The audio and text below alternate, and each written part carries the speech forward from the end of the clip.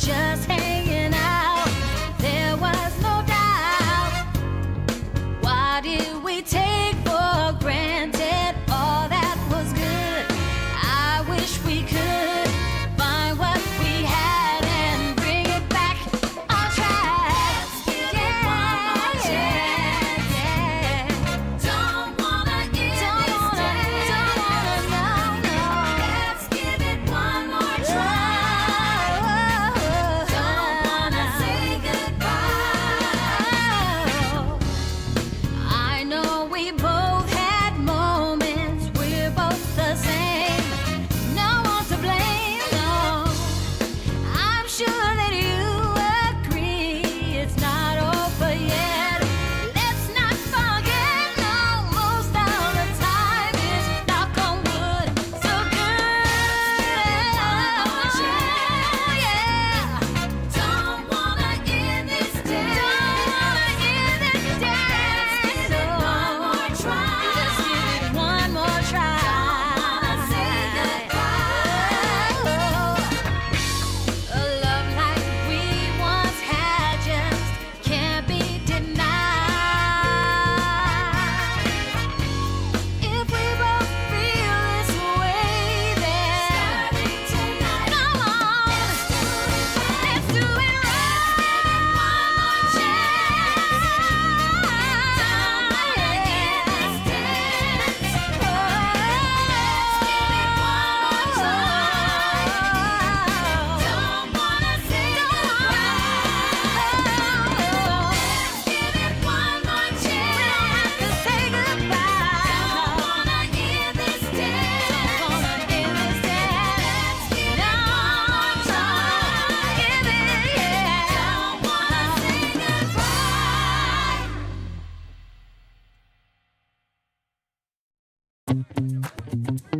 Man, ooh, did you see that girl? No, stop it, man. I saw it first. My lord. Nah, back up, man.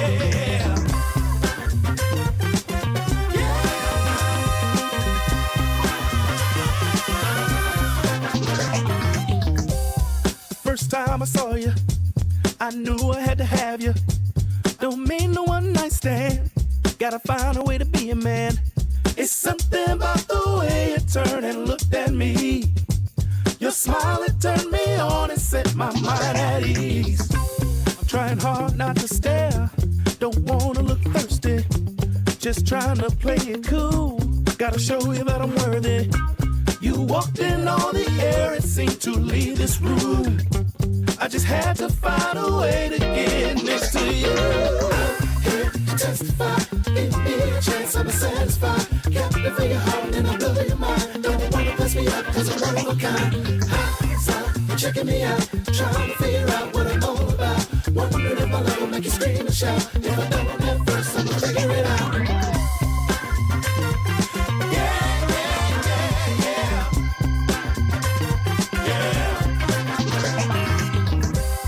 Wolves howling at the moon, peacock and acting like a fool. Unbothered as you sit through all the nonsense they throw at you. That type of thing don't interest me when it comes to you. I can't wait to show you that my love is true. Don't wanna miss my chance. Would you mind if I took your hand? Out on the floor, baby, let's dance. Extended cut, DJ, make it last. We're the only ones in here, we're so into this groove. Intoxicated by the way our bodies move. Hey, chance I'm satisfied. Hey, and I'll blow your mind. Don't wanna pass me up cause I'm one of a kind. So you're checking me out, trying to figure out what I'm all about. Come on, if my love will make you scream and shout. If I don't at first, I'm gonna figure it out. Chance I'm satisfied. Pass me up, cause I'm one of a kind. So you're checking me out, trying to figure out what I'm all about. Wondering if my love will make you scream and shout. If I don't at first, I'm gonna figure it out.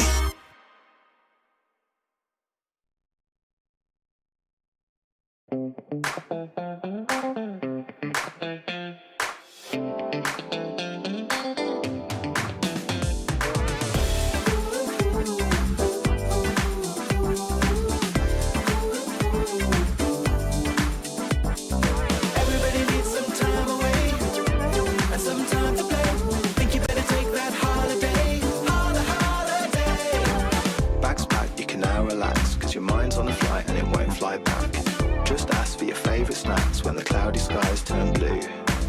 No cares when you're in the air, looking down on the ground, think we're nearly there. Beach air and freedom air, paradise is waiting for you. Everybody needs some time away and some time to play. Think you better take that holiday, holiday. Everybody needs some time away and some time to play. Think you better take that holiday, holiday. Thirst quench, sun drench, tingling on your skin.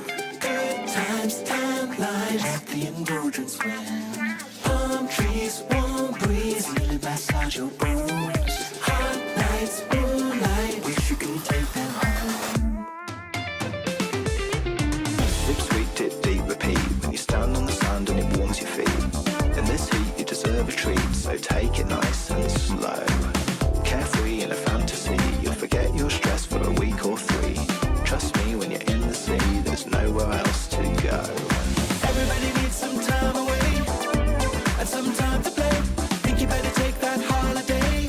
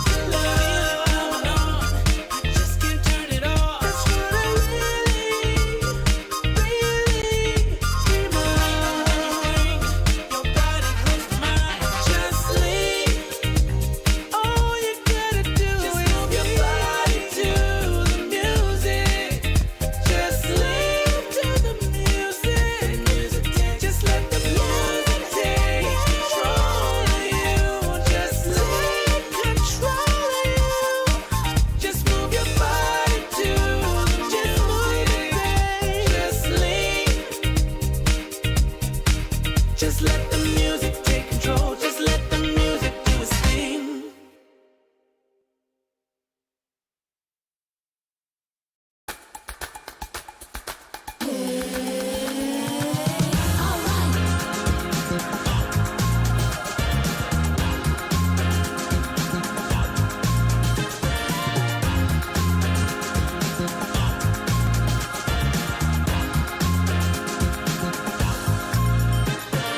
Touch me and you'll play the fire.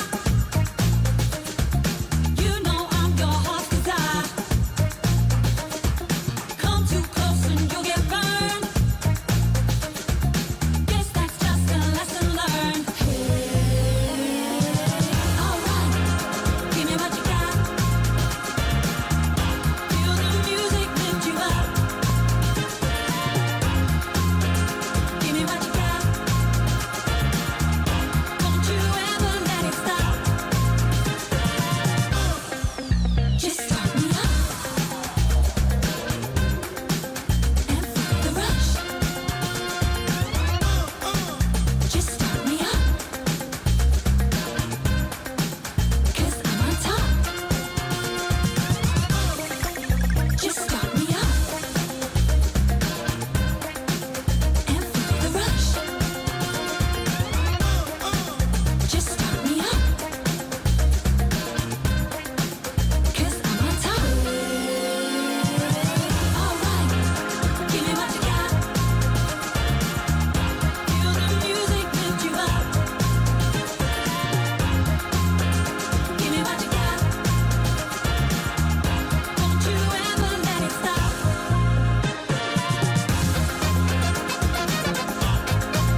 Just start me up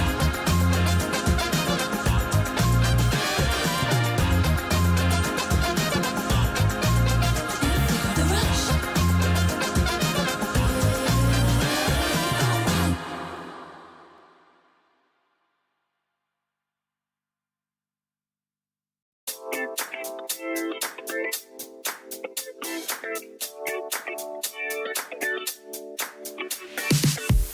Turn it up tonight, let's turn it up tonight. We be hyped tonight, yeah, we be hyped tonight.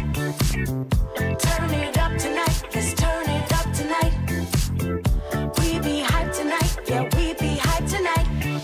Hi, nice to meet you. Are you ready for the bad girl sequel? When the beat's this tough, I turn a little rough. This is not a test, this a read-through. So, turn it up some. Bassline kicking with the beat and of the drum. Bad girl rhythms, yeah, with the disco string running.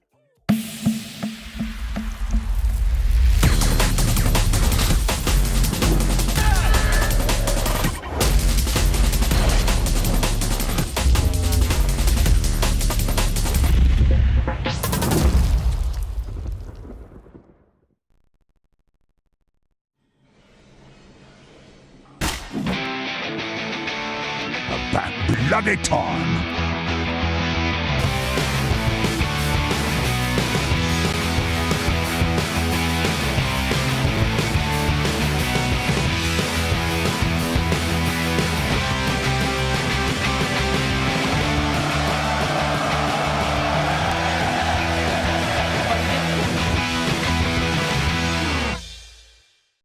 DreamLeague Season 28 is brought to you by DHL and Chex.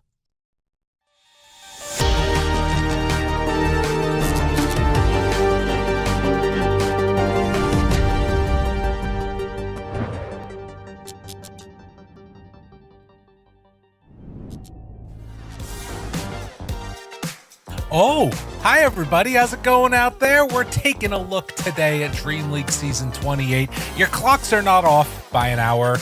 We are off by an hour as there was a short little technical difficulty, but we're getting ready for the game trend. It's happening soon. How you doing, sir? Great, short little. That's one way to describe an hour, but we made it. That's what really matters, okay? We got people jumping through windows, putting out fires to make sure this production can come to you. So we did it. And by we, I mean everyone in production and not Lyric and I, who sat here talking about Slay the Spire and kids and... Yeah. And that's about it. So there you go. Good. Man, I like your shirt, by the way. I was thinking about throwing on a little flannel myself, but I'll have to save that one for tomorrow. Well, it's disco themed for DreamLeague Season 28. And in Canada, when it was disco, instead of disco fever, we actually had flannel fever. And so all the disco people wore flannel. Is that, and it just stuck around since the 70s? Yeah, that's actually where the flannel in Canada came from. Yeah. That's awesome. That's true. You can look that up. Yeah. Well, we can look that up. We also have some teams that are going to be playing today, which is our transition into some more action. I'm sorry, I didn't mean to cut you off right there. Look at this, Trent. All these fine folks right here are playing it out here, Season 28, and we got 2 of them right in the upper corners, as a matter of fact, on the B stream, Fire stream. It is Pain versus Aurora. Cannot wait for this match today. Yes, they have already gotten a chance to play. As many of you probably know, we did get started yesterday on just the main stream, and they had opposite results in those series. Unfortunately for Pain, and fortunately for Aurora. Do OG having their thing now, the Aegises for winning? That's just part of their logo? Yeah. Do they do that for other they're games back to the too? green. Yeah, most games do stars. That's like a pretty common thing, Well, I meant does the CS team have an Aegis over them? No, I don't think so, but they should. That's all right. Dota reigns supreme.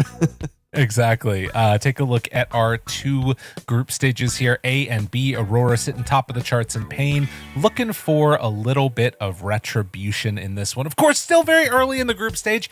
Anything can happen. And Pain is the type of team that I feel like has a lot of potential to make comebacks happen. This Parker guy, not always known to be the most stable in the world, but known for being really good at Dota.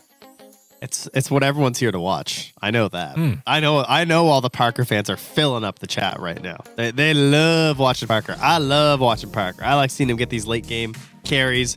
He's crazy. He is if you just watch his perspective in replays in the late game, this guy makes so many decisions that are just mind-boggling. I think he's the closest thing we have to envy right now. Because he will, and this is going to grow as he keeps playing, but he will make a decision in the late game where if someone had moved 2 pixels to the right, he would have just died and the game ends and he loses his rapier, but they don't. And then he gets away with it and he makes this crazy play. He rolls those 50-50s, and so far they've been coming up pretty well for him.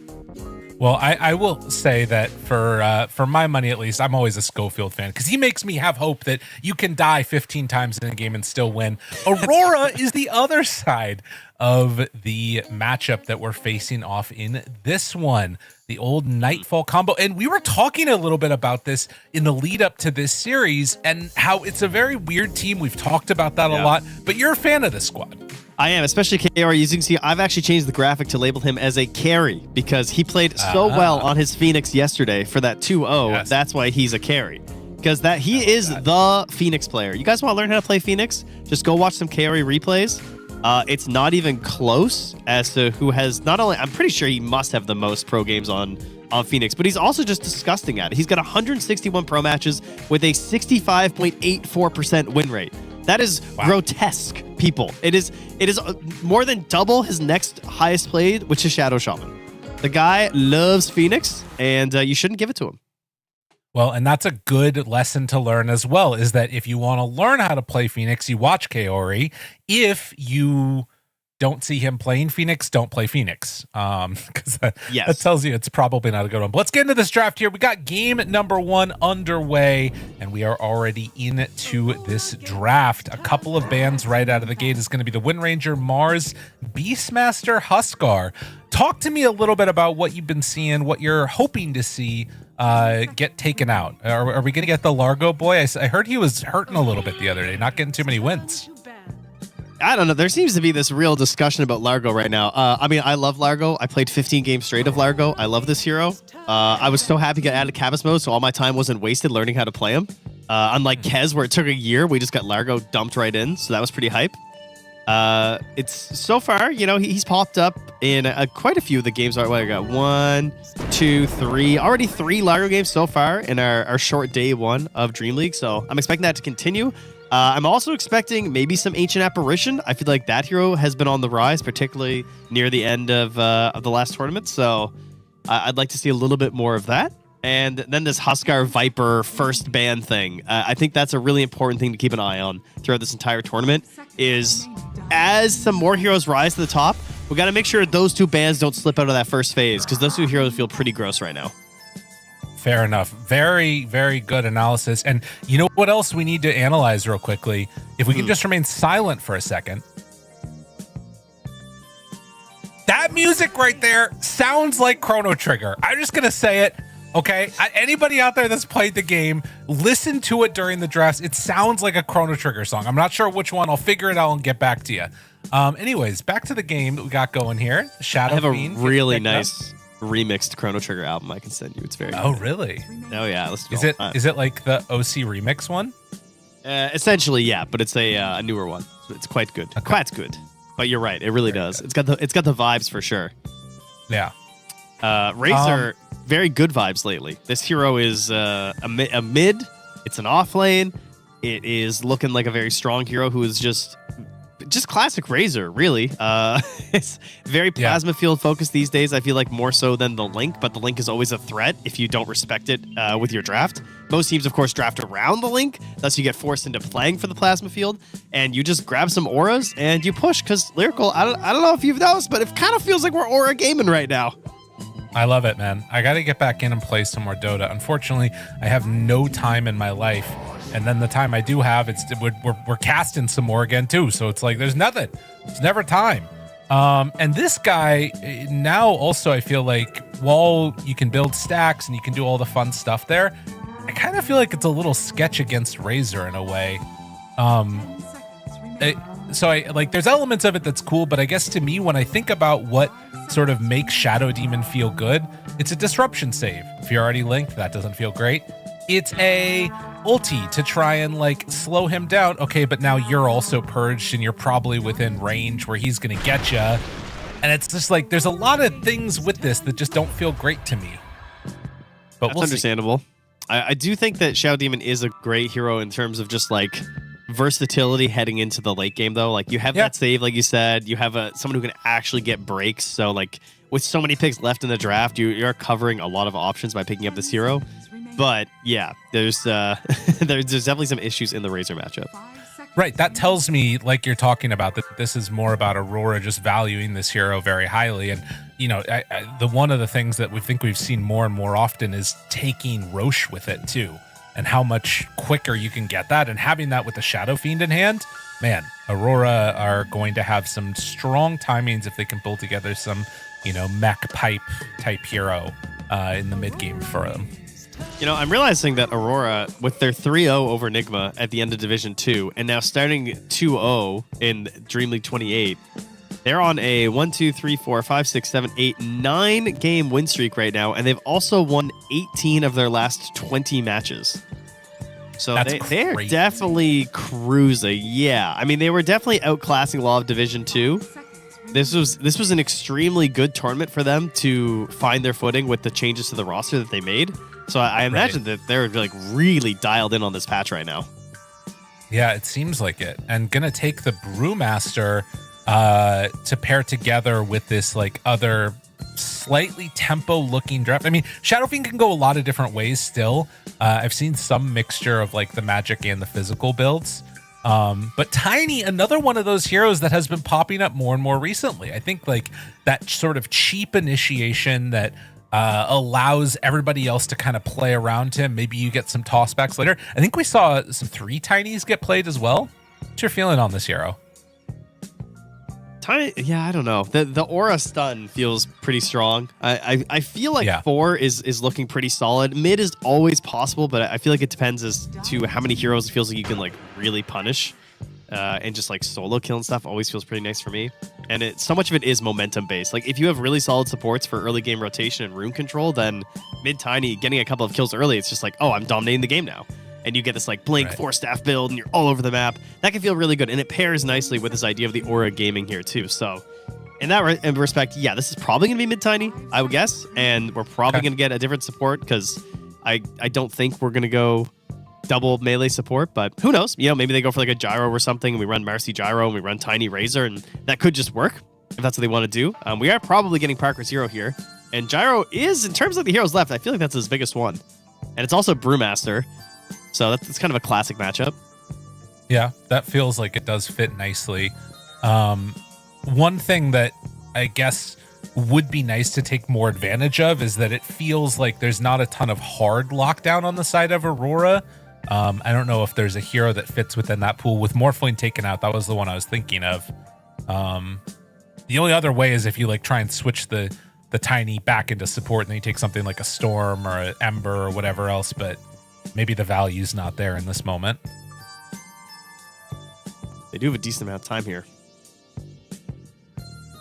And of course, that is the best part about Shadow Fiend, though, is that we don't know. Like if you want to run this like some melee hero mid, you got the threat of the mid Shadow Fiend being there, but safely Shadow Fiend just looks really solid at the moment. So I'm guessing that's the idea, matching up into the Razor, but you always at least have to respect it.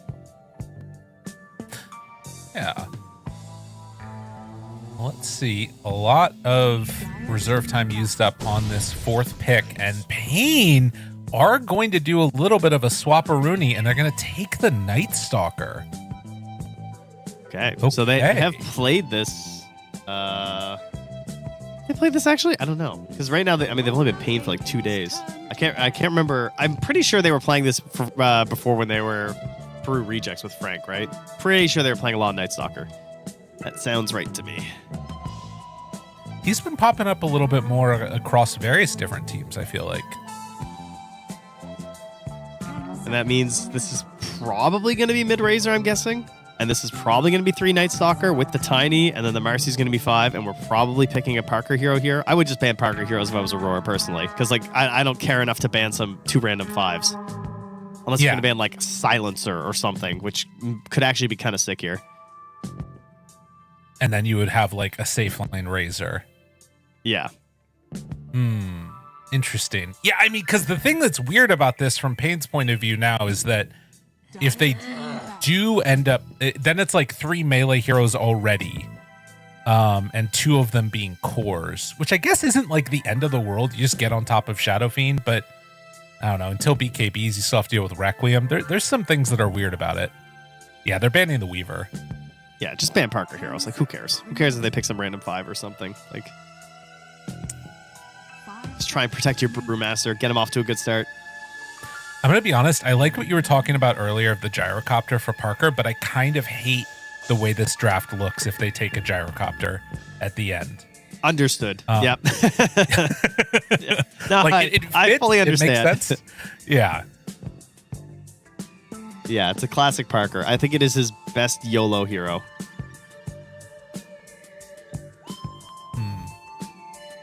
And then Aurora still has that flex potential that you're talking about.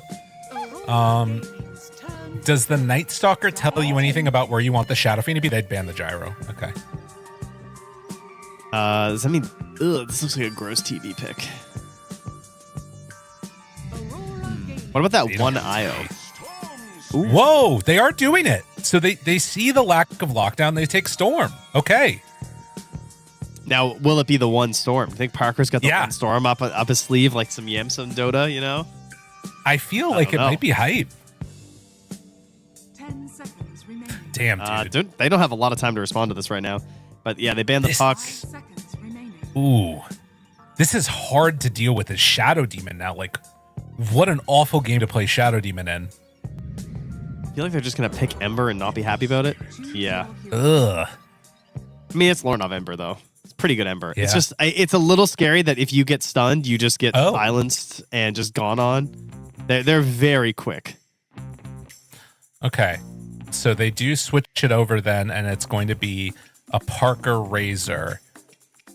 All right. How do we feel about this draft? What's your initial thoughts coming out of it? The mid lane is going to be busy, is my initial thought. Okay. Like the runes, the 6-minute timing, trying to get the Storm Spirit rolling, and then playing around those night times of the Night Stalker. Like, Pain Gaming look like they have a pretty clear timing of like, I want to control the first Aegis. I want to just run at you. And when Schofield gets Blink, we're, all gas, no brakes. Yeah. Interesting. I do feel like also with that busy mid lane, there is a very strong potential for either of these teams, honestly, just to get shut down. But I'm more worried about Aurora getting shut down now. Like, if they just keep sending heroes at Nightfall's lane as nighttime comes around, are they going to be able to protect this Shadow Fiend? Do they just need to try and sack him, get him out of there, start farming up jungle? And then, like, who are you playing together? I guess it's going to be Hoodwink and Ember running around together trying to find kills, but these are not super easy heroes to take down between the Razor and the Night Stalker. I guess, again, it's Storm that you're looking to try and kill, but, I mean, he also, it's not super simple. I want to see what Loranov can do, because he feels like he could be a difference maker in this one. Yeah, if I'm making a call right now as like Amnesia or something, I'm planting a big sign in the top lane that just says, "Do not feed the Shadow Fiend." As long as we don't feed the Shadow Fiend, no stupid deaths to the Razes, that feels really good. If he gets some dumb kill and he gets just like a little big and it becomes this threat where you're trying to like dive the towers and use the pick-me-up and stuff, and you're getting double and triple raised and there's a rotation in from the Ember, this game just ends. Like, yeah. I think if Shadow Fiend gets a couple of kills in that bottom lane, it's going to be a really bad time. Well, the call comes out as we get the music going. Cry some more from Kaori. And we are into this game number 1 of our second day of Dream League Season 28. It's Pain versus Aurora. Let's do it. God, I love the music intros. They're so good. Bring the pain. Man, feels good. Wait, do I have him muted? I always look, because I'm seeing it pop up on our PGM that Schofield's typing things, but I'm not seeing it in game. I have Enemy Has Vision from Schofield. There you go. I think I just might have them all muted. There was that was like a sort of long time ago thing that we had, right? When like I remember I used to like to mute players because they would spam voice lines, and I just got tired of hearing it. And then people got mad because I was like the obs, and they're like, "I want to see what they're saying." I'm like, I don't care. Little did I know that all chatting was going to become like the new meta. It is. It's yeah. I guess that's kind of died off a little bit, huh? We don't really have to talk about that all that much anymore. It feels like everybody just does it, so it's not really like a thing anymore. Right. It's just expected. Yeah. It's not special. There's a good lesson there about using things sparingly.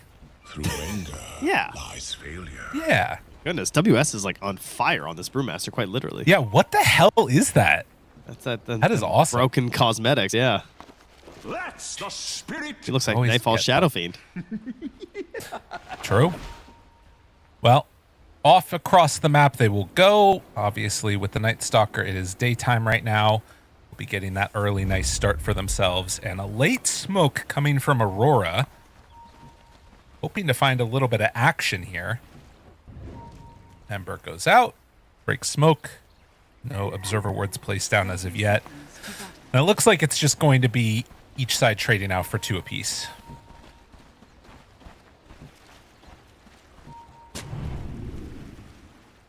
Getting some good vision down to scout the areas there. Oh, and Pain are getting down that one to maybe try and snipe some couriers here as well. Oh, love that. Nice little benefit of having the Marcy on your team is you have less worry about couriers getting taken away from you. Kind of a crazy innate, honestly. Yeah. Like the fact that you get the courier delivery and that bonus to all your allies, pretty sweet. Because couriers, I mean, that's probably one of the things we don't talk about a lot, but man, those courier kills really add up and people just feed them like crazy. Yes. And actually, Shadow Fiend is running his courier out. It's just out of vision. This is crazy. If you look over where that ward was placed right now, he kept his courier right off of the bottom side. Yeah, it's actually so down close. A little further in the river. I mean, surely it has to go through vision, though, right? Yeah, okay. I mean, but he kept it right here, so I don't know if he's going to send it in now. Okay. Oh, there it is. Get it? Oh, yeah. Oh, Frank's not going back for the tangos, though. Oh. Well, he might. Oh, they're busy. There's they're a busy lot trying of to kill pressure him. here. Oh, my goodness.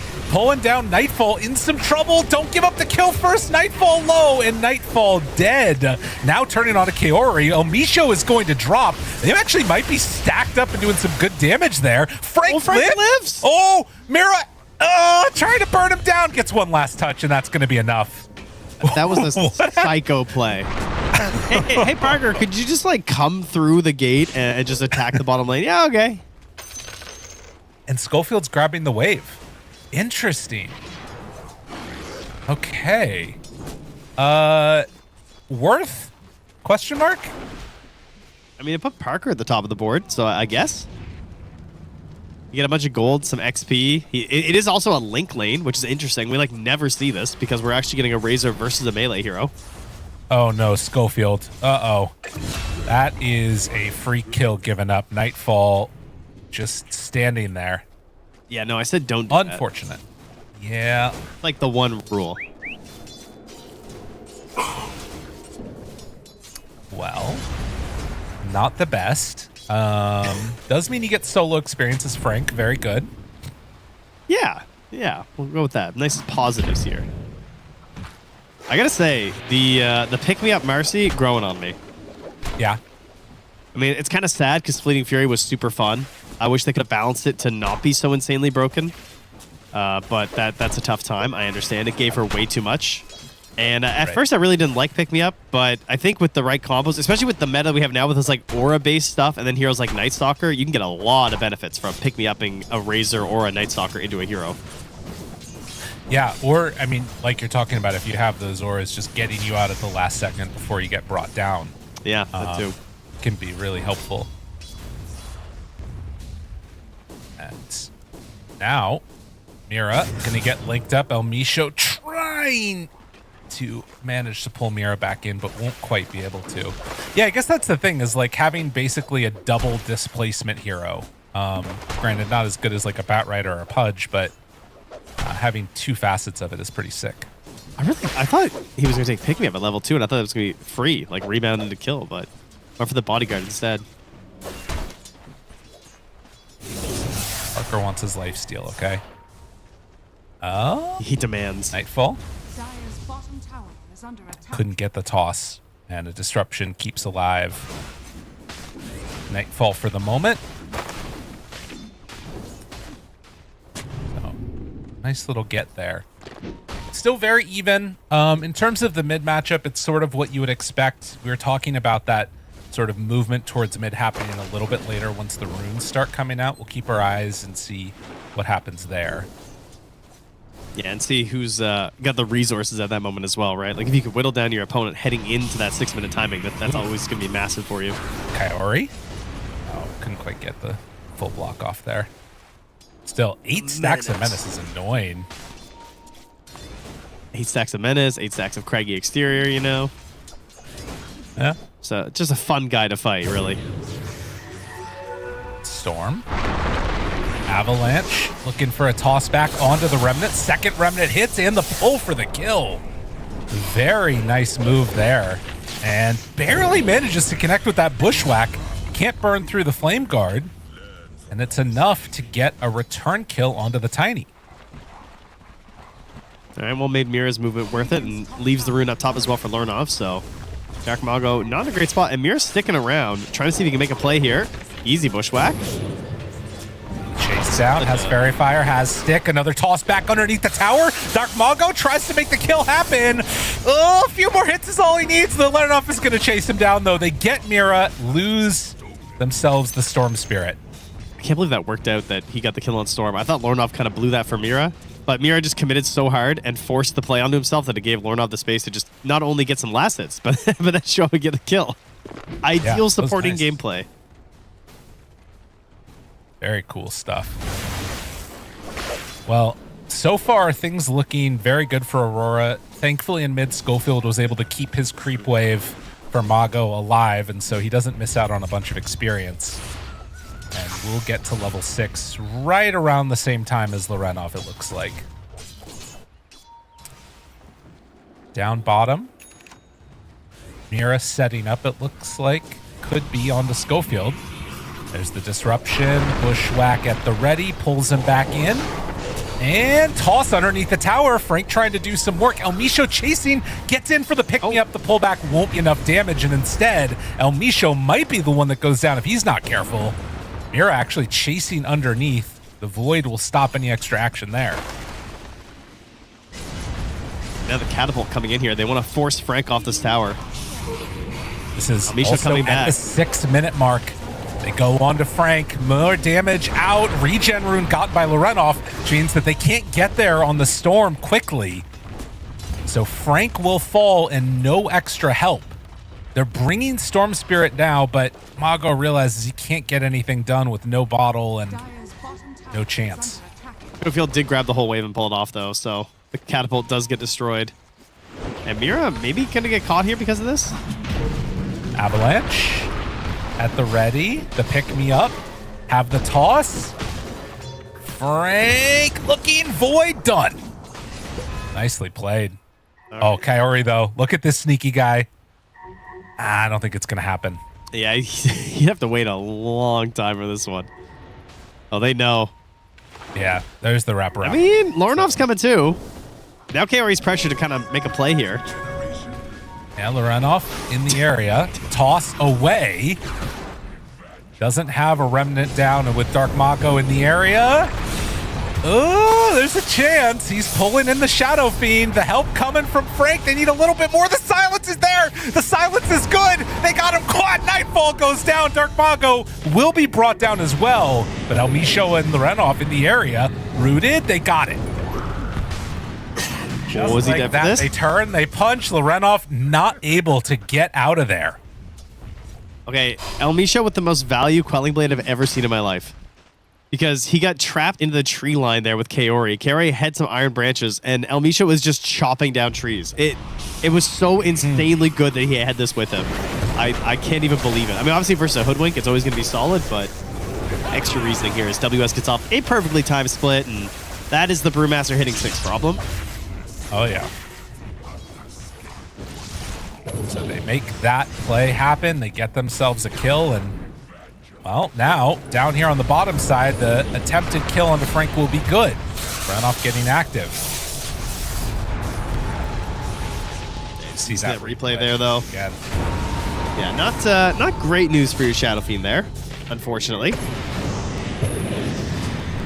Just holding out for so long to guarantee they get that shrine. I know. And then easy. That's Lorenov's first death there. But yeah, he while we were watching that replay, he got another kill. So now putting him up to 5 total kills right now. As the only person ahead of him in the game right now is Nightfall in terms of net worth. But then it is a solid trio of Dark Mago, Frank, and Parker leading up the next cohort of net worth leaders here. So still a very, very even game right now. And there's WS, no split. So unsurprising, he goes down. That's 4 galvanized stacks for your Storm Spirit. And this is probably going to be the timing that decides this game, or at least who's in control for the next 10 minutes, is this next, like, 4 minutes of fights are just so pivotal right now. Frank gets the silence off, does have a Helm of the Dominator and Magic Wand, but with everybody moving into position, it's more than enough to get that kill. I mean, yeah, like you said, this is an important timing. Both offlaners die once. To me, like, Shadow Fiend feels like that key, like you were talking about earlier. He's strong right now, but not unkillable. Are they going to try and, like, really shut him down? Will they put, you know, heroes into his lane, or are we going to see Aurora not have to deal with the pressure? They're looking back top again, actually. I mean, they might kill WS here, but can I just say that I am in big hate mode of this Tranquil Boot thing. Everyone is abusing this right now. We're gonna do something about this. And frankly, Tranquil Boots should not go down to 40 movement speed. That makes no sense. They give you less speed than a brown boot when they get broken. It should at least be 45. It is weird. That doesn't make any sense. Like, we're still paying extra for these things. We should not break down to 40. That's crazy. Well, they find Kaori, kill him off. Now Lorenov doesn't have another remnant, actually. Has one to get away, but can they chase him down after? It doesn't look like it. But yeah, I predict this gets patched out pretty soon. Speaking of items that I hate, Midas. What are we doing? Why are we buying this item, Lyrical? It doesn't give experience anymore. Has anyone told them? It's so good, though. You know? Not. Like, if you're just chilling. I understand. Yeah, if you're just chilling, but why chill? Fight. Be the brewmaster you want to see in the world. Why am I buying a hand of Midas? Why? Because the attack speed's pretty good on this hero? Okay, well, that's kind of fair. And you need a bunch of gold to get your Agnums anyway, so you can get some gold and then get some attack speed and then sell it for half value. Well, Trent, that kind of makes a little bit of sense. Can I still hate Midas? Yes, and I will. That's a way to think about it. Okay, can we just say Invokers stop buying it, please? I don't think it makes sense. That's not going to happen. I know. It's too ingrained in their culture. Yeah. Well, an attempt up top now as they will get right onto Kaori, find him with an avalanche. That stops any extra action. They were looking down bottom for Shadow Fiend, but he's already off in the jungle farming on Nightfall, so no other chance for a kill there. I'd like to see Frank do a little hunting right now, that's for sure. That's what he's up to. He's going to pass through a ward, though, unfortunately. Yeah, I mean, it's nighttime, though. Gotta do something. Dude, they're farming. Oh, what is Mira doing? They're doing a lot. Mira just went for a crazy deny attempt. That would have been sick. TPing down here to attempt to deny is wild. Yeah, I mean, it tells you what they feel like this game is right now, and it is going to be a rune up top. He gets gifted it. Ran off DD. God, Mago as good as I will say, as good as Storm's game has been, like he hasn't gotten a rune yet, which is kind of crazy. Avalanche now. Ooh, weird stuff going on with the pick me up and the toss. Now El Misho in some trouble. They instead decide to go over to Mira, cancel that, run away. What just happened, Lyrical? He's dead. It didn't go well. What happens there? Does it stop the stun? I'm not sure, to be honest with you. I mean, we're not going to know because he dodged it anyway, I guess. Yeah. But that looked very funny. Frank trying to get active. Not able to get anything done there, really. Renov going for the creep kill. And he has his Spirit Vessel completed. So they'll get some pressure onto this tower, but nothing really coming after as we see the. So yeah, let's see this. So El Misho jumps in. I don't know. I don't think he was trying to toss him. I think he was just trying to toss a creep for damage, and El Misho just happened to be coming in. That's my guess. Well, speaking of El Misho, back in the world of the living, there's more action coming in. Kaori is low, going to get caught, but they already don't get him. Oh, he gets away as they got the split off, and now trying to back out. It's a TP away from Shadow Demon, and Aurora able to escape after getting an easy bring down. Now trying to go into WS, though. Oh, that would be nice. Earth Panda cannot manage to escape. And Frank backing in, looking for more. Damage out, Parker dead. He does afford his Maelstrom at the very least, but not a worthy trade, as Ember and Shadow Fiend both come out with quite a bit of gold after that one here, as they're also going to find Mago in the river again, but he has a haste rune. Hopefully not forced to use it defensively here. It looks like he can escape out of this one. Mira was really close to hitting that bushwhack.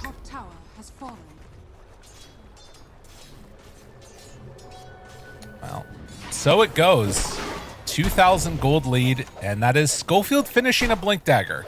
So if you're hoping for hunting, this is probably a window where we can get there. That being said, Frank is now going for Midas after Helm, so yeah, take that for what you know. Gotta do what we gotta do, I guess, huh? Yeah, and of course with the position 1 Razor, we haven't really talked about this very much, but not Aura Gaming. He's going Tesla style. He's already got Lightning. He wants more Lightning with that Maelstrom. He's gonna go into his BKB, so more of a traditional Razor style. But I don't expect him to get a lot of value out of the Link, which I feel like is where this kind of a Razor really shines, unfortunately. I mean, you can see he's only taken 2 points in the Link so far as well, obviously recognizing that it's not the easiest thing to get going at this part in the game. Yeah. Well, and in the meantime, they're heading over this way and do manage to find the Brewmaster again. They have the pullback, the zip coming from downtown, dodges the bushwhack, still have a pick-me-up if they want to use it, and, well, they're not going to be able to catch him. Toss away, not going to matter. Damage onto Kaori. He's got to zip out of here on Storm. mass zip to get away, and this has just been a complete catastrophe for Pain. I mean, yeah, I don't know. You have a Night Stalker who's like, hey, it's daytime. What can I do? I'm not going to show up and press my ulti. That fight doesn't look that good. I'm trying to build a Midas. My Storm wants to at least get a big item finish, which would be nice. Get the Kaya Sange. I can understand that. Well, the second that little incursion doesn't result in an immediate kill, it is very, very bad for Pain. So the ulti is now popped this time, but WS has the split. Oh, he gets it off! What? Get there in time with the silence. I mean, these little things right here, it's really tough to... I mean, maybe they get pulled into a bad fight. Although Storm doesn't have full I don't mana, he think does it's have gonna a be a bad TP. fight.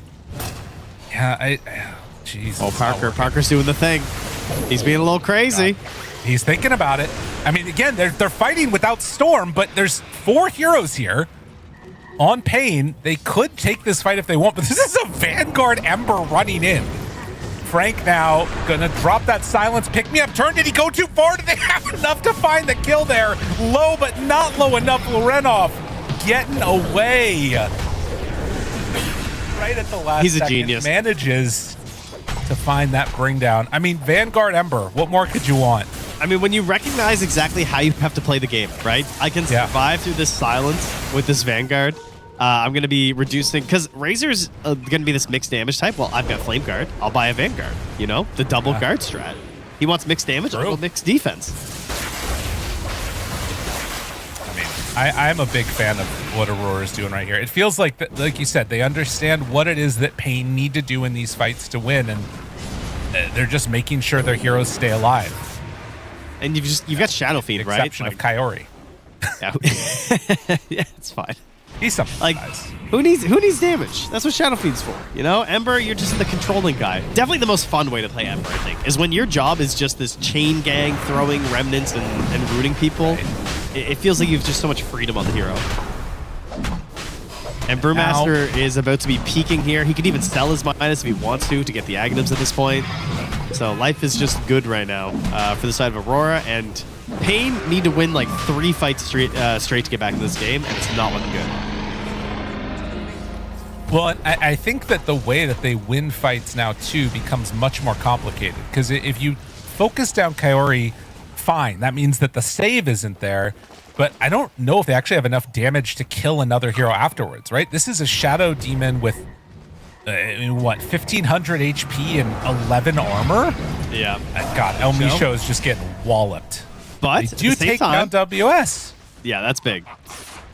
They got him looking a little low down there, it looks like. Didn't take very much to bring him down, so a bit caught with his pants down there, trying to farm his way towards that Aghanim Scepter, and a bit greedily goes down. That is the full finished Crimson now for Lorenov, though. And Parker, I like this idea. He was like, you know what? If I buy a BKB, we just lose. So I'm going to buy a Mjolnir, because we need more damage. I can respect that. Who does he put it on, do you think? I mean, himself, his Storm, his Night Stalker. Who cares? Just right-click people. That's all I'm really caring about. I'm going to farm fast. I'm going to right-click people. Yeah. I mean, it will be nice, that extra bit of magic damage to help deal with, like, the Crimson Guard, too, because they need stuff like that. I mean, I'm just seeing the positioning of the map, though, and how Aurora are playing, and they have taken over such a large, like, area that... Were you going to say swath? I feel like you were going to say swath. I was like, man, I remember last time I heard swath at a cast. I wanted the swath. They've taken over such a large swath of the map. Okay, that was crazy. He lived there. I don't know if that was a chain miss or what went on there, but whatever the case was, he gets away with one. Very swathy. He's a swathy fella, that guy. It's Tormy time. Yeah. Easy peasy. It's Aghs Brewmaster, dude. It's just this is so absurd. The level 12 Aghs Brewmaster, like, as long as you have the second point, it's just you cannot win this fight if he gets split off. Yeah, it's quite difficult to deal with. I mean, as long as it's a 5-on-5, but and that's where there is some strength to, like, the tiny Storm Night Stalker, right? You can kind of play pick-off games if they're separated, and if not, you just keep farming, towards what? Who knows? But hypothetically, maybe a better future. Yeah. Number go up means life is better. We've learned that actually in real society, so it's good. True. The Dow's over 50,000. I mean, that's true. I mean, listen, when you're right, you're right. You're right. All right, El Misho down. Mago punching people with no purpose as he will back out. Again, Aurora just kind of hitting all of their marks right, exactly how they need to. They're going towards a Blink Dagger next from Kaori, so he can stay even further away from the team if he needs to. Yeah, Nightfall. Dodge some zips as well. Coming out with his BKB in a few. Yeah, he has been big chill in this game. Yeah. He's just walking around, clicking people. He's going to get his signature item, as you mentioned there, in a second, so he's feeling good. As far as high ground defense, there are some cool things that they have on Pain. Storm buyback is always a good play that you can mess around with. Unfortunately, he has 35 gold right now, so that's a little tough. Right. Yep. There's tossbacks. We've seen what Dispose can occasionally do, but it's feeling like that's kind of the game they need to play at this point. Pick off tossbacks. And, well, they find one. That is a nice pick. What's needed? All right, that's going to delay things a little bit here for them. That is the finished BKB for Nightfall, though, so they might feel... Another tossback? Really? Mira? Come on, brother. Yeah. I mean, that's... Let's try to reward. Not great. Do they... Can you fight now with only three heroes alive? Schofield's like, I'm leaving that ward. I'm going to go fishing again here. Yeah, honestly. Dude, if they could get a Nightfall out of Nightfall right now, I feel like Pain are feeling great. That's true. No, they're still not feeling good. It's really they bad, might actually get one. Honestly. I don't know. WS is here too. This is a little sketch. Yeah, it's a good thing they did not try something there, because then he's going to pop out. Does Dark Mago die trying to be too cheeky here? I mean, can they really kill him, though? I don't think they can. Right? Without Ember. No, even with Ember, it's not easy if he's got, like, full mana, And I think he might just die in one route, though. Like, one route into Disruption into SF ult. I guess that's true, yeah. SF ult could do it. Okay. It's good to see just good old-fashioned right-click Shadow Fiend again. Blue-collar Shadow Fiend, really. Yeah. Yeah. He's in a union. He does his job. He goes home after. That's right. This is like the type of Shadow Fiend that like buys an AC next, Oh, yeah. That's the good old days. Meantime, Dark Mago trying to farm and get into that BKB item. There is Nightfall all alone up top. God, if they knew where everybody else was on the map right now, that would be such a sick play. But we'll instead go through the gate, just try and farm, dodge for all they can. I'm going to call this a pretty successful Aegis on the side of Pain. Like, delaying this Aegis, getting those 2 pickoffs, this has gone quite well for them. Mira does come back in to go for that ward and get it. Now, Remnant forward, finds one. There's the root. Schofield needs to help, but he can't get there in time. Holy. Didn't even need the Requiem. Everything just blew him up at once. Yeah. Dire's middle tower is under attack. Well, a root on to Razor. And now an avalanche, a toss back. Shadow Fiend in pretty far, pops the BKB, backs away. I thought for half a second he was TPing, but that was the Requiem. And now a root connection onto Storm, pulls him back down low, and Storm is dead again. That's a dieback. Oh no.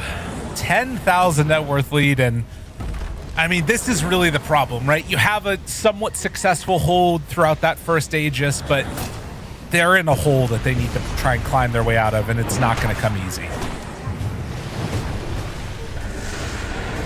I have some sympathy for the Rune luck early. I do think the Runes absolutely obliterated their Storm Spirit game plan. But once they lost those early game fights to this Ember, it was just GG. Yeah. And it's like Lornov it's classic Lornov. You know, he gets these Spirit Heroes, and if you don't have the pressure, like they picked Storm because, sure, there wasn't amazing catch in Aurora, but there also wasn't the best catch on the Ember, at least to lead off with. Yeah, if you get locked down, there's the Night Stalker to hold you down and stuff, but he just took off this game. And they get their timing on the Brewmaster, and it's just, it's a lot like off-lane Largo right now. Is that like there's such good win war heroes. Like if you're ahead when he gets the Ags on Largo or Brewmaster, it's just GG. And that's how it's looking a little bit right now as Aurora continue the pain train, taking the top tier 3 tower now. And again, you've got Storm back up in a couple of seconds, but Schofield's not really there. Parker trying to farm he's towards owning the these ogres. Oh, hold on. Let's just Croaker. Get that Croaker. Holy. You're missing all the action here, guys. Parker is just eviscerating these jungle creeps. That's true. Good old Razor. It's 2 camps at once, you know? Oh, God, it's WS. No, run! Parker, run! Get out of there. Oh, well, he does have BKB. Ewell Scepter lift up. Now going to pop that BKB. Turns, tries to hit. Going to have to TP out of there. Now, Misha, why did you come so close? Oh, no. Oh, God. Parker's like, come on, guys, we can fight. And then... Yeah. Well, that is 2 sets of racks and potentially looking towards a third. We started the day a little bit delayed, but I feel like Aurora is going to be getting us back on schedule here pretty quickly. Yeah, they're definitely helping out in that regard, that's for sure. Man, what a nice, clean, and comfortable game here from Aurora. The win streak is looking like it's going to continue here. And just the KRE Shadow Demon forcing out the Phoenix bans early, so he still gets a completely busted hero. The Mira Hoodwink. Extremely well played. I don't think I saw him miss a bushwhack this game. Yeah. Easy. Also, like, always maximizing. The Hoodwinks are still good at maximizing the bushwhacks now. And it's like, they're like getting that little bit of displacement alongside just hitting a bushwhack. Like, they're pulling people in like 200, 300 units or something at the same time. It's good gameplay. Getting what you need. And, you know, this is, I think, probably what we would have expected from Aurora in a way. There were a couple of, like, slight, you know, support whiffs here and there, getting picked off on the tossbacks from Tiny. But I also feel like Pain had at least a game plan. There were a couple of like missed opportunities too on, you know, the Shadow Fiend, or moments when they would have wanted to hit somebody else and then instead ran to the Brewmaster, couldn't get that kill. Schofield now going to be pulled back in. We'll see if somehow Aurora end up overextending here, but they are doing a good chunk of damage. Take down Schofield and going to start hitting this tier 3 tower. Parker is still farming. Does have a Reaver, but that is your last lane of barracks, buddy. Well, he went looking for the back lines, wasn't able to get Coyote there. I feel like part of the problem with their draft is they just didn't take advantage of anything that's good right now. Like, they had some of the heroes that are good, but putting this Razor in the safe lane and going for this like Mjolnir build, it can work, but I think it works better with like different mids. Like, yeah, I feel like this idea of just like a Razor mid and a Storm Spirit safe lane actually makes more sense if you get this Aura going early and you're like pressuring into towers and the Night Stalker going for the Helm. Like, I feel like there's a reason we don't see this item that much anymore. It just doesn't have that same power unless you want to chill and just do nothing. But I don't really think you want to do nothing on Night Stalker right now. Bro, this is so depressing for Pain. Oh my god. Parker's just out there farming like mega creeps and his team is trying to fight and it's just not happening. Dark Mago being brought low. He's zapping because there were no ancients when Parker went to farm, so we just GG. He's like, oh, the camps are cleared. I can't get my GPM up anymore. We gotta call GG, guys. Get us out of here. Well, 30-15. It is a final finish there. Pain end up losing game number 1. We'll see how it ends up going into the next one. But yeah, Aurora, this squad still looking incredibly solid. Super clean. Just no notes, honestly, with their gameplay. I can't even really think about that many mistakes. I mean, this level 1 play by Payne to try and set the game into a funny pace was quite hilarious. You know, Parker gets a kill. We got 8 heroes or something under a tower to start the game. That was very exciting. And that was pretty much the last time it looked that good for them. Yeah, I think there were some things that it was like, in a vacuum, I kind of like what we're seeing, but it does go. And this move right here, like, was so close to killing the Shadow Fiend, and he just gets away without dying. And some of these early rotations making the difference there. It's just too tough to make these kills happen. And Aurora understanding their heroes perfectly. Like you talked about, Lorenov, both in terms of the way that he played, but his itemization as well, going to second item Vanguard and then into Crimson. It's like, this item's good. We've got a Brewmaster that wants to get, like, you know, Midas and all this other stuff. I'll get it. Here's. Yeah, he's playing the meta and also just has so much experience on the hero that he knows these more niche builds you can go for in the right situation, and gives them a very solid and pretty simple pathway in towards an Aegis and then towards just the victory. So simplifying your game plan, always a good idea when you're playing Dota. Wow, Schofield did 12k damage. That's actually kind of crazy. That is crazy for support 90, actually. Yeah.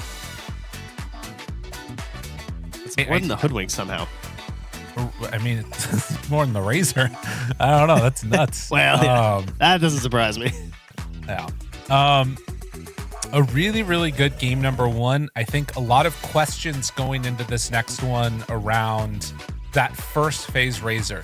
Do we want to see a game where Payne is, like, you know, having Parker play on that?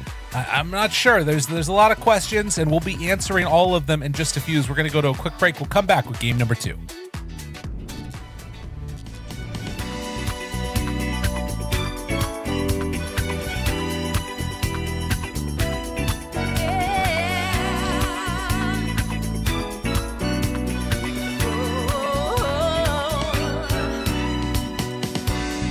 I never dreamed that this would ever end, but here I am, turning away every night. It's the one thing I fear, our love disappear. You know I'm not one to pretend. This is the day that I must say goodbye to you. It's what I got to do.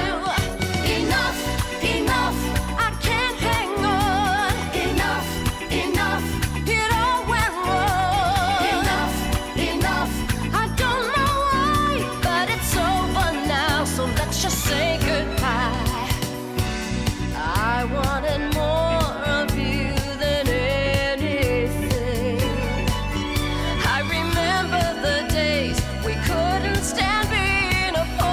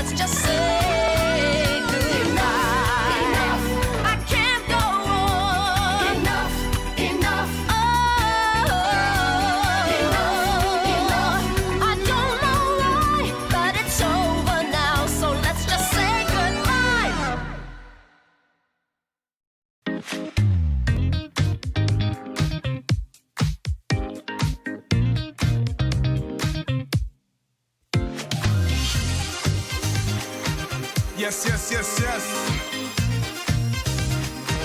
Let's go, let's go, let's go. Right where I wanna be. Yeah. Let's go, let's go. Shades on, I'm deep in my zone. Spread love, yo, we making it known. I'm really feeling that we go together, cause it's all good times, yeah, now forever. In the booth or in the club, wherever I go, I turn the music up. Whatever the day, I make waves, make dreams, make moves, make love. Step to the left, yeah, move for the flow. Good times roll, yeah, we letting it show. Hands to the sky, yeah, feeling so free. Love in the air, yeah, I'm right where I wanna be. Cause I'm right where I wanna be. Yeah, I'm right where I wanna be. Cause I'm right where I wanna be. Yeah, I'm right where I wanna be. Cool breeze, I feel real nice. Star shine, yo, we light up the night. Good vibes, and I'm rolling like dice. And I'm cool like ice, ice. Baby, when you look at me, is it magic what you see? Tell me it's a love or just fantasy. Am I dreaming? Step to the left, yeah, move with the flow. Good times roll, yeah, we letting it show. Hands to the sky, yeah, feeling so free. Love in the air, yeah, I'm right where I wanna be. Cause I'm right where I wanna be. Yeah, I'm right where I wanna be. Cause I'm right where I wanna be. Yeah, I'm right where I wanna be. Yes, yes, yes. Right where I wanna be. Yo, let's get it. Let's go, let's go.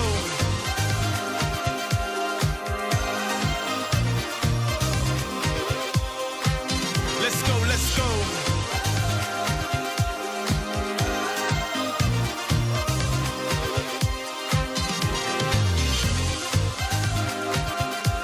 Cause I'm right where I wanna be. Yeah, I'm right where I wanna be. Cause I'm right where I wanna be. Yeah, I'm right where I wanna be.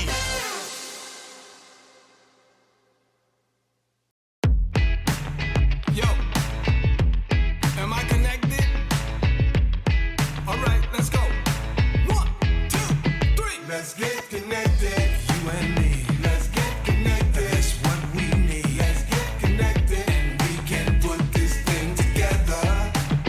Let's get connected to a brand new vibe. Feel it deeper down inside. Let's get connected, and we can make the whole world better. 2, 3, come on. Nothing gonna stop us if we unify. This is what we're gonna mark the future by. Everybody got to get together and do this right.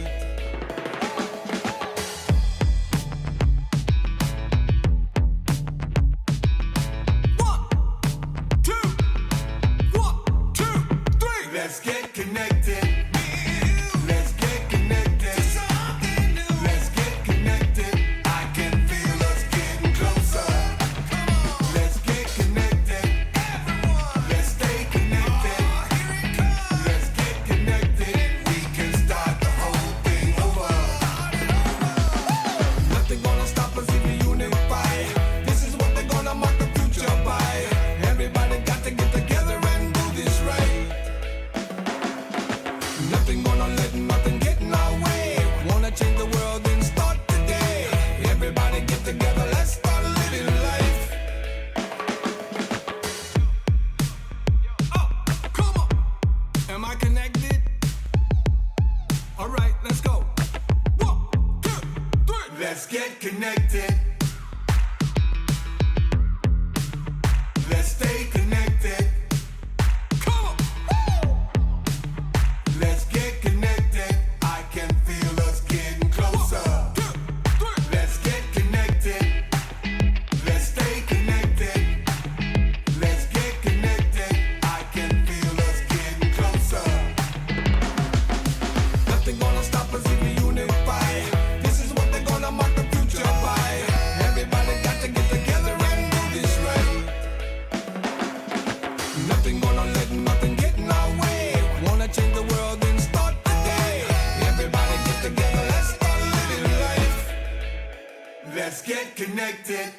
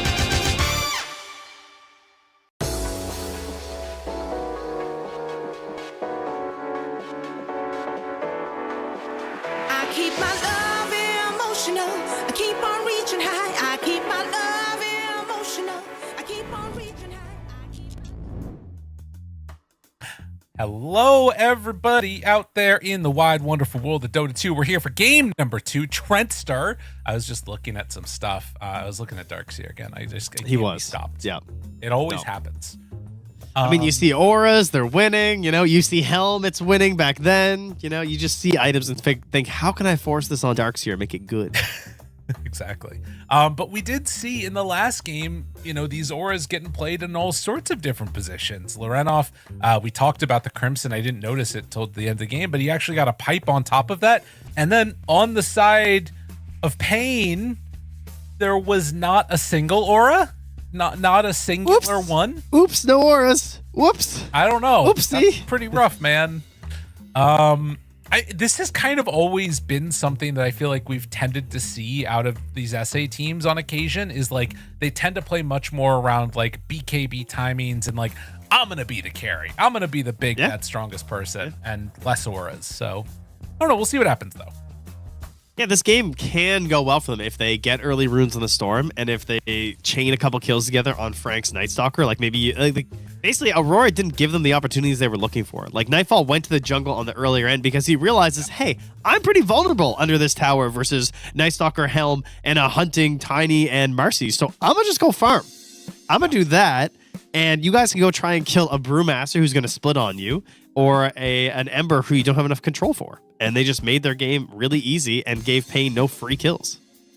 And that's the part that I feel like is hard to think about in modern Dota now, is like there is a best place that the carry is going to retreat to farm. But if you spend a ton of time like hunting and you don't get that kill, it feels really bad. So you need to make sure that you actually find him in the jungle there. And if somehow you manage to miss, your game's basically over at that point anyways. Yeah, and they hit defensive wards down too. They tipped them off to a few of those attempted incursions there from Frank. So it's just nice, safe gameplay from Nightfall and a pretty rough time for Pain. I'm expecting that we're going to get Parker on a big hard carry. I feel like that's the break glass in case of emergency. Maybe Dark Mago will play the Tinker. I don't know if you saw that No One game yesterday, but Dark Mago is a disgusting Tinker player, so I wouldn't mind seeing that. Of course, I say don't know if he saw it. He lost to it.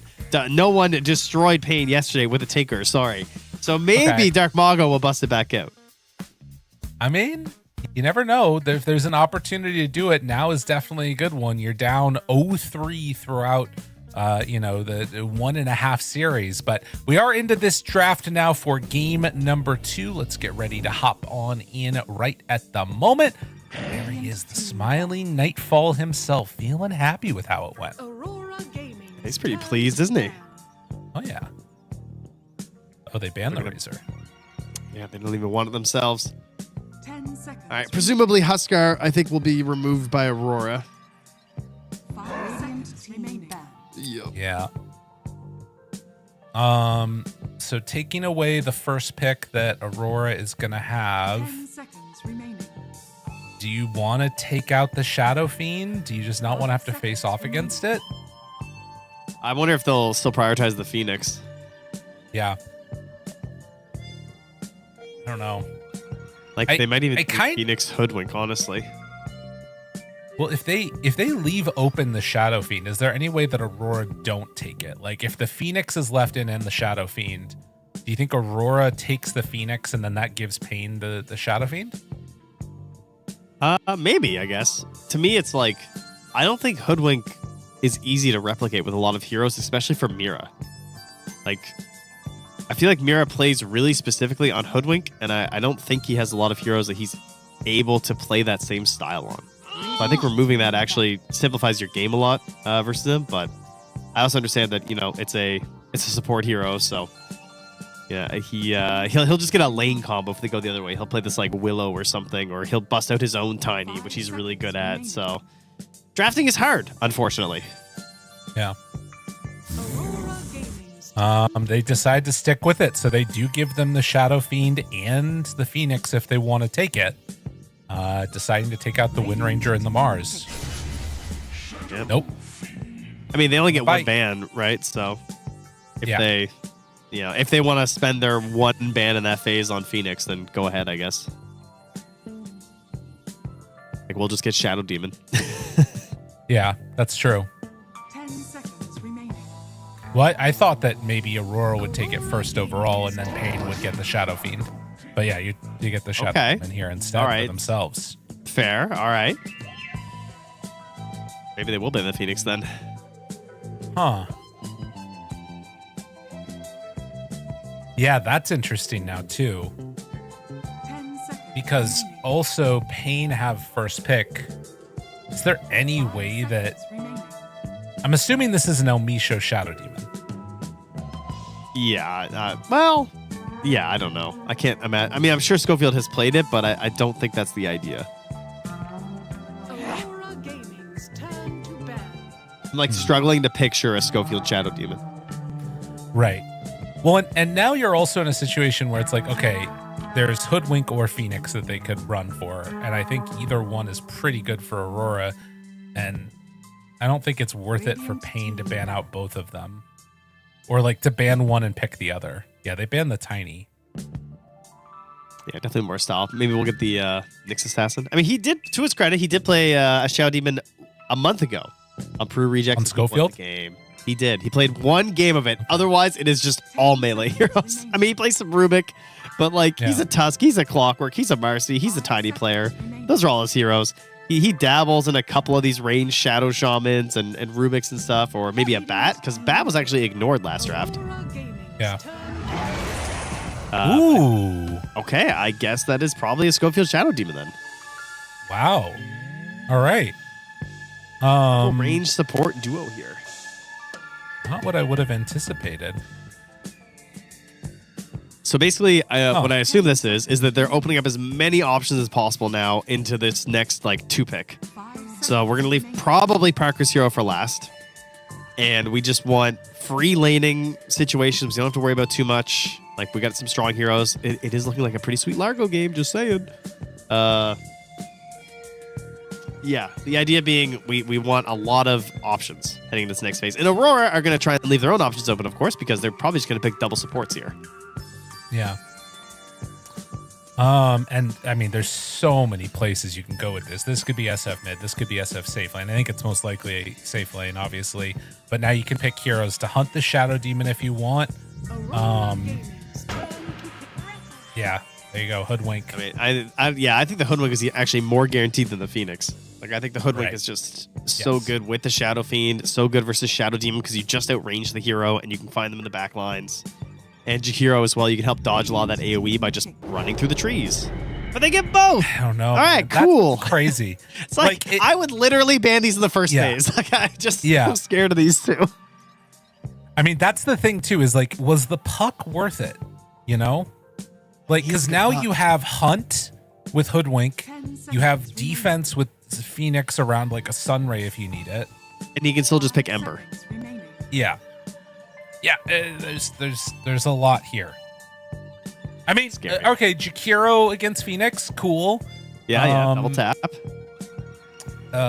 What else is there that we've kind of got going for them? Great team fight. Good save for like a big, strong carry with the Shadow Demon there as an option. And another instance where, so far for Aurora, not a ton of hard lockdown. So, could set up for a good storm here. Ooh. Okay, all right. Parker gets a big one. The big dog. Yeah. Juggernaut versus Phoenix. Dude, drop a storm right now. Make me happy. I'm so down. I think we got to get Frank hero. You want Frank? Okay. Yeah, we're going to leave Dark Mago for the potential Tinker last still. Oh, right. They have last overall. Okay. Yeah. Seconds remaining. I'm feeling a gnarly little aura hero here. Let's keep things simple, stupid. Give me Darkseer. Give it. It's actually a good game for it. Versus the Shadow Fiend. Pipe versus these three heroes is gross. Iron Shell on Jug when he's spinning. Yeah. I see what you're putting down here. Also enables a ton of mids. Downsides is burstable with Shadow Fiend Hoodwink. Oh, he's tried the Largo. I didn't know that. He tried it yesterday versus Paravision. Oh. into Shadow Fiend, though. I mean, a lot of its heroes suffer versus Shadow Fiend. This is another problem. He'll probably pick Beast? Oh, Beast is banned. Damn it. Yeah, Beast would have been nice. Like, I don't want to see an Underlord, but I feel like he's going to pick Underlord. Underlord, Sand King, Darkseer. Sand King would be a weird one, but I could see that being kind of cool. Okay. Yeah, I'm fine with that. Dodging egg fights sometimes can be really good. Helping your Juggernaut actually get involved in some of the earlier team fights as well. He just actually finds a good Omni Slash thanks to a Stampede can be pretty solid. Follow up from a Shadow Demon stun. There's a lot of good synergy here. 10 seconds remaining. I mean, the thing that does feel a little weird to me about it is like the team fight was like kind of on a knife's edge where they could own really hard. Now I think with Centaur, like the way they win the team fight is by running away. You know, like between Phoenix and Requiem, I don't know if they can win fights easily 5-on-5. Holy. Oh, interesting. Ooh, that's a cheeky little pick. Because Lornov has played quite a bit of Timber in his day as well. Doesn't pick it that much anymore, but like in theory, you can move that around a little bit here. It's probably going to be for WS. Definitely one of his most. Wow, I didn't realize he actually had so many games. 116 games on Timbersaw. It is theoretically his best hero with a 68% win rate. So there you go. Damn. That's pretty good. Lately, he's been doing some Greaves, Kaya Sanjin Pipe. Okay. 10 seconds remaining. Very cool. 5 seconds remaining. Yeah, still lack of lockdown on the side of Aurora. Kind of for Pain too, in terms of like a spirit hero as well. Like like the spirits look pretty solid here for both sides. Like Pain are just gonna ban Ember and Storm Spirit, and then he's just gonna pick Void Spirit, which is why I think they picked WS's hero first. Right. Very little reserve time left on the side of Pain. Their last pick coming up. What don't they want to play against? Is it just that Ember again? I think so. Again, too good. The downside is, you know, they could take an offlaner here last for Aurora, and then you've got to deal with Timber. Oh, I think it's gonna be Tinker time. Really, they banned the Void instead? Huh. I mean, I think Void Spirit is more of a problem with Aghanims on like Shadow Demon Jakiro. At the very least, with Ember, you can disrupt yourself. You can like glimmer yourself, whatever, and probably not get brought down. Yeah. 5 seconds remaining. The silence is annoying.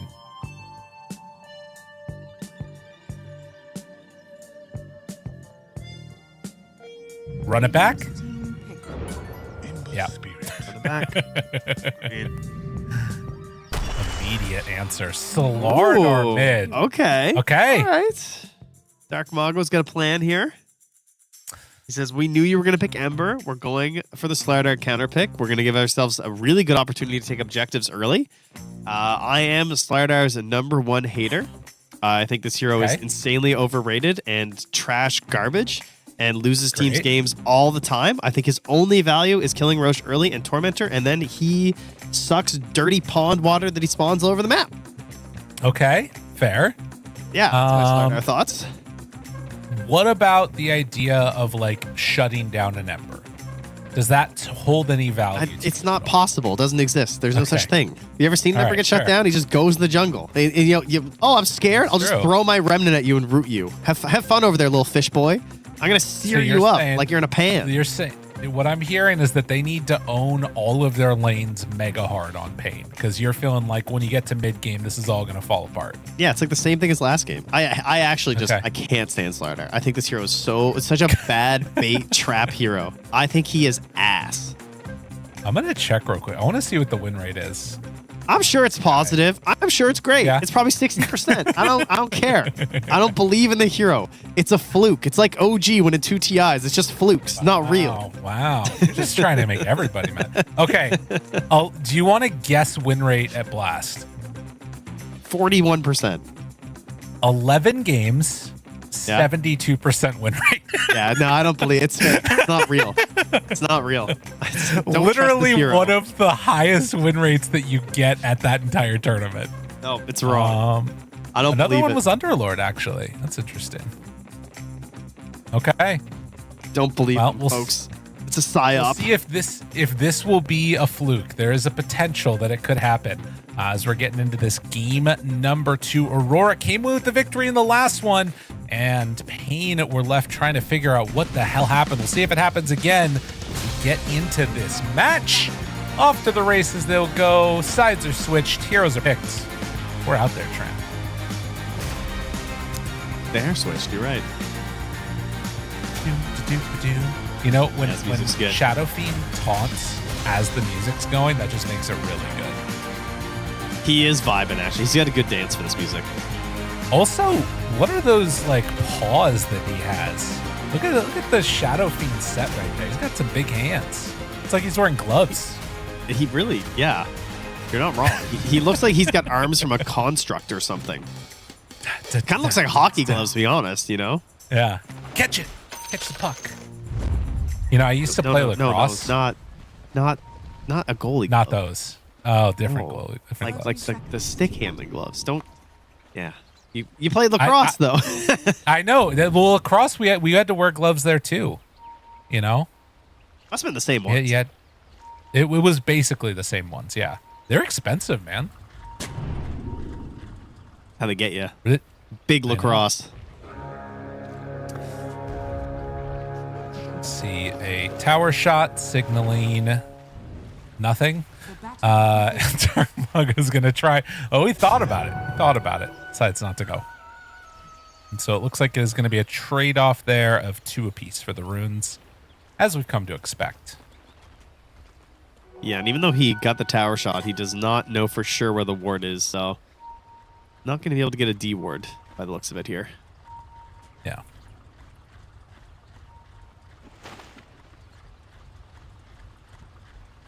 And setting They're up trying for shenanigans here. Yeah, this is what we saw earlier. Yeah, they got busted though. Not this time. Well, maybe. Hold on. Schofield there. Parker getting the spin out. Will it be enough damage? No. But he is hurting on Mira and doesn't have a salve. Yeah, he went tower, unfortunately. But you know, that's the tangos are for. It's all right. Oh, Schofield actually going to find him here, but doesn't have any spells left. So he'll just walk have a away. blood grenade. So still zoning him, at least. Mira giving the tip. I'm not sure what that's about. That's fine. Well, Centaur, one of the better heroes to do this with, at least. Especially versus a Phoenix. Not a whole lot of threat level 1. Yeah. And another salvo. And if they can kill Mira here, oh, that is really nice. Although Parker's starting to go down. Does have a fairy fire. He decides not to pop it. And so WS gets solo experience on this bottom lane. That is huge for the Timber. It is, yeah, and he's got the big wave coming in here too. I mean, he's probably going to get harassed down a lot though, so maybe they can try and zone him back, depending on how much attention they're going to keep putting into this bottom lane, because Frank is still just alone up top. Has a salve, will be forced to pop it now. Is also going back for the Helm of the Dominator. I mean, it's Centaur Warrunner, I get it, but the item is just not looking great right now. I'll be real. Well, Schofield heads on over, secures the water rune, shutting down this Ember a little bit more. And while that happens, they're going to head back up to the north and try and help out his buddy. And I think Schofield is going to grab a wave here too, it looks like. So trying to secure the Centaur a little bit of a better time. Yeah, he's got 4 lasses right now, so Frank desperately needs some creeps to make it his way here, because he cannot approach the Shadow Fiend. Level 2 has the aura, has all his souls gathered, so tough times. Ooh, that's a fat courier that he just killed. Yeah, Holy. That's really frustrating. Oh my god, and Schofield missed some creeps. No, Schofield! Actually, that's kind of okay, I think, because now the wave doubles up. Yeah. Well, I'm pretty sure that's fine. We'll see. Yeah, he's still got. Oh my god. Ori, spam in there. Okay, I think that should be okay for Centaur. Yeah, at first I was worried there might be a pull play. Oh, I think there's a pull play. Oh, he's too late. No, they're fine. Old pull play. Oh, wait, actually? Ah, it's fine. Man, shenanigans afoot up top there. Mid lane is even right now. Fire versus water here. No advantage being felt either way right now. Some good pressure being put onto Lorenov. I mean, that again did cost, like they had to make the rotation shout even so. You would kind of hope that Slardar would be a little bit more ahead with the counter pick and then also, you know, making Centaur's game a little bit worse for the trouble that was spent there. And while that's happening, Schofield in the meantime makes the move over and is going to steal away the rune. Ori trying to help out the Ember and actually might be able to force the Healing Lotus out of Schofield. Manages to hit the dive disruption. Barely living there. Schofield is okay. Bottom lane has gone pretty well, though. I mean, they've shut WS down to just 12 last hits. He's constantly being harassed by Elmisho. Mira not really able to find a foothold in this lane versus the Jakiro. Elmisho has the Quelling Blade again, so he's just constantly cutting these trees, trying to limit what Mira can do. And Mira not able to make a move and do something elsewhere either. So you're not even getting this like XP passed over solo to the Timber. Right. Yeah, that's kind of aggressive spin here from Parker. Like my guy with one skill point used right now. Doesn't even know that he can get more. Doesn't really do that much damage. Still chasing on W. It's like, man, I wonder if I'd taken those blade dances if he'd be dead right now. Like, what? I mean, it forces him all the way off and now the tower, he level so he gets spin. no despair. Oh, no. Yeah. That's yeah. I mean, the plus side is that it kept WS completely out of XP range. Like, he had to keep running. That's true. Dark Mago getting closer to level 6 now, as Lorenov is trying to get there a little bit quicker than him, but again, not having an easy time of it. Crushes the punches, making life miserable, and does have level 6 now. Yeah, this is where he dominates the lane. Like when you have this Flame Guard build, which I think everyone goes versus Slardar because then you're jungling, but when he gets 3 points in the crush, he's just constantly hitting you over and over again for a pretty chunky 225 physical every 7 seconds. Yeah. So you're just whittled down all the time, and that's where you see this neutrals advantage come in here. Able to live. Advantage. Oh, is he dead? And now, instead, they're in some trouble over to the side here. Mira, the hits, they keep on coming. It's enough. But they did get a bottled up for Lorenov. And that is going to keep him okay for the moment. Although now Elmisho is chasing him down. The damage coming in. He's in trouble. He's dead. A double for the freaking Jakiro. 2 heads, 2 kills. Based. Mago just able to chill mid and finish off the wave. Damn. Oh, Mira shows up, though. Wants a little vengeance. Not going to have enough damage, though. No tree bounce trick shot facets anymore to try and secure an early game kill like that. Dire's middle tower is under attack. Man, that is a big moment in this game. You know, helping to not just like make life miserable for Ember, but also make sure that Dark Mago has a good time. There's a spin being used by Parker, and does have 11 stick charges, turns, decides to punch. WS trying to back away. Elmisho on the hunt, but with a hoodwink bushwhack, it's going to be enough to stop any extra action coming this way. There is a wisdom that's nearby. Can they get it in time? It's not quite going to be there, and they're forced off the wisdom. Double wisdoms going the way of pain. That timing. Yeah, the stampede really came in exactly when the bushwhack happened. That was unfortunate, I think. A little bit there. Whew. Well, I mean, as much as I hate Slardar, I cannot deny that a hero that just has 0 problems for the first 7 minutes of the game is going to have a good time, and he's absolutely cruising right now. Yeah. Like, this is pretty much a dream Slardar situation at the moment. Ooh. Stacks up. Wanting to try and take it while down bottom. They'll use the Omni Slash to kill off Mira. They are losing a triple stack right now of hard creeps. Oh, jeez. It is going to be rushing WS. I mean, this is pretty devastating as they are going to kill him off. So they're bullying the crap out of bottom lane.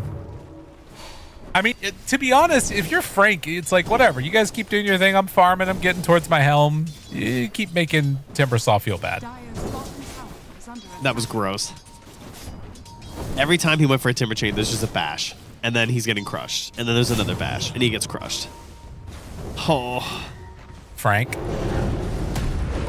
in trouble. The stomp is there. And the bushwhack for the kill. Radiant's top tower is under attack. It's going to be even more satisfying when the Slardar loses now. Oh, yeah? Then I'll know I'm really right. That's... Mira is stacking these Ancients for Nightfall. When you're very confident about your position on the map. Yeah. I mean, it works. I mean, they have a Remnant here, too. So if they try to contest it, then Ember shows up and it's just going to be a bad fight for you. Yeah. Does he realize what's going on Schofield? It looks like it. Soaking some XP. And Lorenov shows up. Disruption into death. Easily done. Schofield has confirmed that the enemy are there. Checked with his courier and his hero. Good stuff. Yeah. Frank continues to just stand over there and farm the same two camps. I told you. I told you not to go in there. Why do you think I'm over here?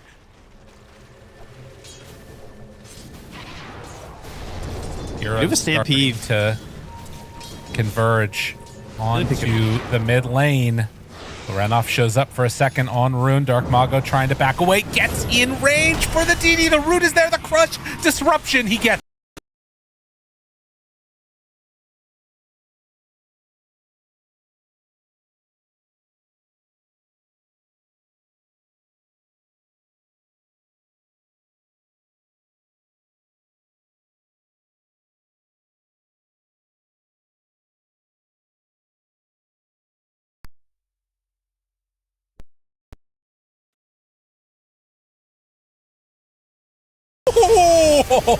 Not even close.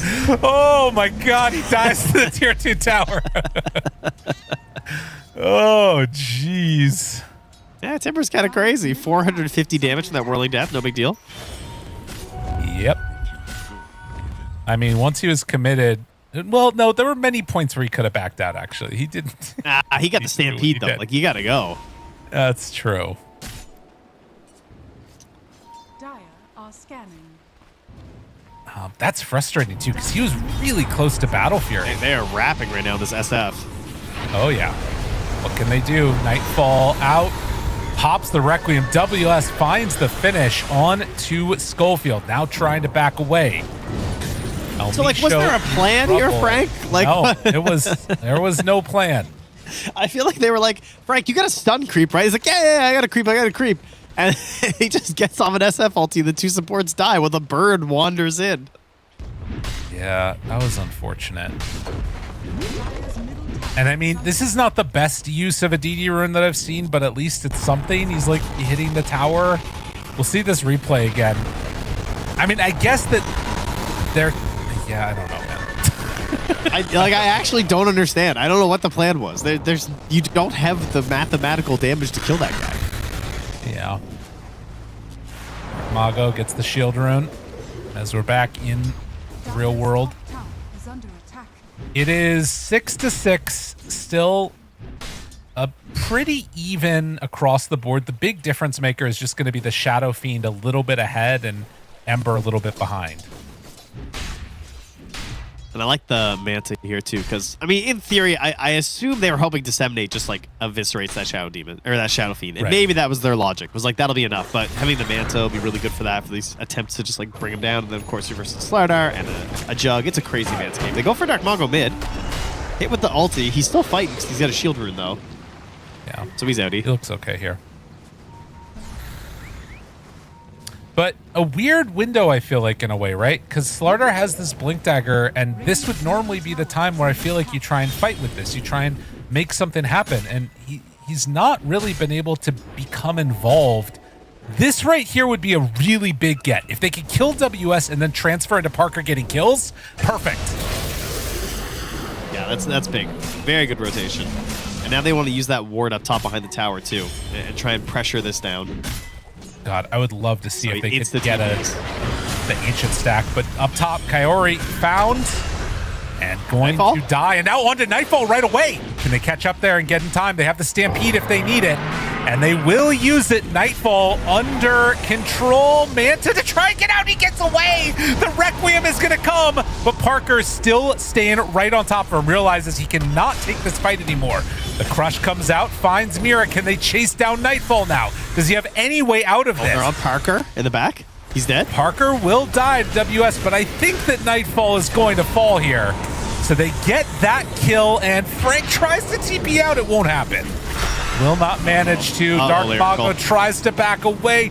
Does have the sprint. That gets him enough separation to get out of harm's way. Oh my God, is he really going to stick around with this? Dude, you're crazy. You're crazy. Get out of there. What are you doing? Okay, so that just ends up being pretty even. A slight golden XP lead to Pain, though. Yeah. I mean, Parker's dead. He can't farm, but same thing as well for Nightfall. So, yeah, just ends up being a little even Stevens there. Ooh, Schofield got a haste. He's going for it. Oh, he couldn't get it. Almost. Almost had a disruption into it, but no. It was a nice play. A little bit better by Mira, though. Man, the other thing that I was kind of keeping my eye on as we see this Crush mid, Lorenov should get out of this fine, was this stack that Nightfall is taking right now. I thought after they killed WS, there was a chance that we would see Parker make his move into the enemy Ancients, but now it's just going to be taken away. And yeah, how did Parker die in all of this, by the way? He starts retreating here because he doesn't have Omni Slash. So he kind of backs away, but Frank goes in.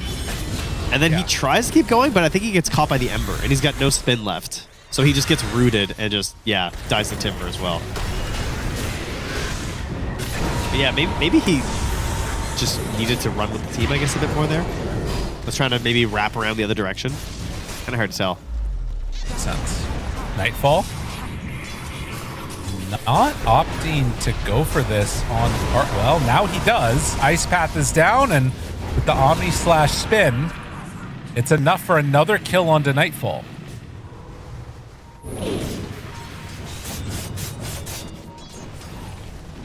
Dire's top tower is under attack. So Juggernaut starting to catch up to this Shadow Fiend and showing a pathway forward in this game for them. Yeah, I mean, he's got Battle Fury heading into Manta too, right? So, like... Yeah. Now, obviously, Shafi can still farm pretty crazy even without a Battle Fury, but it's Parker. We can kind of assume he's going to be a little bit crazy in terms of farming speed, so he's probably going to surpass him soon. Well, we're not playing very far ahead with only a Spirit Vessel right now. An attempt to deny from Schofield. Bit of a hard one to hit. And in terms of towers taken, there is still the mid-tier 1 mid, or the mid-tier 1 for Dire, and then the bottom tier 1 for Radiant. El Misho making the move now with Dark Mago down bottom, and they want to try and keep this bullying going on Nightfall. If they can get the kill quick enough, it would be really big, but there is a wraparound coming, and it looks like they are aware on the side of Aurora what's going on. Whoa, WS. He runs right into him.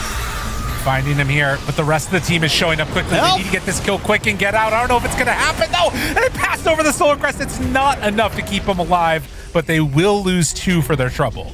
So this is my Slider hate thread. Okay, this part of the game, because you only have Blink Dagger, you're on your way to either Ags or BKB. No one wants to buy at like BKB because they want to go Ags, but then you end up having to buy BKB anyway, and it gets all awkward. He's most powerful at this point in the game. You have Blink, you have Shard. It is Roche time, and then it's Tormentor time. And so every death at this point is just like incredible pain. Why does Frank have 8,000 creeps by the Roche pit? Frank has gotten 4 waves with his little creep, so he's catching up in farm here. Frank's allowed to buy Helm again. I'll allow it. He might die for this. Do you have anything else here that can chase him down? Oh, Parker? Shows up. Root now onto 2. Can you do anything here to kill? Oh, the crush and the hits? Yes! Yeah, they still had Omni. Like, wow. And now maybe they can take this fight further if they want to. Has the Omni Slash ready. Goes up to the high ground. It's on solo for Mira. Will come after it and now has the spin if he needs it. Spins after the Requiem. Dark Mago's still chasing for more. A couple hits there would have been enough for the kill of him, and they will back out, but secure themselves most likely this tier 1 tower. And Roche, probably. Around? Like, surely you want a Roche right now as Radiant, right? Like, you push this in, you get the tower, you go Roche with Slardar. Neto GG. Like, everything hitting the way you want to. It'd be pretty nice. Or not. I mean, I guess the downside is they don't have Omni Slash if they show up on Aurora right now.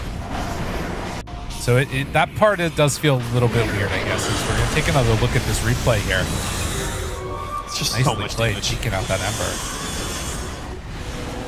Like, Slardar is definitely a beast at this time of the game. Like, there's no doubt. Yeah. Shard plus Blink Crush is just ridiculous. But yeah, I don't know why they didn't Roche. I feel like that was super free. There were creeps to hit Trent. I mean, they would have killed that Roche in like 12 seconds. Like, they have Slardar, Shadow Demon. They have Healing. Well, I mean, I guess Healing Ward was down, I guess. But all right, they're going to go for it. So they got 30 seconds to do this. Okay. But it doesn't look like they're going to get interrupted here, so they should be all right. There is. I mean, this is ideal. Are they? They're coming in, but it's going to come too late. It's a weird time to smoke at Roche. Yeah, that is Aegis already in hand. Now the Ice Path connects onto WS. Have the Stampede to get out of trouble. Elmisho, the one left behind. So Tormentor is up now. As Aurora, do you feel like you can take that before Pain gets there? Do you see this ward they had scouting out that they were Roshing over by the secret shop? This is a wild ward. It's like hidden in the tree line, and it sees down into the river. So that must be why they did that really late smoke. Very sneaky. But then they're not going to get the Torment. So like the whole idea is that you Roche at, the 19, then you go and you do the Tormentor.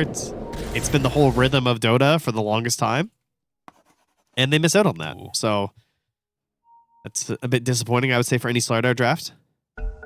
And we get a really strong Shard in the Phoenix. Yeah, that one is nice. They were looking to try and catch people on the backside of this, but doesn't look like they're going to be able to find it. As Slardar goes hunting, they are pinging right where WS is, actually. But that seems like too crazy a dive at this point. Oh, Mira, he's out with the wisdom. Nice. Very good. It goes for the other one. Well, they stole the other ones. Squirrel.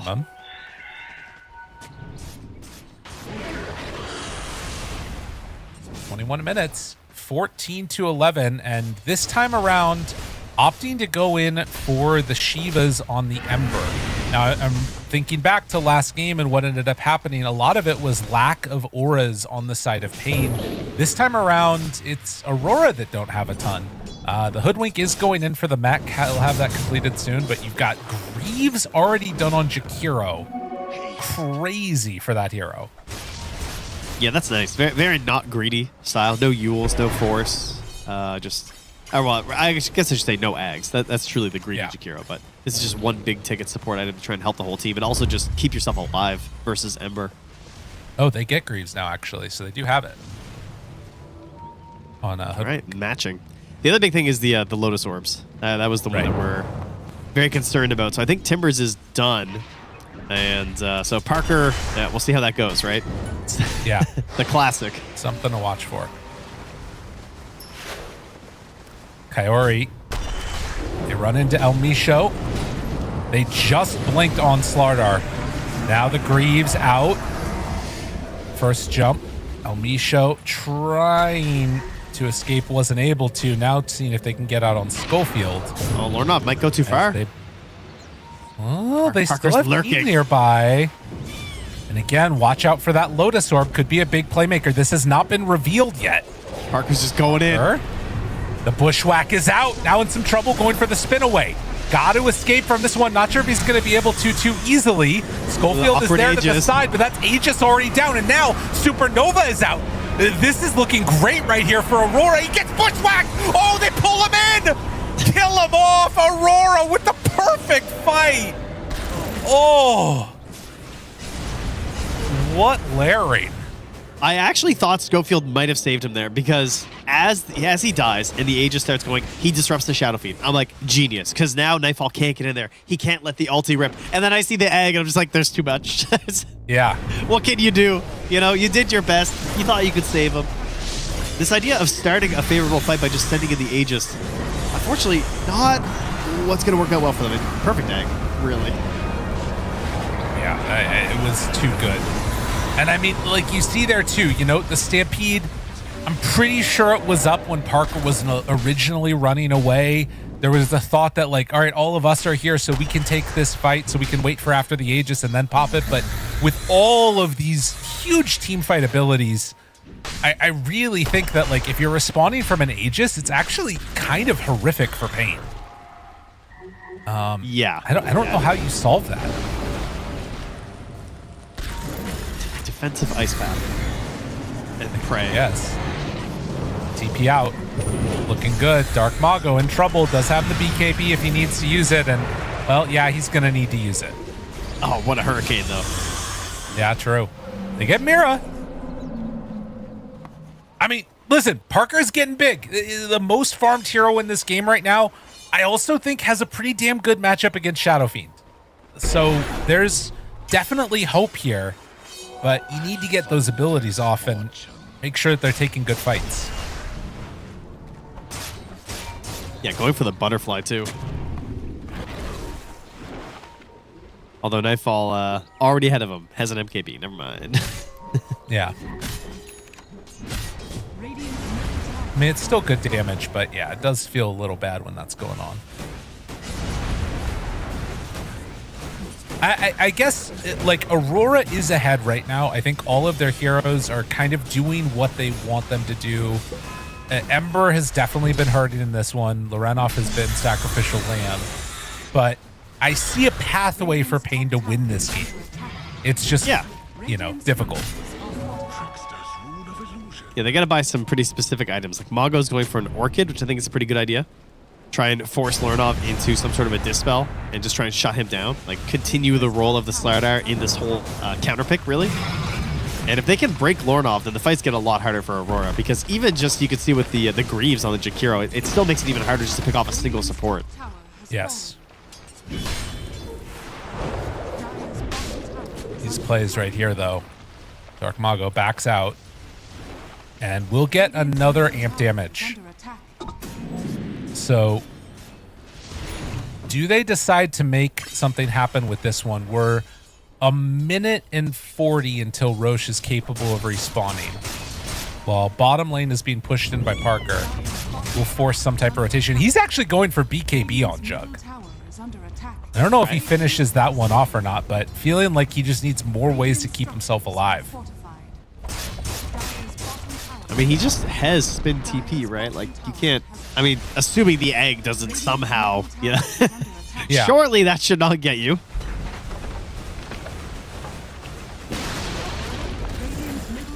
I guess that's just feeling like they have he to work needs with.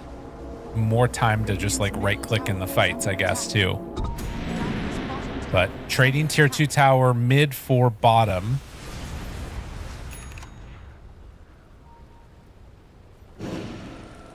But definitely feeling like Pain got punched in the mouth and are like playing it really safe until Roche comes around. Okay, yeah, Parker's he's queuing up Ags now. Never mind, he's changing things up. Yeah, the timing of this Roche is going to be very pivotal. It's going to be about who's got the vision, because the Roche is going to die instantly to either team. It's going to be a very quick Roche. And obviously, Pain got it last time, so they won't get any warning if Aurora's in there. Yeah.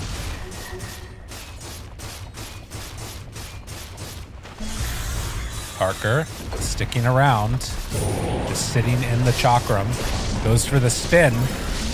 Manages to get it, and now they're chasing with many. Has the Manta, tries to back away. Stampede to get out. Do they go for more? Dark Mago jumps in, finds Nightfall, doesn't get the crush off, doesn't get anything off. He's feared. He's running away now in BKB, but they're just losing hero after hero there. I mean, they got the tower, but man, that hurt. Yeah, late on the BKB and just got nothing out of it, honestly. Just got bushwhacked and that was it.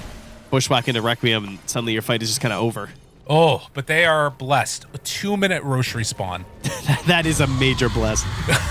Yeah, if they lose that Roche right now, it's very bad. Oh, ulti down bottom, Parker. Throws it a Swift Slash. Yep, Yeah, just got that done. not the big one. So forcing a rotation here. I mean, it's interesting. Goes in for it. There is no Stampede. WS nearby. Schofield hoping to help his buddy out. Now the Stomp comes out and the Omni Slash will go.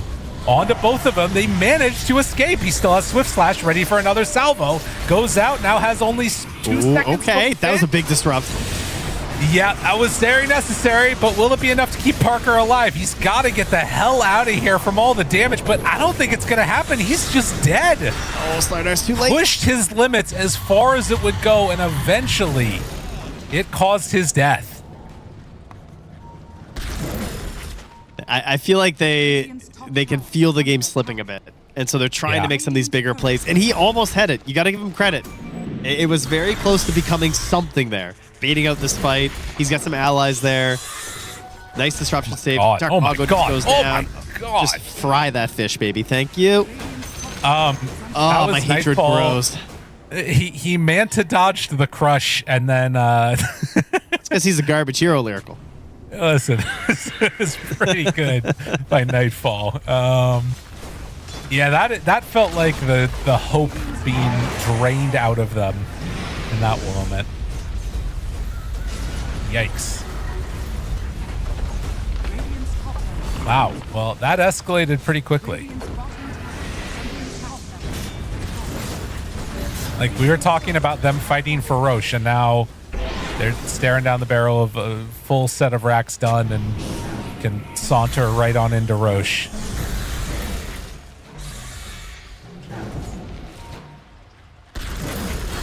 Yeah, looks like Mira is going to go investigate that, perhaps. Or not.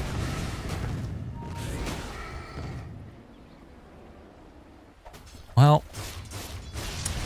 maybe not the worst thing in the world for Pain that they get away with just one lane of racks, but this is now like you're in pretty despair mode and need to find some crazy way to get yourself back into this game. I mean, they have excellent wards around the Roche. Yes. They just put a freshman there from Schofield. They're going to lose this one in behind in a second, but that's probably the play, right? Schofield is precariously positioned up ahead right now, but this is just classic Schofield. Team there in the pit. Are scanning. Yep, they're there. Meanwhile, all right, here we go. Is in their base. Now they show up. They're right on the Renoff. Mago gets the crush out. BKB, good damage.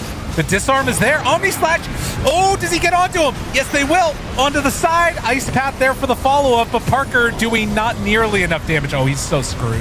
Oh, my God. They got destroyed. Oh, GG. damn. They're done.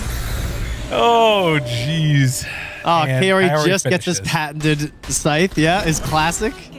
Love that. Used to be first item. He lets it go for a little while now, but oh, doggy. Yeah.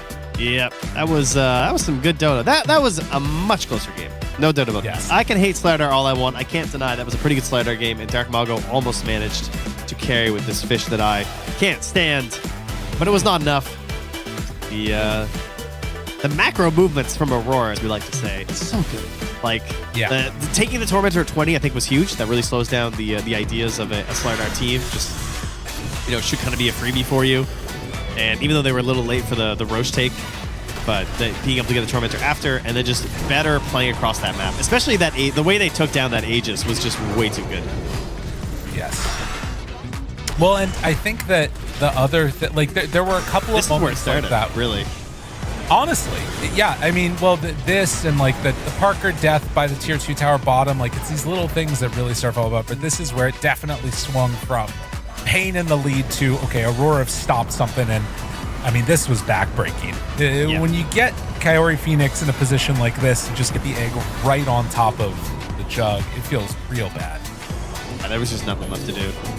And then they trying to get back in the game. They make some riskier maneuvers. It doesn't pan out. They don't have the whole lineup there because they were kind of... Slider was already dead. He just respawned. And then the last YOLO into a pretty quick GG. Well, an impressive 2-game series from Aurora. They come away with the victory and look pretty scary. This is with a first phase Shadow Fiend. This is something to look at. This is something to watch for. This hero with Nightfall, it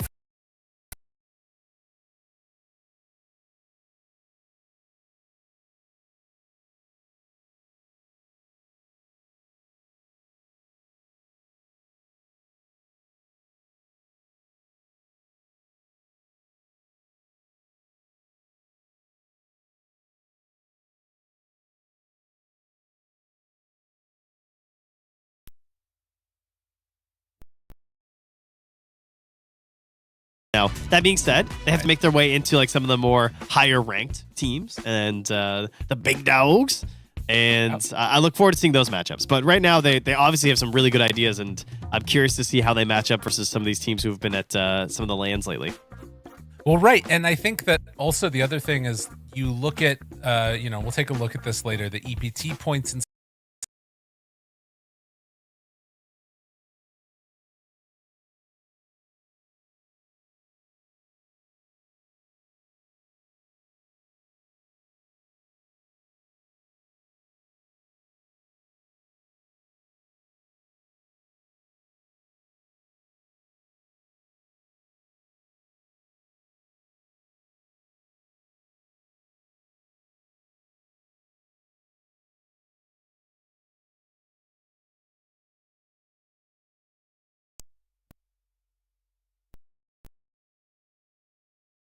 I love auras. It's good. Oh, okay, good. All right. You don't love auras? Are you not a fan? No, I don't mind. I don't mind aura gaming as long as it doesn't turn into zoo aura. Let's keep it separate. Okay. Let's not do that. I feel like zoo has really died in a way. I mean, there's still helmet. It always comes back, but it's like it's not zoo to like end the game. It's zoo to like get more farm. Yeah, they're also just not being picked together. Like Beastmaster's still busted, but he doesn't feel as zooey anymore. But then Chen is also busted. I don't know. Maybe there's something there. We might be zooing soon, guys. Watch out. Let's take a look at the groups right now, actually, as we I'd love to go into this. Let's see what's happening across the board. Oh my God, Aurora! Look at them. Yeah, Pain just suffering versus a couple of the Eastern European teams here, PARIVISION and Aurora. 2-0-2-0. So that's why Aurora is now chilling at 4-0 at the top of the board right now. They, despite our delays, quickly make work of Pain. And Pain, I mean, obviously a very strong team. These are all...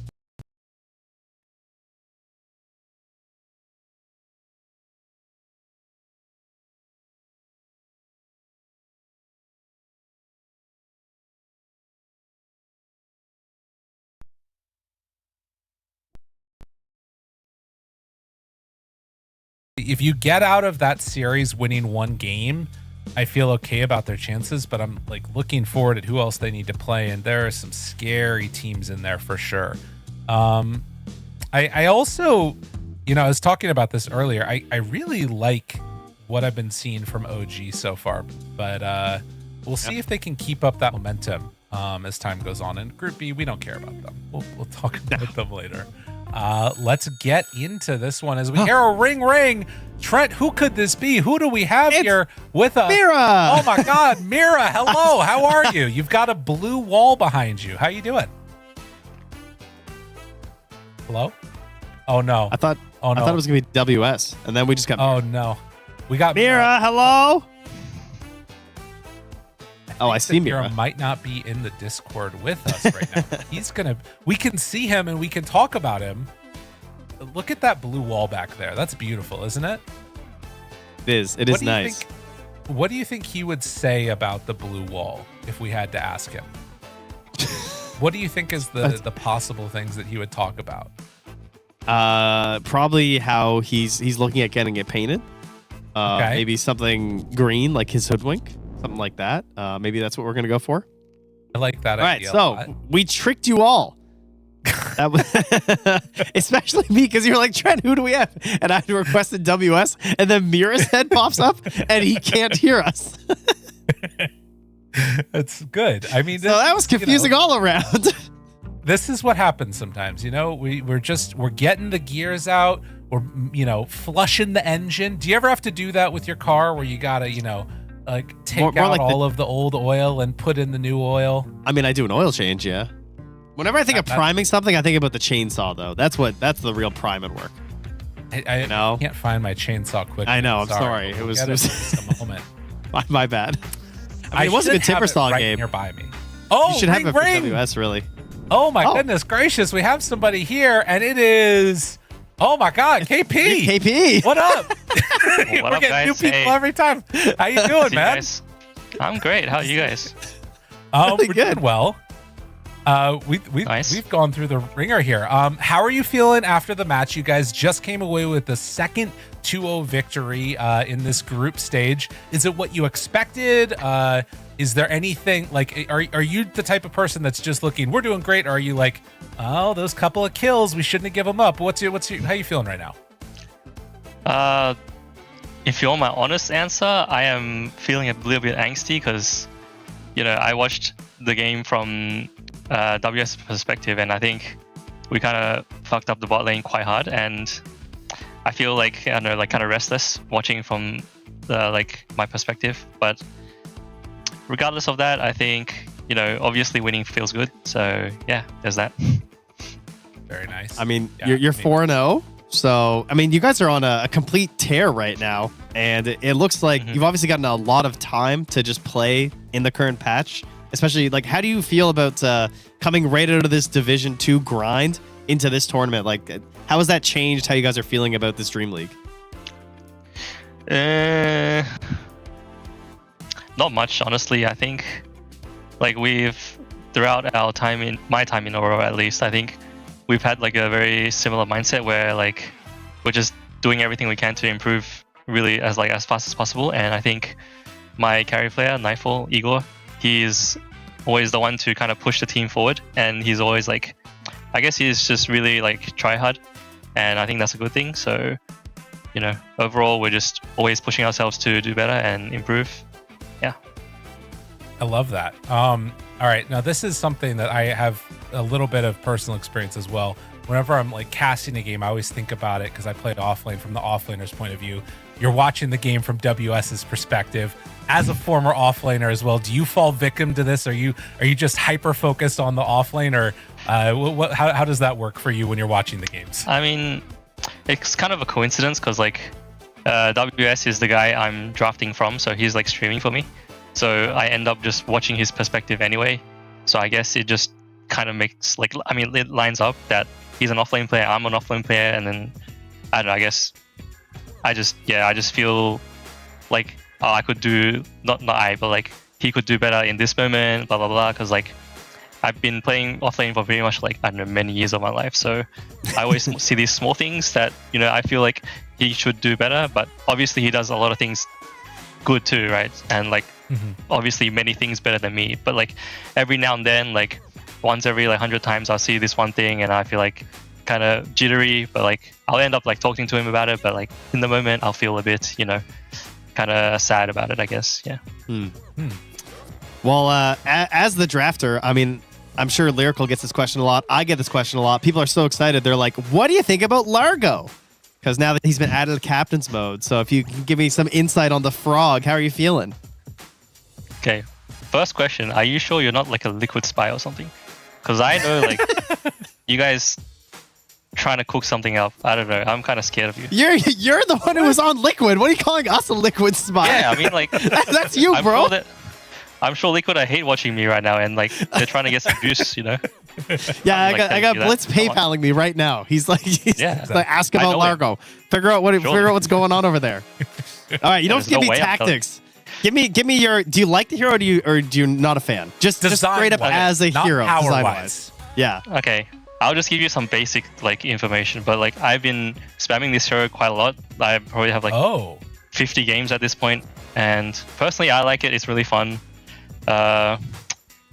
It's kind of very like how do I say? It's still kind of like niche because not a lot of people know how to play against or with it. And I think personally, I still think it's quite strong, and I'm sure a lot of teams do too. But in this series, it wasn't picked or banned, I think, from memory. Correct. But yeah, I think you just need the right game for it, I guess. So it's still good, but not like crazy status. Okay, I'm just going to write that all down for Blitz and Purple. Yep, all right, thank you. You knew it. Yeah. Copy God damn paste it. right now. Last question for you guys. Did you come into this tournament with a set expectation of where you wanted to finish? Or was it entirely, we're just here for vibes, we're happy to be here, we're going to try and do the best we can? We're just YOLO, bro. Like, we don't really care. Like, as long as we play good. I mean, we even like talked about like, some of us were like maybe talking about results a bit and being like, oh, only top 4 make it through groups, so like every game matters. Like if we lose, it's really bad. But then we immediately were like shutting that down. We're like, guys, fuck that shit. Like, don't put pressure on ourselves. Let's just play the best Dota that we can, and just try our best. That's all that matters. All right, I love to hear it. Well, Trent, I think that you said we're at like win 9 or something, 10 in a row for this Something squad. like They got a while to get to your 29 wins in a row. Newbie, never forget. Yep, that's me, by the way. That's me. We know. So I hold both records now. Yeah, exactly. As a coach, Let's as a fucking player, go, I love dude. that. Let's fucking go. All right, everybody, that's going to do it for here. Thank you so much, KP, and hopefully we see you again for more interviews going forward. Thank you. Bye-bye. KB. All right. What a guy. Love to see that. I tell you. We got juked hard. I didn't know what Great. was going on. Suddenly KP appears. I was like, what is KP here? That's awesome. I love that. Well, a wonderful little interview that we had. And I gotta say, it's encouraging to hear all of the things that he talked about, their mentality coming into this. It's like, focus on the now. Don't put too much pressure on yourselves. Just try and do what you can to always be improving. That's the things that you would do as a championship team. Love it. He really wanted that credit when you brought up the newbie thing. You were like, oh yeah, and you're almost catching up with that level 29 of newbie, and he's like, that's me. By the way, it's like, yeah, we know. That's why. That's why I said it. he wants all of you to know. He's like, listen, I didn't play Doom for like 20 games or something in that streak for nothing. Okay. KP Noob, never forget. Well, that's going to do it for us for this first series. We are going to go to a quick break. And when we come back, all you fine folks out there, who's that? Holy. Play. It's Team Spirit versus MOUZ.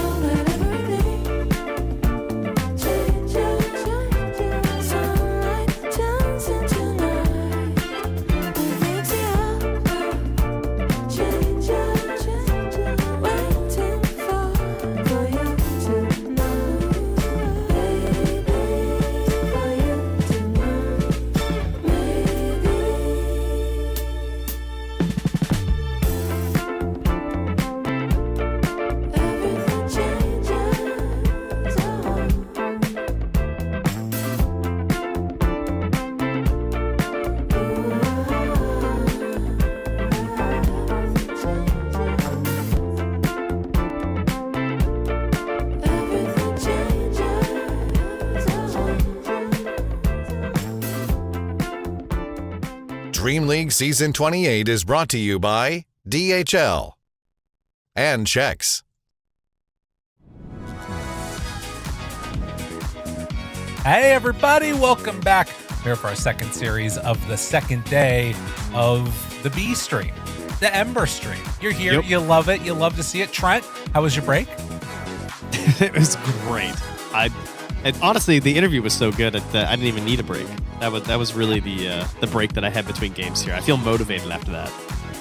Well, you know, much like breaks, we had a break in between this DreamLeague and the last DreamLeague, but there were some things that stayed the same, Trent, and those that stayed the same were EPT points. Oh! A lot to talk about with these. There's so much to talk about. I'm excited. Look at this leaderboard that we got right here. Notice a lot of those teams that are up towards the top were not actually doing that well at the last couple of tournaments. Interesting. Yeah, the value of doing well early in the year will never stop in Dota. It's so important. Like to just crush a couple of these points, keep getting invited to events. The best way to keep earning points, stay at the top there. And I mean, Yandex 3,400, Team Spirit. When you think back to like what they've been winning, like they're second. Like, I wouldn't have guessed that. If you said, Trevor, who do you think's second most EPT points right now? Never would have said Spirit. I forgot. It's been a while. And so they're just trying to stay up here as much as they can. They're earning those points all throughout this tournament, and we got a lot to give away here. Sorry, to earn. We don't give them away. To earn. Yes. Nothing is given. No, or else we could get one, maybe. That's right. Maybe we could. That's next on this docket. We'll see if it happens. MOUZ are right now at the 400 mark, which is where a lot of these other teams are, which isn't going to be good enough to get you into, Riyadh or anything like that. But it can be sometimes good enough to break ties. And that's something that they might be looking towards later on down the line. But we got a great series for all you fine folks today. It's Team Spirit versus MOUZ. And I think both teams that were hoping to get more out of, both Blast and the last couple tournaments that we've been seeing, they're going to be hungry for a victory here. Yeah, it's, it just keeps on rolling. It's the team of Theseus is Team Spirit at this point, right? We take someone out, we bring them in, they get stronger, and then we're like, yeah, this will do. We can do this. And that's where we're at right now. It's we still got the old dogs of Yadro and Collapse. They don't have to learn any new tricks, but Rue at this point feels like an old man on Team Spirit. And then we got Panto and Morel here to figure things out. You know what it is also like? It's almost like a training program where they're just making the entire Eastern European region like way stronger. You know what I mean? Like they're building future superstars that they're going to have to play against because they're like, listen, we just keep winning whenever we go to TI. We're going to need to get the old squad back together and then we'll end up, playing against them. Maybe that's not the plan, but who knows? Kind of what it feels like right now. But they're feeling nice, comfy, and cozy versus their matchup against MOUZ, who started this, I guess, season, if you want to call it, really on a heater. Like, MOUZ were looking like one of the strongest teams just in Dota at the moment. So, hasn't been so great lately. They have not been performing to that same expectation that they had. But, whatever. That's fine. Just a couple of tournaments where they've dropped some games. Found their way out of Fisher relatively early and then weren't able to go anywhere in terms of the last Blast either. And they're also currently sitting 1-1 because they did play yesterday. But they got their win versus Tundra. That's a pretty solid win to pick up. So not a bad way to start your group stage and get back on the right foot. Well, and a little bit of the grudge match as well that you see. But let's take a look real quickly at MOUZ indeed and get a little bit more in-depth look at how they've been playing. The legendary MOUZ made their return to Dota 2 a year ago by picking up Celery and building a team around him. The team didn't really work out at first, so they scrapped it and they tried again with Celery remaining behind the wheel. They ended up with a team of Crystallis, Mid1, Boom, Yamich, and, of course, Celery. As pretty much the entire team had played together on Team Secret, their shared experience led them off to a flying start, with their most standout result being first place at PGL Wallachia 6, followed by a 16th place in the last season of DreamLeague. Surely it can't get worse than that. Well, the most recent event for MOUZ did in fact get even worse, with the last place finish at Blast Slam 6. Nobody's really sure what happened there, but hopefully Celery and the gang learned from whatever went wrong. cannot remember anything. They do have moments of brilliance where they look incredibly strong. If MOUZ can discover the Gaben's secret sauce that allows them to tap into that more reliably, they may just be one of the best teams to watch out for in 2026.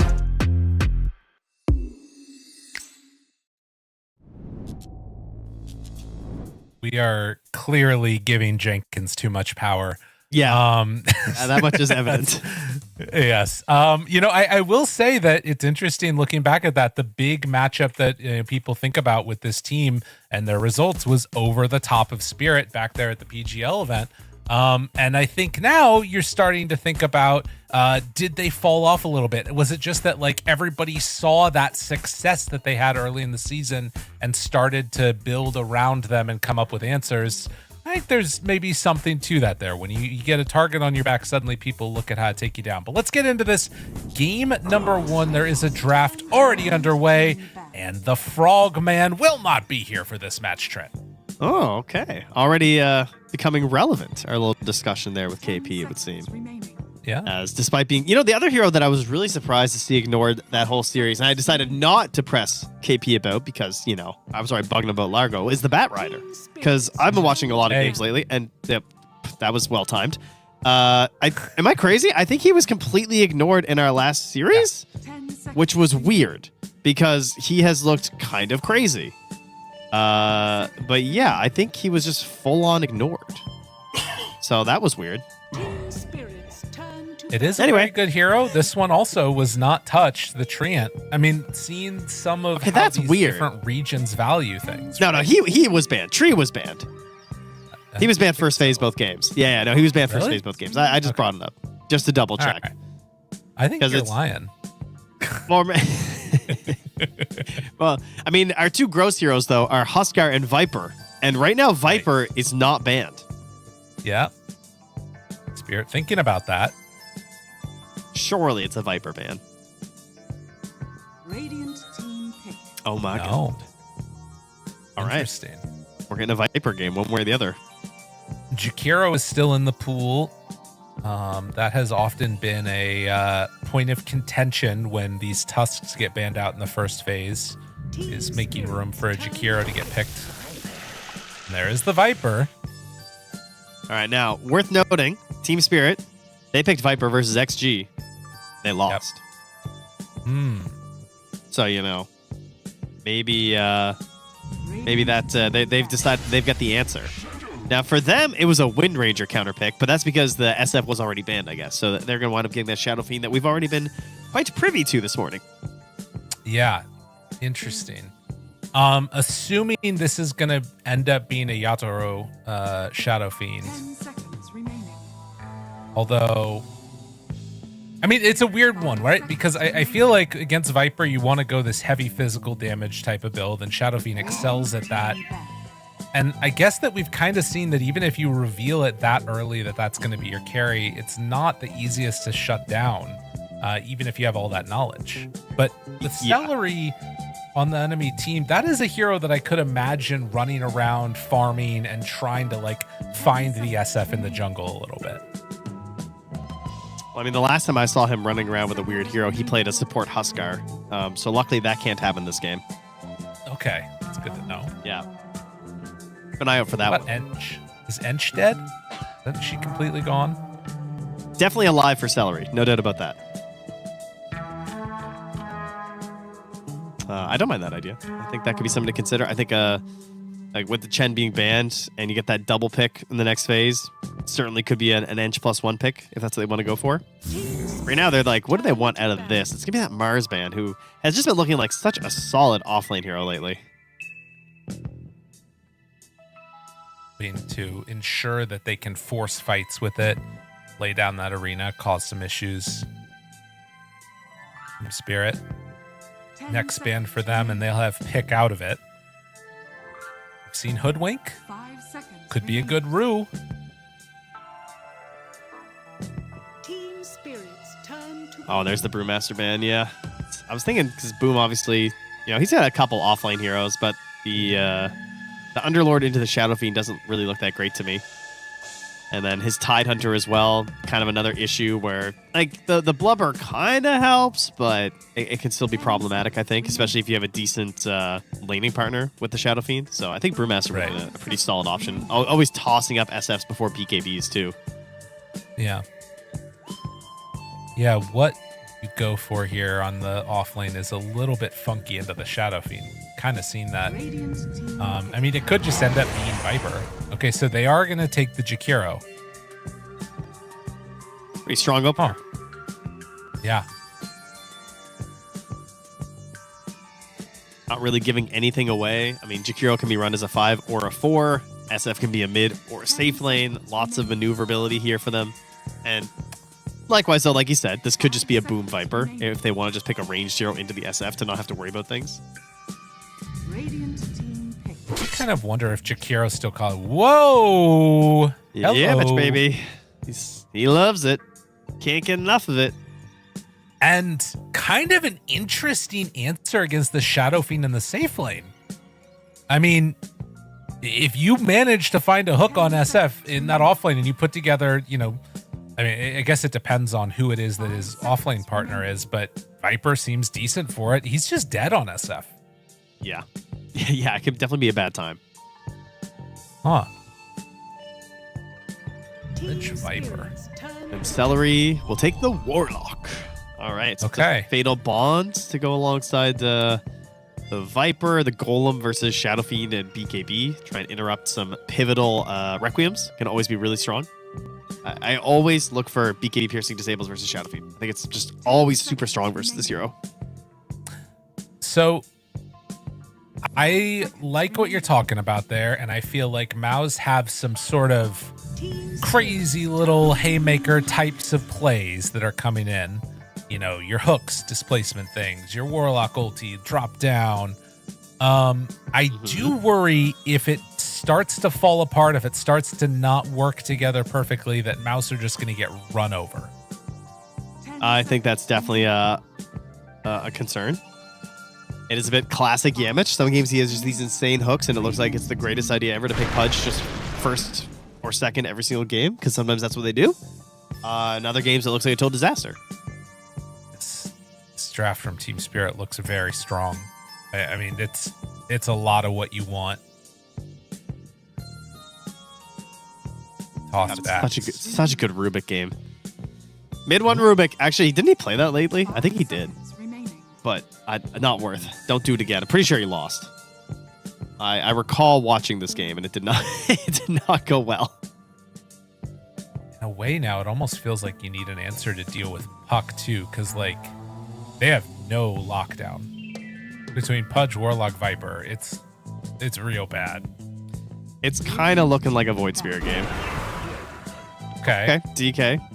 Solid Chrysalis hero as well, too. So they can still maybe pivot this if they want. Also, the lack of respect here for Chrysalis. No Razor ban, Yeah. That's kind of crazy. No Monkey King ban. They're just leaving it out here. I mean, I don't know if I mind that. I don't know, man. I'm not a huge fan of the MOUZ draft so far. It feels like too much chaos, and they're just going to get ripped apart by Puck. I know you were angling for that Darkseer Pudge, but there it goes. I don't think so, man. I don't know. You wouldn't have believed to save this. I don't. What about Beastmaster? MOUZ Beastmaster. That looks good. Don't you think? Roar looks kind of busted. He's with the Pudge. No? I kind of feel like you need Sand King, maybe. Just because I'm worried that I don't know. I feel like you need something to instantly deal with Puck, and I feel like Roar takes too long. You get phase shift off, jump away. Yeah, but you get DK to lead and stuff. That's true. Or Warlock ulti. Okay. Fine. All right, you sold me. It's another BKB disable. Yeah. Okay. Gives you objectives. Feels good, man. I mean, the other option is that maybe MOUZ just gets too big and bulky, and there's not enough damage to kill them in their BKBs. You know, that definitely is a possibility. You know who that calls for? Oh, there he goes. I was going to say the Slug Man. So even with a Shadow Fiend in the lane, they're still going to ban this Underlord. I mean, it is the boom specialty, I would say. Ooh. What about Dawnbreaker? BKB piercing. I don't know. That hero just doesn't look that great to me right now. Especially without like a really good. I think the Dawn Tusk, I'll allow it. I don't know if Dawn Pudge is it. Ooh, we get a Bristle. Okay. They did play this yesterday versus Tundra in their loss. And then they beat Tundra when they picked Bristleback. So to them, Bristleback lost both games yesterday, but it won't deter them. They go right back for it. Are we timbering? What do you think? It's a nice timber. I mean, the Viper's there, but like other than that, it's a pretty gross timber game. 5 seconds remaining. But then your SF would have to go mid into... No, because then your puck's going mid. So offlane timber with Tiny? I mean, it's playable. No, I don't think it's I guess you could do Jakiro for it, too, if you need to. But it's also Collapse. Does Collapse want to play timber? That's a good point. Unsure. What is Collapse's jump hero here? It could just be Tiny, and then they pick a 4. I don't like that. If there's a 4 that fits it. If they hoodwink, I'm cool with it. Legion Commander. How about Axe? I feel like he's going to play Axe. I'm trying to like picture what Collapse would play. I mean, Break is mega value this game. That is true. Nyx? Nyx is interesting. And then you have, Collapse on Tiny again. I feel like Collapse is trying to figure out how does he play a jump hero right now, and I don't think he can find one. I guess he could play Razor. That would be kind of interesting, wouldn't it? DK, Bristleback. Yeah, it does mean that there's a lot of pressure on the Tiny to like start. I guess you have Puck too. Puck too, all right. Yeah. I mean, I don't think it means he could just pick Tide too, which would be pretty. Okay, all right. All right, so we're going down the Collapse bag of tricks. He's got a couple of these. Interesting. I'm very curious. All right, when is the last time he played a Necrophos? It has probably been a hot minute. 2018.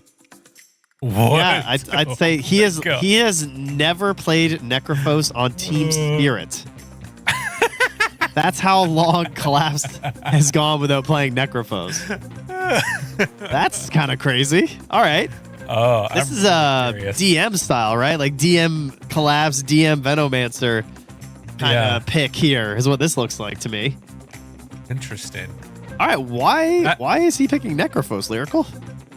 I mean, damage that you need to deal with big tanky butt heads. That's what it feels like to me. That's what he does.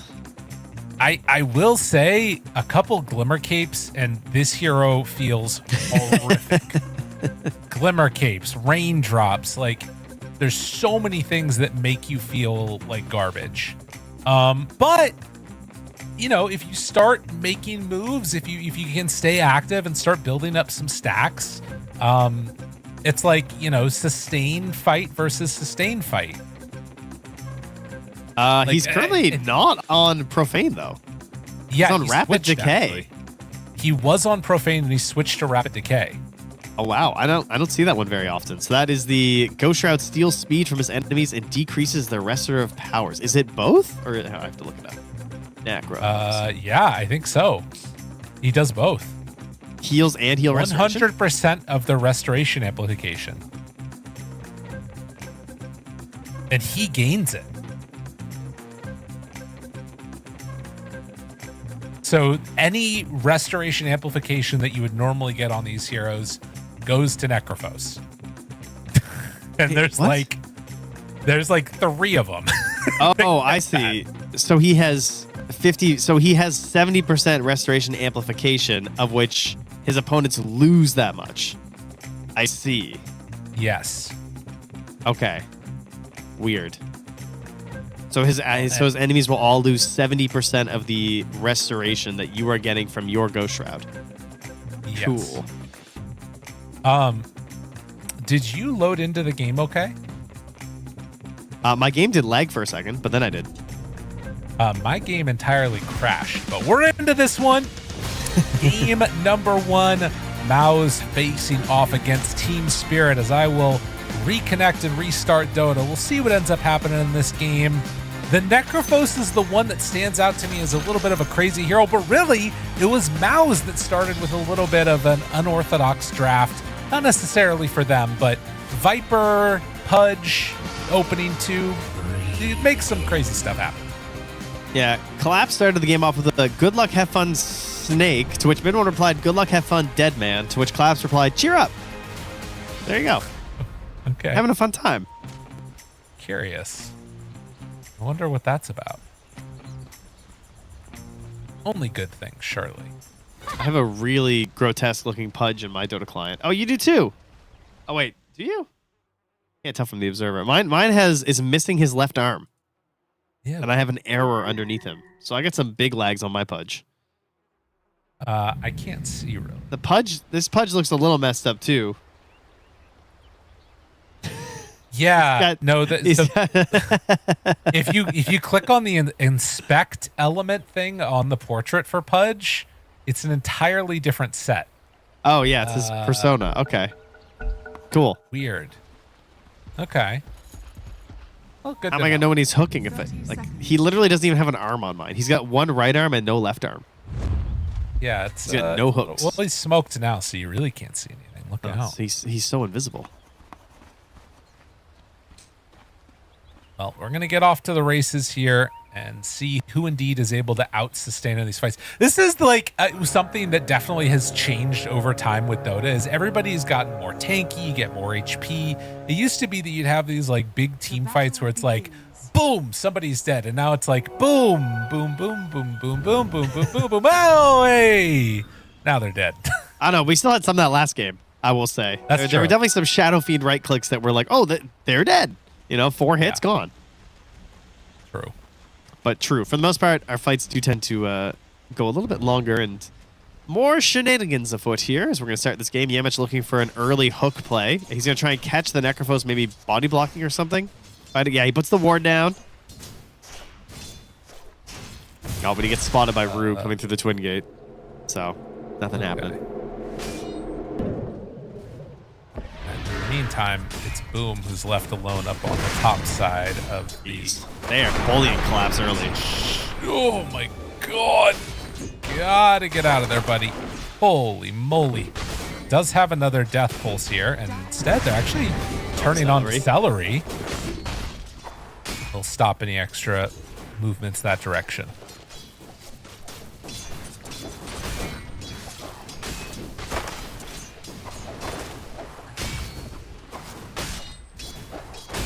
Well, definitely a tough level 1, but I imagine that as the levels start to stack up, there is some potential for Warlock to get blown up by tossed back onto a Necrophos. Something he's going to need to be careful about. The positioning of the waves can be very important for that because Chrysalis obviously just wants to stay glued to that. So if he can't help you, Dragon Tail's a pretty short range spells. So if you get in trouble, there's not a whole lot of help coming. No. In the mid lane, keep our eyes on this one. Mid 1 facing off against Morel. It's Bottle already going to be delivered, but Viper having a good time, as you would expect. Yeah.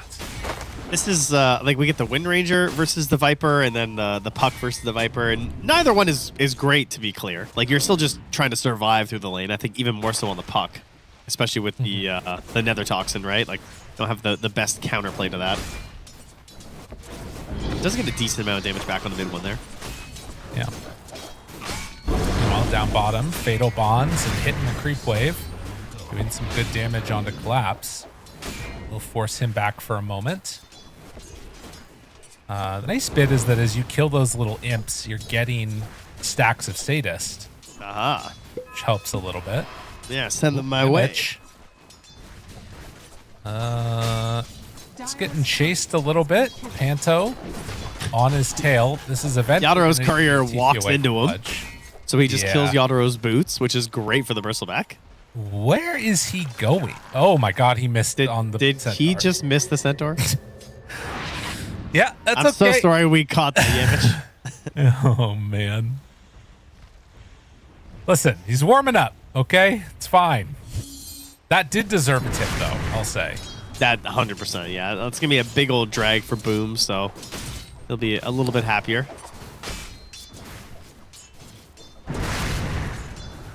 As mid one will pull the wave away here. Oh, interesting. Beat up by Morel, though.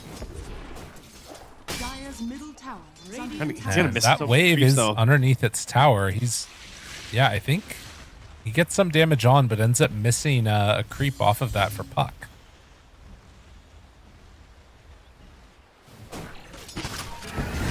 Pulls the wave all the way over. Boom. Hanging on to his healing Lotus. Now the turn onto Panto. The hook is out. Not feeling comfortable going all the way further forward, though. I really like the way that Morel played that lane with like pulling the creeps off, which then causes mid one to have to do it. Like, yeah, I feel like I haven't seen that gameplay here before, but it's so easy to abuse that with the curved orb.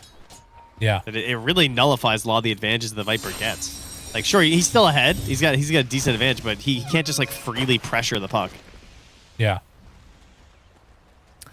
And the levels start to matter, although, ooh, down bottom, Chrysalis getting low. They toss back underneath the tower. A few more hits. Is it going to be enough? It doesn't quite look like it. Rue has another avalanche in 5, but it's too far away. And Celery doing the best that he can with the Fatal Bonds. Needs a few more. Gets it. Oh, takes down the Necrophos. Well played. And there were tangos and sages on that courier too, so it was just about to get something back. Crystal's just denying the creeps as they get there. Yeah. Well, that's really big for Warlock. I mean, getting a stack in the Grimoire also now has boots that are going to be flying out to him in a moment here. And a wraparound coming in the top side as they're going for Boom. Hits one raise, hits a second. So Team Spirit able to fight back as Yatoro takes the kill. Well, bottom. Mid one makes the move. A really dead collapse. Back deaths. Those lanes are going quite well. The Bristle lane is going somehow worse than collapses, though. All the pulls have not really worked out. I mean, they had a ward there, too. So that was part of the reason they were able to pressure so much, but has not been great up here for old Boom.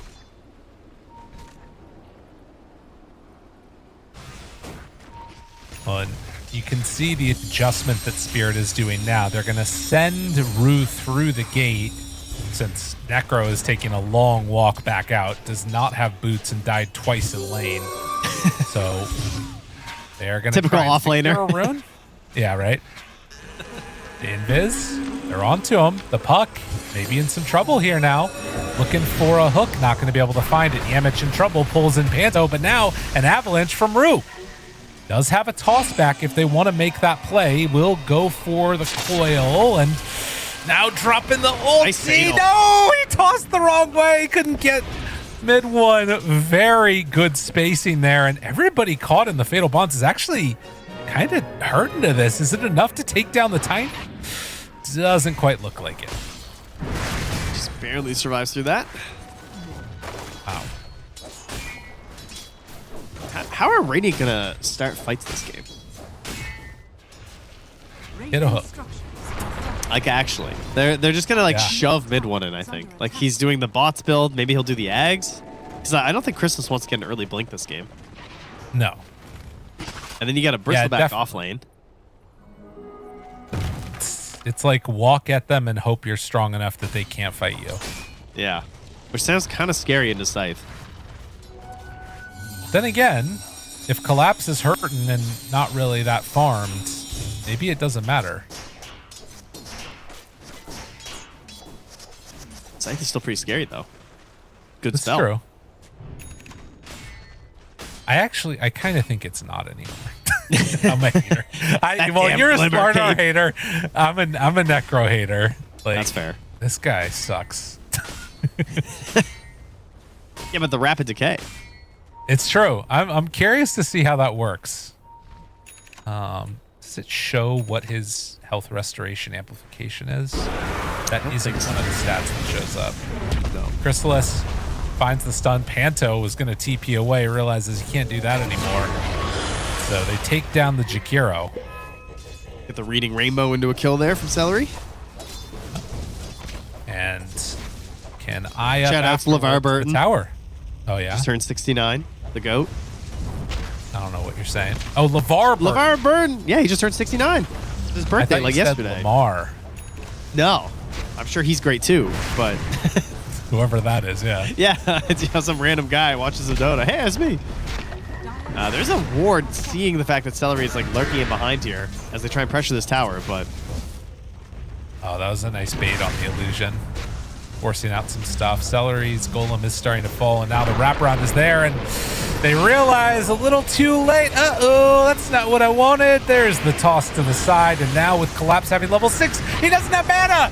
Doesn't matter. Still get the kill. Why did they force that for so long? I don't know. Because like you don't have golem. They were playing like the golem was still there to be thrown down, but it was not.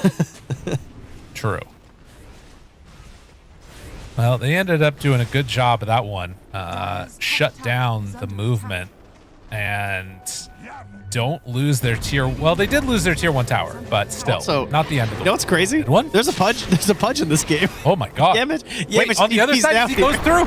He's right on top of Boom. Boom is on the other side, battling out with the Shadow Fiend.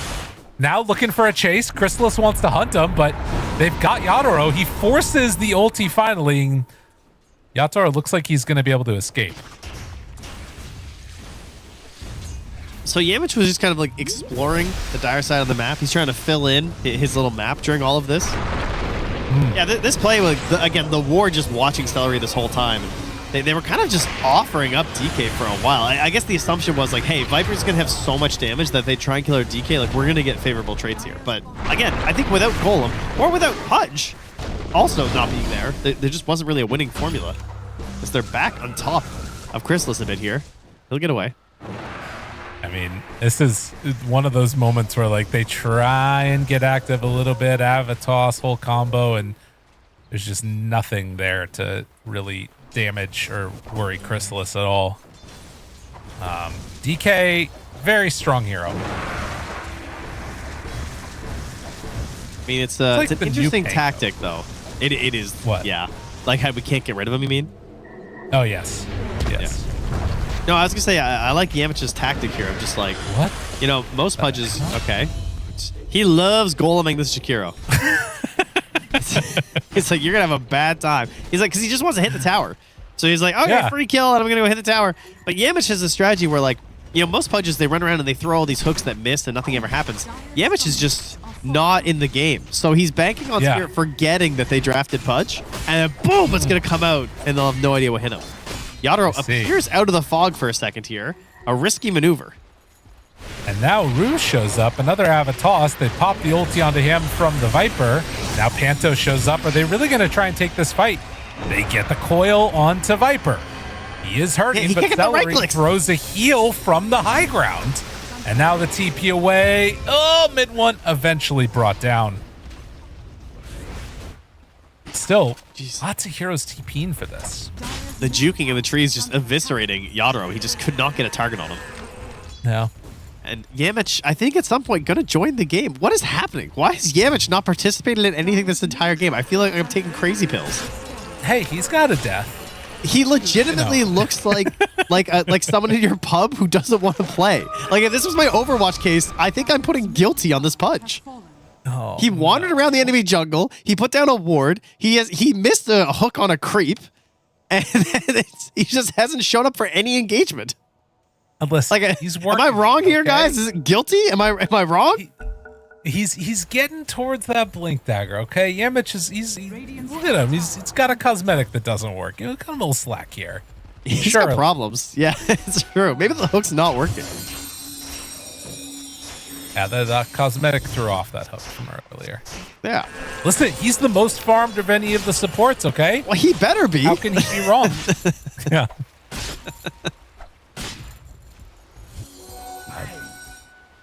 Celery just spamming Fatal Bonds continuously onto Collapse.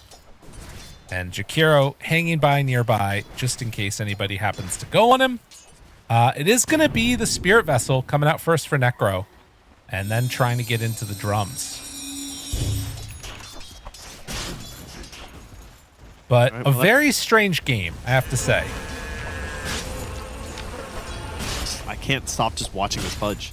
I'm glued. Oh, yeah. I'm glued to Yamich. You know, it's the anticipation that really gets me. I can appreciate that. I mean, he's getting his farm. They all are. It really does come back to, like, how do you start a fight? Like, because they can walk these golems at towers, but that's kind of their best way to start a fight. So if they don't have that, that's why he really wants this blink, I guess. He feels like that's when they actually have a game. So he is nearly there. And Viper will have Agnums relatively soon, but can even, of course, just join in and go for these fights right now. Still very strong at the moment. I mean, the thing that's sort of weird about it, though, is that if he has Blink, maybe he gets like a Blink hook on somebody or something, but like a Blink Dismember, you're playing into Jakiro with an Ice Path, into Puck with a lot of ways to interrupt. Avalanche. Tiny. Like it's crazy. Like, is he going to have to wait for his BKB afterwards? Well, of course. I'm a little concerned about their ability to actually make full use of this Blink. It just shift Q's BKB and just pings it. It's like, I need 4,000 gold. All right, they're playing together, though, it looks like now. Smoke up on Pudge. Oh, no. Right, please don't. here it is. Okay, they're going bottom. I'm not sure what's going on. Yeah, the scan does not connect. They did. I mean, it was right by where Shadow Fiend is. You can see that Rue is like understanding what's happening, and it looks like they're just going to get there, and that's the reveal. Oh, look at Golem. Hook doesn't need it. They're fine. Classic new Puck not being able to do the orb fast enough in the right direction, by the way.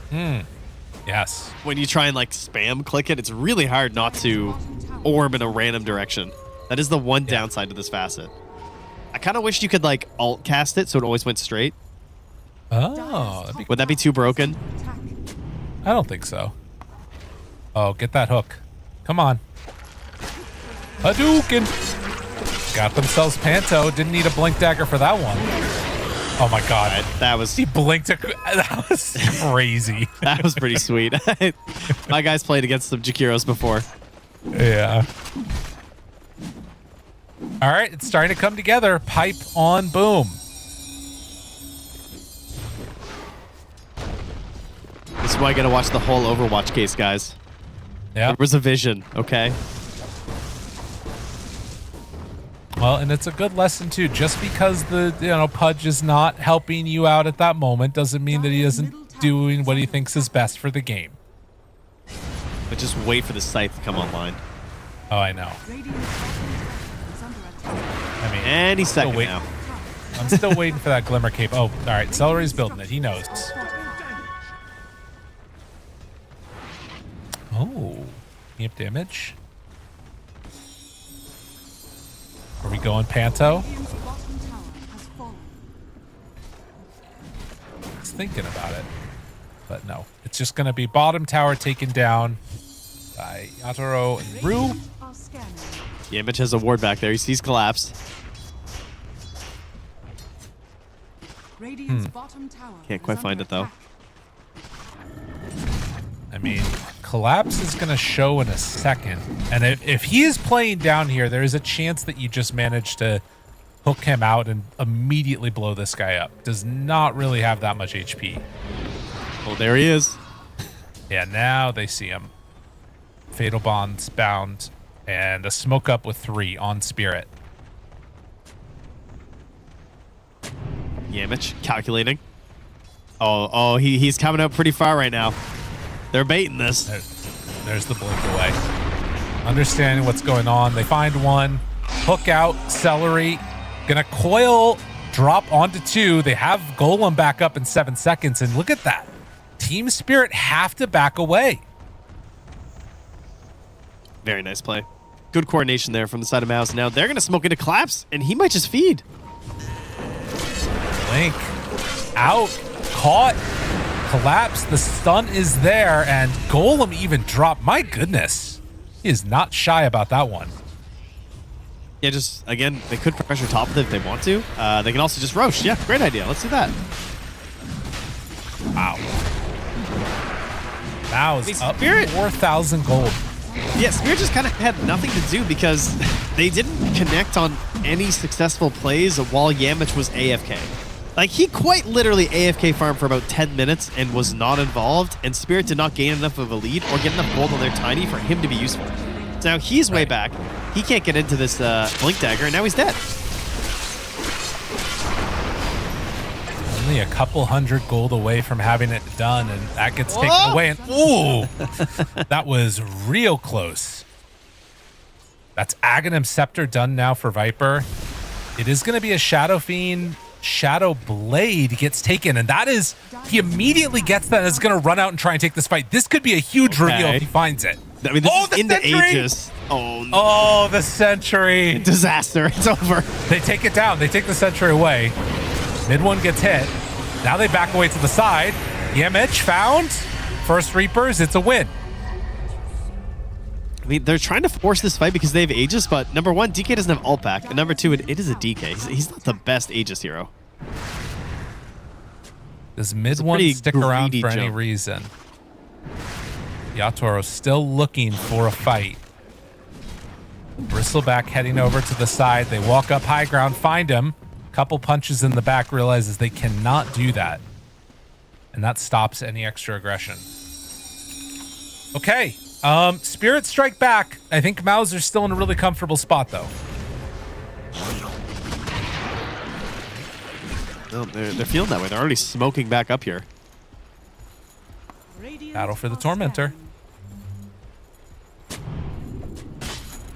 Collapse TP's bottom, so this is just being abandoned. Yeah. No chance of the fight. I mean, it makes sense, right? You've got Pipe on Bristle.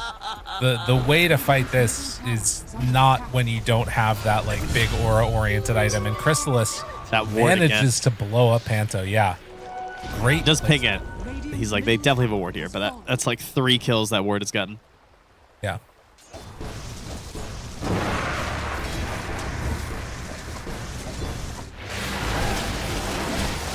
$5,000 gold lead. Dire's top tower is under attack. As they will get another 1,000 in the bank and just really trying to get towards the pipe on Collapse. To be honest, though, at that point, I don't even know if that's enough to make them capable of fighting. Yeah, it's still feeling like damage issues, you know? Yeah. He needs the Silver Edge so they can maybe deal with the Bristleback, so... And obviously the DK, it's still solid. The Viper is still solid. But it's going to be hard to actually stand and deliver these items and actually get this damage on top of an actual break. Right. And with Glimmer now done, it means that, like, I don't know, if you drop a Scythe on somebody, it's really hard to find the kill if Warlock's right nearby. Dire are scanning. Image still has Blink ready with a couple friends nearby. Necro. Will spot Chrysalis here. I mean, it feels like you need 3 heroes on Team Spirit to kill anybody. Yeah, 100%. And they're trying to get a little bit more damage. I mean, Morel's got the Searing Signet and the Witchblade, but needs to go for a Lincoln Sphere so he doesn't just die to this DK or Pudge play. I think they just gotta dodge Aegis and give up a tier 2 and just try and spam as many waves as they can. They are going for the mass Lincoln strat, though, I'm noticing. Shadow Fiend has one queued up next as well. That's kind of cool when most of their, like, spells are single target. Yeah, it's very good this game. All right, grouping up here. Ooh. Aegis is expiring in 58 seconds. They're going to see the Bristol This back. is big. So they need a blink, toss back, Silver Edge hit. But the blink got canceled. There it is. Toss back. All right, easy. That's easy. Look how dead he is. Oh, God. Oh, no. Gotta get the hook off, too. Jeez, man. Damn you, Bristol back. Oh, God. He can't Done keep getting now away with on this. The collapse. Gotta run. Gotta get out of here. Okay, he's going into Ghost Shroud form. Oh my God, he almost got hooked by that hook. Oh boy. Ooh, Oh, he's back. another jump on the Panto. Ice Path down. Still in trouble and eventually dead. Now the silence out. Do they have anything at all? Death Seeker trying to escape. He's stunned. Get some separation. Reaper the Sight isn't enough. Yes! They didn't have the glimmer up. Oh, and now the toss back of the hits. Look at him coming. Yatoro! He's so strong. Oh, jeez. Rue, you did everything in that fight, and now they're chasing for more. How is this turning Spirit. around? This should not be happening. This is the most insane play. How did they? All right, relax, relax, on Morel. Merciless? It was one set, like Aegis expired and he got scythed. Oh my God. Nice. Now nice. hook. Avalanche. I don't think they can kill him, right? This is the creep Oh, Yataro's there. here. Yatoro cometh. He cometh. Be careful there. You can't stick around. They've got multiple heroes and still a couple dead for a bit. All right, they're going to give it They up. have a tower, so that's good. Well, you know. Jeez. Let's take a look Well, that at went this. from really good to quite bad with his second jump forward here. There's a Spirit Vessel and the DK to start whittling him down. So he's getting lower and lower. That big heal there as well was massive. And then he does a little hop there with the Ghost of Crystals, and boom, Aegis expires. Yep. Like, could not have gone better for them right there. They just like choke, choke, choke, choke, choke, choke. And back in the world of the living, they lose. He left. Boom. He left the tower. stuck They around waited. Radiant's top tower is under attack. Surely they won't That still is be there. That's exactly what I was thinking. It's like, no, there's no way they're still there. It'd be such a waste of time to still be there. Oh man, I don't know how this happens. Like, I feel like in so many of these games nowadays in Dota, we see teams take a very slight lead and then like slowly build it, slowly build it, slowly build it. And it just keeps on happening. And Team Spirit has consistently remained a squad where like they claw it back against you bit by bit by bit. They hate leading, you know. So it's so much better when they're behind at 20 minutes. Really where they True. should.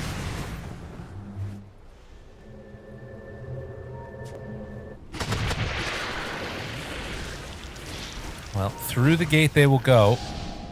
And this does present a weird conundrum because Puck is not with the rest of the squad. They could maybe find a burst onto Boom if they want to try and go for him, but instead they are onto the Necrophos. What in a freaking ice path! The Whoa. Reaper Sight comes down, and the complete turnaround of that fight. Panto, eat your heart out. How does Team Spirit always do it? It's just so consistent. It's like they're mind readers, you know? They just know what you're going to do. They figure you out in the game. They recognize the play you want to go for, and they just eviscerate you. Yeah, Rue has really been setting these up, I got to say. Beautiful toss into that Requiem. And the game is broken now for the side of MOUZ. The way that you want to play and win this game is no longer an option to you. There is a massive Shadow Fiend over there who's very scary. Radiant's bottom tower. And they finish one Lincoln. We're going to take a look at this replay. I thought for sure that they were going to lose the Necro right there, but the combo of Tiny and Jakiro, Ice Paths and Avalanche just completely turned that on its head. Yeah, the defensive power is just too good. Like, the Avalanche to just stun everybody, Ice Path, and then that toss to just instantly blow up this DK. Like, Chrysalis 9-second BKB. He's going to have to try and find a good way to use this. Collapse underneath the ward. They are pinging him out. Mid one and Yamich going to try and pair together to blow up this Necrophos. They get him immediately with the break. He's trying to back away. The hook, it's off the mark. They don't manage to find and catch and kill Collapse. It's feeling a little bit desperate here. Boom, lurking in the Roche pit, but it's a long spawn. Still another minute.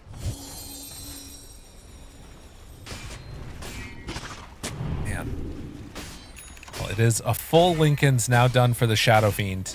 And with double Lincoln's, every single target spell of MOUZ is incredibly high impact, with the exception of Goo. But he's not going to be gooing people anyways.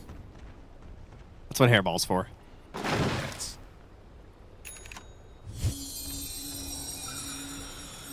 But yeah, ring around the Roche. We'll see if they can manage on the side of MOUZ to pull a little bit of momentum back their direction. Because again, it's like, it's not bad. They still have an incredibly strong lineup. It's just feeling like Spirit has their number.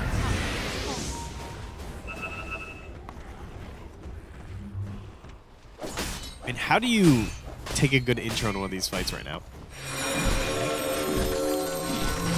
On the side of MOUZ. Find a hook. It's unfortunately what it feels like for them. I guess they still have pretty good power around the Roche pit, but Spirit are no slouches either. I mean, we got Tiny, Jakiro, Puck, SF. Like, it's not an edge necessarily, but like if there's a hook out play, that's probably one of the better places it's going to happen.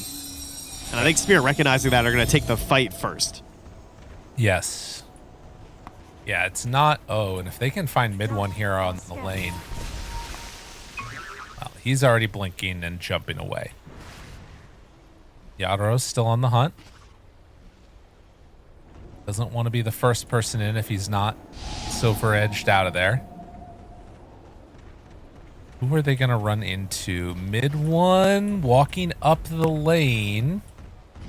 Morel is right there. Breaks. They find him. Avalanche looking for the toss away. Gets it in the hit. That is a dead Viper. They lose Rue, but it might not matter. There's a buyback though. And now Yimich gets like 3-shot there. Yadaro turns, starts to hit. Requiem out, goes for it. Does he have enough damage that he needs? Ooh, another good Ice Path, getting control over mid one, not allowing him to fight. Collapse is still surviving through this, and now slowing everybody. They're getting torn apart by the freaking Shadow Fiend. The hits, they just keep on coming. The hits, nothing but the hits. And that is a beatdown. My guy is just stealing movement speed from all of them. It's just stuck in this gross, ghostly bog. Is Yadaro risk the... Look at the damage. 9,000 from Yadaro. 6,000 from the rest of his team all put together. I like this part where he's fighting Chrysalis, and then he stops just to blow up Yamich. Yeah. And back to the he didn't get a chance. He did so much there. And, you know, showing the value of this Necrophos when you get the opportunity. And, like, you know, they get their Fatal bonded together. There's opportunities, but then Necro just runs them all down and even body blocking them along the way. What a hero. They die back on Pudge and Viper. That's just... Yes. Like, we'll never financially recover from this, you know? I'm gonna look no matter what happens in this game, because I think there is some ways that it's possible, but it's pretty tough. It's gonna involve some throwing. But I feel like I want to see how much like slow and stuff there is on Ghost Shroud in this game. As there's a toss back there. Because those like debuff stats I think in this game are gonna be really indicative of how much was done. He even has the pollen bag, too. He's really doubling down. Wait, so he hits 100%? Is that how that works? No. It would be multiple? Because sometimes they were additive. I thought it was only the Ghost Shroud one is the restoration going to him. I don't think it's the restoration from the he removes 70% of their... Okay, so he would remove 70% of their health restoration, and then the pollen bag would remove 30%. So it would be multiplicative, I guess. So it's still just a gross combo. Surely it wouldn't be like, you know, 100%. Surely not. Well, I mean, even if it is, it doesn't really matter. It's like you're getting so much less value out of the amp at that point anyways. It's like, is it even worth it? And I don't think any of them have any amp, do they? I mean, isn't the DK? Oh, I guess that's not health restoration. Yeah, I don't know. I don't know how these things work. Yeah. It is. Well, regardless, Yes, yes. Still a bit of an issue. I guess the only one that could be potentially would be if they're like, oh my god, he's gonna get like 2-shot by Yatoro. Now backs away. They're not quite able to catch on to anybody there. Mid one doing some covert operations. Gets the wisdom. So small wins where you can get them. As Shadow Fiend is working his way towards the butterfly. Oh, right. Okay, I see. So it just reduces all their... Yeah, okay, yeah, that's gross. So it just reduces all of it by 70%. So like... Yeah. Like a DK's regen just straight up goes down by a lot, right? Yeah. Like crazy? Yeah. By like that's pretty good. 7 health regen per second. Oh wait, no, even more than that because it's Maybe like 24. Yeah, it'd be like... Yeah. Let's actually look at the numbers. I just like how fast he goes. Radiant's top tower Finds Panto.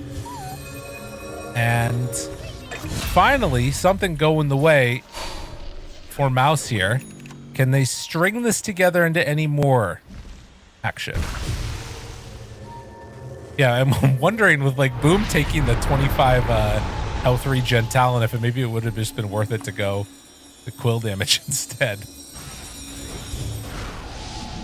Yeah, I have to see how it actually works out because the health restoration and the heal amp and the health, reduction, all that stuff. That's it's always been a little funky on the numbers. Right. Holy, that's a lot of XPM. 932. What? I mean, yeah, he's level 24. Okay, yep. That's a lot of levels. That's like Meepo. Think about what will happen when they kill him. Yeah. Yeah, that might happen. Oh, it might happen. Maybe right now, in theory. Nope. Oh my god, the coil. BKB run. Mega dead. And wow, I they can't have believe they couldn't kill Shadow Fiend twice there. That's crazy. They have Jakiro with an Aghanim Scepter now, too.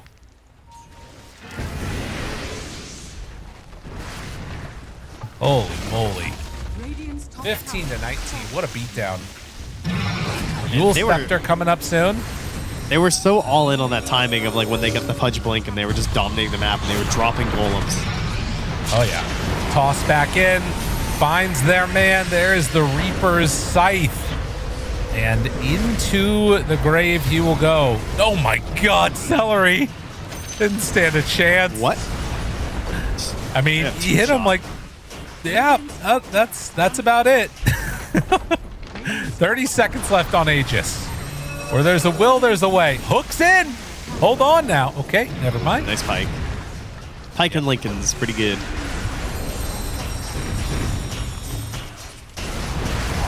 They knew what they needed to do in this one. That is for sure. Trying to speed run this. The toss back is there. Yamich didn't stand a chance getting away on Rue, and eventually they bring down another. The hits are there for mid one. A golem is down, but I mean, it's just enough to keep mid one alive. And that's about it. Yeah, Yara was letting you know you could probably let it go right now. Yeah. For the Oh, he hit them really hard. Yep. Jeez.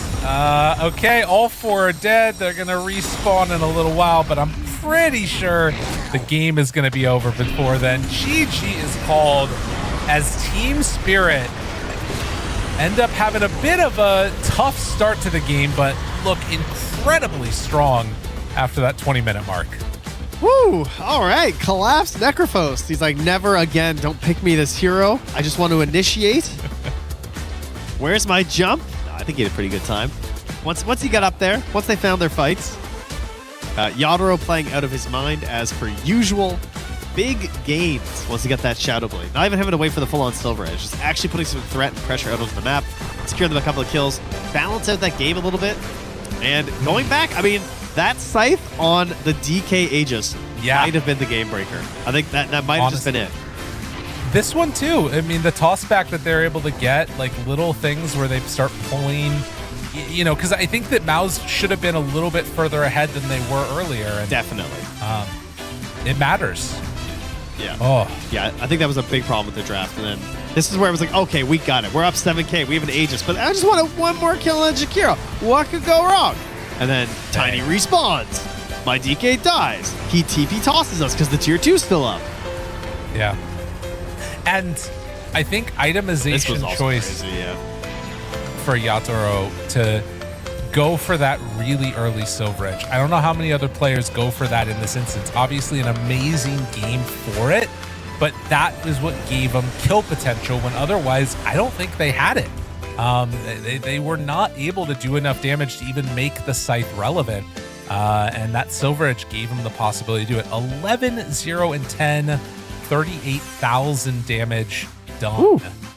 On my screen, it actually says 41,000. I don't know if I got a bug or something, but gave him a couple extra little bit of damage done there. What a match. That's only game number 1, Trent.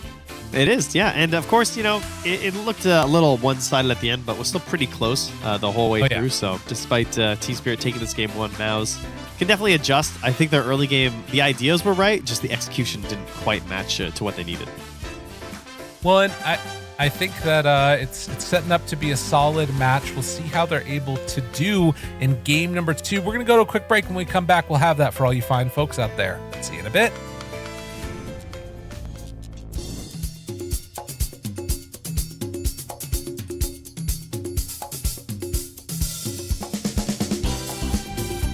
It's been 6 long days since I saw you, baby.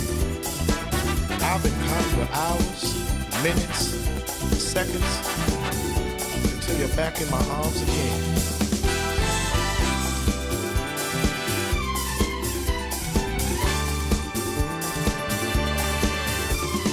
Monday night staying with my baby. Tuesday night I feel a bit lazy. Wednesday night I'm hanging with the crew. Thursday night I go to the movies. Friday night it's time to get groovy. Saturday night the DJ spins the tunes. Saturday night feels right. Saturday night feels right.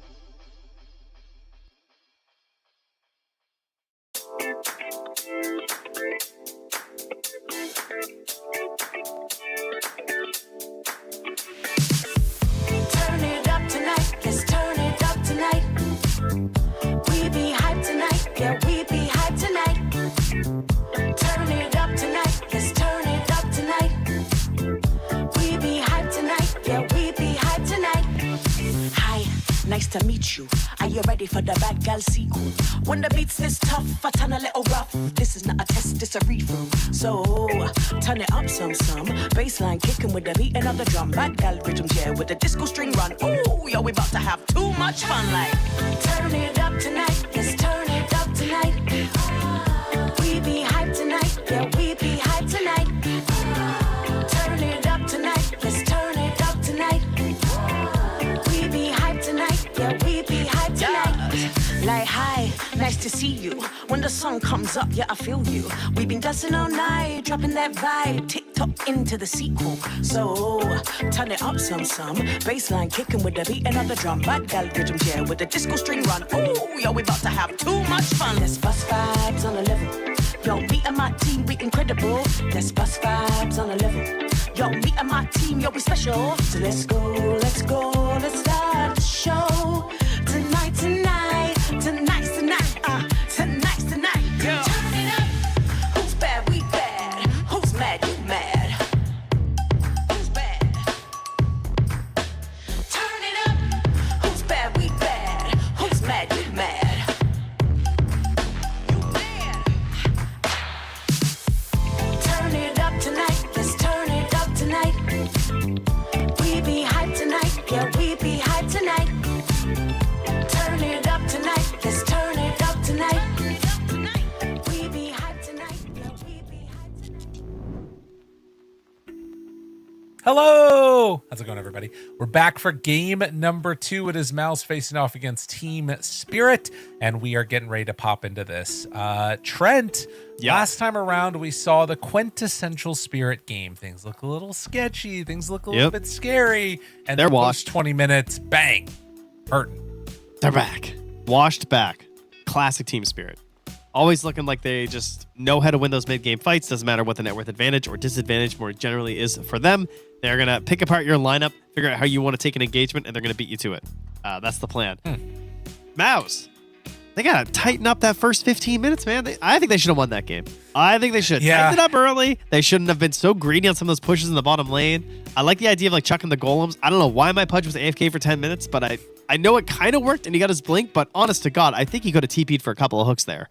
That seemed a little egregious. But you might miss the hooks. And then where are you going to be? You're going to be looking to keep it. I mean, after the missed hook on the center, I feel like it was confidence broken. That's what happened there. He lost it. Yeah, maybe. Big change up. Shadow Fiend out. All right. That was a pretty big key to their success. Unfortunately, that just means that Yadro is going to pick one of the even more kind of annoying ones later in the draft, like a Drow or a Clinks or something, because he can't just rip an SF right now. That's my prediction, at least. Interesting. I'm kind of thinking it might be a morph eventually, but they're going to take the Viper away and say, let us show you how we do it.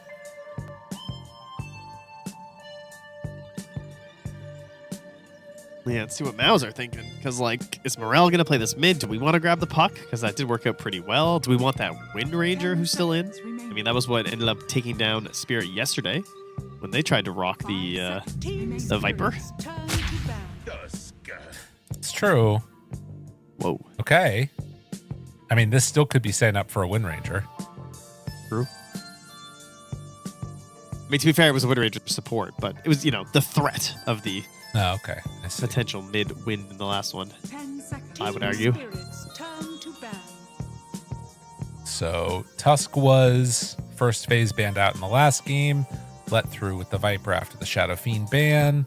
Other ones that we saw, Mars, Clockwork, Brewmaster taken out. And of course Shadow Demon still out of there in that first phase. Yeah, looking at the current pool of heroes, I'm predicting that Team Spirit are going to give the... I mean, they also banned the puck, so that even more so secures the fact that they're going to give this Viper to Morel mid because there's so many collapse heroes left in. And the Enchantress banned this time. Kind of interesting. They're obviously not banning out the Pudge. Not too worried about that. Pretty good aggressive duo, like Tusk Ench. You know, lots of roaming early, snowball, and then just damage from the impetus and creeps and enchant slows. Pair that with a rotating core, and you're going to have yourself a pretty good time. There goes the Largoat. Gone but not forgotten. And what will we see here as their answer for the Viper? Some physical damage. Nope. Just go for the Warlock. Simple. Yeah, don't want to give anything away, so we pick our other support early. And it really does give nothing away. It basically says that we've got team fight. I mean, our pickoff isn't crazy because it's just Tusk Warlock, but with the right heroes, Tusk can obviously amp that up a little bit there. And Team Spirit quickly answer with their own likely support duo of Tiny and Jakiro. Hey, this is what we saw earlier. Hey, that was pretty good. Dude, is Collapse going to have to go from playing Necro to Viper back-to-back games? Nah, he's getting a fun hero. You think so? I don't know, man. Yeah. No, he's getting a jumper this time. Unless they pick like Razor here, maybe. Oh, Razor's banned, so. I think this actually could still. Okay, so they go for the Mars, which had been banned out in the last round. I was going to say that I felt like it could be a good time for a Darkseer. Like, it's not great against Viper, but it pairs really well with Warlock Tusk. And it's a great boom hero. Team Spirits turn. Ooh, okay. Yeah, I mean, they definitely needed some big damage into this arena. And it's a classic combo with the Tusk. But probably... I mean, actually, they probably are laning together. Yeah. Might as well. You can throw the Warlock in the off lane. Well, we'll see. You know, options depending on what Team Spirit do. I think... I mean, again, there's still tons of Collapse heroes. You don't really have to pick one here. You could grab Yado's hero right now since you do see the off lane. Yeah. Of course, you also see the safe lane, so you could argue that you could just pick the Collapse hero too. This is the most pick-me jug game I've ever seen. Yeah. What about PL? I mean, that's I see Tusk and Mars. I see Warlock. Yeah. Oh, wait, no, Warlock's bad. Wait, do not pick Warlock. I forgot. Sorry, that's a new thing. Oh, yeah. Wait, I've seen that before, dude. Did they patch that at all? Don't know. I haven't seen a PL in a we're talking while. about the imp explosions on all of the illusions dying. Yeah, no, I don't think it's... Really? I think it still happens, so... No PLs. I love it versus the Tusk of the Mars, but no Warlocks, no Gyros, no Yadro PL today. And yeah, we get the Underlord. So I guess this to me says that we have a couple different carries that we're comfortable playing, but Underlord is the only thing that fits with what we want. Definitely, I mean, like the Necrophos, not his usual style. Like, he tends to be a jumper. He's lost his last 2 games on Underlord, but one before that, so it's fine. But yeah, just a good old Aura bot. Man, you know, you called Morphling? Yeah, I was going to say, they have to ban it because they got the Gyro. I like it with the Mars. And we get the Kez versus Mars. Oh, they messed up. I think that should have been a Kez ban, not a DK ban. Everyone's been talking about this laning matchup of the Kez versus the Mars. And the Mars ends the lane just like eviscerated every time, it feels like. 10 seconds. Okay. Well, that is a little unfortunate. And I don't think you can swap this to Mars mid. I mean, you could, but it doesn't feel good. It does not sound good in the Viper, no. Like, I think you just go Stuffer. Yeah. Honestly, I think they're going to pick Lina. Is that crazy? That feels a little crazy to me. But maybe it's I think that's what's happening. Actually, Rubik, honest to God, Rubik actually works here. They have Viper, Tiny, Jakiro, Underlord. And mid one has played the mid Rubik. It actually works. Oh my goodness. It does. You can't deny it. Like, it's got to be the 4 best heroes. I just think he might die to everything else. Yeah, but think about the damage. I think he's going to like Pango or something. I really hope that is not it. Let me just say that. Okay. Ah! Can't get another Rubik game, huh? Played it one time lately. That's it. That's all I'm gonna get. Maybe he'll bring it back. We got a dream. I mean, if you can't pick it here, it's unplayable. Yeah. Like Viper, Tiny, Jakiro, Underlord. Like, come on. Yeah. Surely that was it. I feel like it was versus a Viper in the lane. Yeah, it was. It was versus Nisha's Viper. They did lose that game, to be clear. And I remember it not going well. So there might be a good reason why he's not picking it, but I still wanted it. So there are some cool late game things that I feel like MOUZ has. The problem is that you have, you know, arguably the best carry in the world on arguably the best carry hero in the world right now. Yeah, so that's, I would agree with problem. that. Versus maybe his best matchup in the lane. Yeah. Okay. It's like a lot of things going the old way for the player formerly called Radon. When you put it that way, it's not very good. No. He's bouncing right now between the Flutter and the other... What's the other facet for Kez? Shadow something? Is it called Shadow Side? Yeah, it's Shadowhawk, I think it's called. That sounds right. He's back on Flutter again. And for Invoker, it's Agent of Galaron. So, you know, some good stuff in here, I think. Yeah. Snowball, Spear, Sunstrike. I mean, that will actually be a kind of cool combo later in the game, is like Yamich just jumps in, Walrus Punch, Snowball, and you've got like Cataclysm for follow-up. It's definitely kill potential. Yeah, Invoker's stocks are definitely on the rise with our Aura Gaming, since he does have big pure damage. That is really good. Help deal with some of these annoying barriers and stuff, but not the best setup. Like it's like you said, you have like the one hero setup, but we don't have like any multi-hero setup this game.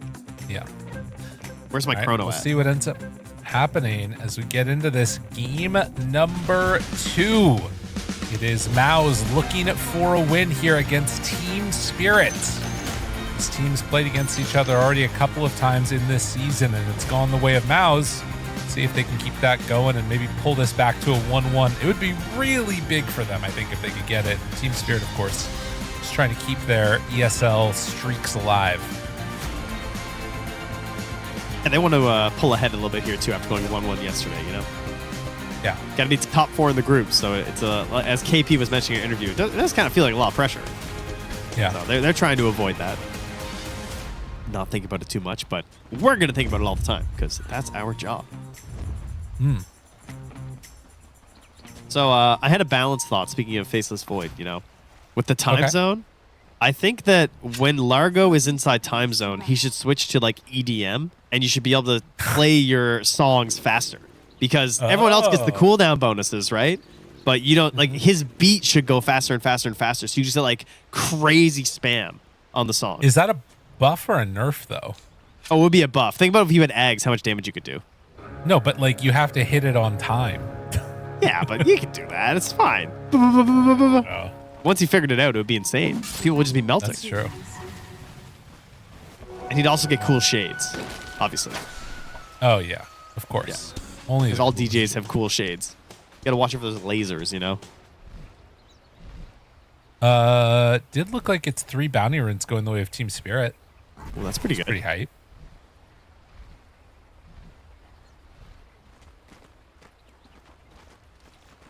Are you a big EDM fan? No. Okay. Just curious. No. I got nothing. I could not tell you the first thing about EDM. I would try to, and I would make people mad. No, for me, it was just Merlini trance streams. Yes. That's my only exposure to EDM ever. That's what I was going to say, too, and I'll be honest with you, I don't know if that's actually EDM or not, which is why I didn't say it. Yeah, same. I know nothing. Oh, collapse! Collapse! Oh, he tried to drop the tree. It wasn't meant to be. And you know, they have like this service. Very nice. Where when you die, they'll plant a tree. Like, you ever seen that? It's like you're buried with the tree like attached to like all of your like goo. So like that's kind of what happens when Dota players mess that up. It's kind of beautiful in a way, you know? Yeah, you become the fertilizer for the tree. The tree did disappear right afterwards, so... Well, they don't last forever. Kind of... Well, it's a good scam. It's a solid racket. I mean, the tombstones last forever. It's kind of, you know, a bit much, don't you think? It's pretty, That's true. Pretty selfish. Maybe we could stop talking about death so early in the morning. Miracle, that's the game. All we talk about is true. kills. You're not wrong. There, we do talk continuously about the kill score. We No one ever score. Think about the creeps. Where does the Yeah. gold come from? You know? That's right. Oh, Why does all right, gold we pop gotta out of get their off this. bodies when we just kill them? What's happening? we're is it just their moving pocket on. money? Like, is Yeah. this the payment they're getting out of the barracks? Like, and here's so. 34 gold today. Wow, 34 gold. Nice. I can't wait. Ah! Ching, ching, ching, ching, ching. It's the last thing you hear as you're losing the last life of your body. It's some warlock going, ooh, well, he picks up 34 gold. Oh no! You brought down the this is a real sad. This is more sad than that missed spear I saw up top there. That's what brutal. that too. Oh, don't worry. There's only one. Yeah, no, he'll hit the rest. So why is this match so bad? By the way, can you talk to me about that? Honestly, I don't know. I just see all the Mars players complaining about it, but I haven't gotten a chance to cast it. I just know it's the Okay. match they complain about the most. I assume it has to do with like just the general Falcon rushing and Echo slashing and just being chased down and grappled. Like if you spear him away, he just grapples back to you. I do think having a Warlock should make it a lot better. But you hit 6. I imagine it's probably a pretty good chance of just a straight up kill.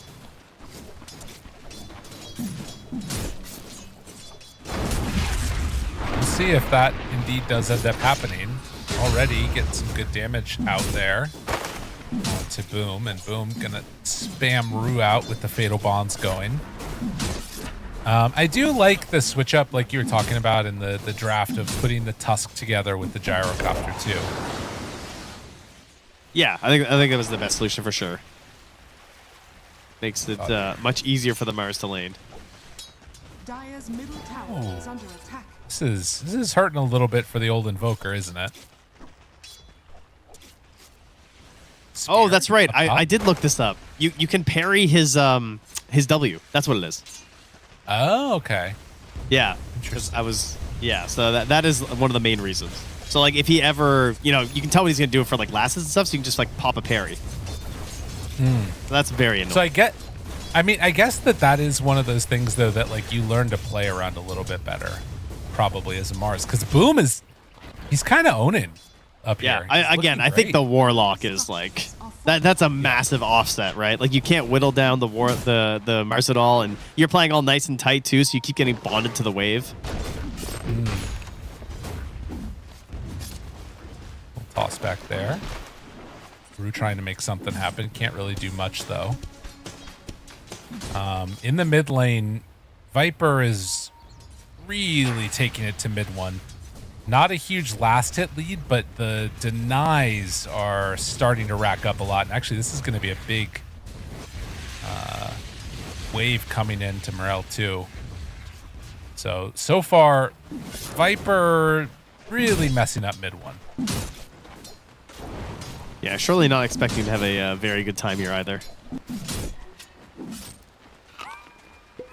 When the denies match the last hits, it's a bad time. Yeah. Shards. Damage out.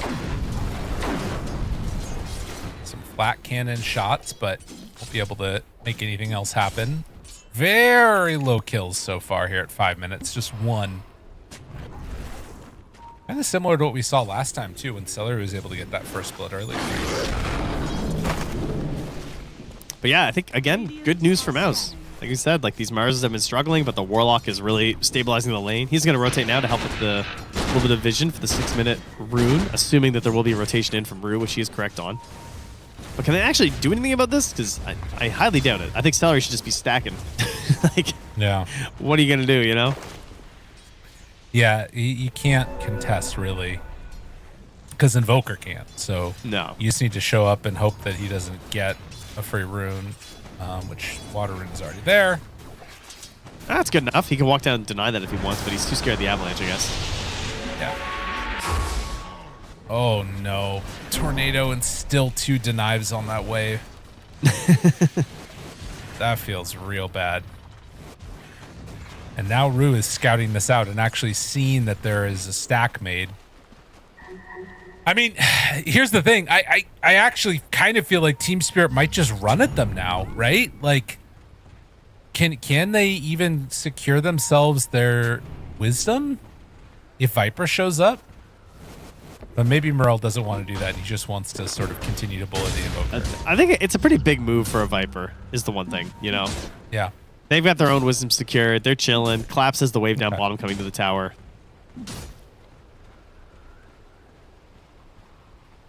Yeah, I guess they don't have to play super aggressive. But Like, you're basically stacking... Yeah, you're just stacking your mid to give this good lane to your MOUZ, which, I mean, that is the hero who's probably going to be setting up most of your plays in the early game, so I think this is a good decision.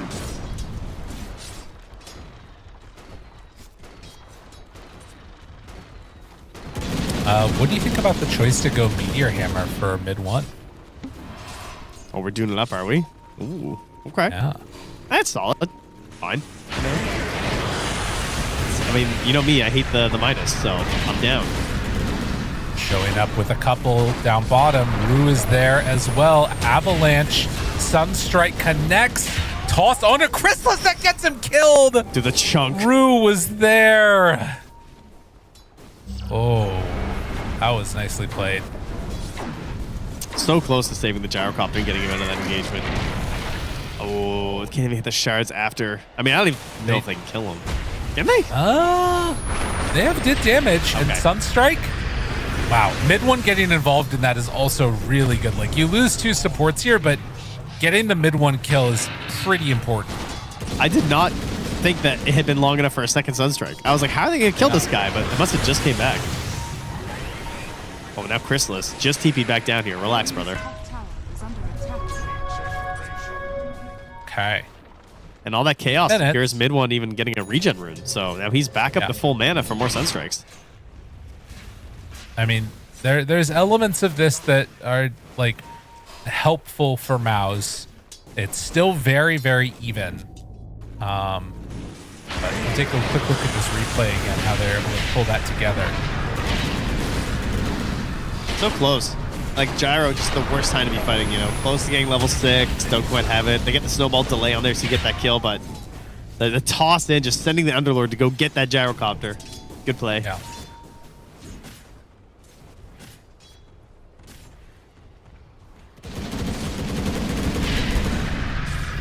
Yeah, just trying to do what they can to continue to farm up. It definitely is Underlord having a very good game for Collapse, and he's queuing up that first item pipe after the double bracer treads. Yeah, a couple of fat offlaners. And of course, that is the one thing about MOUZ. He does not tend to be much of a an aura buyer. I mean, he might get them, but he almost always wants either the Yules or the Blink first. Yeah. Okay, we're just going to drop it on the tower and find Rue. Down. And, I mean, it's damage onto Rue. It's enough for a kill. Mid 1 backing away now, and they are still sitting pretty there.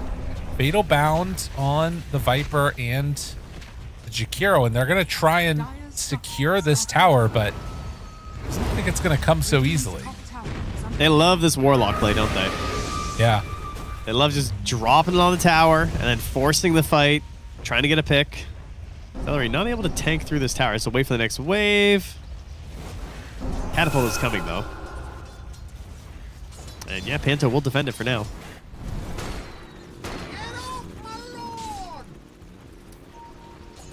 Yeah, it's a weird one.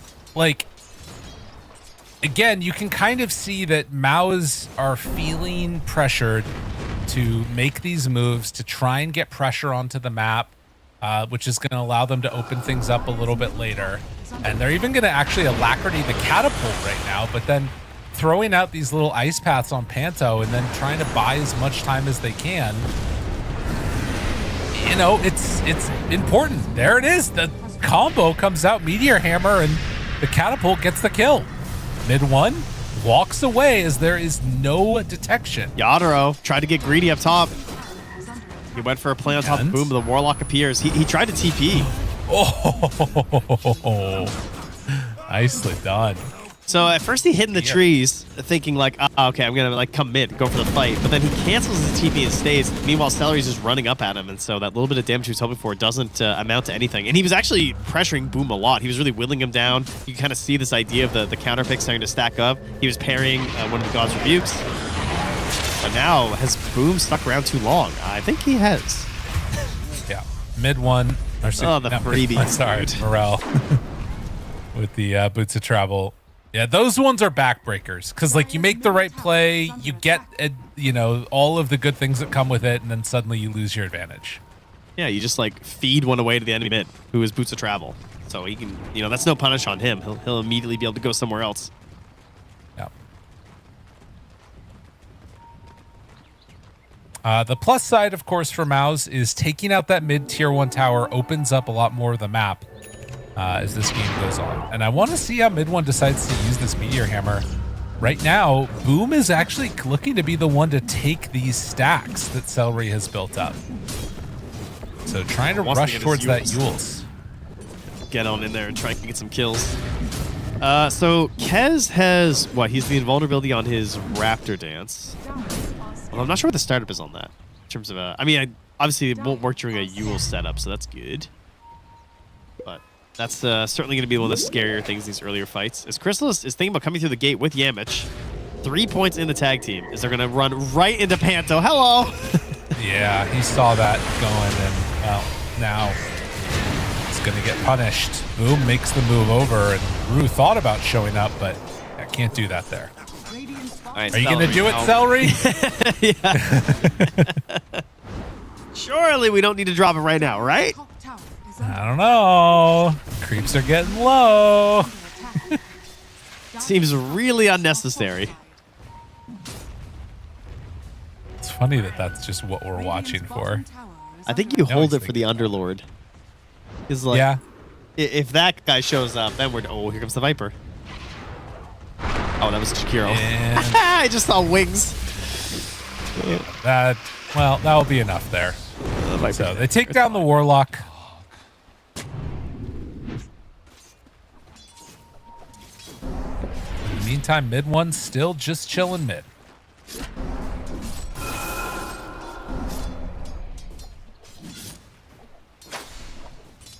Second Wisdom here, going 1 for 1, it looks like. No global play attempt or anything from Collapse here. Good thing, because someone's just sitting on it right now. And he is on Collapse going in for the finished pipe, which will be done in a second. And then afterwards has the Aghanim Scepter queued up. Mid 1, haste, looking, hunting, trying to find somebody. Not going to be able to get it. Finds that tower. Meteor hammer down the tower. Yeah. That one can't run. They definitely have a strategy that they like to do here on MOUZ. A very clear-cut idea of how they like to play Dota right now, at least especially when they have this Warlock. It's very formulaic.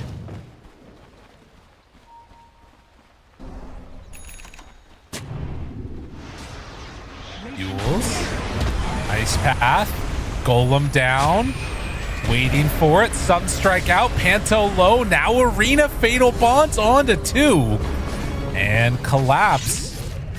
It's maybe a little bit too big to try and battle for. Yamich is going to get some separation, actually.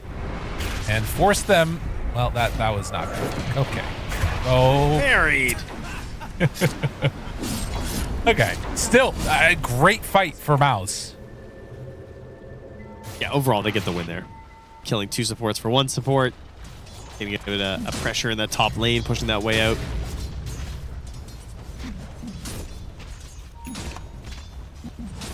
Still waiting on that Aghanim's that's sit there for Collapse. Probably the next, the best way for them to really start a good engagement on the side of Team Spirit, because we haven't talked about that too much, but their initiation's pretty weak at the moment. They kind of have nothing. Very good counter initiators, but starting a fight on their own terms is very difficult. Celery wanting to protect this ward and wasn't quite able to get the deny there in time. Power of Chikiro. Tough one to do. Strikes again. Chikiro, yeah. Yeah. Man, that guy has, speaking of heroes that are sticking around in the meta, we cannot get rid of this guy. I remember when he got nerfed, he kind of stopped being picked for 3 days, and then everyone was like, nope, still broken.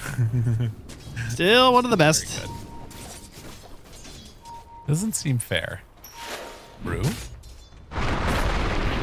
Avalanche. But won't be able to do anything there. Yeah, it's feeling like mega sit back, farm on Team Spirit, not afraid. And I think that while like their mid-game team fighting is always so good and they're like find ways to catch people out, as you go later and later against Invoker, I do think that this hero just starts to become too much of a butthead and will just own it. So you feel the same way about Kez though? Kind of. That's how I feel about this bird hero, man. I think that way, but like hexes make the difference versus I feel like with Invoker, because he's not the first one in the majority of the fights, it matters less. Nice 4 bounty runes picked up by Chrysalis there. Haven't seen that one in a while. What the hell? Good. Yeah, I guess it's all been fighting up top. Yep. And it might be again. Panto. That was really doing a big rap here. He's like, surely this guy's not this alone, right? And he's out. Oh, no, it was a long TP. Oh, celery. I just want to smoke with my team. And now they don't have a golem with them. They are still really close to collapse. Chrysalis picks up the Ags with his Chrysalis. I mean, this guy has a pipe. He just got a Vit booster too. They're TPing in. The dude, the mass TPs. They get collapsed. Can they get out afterwards? Yule Scepter onto Rue. Nice. To get out. Shards. They need something. Oh, dude, you can't try and keep Rue alive. Yeah, just let him go, man. Let Yamich go. All right, still good play.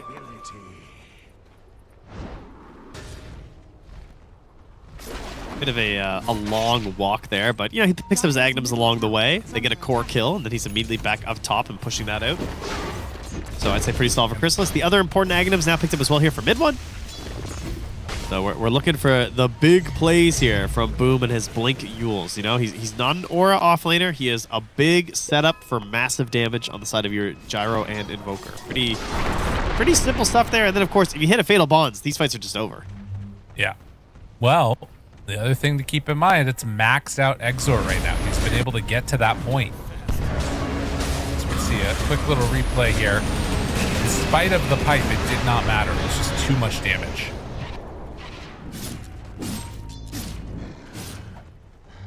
With Cataclysm up, I think it kills everybody. I think they Probably. just die? I'm pretty sure. It's a lot. Yeah. I mean, the Crimson Guard for collapse would help. You saw the last little tick of damage coming in from the right clicks against the Underlord in that last engagement. And if he had Vanguard at that point, he might not be dead. Well, it's go time here, says MOUZ. We still haven't done any big objectives this game, so they're starting to smoke up towards the Tormentor. Feeling like, hey, we own the Tormentor. Probably correct, I would say. You know what, though? The more I look at this, I'm actually a little worried about Team Spirit's fight right now. Because they have no dispels. So if Fatal Bonds gets on anybody, they're going to get ripped to shreds. Panto. Got him. They're going to try and take this fight now. Avalanche looking for a toss. The Tornado is already there for the lift up. Arena down, connects onto 2. He's silenced for the moment, but Wolf Spear back up soon. Now Golem connects onto both of them. Viper trying to chase down Mars. And Mars taking a lot of damage, will eventually go down. So that's 2 for 1, only Jakiro dead. They want to stick around for a little bit more. Cataclysm combo gone! Just like that, it's looking good. And now they're also getting the disarm. Oh, but there's too much damage onto the Gyrocopter. Gyrocopter is out of there. And mid one hoping to do it all himself. Dude, you do not have nearly enough damage. Surely. I mean, I guess he's got Tornado, but this doesn't look good. It's all right. He's trying to buy time for Celery's Golem to come back. And the Snowball moves in for the save mid one. He gets away. No, he's going to still be brought down. Jeez. Did he? He was like, core players don't have detection. I'll be fine. But he just dies with the fire sword. Man. So only who survived all that? Just Underlord. Just collapsed. Yeah, collapsed. Everyone else died. That was a lot. Okay. Can they take Tormentor now? mean, he hits for 400. I mean, they have pipe. Oh, they have Crimson Guard coming out too, but regardless, they'll be able to get it. Yeah, I need the Crimson. Man, what an awful shard to get. Yeah. Ain't it, though? Okay, what's your assessment of the game right now? Where are we sitting? How worried are you if you're MOUZ with that slightly now going the way of Spirit? I think the fight should be better for them. Like, that fight started pretty poorly. They, ran in. They had to throw a YOLO spear into the trees. They did hit the Jakiro, but they couldn't really lock onto a core to start the fight. Team Spirit jumped in because they saw that, hey, they used their, big fight starter onto our Jakiro, so, we need to go for this fight. And then with Rue having these blink toss plays that we already saw last game, and the fact that Morel looks unkillable, I feel pretty good about Spirit. That being said, if MOUZ have the higher chance of just winning a fight in the first 3 seconds. Yeah. It could just be over if they had a decent golem into Fatal Bonds. And they do still have Chrysalis farming quite rapidly.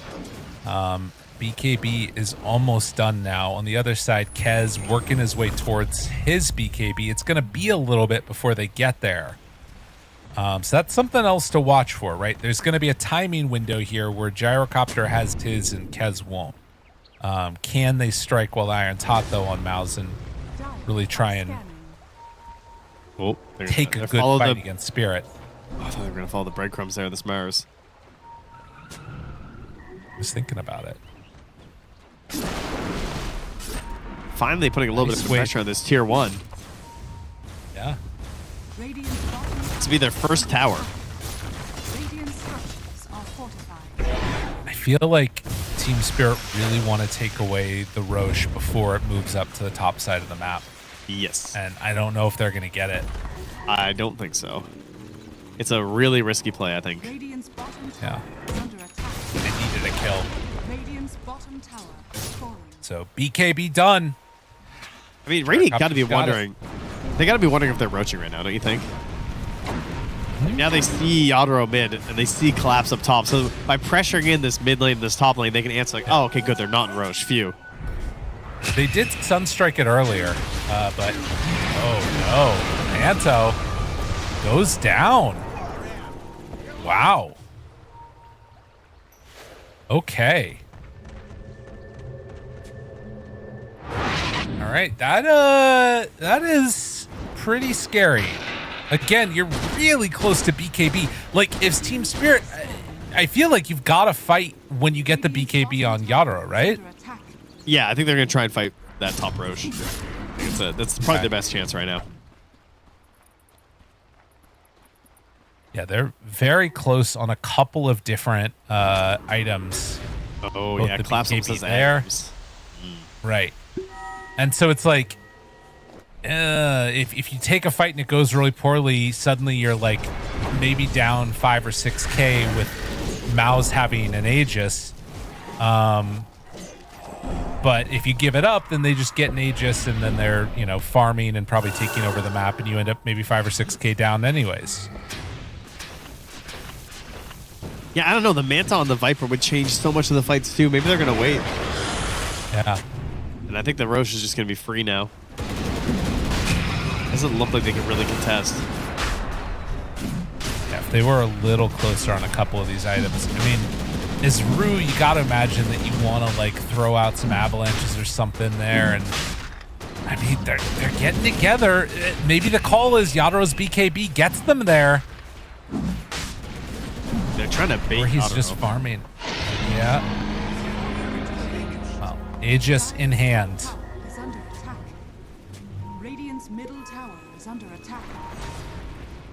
So they will let that one go. Don't give up a big fight. Don't give up a ton of gold to MOUZ. The question now for MOUZ is, can they take this little advantage that they've got and turn it into something more? Already looking, already hunting, finding one. Kez, he's gone. Just chain stun dead. One punch, Jover. Even with the attempted help of the Underlord globally after just getting the Agnums, it does not matter. Dude, I think they're losing this game. This is really falling apart for Spirit here. MOUZ are doing great moves. Yeah, just don't have an answer there. Just get caught out by a team. I mean, to be fair, the answer is don't be there. Like, they just took Roach. Yeah. Supports are running in. They're going to plant wards there almost every time. So, Yadro playing a little bit greedy on that one. As they do jump on top of the Mars, though. Fuels, Arena down, connects onto 2. It's going to be a dead Mars, but can they get a little bit of return going their way? Chrysalis looks for the wraparound. He gets pulled to the side. Good force staff, keeping him alive. And now Chrysalis, he's somewhat low. Uh-oh. Now in some trouble. Tries to back out. All right, mid one comes through the gate. Okay, and they scan it, so they know. Man. Spirit pulling it back there, getting an important kill, and MOUZ unable to get any retribution. And I think they can get their wisdom as well. Just because, like, if you don't get that kill there, the wave pushes out, and they might pressure into your wisdom rune. But because you get that kill, pushes them back, you're going to wind up getting it. Very good.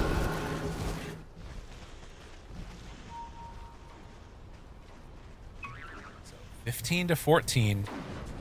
What has looked like so far the closest game that we've had today, at least at this point in the series. And there are answers for both squads. Boom. Boom. Anto's getting blown up. Boom. Time. He just stood there and watched him hit him. Oh no. He was just AFK. Maybe he was being an illusion. Maybe. I was watching the event kill Jakiro. Well, that probably was a good one for them. I mean, yeah.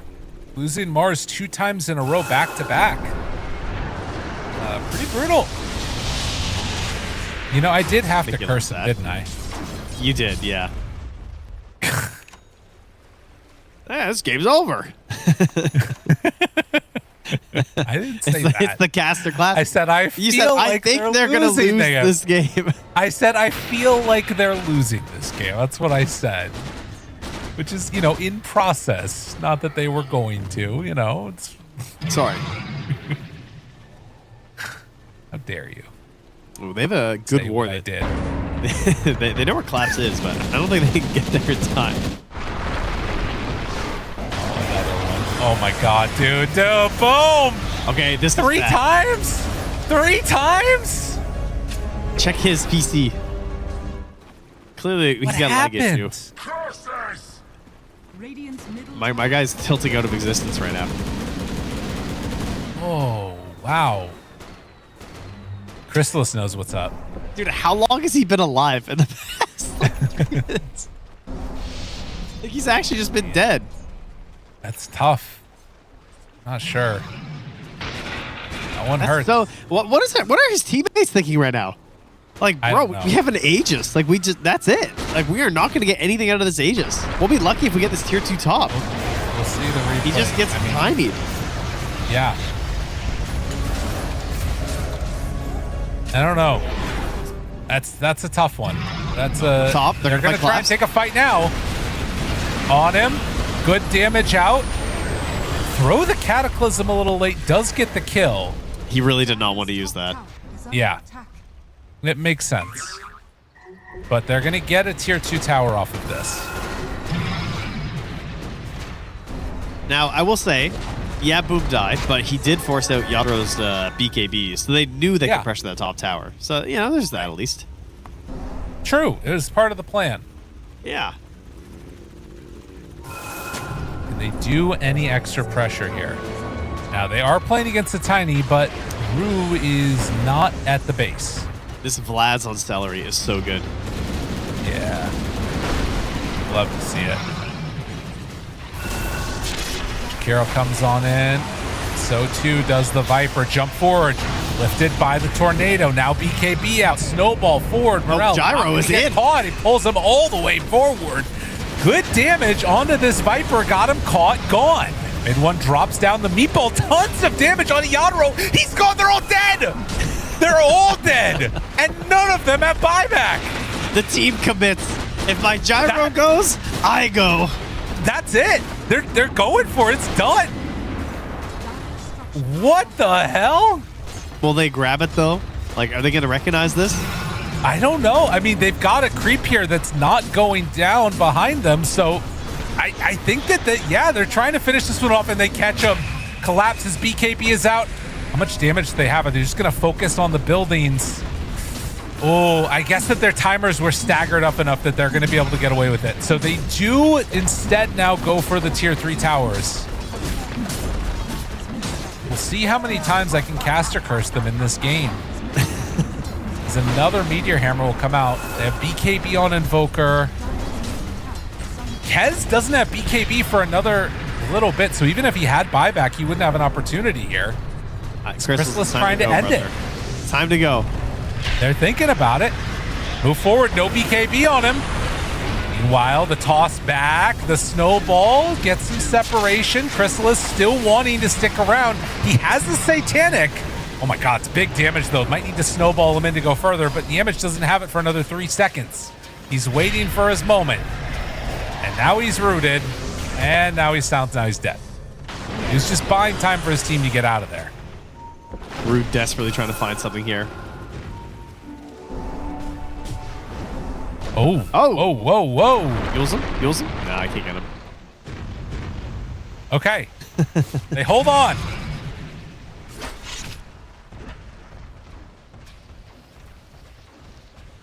Well, I mean, back to where that all began, though.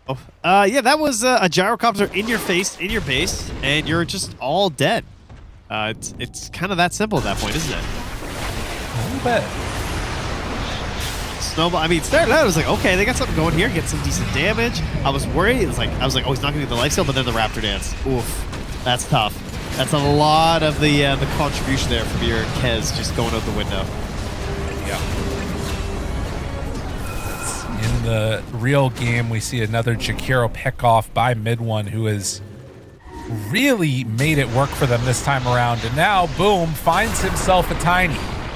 Rue going to get punched and pummeled and does not have a way out. Uh-oh, 1 by 1. There is still this tier 2 tower down bottom that keeps getting shoved out. So if they're going to go for it, yeah, the call is to go for tier 4 tower. Tiny buys back into the game. It is a butterfly done for Kez. How much can Yadro do in this moment? They jump forward, toss back, now try and hit the damage, but they've already got the Walrus punch out. Now Crystallis trying to back away. They get some good damage out with the Raptor Dance. Boom throws it. Oh my god! They get eviscerated. Nothing left in the tank as Collapse is given up. And they're going to hit the throne. MOUZ managing to come back in this one and tie up the series 1 game apiece. What a big game for them. Yeah, kind of felt like they were losing it a little bit in the mid game. Had a couple of wipes there. And eventually, though, yeah, it's going to shake it off mid one. It's fine. You're back. You're feeling good. And Team Spirit not able to connect things in their typical style around that pivotal time of the game. And a lot of moments in that where it was like, this Viper is making things tough for mid one. Is he really going to be able to pull it all together? Ends up doing the most damage in the game. Some clutch sun strikes. That kill right there, I think, really was helping to propel him, because he was hurting against the Viper, who was just shutting him down in terms of experience, but ended up making it work. Crazy game, Trent. That was a crazy game. That was a really good one. Yeah, I think for Team Spirit, probably the hero they struggled the most to get involved was probably Yado's Kez. Yeah.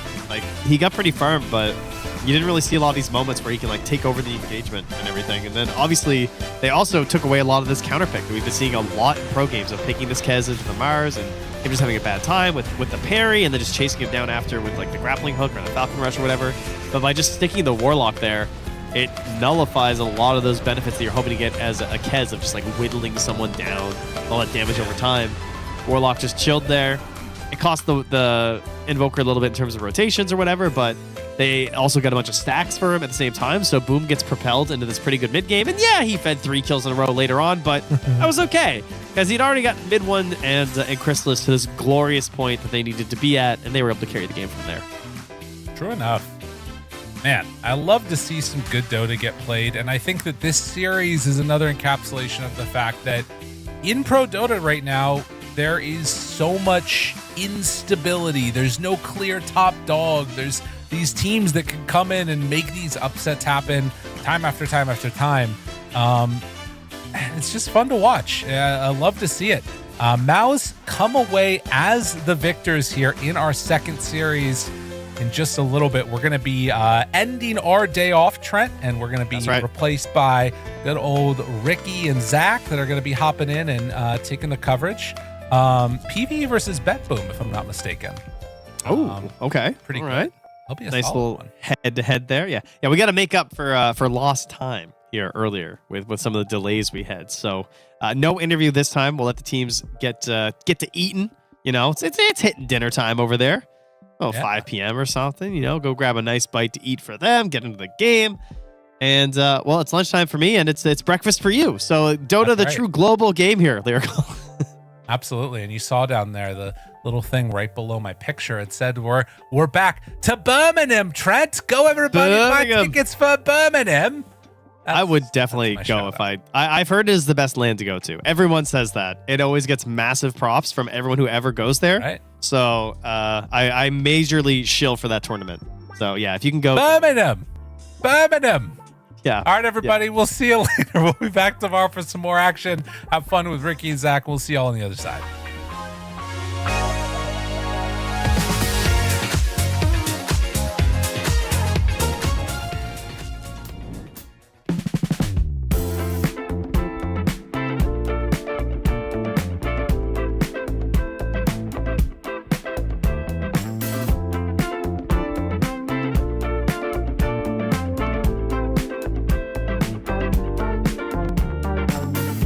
I've been wasting my time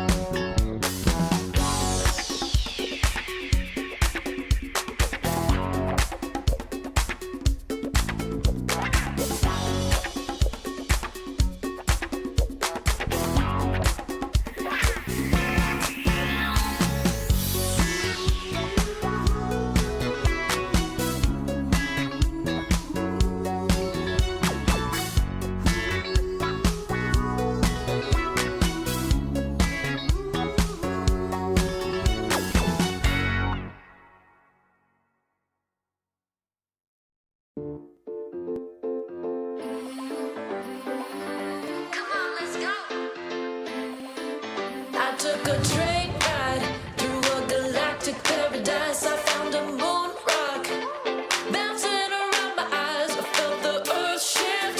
It was a gift. I paid my dues and grabbed my ticket for the best adventure. I'm on my way and I'm taking you with me. I'm on my way, feeling so carefree. Let's swing through the stars and speed to the future. I'm on my way to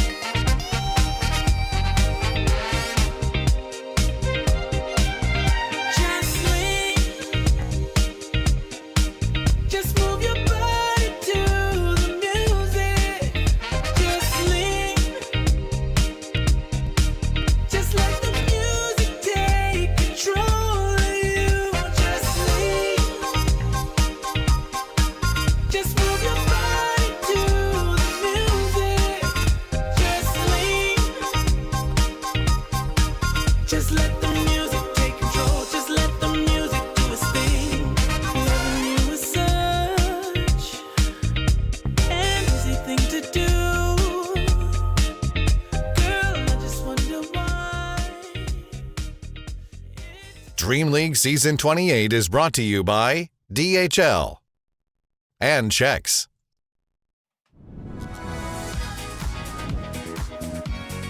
What is up, everybody? Welcome back here to Dream League Season 28. My name's Cryptic, here with Z Quixotics. We are happy to be back for another great Dream League. And we've got some great games lined up here today. It is the technically second day of the group stage. We had a little bit of a half day yesterday, but we are into day number 2. And Zach, let the good people know how you are and what's coming up next. I'm doing good. As everyone should be when Dream League is going on. We're going to watch PARIVISION versus BetBoom coming up here. Should be a fun one. A matchup we've seen many times. Kind of a battle of CIS teams. But there is some changes since PARIVISION recently dropped DM and picked up Triple S, which I would say DM definitely is the more tried and proven offlaner. But we've seen Triple S. Like, you and I have seen him play We've amongst seen him a lot of... Yeah, we've seen him play in a lot of smaller teams. This is his biggest shot yet. And I can't really, blame PARIVISION. You know, they were really hot for a bit and then really dropped. And it feels like they were struggling to find, refine themselves, you know? And so sometimes you just need to change for that. So they're picking up a new offlaner, which... maybe they can mold him into what 9 class needs, because I feel like 9 class plays some really bizarre stuff, and maybe you just need an offlaner who's like, you know, he's ready to do whatever needs to be done to show that he can do it, and he's like, perfect. So I'm gonna play Slark, and you're just gonna exist over there. He's like, okay, I can do that. Yeah, this was probably one of those roster swaps. This was one of those swaps that I was a little bit unsure of how it's going to play out, and I think a lot of people are unsure, so we'll have to find out soon. But before we talk a little bit more about PARIVISION, we do have a short video about the team, so let's go ahead and take a look at that. Throughout the last year, Team PARIVISION went from looking like potentially the best team in the world to looking mediocre post-TI, and the team also parted ways with their former coach, Astini. However, in the last event of 2025, Dream League Season 27, things were starting to look up for PARIVISION once again. Rejuvenated with a new secret coach, PARIVISION reached 3rd place. It's not the best result ever, but it was a clear step to get PARIVISION back on track. Following this, Puppy was officially revealed to be the new coach of the team. And then, nothing. Dream League Season 28 will be the first event for PARIVISION this year. What have they been doing? Who knows, but hopefully they've been cooking up something in preparation for this event. PARIVISION is also coming into the season of Dream League with a change to their roster. Satanic, No One, 9 Class, and Ducalis remain, but the as of yet unproven young player, SSS from 1W team, is replacing DM. Picking up fresh talent worked once for PARIVISION before. We'll see how it turns out this time at Dream League Season 28.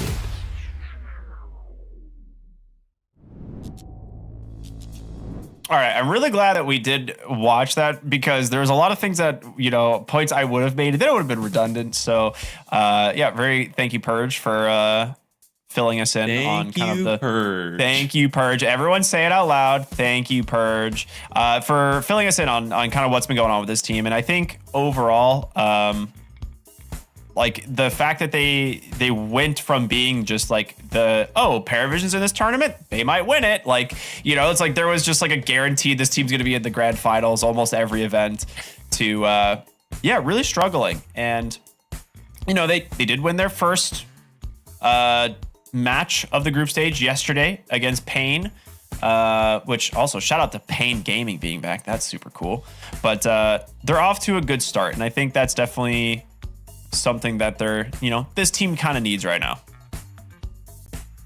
Yeah. We'll see how it goes. So far, doing well. 2-0, like you said, versus Pain. But there's a lot of group stage to be played. Same can be said for BetBoom, which have actually a very similar, I think, history as PARIVISION, where they are a very strong team on paper.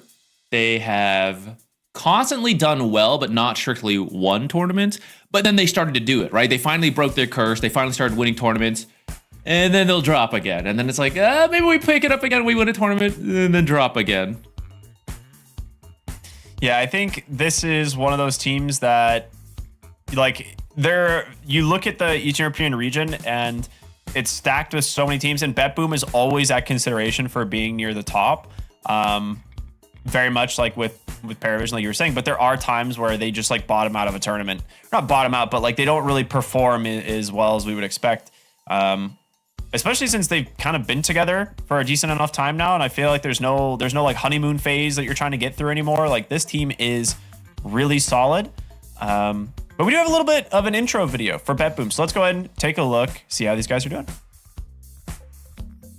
BetBoom team has become one of the most recognizable names in Eastern European Dota in the past few years, but they haven't yet achieved the success that they're hoping for. The roster of BetBoom hasn't been the most stable either, with the new players rotating in and out of the team. The latest change to the team was replacing Pure with Kiritich as their new carry a few months ago, joining GPK, Miero, Save, and Kataomi.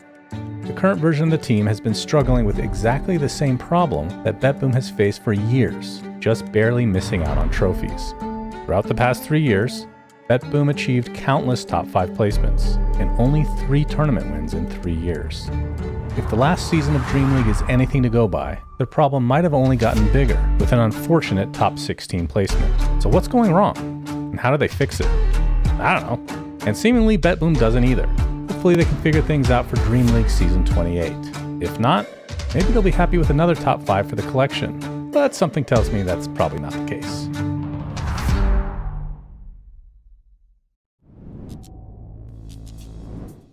Yeah, I can imagine these guys are definitely looking to be above the top 5, right? Like this team has high ambitions. We've known that for a while. The players themselves are very talented, and like Sunsfat was saying, right?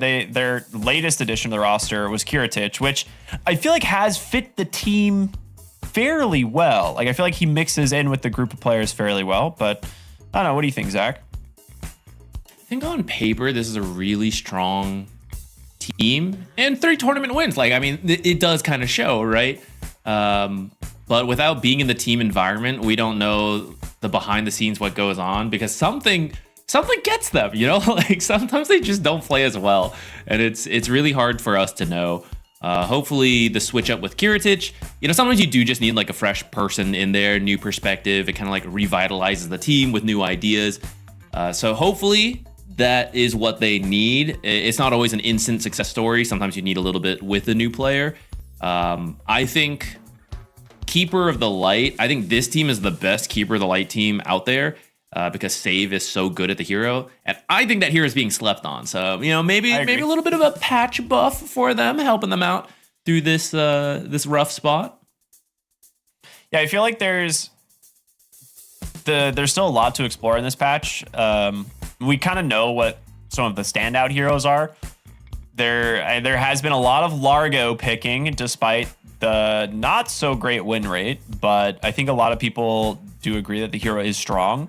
But there is just, you know, there are some heroes that maybe haven't been explored too much, like the Keeper of the Light that you were talking about. So we'll see, you know, what ends up happening, as I think we're getting ready to jump into the draft. And yeah, there we are.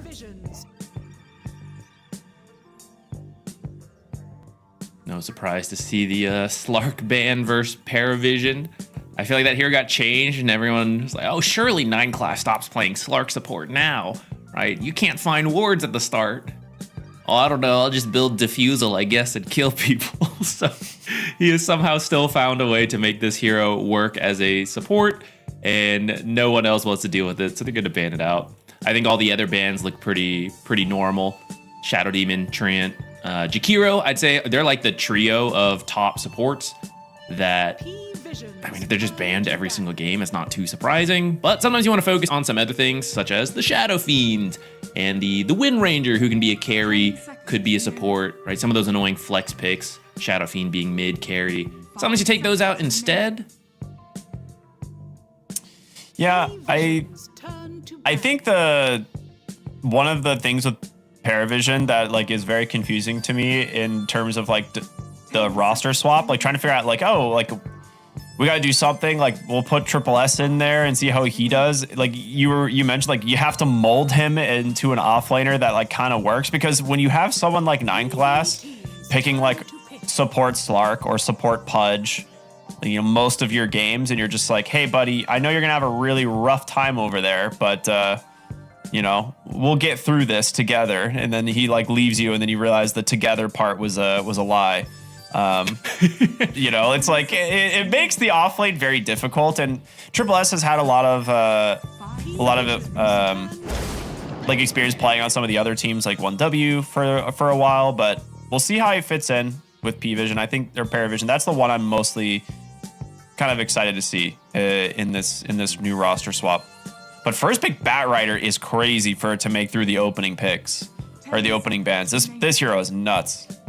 I mean, somebody's got to make it through, right? A lot of these other bans, it's also understandable why they are taken out. This hero, for a long time, was only being played as support. Only the specialists were occasionally playing it as a core hero, but recently it's made its return. It's very popular as an offlaner right now, going like Boots of Bearing, getting a piped, playing around the Arsonist facet. It's been pretty strong. Razor has been a trade-off I have seen a lot versus this hero, if it's not banned, of course, depending on what teams want to prioritize. But it's like another hero that kind of shuts down melee heroes especially, right? Which a lot of cores have been melee cores. Two of the best range ones are Wind Ranger and Shadow Fiend, for example, and they're both banned out. So now you're going to have to pick carries to play into a Batrider off lane, potentially a Razor off lane. You're going to have a pretty miserable time. And it could end up just being save on the Batrider as well. Like, I think that's one of the big benefits of this hero. They actually ban out the Weaver, which is, does give them the ability to up the priority of the Batrider for Miro and run it in the off lane, right? Weaver is one of those heroes that Batrider really can't lane too well against. You don't have like as reliable catch or rundown for him. We'll grab the Marcy, which this makes me think that they're planning on running this in the safe lane. It doesn't have to be. Marcy Razor is a pretty standard off lane. We actually see it, or safe lane, we kind of see it paired together into like the strong offlaners because, Razor actually just kind of wins the elongated fights, and Marcy makes sure that no one gets away from her. So if you do want to run this as like an offlane Batrider or a 4-position Batrider, the Razor Marcy should lane pretty well into it. I agree with that. You certainly need strong... You need to pick some strong supports when you see those kind of heroes. So I think something like Warlock makes a lot of sense. He's maybe not as aggressive as other options out there, but he's very safe because of the heal and the fatal bonds. So they want to play aggressive. Well, good luck doing that if you only have 300 health because I fatal bond you every single wave, right? If this ends up being the offlane pairing into the Warlock, you should be okay down there no matter what carry you end up picking. Like you said, though, there's some flex there, so they could just be in a different lane. And then avoid the Warlock. Although if they're in that lane, I think you'll still try to avoid the Warlock via creep dragging. Well, there's Saves Hoodwink. So this should just be the offlane duo. Then Batrider Hoodwink into potentially Razor Marcy. We'll see what they want to pair it with. Like you said, they can move things around. Marcy and Razor's a great lane duo, but you could pick a new carry, run the Razor in the mid or off lane, and then have, potentially a matchup that you would really like.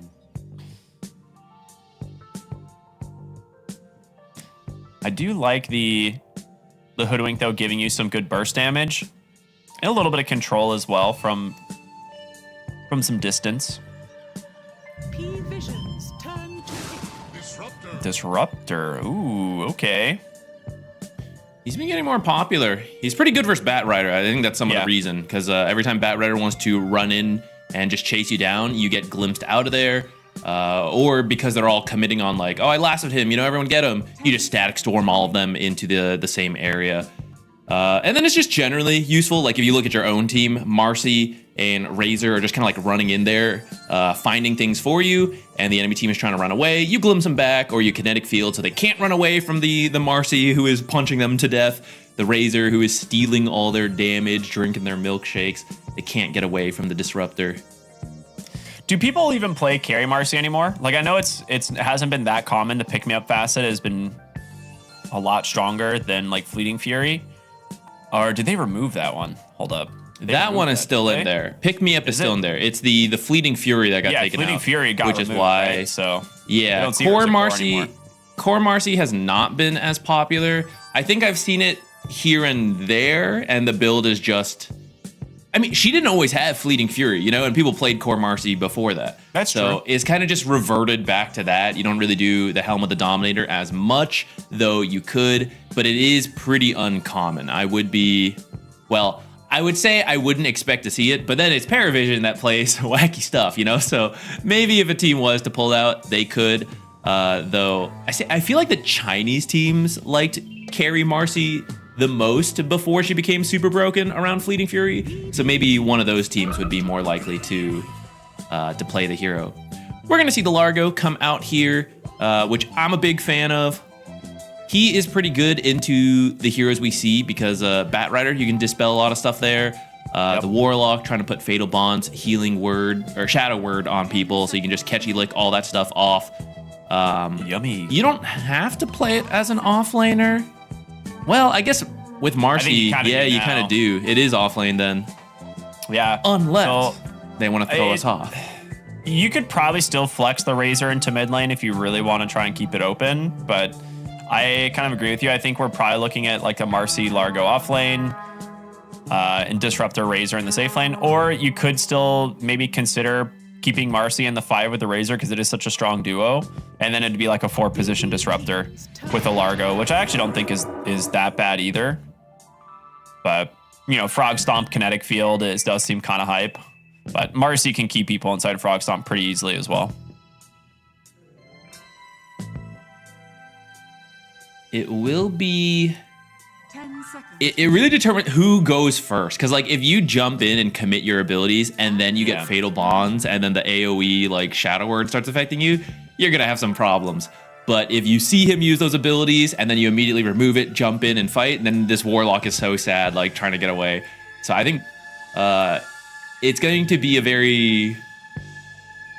It's like who goes first, you know? Like everyone's waiting, like, yeah, use your ability, do it. Go first, you know, and then I'm gonna go. So whoever has the better patience, who can force the ability out first, should have good time down there. I like the Void Spirit pick. Pretty straightforward.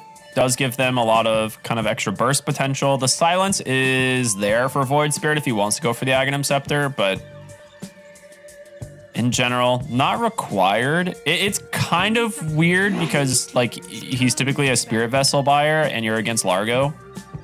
So he kind of just have to wait for the catchy lick to come out before you can play for your Spirit Vessel. I think you can still do it. You still just have to do it, yeah. Yeah, there's only so many things you can catchy lick, right? We already highlighted Bat Rider and Warlock. So then, there's a Spirit Vessel. Like, you know, you can't like wait for everything to get the perfect catchy lick. So at some point you use it and then you can throw out the Spirit Vessel, which will be very good versus the healing that he has. So for example, he uses catchy lick on something else. You actually reduce that healing, then the healing from Island Elixir. I also think the silences, if he does go the Ags build, is very annoying because, again, there's only so many things you can catchy lick, and only if you are not also silenced, which you can build some dispels, but especially if it's our offlane Largo, you're really going for that Ags first, which means your dispel is like Guardian Greaves, I suppose, after that, which delays your Sanj and Kaya, which you really want because you're such a mana-intensive heroes. You have to play 2 songs, which is double the mana cost to farm, to fight. So you really want that Kaya at the least. But if you're doing Kaya first, then like, okay, the Dispel, you know, it's getting really late in there at that point. So then I just can't play anything.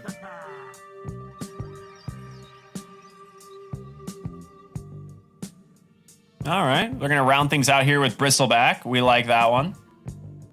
That's pretty good with the Warlock. That's another situation where, one, you can't remove the, because this is carry Bristleback unless you're doing kind of crazy.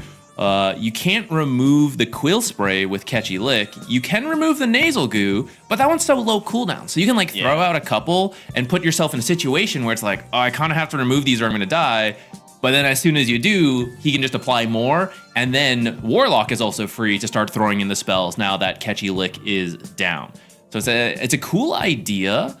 I can see it backfiring though, which is that whoever gets the lead starts winning. That sounds really obvious, but like Bristleback and Largo like the exact same thing. They like really drawn out fights and ramping up damage. And so if you're the one in the lead, then you always win in that situation. But you're starting on even footing, and it comes down to like who wins that initial neutral laning stage and then gets to be the one who wins all the long fights. So they're going to round things out with the last pick Morphling for Satanic, a hero we haven't seen a ton of, but it is a pretty dang good Morph game. Doesn't struggle too much into a hero like Batrider, like he's got great sustain. And this is where like that Razor first pick ends up being quite good. Like they go for GPK's Void Spirit. And at that point, I hadn't really mentioned it, but it was something that came to my mind is like, you can very easily just keep the Razor mid if you want. Like this is not a lane that Razor's really going to struggle in. GPK should still be able to get, you know, okay farm, but I think no one's going to have the better of the lane. And now you get that last pick morph into, you know, like a Bristleback carry. They really are lacking the control for the Morphling this game. It's pretty much up to save to get this hero. Yeah, I think I like it. That's certainly the game winner hero, right? That they like to give to Satanic, the one who will outscale everybody. So as long as the game goes long enough and you're on even footing, I think you're in a good spot.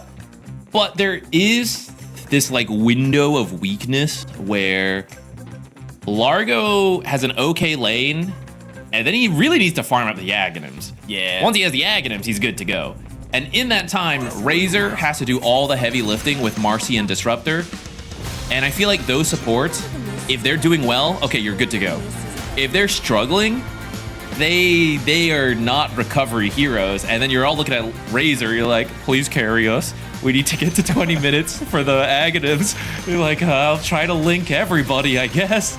You know, so I think you put the pressure, you either shut down these supports or you shut down the Razor, because those three are pivotal to get you to the Largo's timing, who will then help you get to the Morphling's timing. Well, we're about to find out as we got game number 1 in the best of 2 for BetBoom and PARIVISION. You know, one of these teams, you know, a little bit of a new roster shuffle, but they have started out the group stage. Well, the other one, actually, not so great, not so great.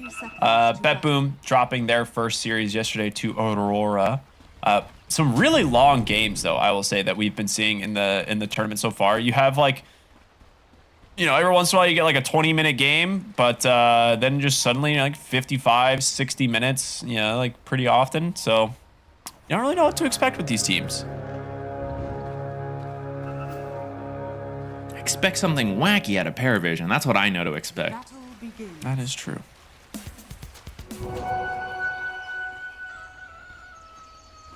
Well, 9 class on the Marcy is going to be paired with the Largo, which should be pretty strong. Even though you have the Warlock, which has a lot of sustain, there is a decent amount of burst damage between the Largo Marcy, right? Like, Largo wants to just go kind of, you know, 4-4-0 from what I've seen, right? Like, you just want to get the max Catchy Lick, the max Frog Stomp, and just, like, play around those early on. So we'll see, you know, if they can actually get some damage into the hero like Bristleback, or if you know your target is going to be the Warlock, how that plays out. Yeah, you're not playing with a team until you have the Aghanim, so there's no real reason to have the song, and if you don't have the song, there's no reason to have Kroga Genius, and you're not using on allies because you're farming, so you just max your first abilities for the lane, which should work out with a Marcy once you're ready to go. I think you need like level 2 minimum, but I think really like level 3 it starts to get better. So some creep dragging, not too surprised. I think it'll be mostly a chill farming trade-off down there until those kill combos come online. Mid lane, I think, should go towards Razor over time, just being Razor. But at least Void Spirit has several tools to deal with it. Once he gets a couple more levels, you know, you can like dissimulate away. You can use the Remnant to pull him away from you while you break the link. So it's not as easy to kill GPK as a couple of the other mid laners out there.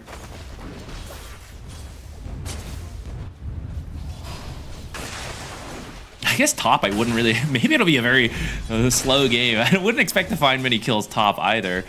Morphling can usually just waveform away and heal up.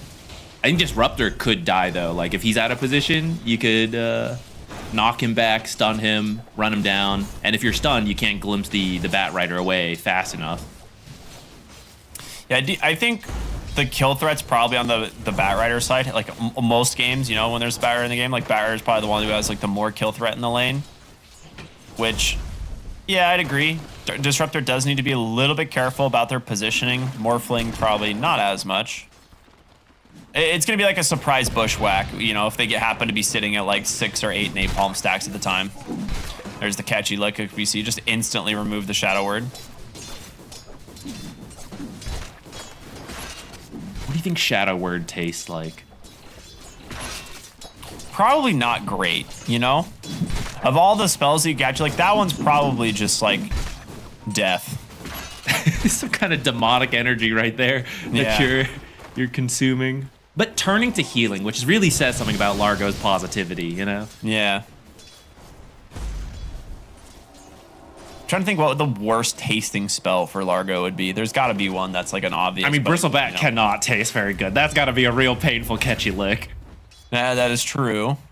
It's like nasal goo. You're catchy licking nasal goo. That's got to be disgusting as well. I mean, you know, that one, you know, that probably definitely isn't good, but there's definitely worse things, you know, in this game, I'm sure.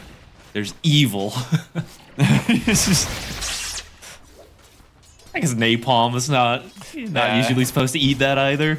Yeah, I was gonna say, you know, a bunch of oil, not great. Yeah. See, yeah, this is why the Bristleback pick works. They have him in the Frog Stomp. They want to commit, but the Quill Sprays are coming out, and they're also low. You can't actually jump this guy, especially with Shadow Word. You see those +7s. Well, there they go.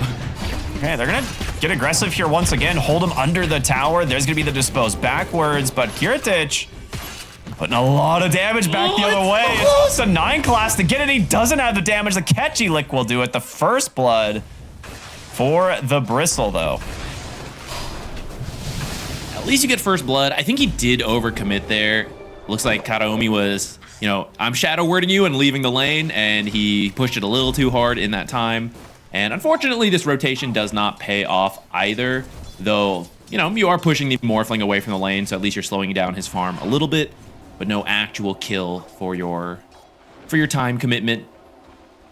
9 class actually up here as well. If they see Warlock, he's going to be in some trouble here. We'll see if they have the ability to escape here, but okay, with save coming through, maybe ushers him away.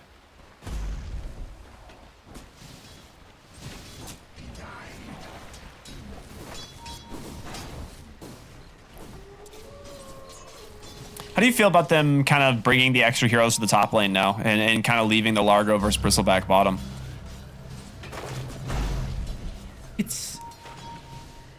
It's interesting because for Largo it makes sense because, like, yeah, he just wants to farm. Can't really, like, if we can get kills, we'll do that. But like Bristleback, you know, it wasn't really working. Disruptor.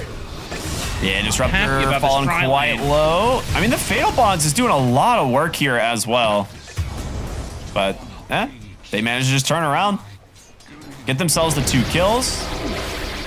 Meanwhile, in the mid lane, no one gets his level 6 first. Will look to chase down GPK as he tries to go into the tower, but will not be able to avoid the Razor. And this is what we're kind of talking about, right? The Razor definitely going to have the advantage in the lane and turning that into an early kill. See what power rune spawns. Just a little bit of difference, right? 4 extra denies is what gets him level 6 first. And then without the actual step, you just get run down topside. Save wanted the kill. He was sticking around for a while. Ends up being punished for it. All right, I didn't expect him to get too many kills up here, but Morphling is a hero who has surprisingly high damage in the early game, especially with perhaps some bodyguard buff going on. His damage certainly comes out faster than a Bat Rider who wants to be applying napalm over an extended amount of time, burn you down.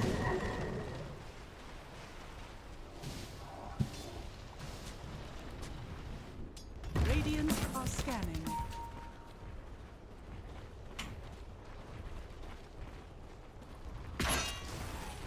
Are they both going? Lately, there's been a Boots of Bearing build that is several heroes are going for, such as the Bat Rider, who is currently being killed. Yeah, there's no getting out of that one. So Bat Rider's been doing Boots of Bearings, and I've been seeing a lot of Bristlebacks do it as well, but I don't think it's worth having two. Yeah, I think you just let your Bat Rider run it. This safe lane has turned really interesting. I like the decision to just keep 9 class up here instead. Gives them way more catch against the Bat Rider, which is why initially when I saw the lane, I was like, okay, Marcy Razor into Bat Rider is going to be great, but now they get the Morphling, which also kind of works. So I like the kind of lane swap here, even after, you know, the bottom lane was not going bad, right? They got the kill onto the Bristleback, even though it cost the Marcy her life. Tower is under attack. I think this lane setup definitely benefits them quite a bit.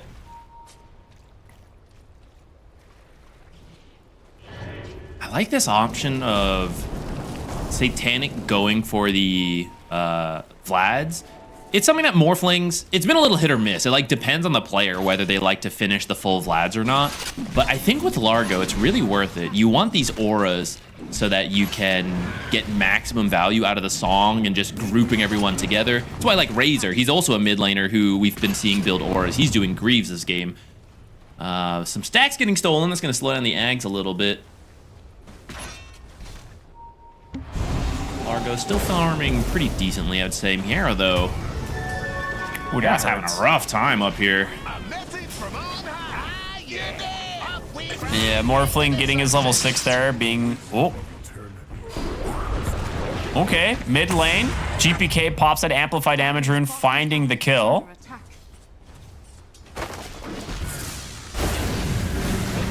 But does still need to respect no one on this Razor. Doesn't have the ult quite up for a few more seconds, but they might be looking to utilize that soon, especially with Disruptor coming back into the mid lane. 9 class is somewhat nearby.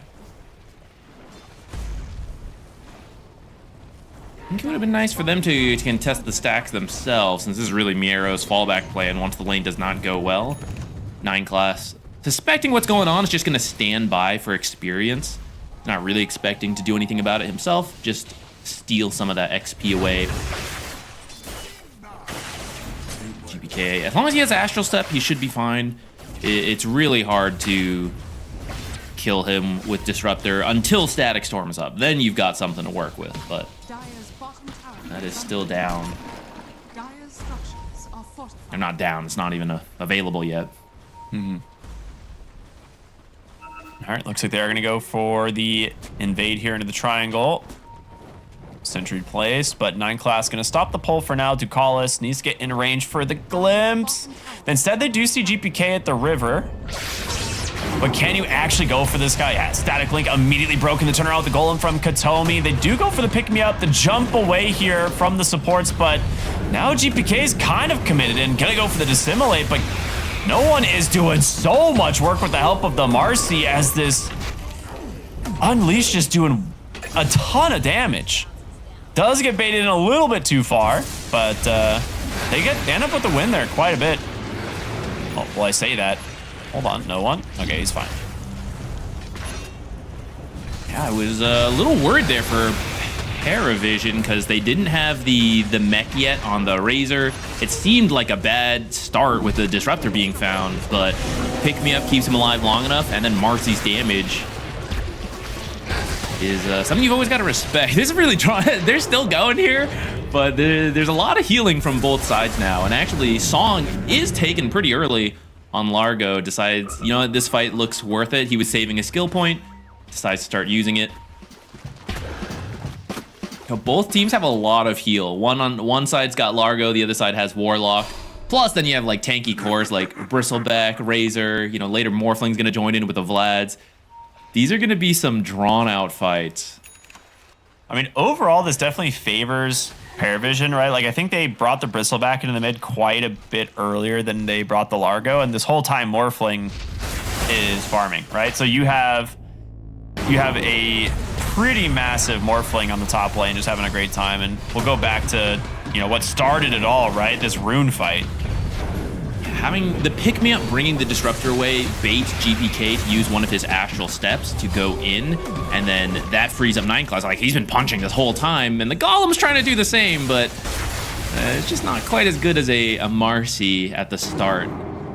So you got to be really careful with your actual step usage versus a Razor and the Marcy, I suppose. Hastrun picked up bottom here for GPK. That's a really nice one. Bristleback actually went for an early blade mail. Not something I've seen that often, but kind of cool in this game. Yeah, there's all that uncontrollable damage coming in. Like, you get linked, right? You can't really... I mean, you like want to stop attacking, but it kind of defeats the purpose of the link if you do that. Marcy, right, could hurt herself on the blade mail. Largo plays the song. It just goes everywhere. Morphling hits pretty hard. So I think it's a cool idea. I do worry about their damage output, though, with that build. Smoke top here. He does get the strength shift off, so I don't know if they're going to have the damage. They're going to need a little bit of help from the Bat Rider. Okay, they do get him. Stunned for an eternity. The great spell layering there from BetBoom as they will run down Ducalis as well under the tower. That was so close. The lasso barely hitting at the end there. Yeah, I don't think you get that kill without the Spirit Vessel adding in a ton of damage on a Morphling who is strength switching. So, good time to have that item. And to have the charges thanks to some earlier fights.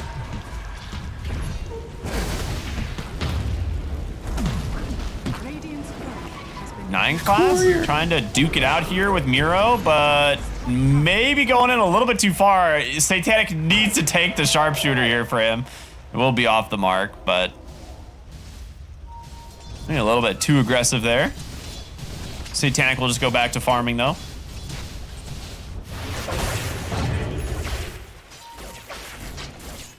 Well, I was about to say, where are we on the Largo ag? It's actually done already. 14 minutes. This is really fast. He skipped his arcane boots for this. So he's actually not going to be able to play the song all that much due to the reduced mana regen, but it is online really early. So if you want to start grouping, for example, the Greaves are done on Razor. I actually don't think you can fight them if they're grouped up like this. Like, you don't have the damage to go through Greaves and Island Elixir. I was kind of wondering that. Yeah, it is... I don't think I've ever seen a Largo skip the mana boots, but I am curious what he can get done with the Aghanim Scepter this early. It did... So there's the trade-off, right? Because he skipped the arcane boots, he couldn't really use Q and W in the lane as much, and so they weren't really able to fight the Bristleback. So they just send the Marcy top, which could have backfired, right? Like, if you don't get kills top, suddenly it's like, oh, the enemy carries free farming and we're slowing down our Morphling. Like, uh-oh.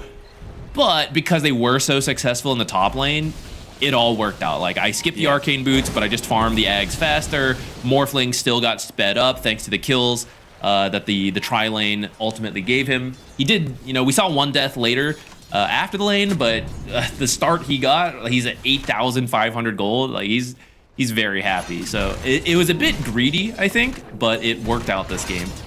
Yeah. And I do want to see them get together and use it, though. Like, yeah, it's done so early. I was gonna say I actually kind of like the idea for PARIVISION to, you know, go for the like Aghanim Scepter as soon as possible and then have those Greaves, because you are against like BetBoom that is definitely on a timer in this game. You have this guy carry Bristleback who's got Blade Mail going into, you know, Lotus Orb. Oh my gosh, a really nice Disruptor ult's gonna actually just completely trap the Bristleback as he's just getting burned down. Big Golem Fatal Bonds onto 3 Lasso, finds the Largo. Has he gone in too far? No, he's gonna be able to start healing it off. Now here's your Morphling Satanic joining the fight, turns it back around, gets the kill, and so far, it's just the Marcy that dies at the end of this. A really nice fight here from the side of PARIVISION. That's what I was a little worried about. In that fight, the Bristleback did a lot of damage from the Blade Mail Reflect, the Quill Sprays going out, but you got Largo, we're gonna see in this replay, right? Just playing that song, Island Elixir, everyone stay mostly healthy. You know, we lose the Marcy here. A lot of damage gets focused in on her. barely living on Largo. If he died, this fight goes way better for BetBoom. But instead, he starts healing himself up. He saves no one here at the end, and then just heals everyone up again. So this is that tipping point I was worried about, which is like both teams want longer fights to ramp up the damage, and once one team pulls ahead in that category, I don't really know how the other team, like what's your alternate play? Pickoffs? I guess you'll have to go with lasso mostly. And they're looking for Satanic here, but we've seen this before. If they can manage to layer every spell correctly, they can get the kill. There's no lasso at the moment, but the pushback from Largo might be enough. Largo doesn't get in range for the catchy lick. So Satanic does end up dying here. They do manage to find a really nice kill on the Morphling. They need to convert this, though. They need to get something out of this. Will it be Roshan? They have the damage to do it. But the question is, does PARIVISION simply let you do Roche? Well, Kiritich is going to get collapsed on here once again on the Bristleback, but my god, the Quills with the Blade Mail just chews right through no one. Triple S can't keep him alive. Gonna play his songs, continue to run away, but that was the Blade Mail into that static link you were talking about. You can't just do this. You can to a degree if you're able to get the Guardian Greaves off, but the Bushwhack comes in plus the burst from Sharpshooter to finish the job. So the Greaves that you had your mid laner rush to make you all so tanky in this fight, it just gets no value, right? They burst straight through it. So once that's gone, yeah, you certainly can't take the fight, especially without the Morphling. So that now will be the Roche. PARIVISION will have to let you take it now that they are dead. And you need this. We've been saying BetBoom has the earlier timing since they're playing into the Morphling. They have to be keeping this momentum going. Bristleback gonna pick it up. He's been the one running in, baiting for his team. It backfired once, but now that he's got the Aegis, now that he's getting to the Sange and Yasha, and then he'll return to the Lotus, it's gonna be really hard to focus down a Bristleback. Well, Largo in the bottom lane. Off the mark with the Sharpshooter. Frog. Yeah, he's very fast. Can Miro finish the job is the question. He's got quite a bit of napalm stacks. Off the mark. Well, okay, never mind. I was gonna say off the mark with the Bushwhack, but I guess the Remnant pulled him just in range of the Bushwhack, so they do get the kill. At least he made him work for it. It might make them late to Tormentor, but they're going through the Twin Gate. I thought maybe PARIVISION might set up for it because you have Static Storm, right? That's so good to prevent people from coming to the Twin Gate, but it doesn't look like they're quite ready. And so BetBoom will actually pick up another kill on that very Disruptor.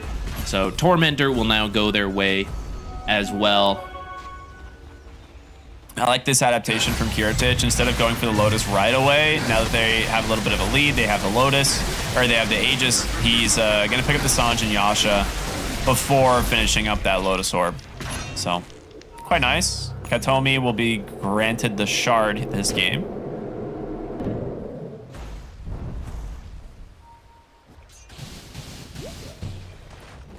PARIVISION lost some momentum there off of that mid fight. They can still fall back to just being the late game team with the Morphling, and I think that's what they're going to do here. Just avoid BetBoom as much as possible during this Aegis timing. You might have to sack some towers. I say that, actually, they're grouping up the fight, so I guess they're not that scared of this Aegis.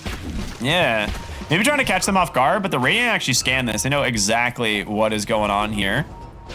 Triple S gonna zoom the team in, look for no one. They don't find it. Oh, maybe they do. Okay, never mind. That's a rough one. Lasso on the mark, takes the Razor out of the fight immediately. No Guardian Greaves, which, like you mentioned, a big part of their team fight. Disruptor just gonna get chased down underneath the tower. Triple S now caught all alone off to the side of this fight as Miro, as well as GPK, should bring this kill down no problem. It's just a bloodbath here as PARIVISION lose one after another. 4 for 0. This is where... That was the blink reveal of the Batrider, if I'm not mistaken, right? That just completely caught them off guard. Yeah, it definitely got the Razor killed off.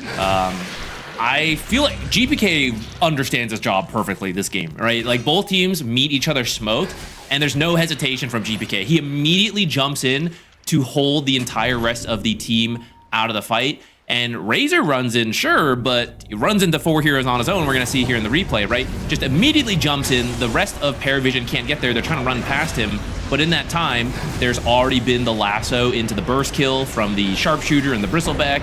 And you don't, right? The way you get the drawn out fight is the Guardian Greaves plus the songs being played the entire time. But when Razor is that far ahead of his team, none of it came together, right? Like the saves can't connect, and so you don't get to heal each other, keep everyone alive, keep that extended fight going. So I feel like PARIVISION had the lead, and they've been slipping up a couple times with their actual game plan here. Oh, sometimes you don't get the strength swap off. That is crazy. Okay, yeah, I didn't realize that he died during that. That is just an incredible kill there, and Save is not slowing down here, keeping this pressure on with this Hoodwink, finding the kill onto Ducalis as well. And what was a very close game for a while is now an 8,000 gold advantage. We mentioned, you know, BetBoom, the team that's on a timer. Well, they're doing it. They're ahead of schedule now, it would feel like. Yeah, they made it. They got back on track. And Morphling was, sometimes you see Morphlings die because they're like farming at 600 health, and you're like, man, that was kind of greedy of you. I mean, he was sitting at 1200, which isn't that little, but the Hoodwink, the damage amp from Boomerang, yeah, still, the math was a little wrong. Okay, sit at 1400 next time, just a little bit higher.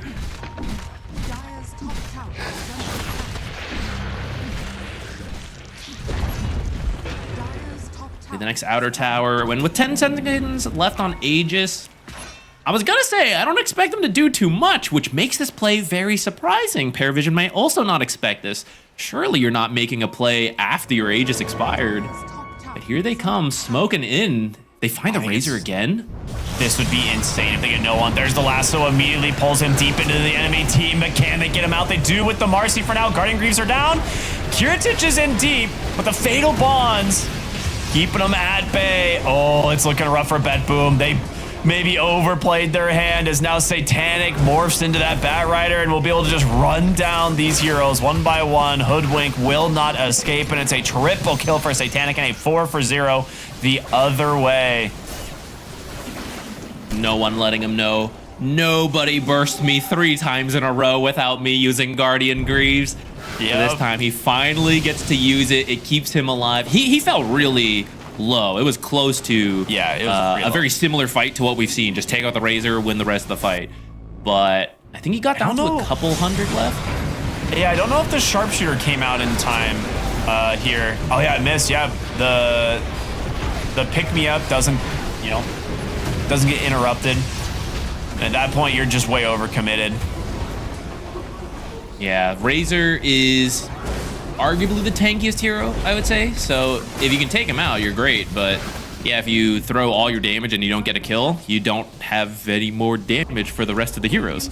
So finally, PARIVISION, they are going to win a fight. I feel like it's 5 minutes of them just on the losing end, but that balances out the gold lead like all in one go. BetBoom had a pretty big lead growing, possibly showing why maybe that wasn't the greatest time to make a play. I feel like that was a very sneaky, trying to do a smoke as your Aegis expire, trying to catch him off guard, but PARIVISION was ready for it.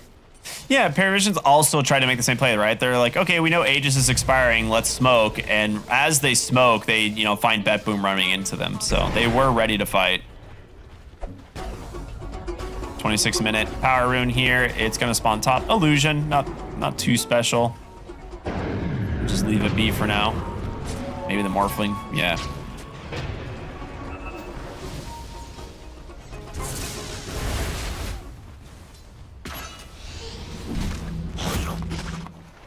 Triple S working on a Lincoln's, so that'll help counter the game plan, which has been lasso, delete, Razor, take the fight from there. If you just waste your lasso on the Lincoln's, now the game plan's starting to fall apart. I think if you chill a little bit let him farm this up so we can have it before the next Roche, but not really enough time for that since he kind of just started working on it. Needs quite a lot of money, and you've got to start getting in position for Roche in case it spawns instantly. Honestly, this early Silver Edge purchase on the Morphling is kind of sick, because we saw that, you know, they're able to kill the Bristleback in that last fight somewhat easily if he does go ahead and put himself on the front line. As long as, you know, the Razor, you know, manages to stay alive. But now with the Silver Edge, you could definitely get caught off guard if just not, you know, expecting the burst damage coming through from the Morphling. BKB's done, almost Manta. No one building, very tanky this game, like you mentioned, just probably the tankiest hero on the team at the moment.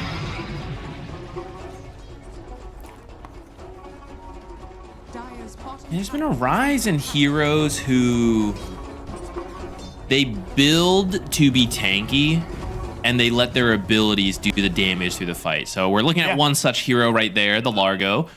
We've also got the Razor, we've got the Bat Rider, even like Warlock kind of fits that category, right? Just builds a bunch of buff items, lets the Fatal Bonds and Shadow Word add to the healing, but also you tend to win fights with Fatal Bonds over a long period of time because of how much shared damage goes through.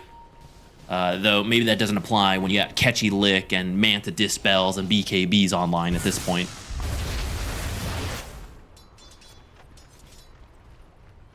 Oh, Bristleback, I forgot to mention him, but he's another hero. And you just let the Quill Sprays. He's like the OG, I feel. He's the original hero who is just building tank, and you're like, why is he still killing me in 3 auto attacks? What is this Seeing Red Facet? What is this? Smoke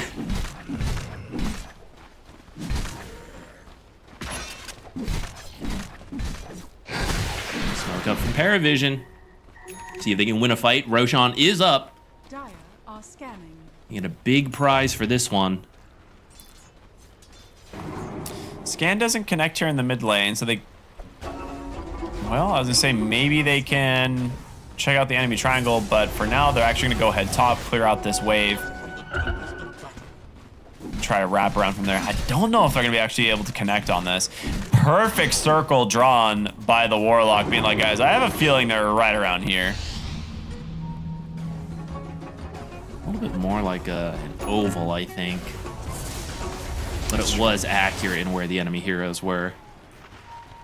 I think you're just stalling us out right now. BetBoom has a ward bottom that helps them with the Roche. So I think if you can just delay this for Roche to move over, you're good to go. With that said, they're smoking out early for the big wraparound. Because you either win this fight or Roche comes down and you're in a weird spot that PARIVISION isn't expecting.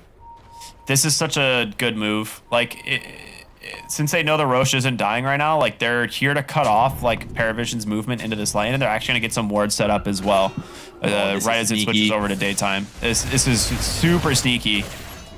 The question is, can you kill the no one's Razor? Well, gets an Invis rune, so maybe not. Satanic on the front line. They have a sentry down. They catch sight of him. Who are they going to go on? They don't know. Actually, GPK gets a Remnant to pull back. No, and he just pops the BKB. Going to stand on top of Kiritich. The Golem comes down now, as they do bait out the Razor ultimate and the BKB, so maybe they're content with that.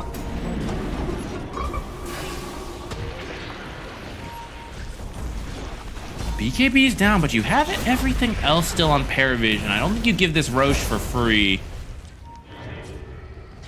But it is scary. You know they're set up on your triangle high ground. This is difficult to break your own base now. You have to worry about Blink Lasso, right? Now that the Razor doesn't have like the BKB, you can very easily just get Blink Lassoed into the high ground, which they're trying desperately to find some entry to this high ground siege, or to this high ground positioning. If the Lincolns was done already on Triple S, you could just send in the Razor, but yeah, still needs about 1,500 gold, a little more than that. All right, they're start backing away. Started.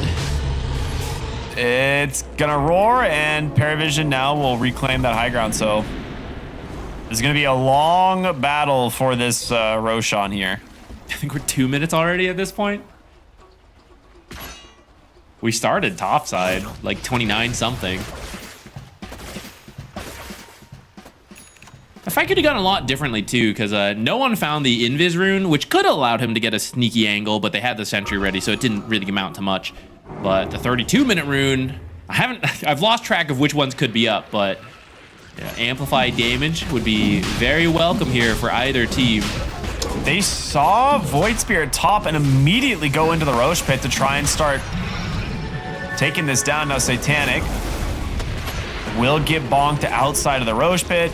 He's really low. Dude, he's so low. This is going to come down to just your inventory moment as they go right into the pit. They're going to be able to try and grab the damage. They do. Roshan falls. Where's the Aegis? It's snatched by Satanic. Kiritich hit the deck so quickly thanks to that Silver Edge. He did not have a slot open. I think he could have stolen that. Maybe I missed it, but I don't think he cleared out his Perseverance in time. Well, either way, he definitely doesn't end up with the Aegis, so gets killed there, and that'll now give it over to PARIVISION to take control of this. And I feel like this was a really important Aegis to get. I mean, they're always important, but we've been saying BetBoom is the team that we face. Second Roche is going to PARIVISION, which means you don't really want to fight them all that much for 5 more minutes. At that point, we're getting to 40+ minutes. That's the late game that PARIVISION has been playing for. That this Morphling we're seeing right here, masquerading as a hoodwink, he's getting really terrifying. He's picking up all this farm. We saw him kill the Bristleback pretty quickly in that last fight. That's only going to get worse, really. Right? He's just getting stronger as time goes on. And the buffs he has on his team too. Like you've got the Marcy helping him out. You got Largo giving him Croak of Genius potentially, and the Bullbelly Blitz, right? It's just like so much extra damage from Morphling. I mean, you can just see it right in the comparison to the two cores here, right? Like the game has been so straightforward for Satanic. He's got a few deaths, but he knows like, you know, he has the sustain to stay on the map. He has the farm speed. And he's the scaling hero here.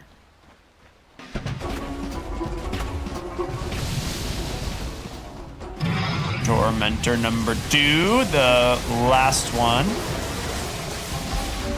went to the Warlock. Nice. This one's going to go to the Disruptor, so Ducalis will grab it. A lot of these fights have been decided by who sees the other first, who gets the right jump, and Disruptor being able to place these Thunder Strikes onto the ground to try to scout out potentially like where this Bat Rider's coming from, for example. Cancel the blink early to really help his team out.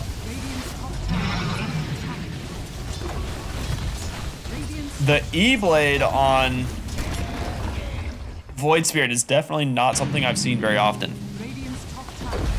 But kind of cool. Some good burst damage for sure. A lot of the damage from PARIVISION is right-click, so I mean you can use this defensively. There is the catchy lick, but we've been kind of saying it like there's only so much you can catchy lick, you know? Yeah. So you want to remove stuff from yourself, you want to save your teammates. Oh, I got to use it like on this E-Blade now, but now there's Fatal Bonds, you know? It's a 7-second cooldown, which is not that long, but still, there's only so many you get to use. He does have his Lincolns now, though, and he's about to finish his own shard, so that's really nice. You can just start dropping double Lincolns onto your... Well, you're not really like dropping double Lincolns. You're using it on one guy and you're getting it. So I guess that's kind of double. It's double. I'll give it to you. Yeah. The cool thing about Largo is for a brief moment you have a second instance of Lincolns because of Encore extending the buff duration. Okay, can I ask something? How are we 35 minutes in and Morphling is still using weighted dice? Okay, surely I saw him. There is a better item than this. I haven't seen what options he has had, but I saw him earlier and I was thinking about this. It's tier 3. Yeah, which is usually like, okay, I want to get back to this in a moment, but they're pushing high ground, so I feel like I gotta focus up here. Banner, Catapult, this is a really good time to push here. Yeah, this is gonna be a pretty easy tier 3 tower to bring down. They're gonna pop the fortification, but should keep the Catapult alive, or not the Catapult, I would say the range creep, but does manage to get pulled up onto the high ground. Satanic will finish the job there, look to go onto the Bristleback. The Kinetic Field holding him in place. No one's just gonna pop the BKB. They pop the E-Blade as well to try and keep him alive, but they can't.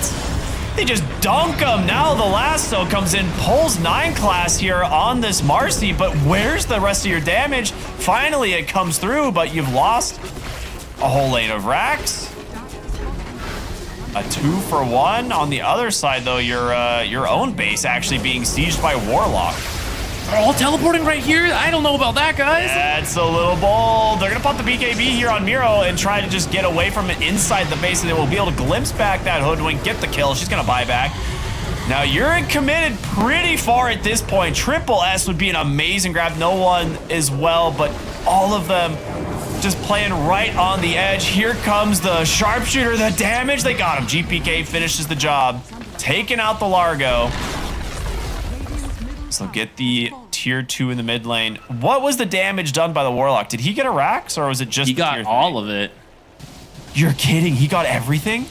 I mean, there's 2 catapults that 9 class still can't kill. Catapults are hard to deal with. So for the same reason, pushing with the banner on the catapults is pretty good. Except, actually, I think the banner should have been a little further forward because they lost the catapults kind of quickly. Using the golem to tank for the catapults is also really good to push on the other side when the enemy team, they don't want to back yet because they want to be taking your base. So a very successful rat from Warlock. He didn't have it for the team fight, which, hurt them a little bit. But in the end, they have the Aegis and you trade barracks. Yeah, like it's going on right here.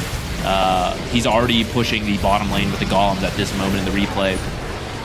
But in this one, the initiation pretty good from PARIVISION, partly because the Warlock, he was a little late here. But then the TP out, I think panicked, getting surprised by like our base. Wow. It's getting a little messy here now. So that's a dieback on the Marcy because he bought back to try to protect the base, the barracks. What can you do in this time? Because Roche is not going to spawn yet. I mean, you have Lasso. You could look for just a Lasso pickoff with like the Hoodwink, who's going to have Sharpshooter in a moment. Like Miro is really strong. Level 20 on the Batrider, does have, oh my gosh, okay, save is level 20 on the Hoodwink. I don't know how that happened, but this guy's doing 5-3 and 11. Yeah, 5-3 and 11, I guess. That's true. On his way to a Scythe. This guy is super strong as a support. But you have some really strong talents already, and you can look for a pickoff, but maybe opting to play a little bit more defensive for now. Yeah, I mean, Scythe is a great choice. 1, can't be removed by Catchy Lick. And then 2, the reason we favor PARIVISION in the late game is the Morphling. And this is a hero who, he wants to be sitting kind of low strength to get the most out of his damage.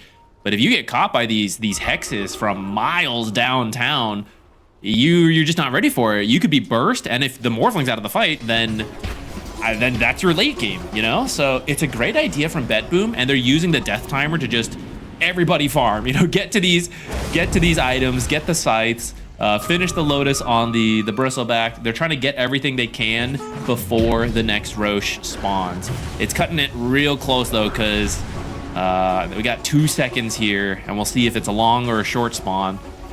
Oh, short spawn, pretty good for PARIVISION. I don't think. Well, last time we had like a 3-minute standoff for Roche, so maybe they will still have time to finish the items on BetBoom, but save he is speeding through the jungle trying to get this in time. I mean, there's also another big timer on PARIVISION, right? Ducalis on his way to his Aghanim Scepter on the Disruptor, and he's, about 1,400 gold away, so. Doesn't have his blink though, so yeah, it's also a lot more needs difficult for him to enter the fight. Well, maybe if he's sitting near close enough to Triple S, he just zooms into the fight. It's fine, but true. Maybe 9 class can deliver him. Like, let's go. Yeah. All right, there we go. That is the Scythe done now for the Hoodwink.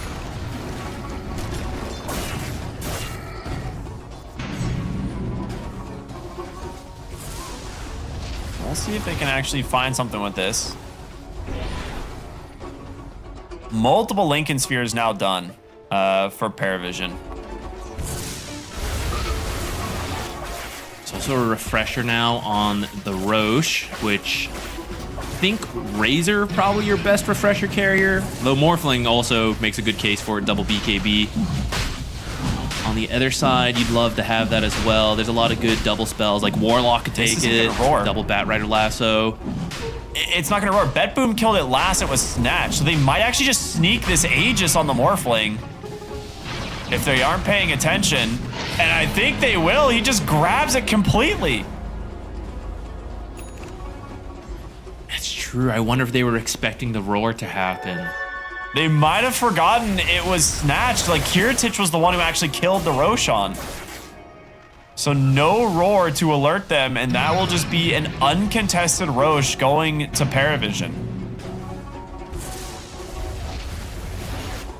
Now, this can still be... You still have to be careful on the Morphling, because if you still get killed the first time the way we're talking about, like surprised by the Scythe, you usually swap out your BKB for the Aegis, and so you die, you try to bring it back in, you could get hexed again as you respawn before you get your defensive tools off and killed a second time, but the team should go in to help, you know, like the static storms, all of that. But it's still something you got to be a little careful of, especially if you're not with the team and they're ready to give you the space as you respawn. I feel like this we should have Lincolns on him.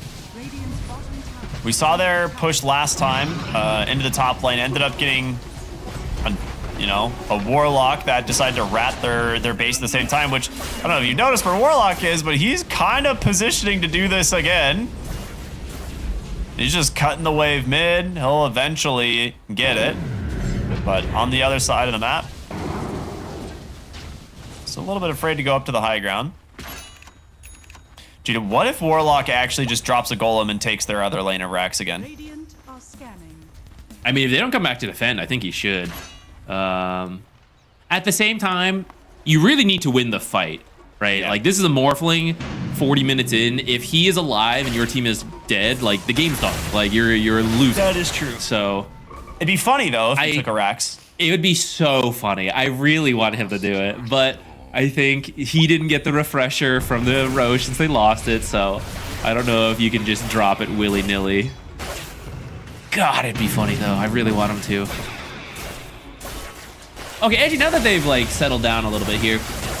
So, Morphling has switched over to Giant's Maul at this point. I would have been so shocked if he had kept weighted dice this far.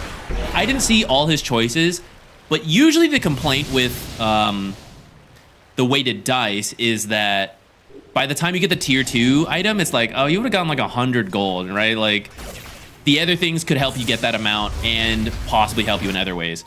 But in a way, if you're actually keeping weighted dice longer, it can give you even more gold because you're farming for that period of time. And we knew he was going to farm. Yeah. So in that sense, he actually did get a good amount of value out of it. The question is, would the other neutral items have helped him farm more to make up that gold difference? But that's why I would need to see like what his other options were. Morphling usually does not have any farming issues no matter what neutral he picks up, so like what are you taking for your tier 2 really? Yeah, I don't know. None of those really matter for him. Tier 3, like Serrated Shiv can be good, Gunpowder Gauntlet, but maybe he didn't get those. You know, maybe he got like Pollen Bag, Whisper of the Dread, Unrelenting Eye, and he's like, wow, okay, weighted dice it is. Guess I'm sticking with the old trusty dice set. Wait, okay, I'll tell you what would make weighted dice good. If you could have increased odds to get the neutral you wanted. Interesting. That might be worth it. I mean, Satanic clearly thought it was worth it, at least to some degree, this game, but yeah, most people do not really like weighted dice all that much. Well, it is time to go for the high ground push here, as Paravision have pretty much brought everything to the bottom lane. They've got level 25 on Satanic. They've got these Lincoln Spheres. He gets 4-staff hexed up onto the high ground. The sharpshooter missed. The sharpshooter misses, and he's just going to pop the Satanic. Full heal off the creep wave. Something moved him. I don't know exactly what it was. I think it was the Flame Break or a 4-staff. Yeah, it was like a 4-staff or a Flame Break. Just pushes him right out of range, and because of that, they will not get the Aegis. They almost get the full tier 3 tower as the 2 catapults here protected at the moment. still protected as they go up onto the high ground. There's going to be the blink, the lasso. It finds the Marcy, but do they have the damage to find the kill? It's going to be close. They do. In comes the Razor, though, as he's just going to stand right on top of them. Pops that refresher, has that second BKB. Do manage to take down Mira. I don't know how, but Batrider dies in the process.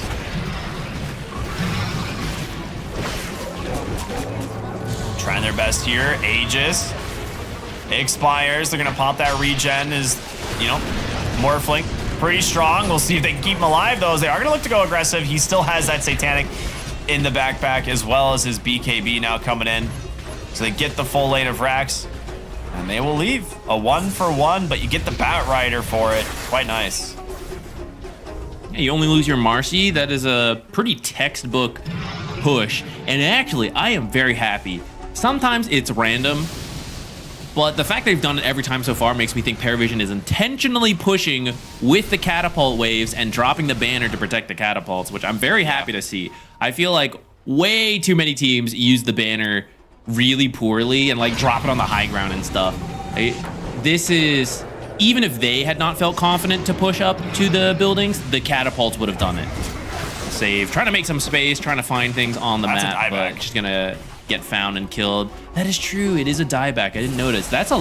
His scythe is very important. Yeah. And the burst from Sharpshooter, which unfortunately missed in that last fight. We'll call it a good play from his teammates. I'm sure someone saved him rather than, none of them have a 4-staff, so I think it came from I think it was probably a flame break that knocked him out, unfortunately. Yeah. That would have changed the dynamic of that high ground siege quite a bit. Oh, okay, we're gonna get the replay here. All right, let's see what it was. It was the flame break. Oh no! Oh no! Well, that hurts. Look at that banner placement, though. Excellent. Yeah, excellent banner placement.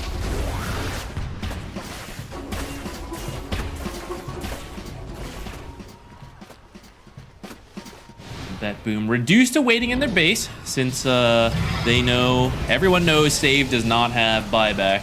So everyone has to be careful, except the Warlock, who does have buyback. So he's the one trying to make space on the map. He is the most, funny enough, the one who can take the most risk for it. Usually it would be someone like Void Spirit, but he doesn't have buyback, so they all have to sit in the base. I'll buy it out. And Warlock's got to try, but they actually do kill him, so they're coming to force that buyback. That's a full scythe buy on the Morph yet. Coming up on the Courier, they're going to look to try and maybe force Satanic here. The Lincolns, the first one pop, there's, you know, still an extra, so you don't want to be able to, don't want your lasso to get wasted. I'm curious how close this Batrider is to like maybe an Aghanim Scepter, because he could look to try and lasso an additional, like a different target. Okay, he's not even going for it. Not close at all. Yeah. He said screw it, he's going refresher. Because I was going to say, you could lasso a different target and then it ignores the Lincolns, if I'm not mistaken. Though your different target might also have the Lincolns thanks to Largo. So it is pretty tricky. And I do think due to the Disruptor Ags, plus he has the Blink now from these previous fights, you need these multiple BKBs. Like if you get caught in the Static Storm, you're just done.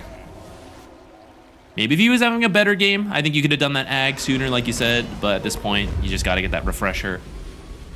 Smoke on smoke. This will decide the game if BetBoom loses this fight. Oh, fast blink out from 9 class. Yeah, they do manage to find him, but there's going to be the Aghanim Scepter from the Disruptor, but he doesn't get the kinetic field off. So GPK survives with this BKB, but the rest, I mean, the lasso doesn't come out at all. They were like too hesitant. There's so many Lincolns. It's so hard. It's so hard to lasso. Yeah. They are really struggling trying to find an opening here on BetBoom. Down 17,000 as Roche respawns in Satanic. This time it will roar, alerting BetBoom that this is happening, and they have got to try and make a play here to stop this. Question is, how do you do it? No one in a great position here to pop the smoke, but the Roche is already dead, and instead he's going to turn around, try and chase down Kiritich. 4-staff to safety, pick me up, brings him right and aggressively stun onto 2. There's going to be the BKBs are out. The lasso is going to find the Marcy, but they don't have the damage for it. Instead, you've lost the Warlock. Muro now on full retreat. No spells left to save him, and it's going to be a glimpse from Ducalis to put him in the grave. Is now an aggressive blink onto the high ground. 9 class looking for more, but your base now under siege. The last lane of Rax to defend it. Not going to be able to survive here. That will be mega creeps for PARIVISION. As this fake Bat Rider looks to just continue to play aggressive, gets the Hex, the break, just goes right through Kiritich, but the Hex back the other way. The pick me up to pull him back in, though. Satanic, he's still alive, and GPK not long for this world. A double kill as they put a stamp on game number 1. PARIVISION with the team white looking good. Yeah, I think at the end of the day, it ended up where they planned for, right? A late game draft, they make it to the end, Satanic on screen. He's like, yeah, just give me 8 items, guys. I'll close this one out. Exactly as they expect. I do think BetBoom had a window to win there, though, right? They got that first Roche. They were building up a nice lead, something like 8-9K. They had an 8K lead, yeah. Yeah, but then they went for that sneaky smoke after the Aegis expired, which, I mean, that's a bold plan. But I at the same time, I can't blame them because there's that timer, right? Like, you do have to surprise PARIVISION a little bit. You got to keep growing this gold lead. So they're like, yeah, let's keep going while we're relatively strong. We'll catch them off guard. We'll get more objectives. But PARIVISION, very disciplined, saw it coming. They weren't scattered like, oh, Aegis expired. Like, everyone just farmed, scatter. No, they stayed in good formation. I think it was this fight right here. Yeah, you keep the Razor alive. He gets the Guardian Greaves off. And because of that, you do get the extended fight you want. And there's no Aegis to have to worry about. So you're able to clean things up. And then they had control of the game from there. There was a couple tense Roche moments, but once they got the Roches, PARIVISION feels like they had this one in the bag. Yeah, I agree. I think the second to last Roche where they got it for free, I think that was legitimately BetBoom maybe not realizing that the Roche wasn't going to roar. And I think that really caught them off guard and gave PARIVISION just kind of like a freebie to try and start sieging again. And I mean, just looking at the late game stats here, right? You eventually run out of damage to deal with the Morphling and the sustain from Triple S. And I didn't realize they had 4 Whisper the Deads, though. That's a cool way to try to have enough burst damage to just take someone out of the fight. But I guess once you fall that far behind, it wasn't quite enough to make up the difference.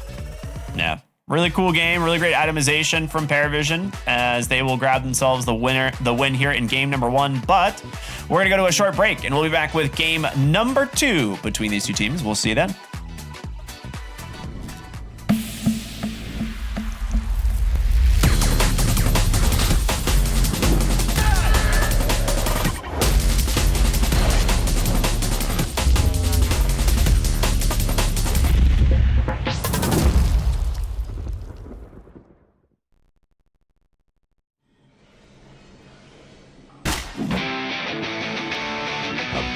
Bloody time.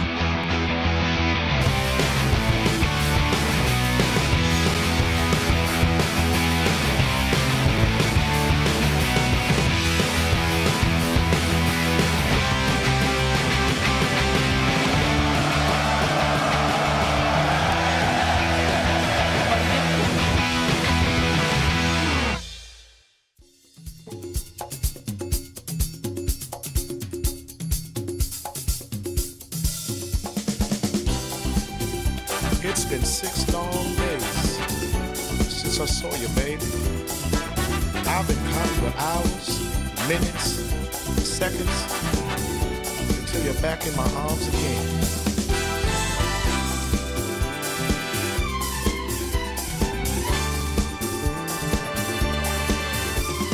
Monday night staying with my baby. Tuesday night I feel a bit lazy. Wednesday night I'm hanging with the crew. Thursday night I go to the movies. Friday night it's time to get groovy. Saturday night the DJ spins the tunes. Saturday night feels right. Saturday night feels right.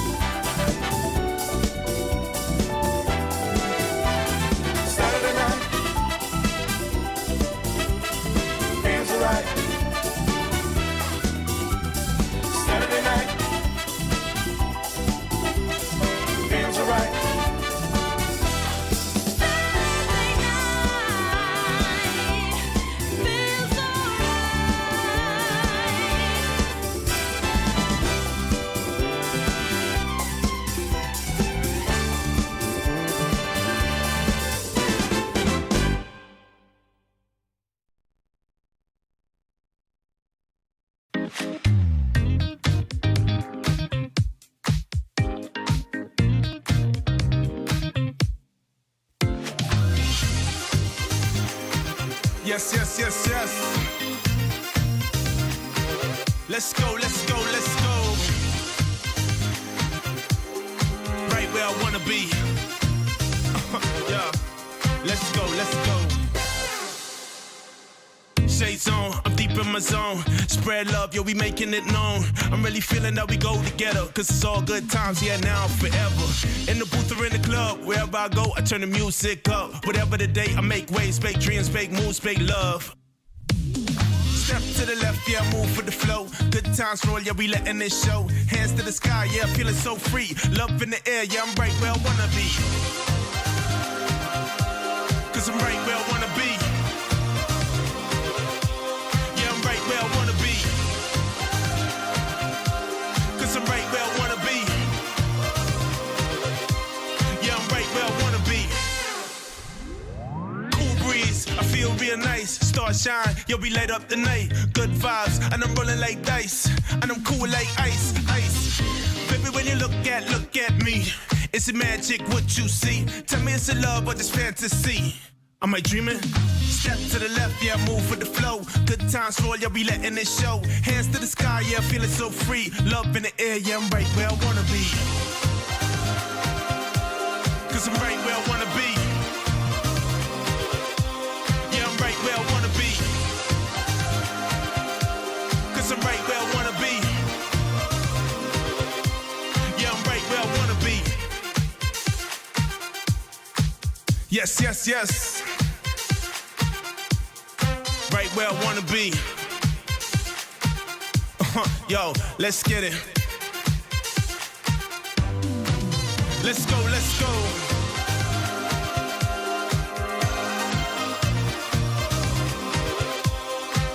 Let's go, let's go.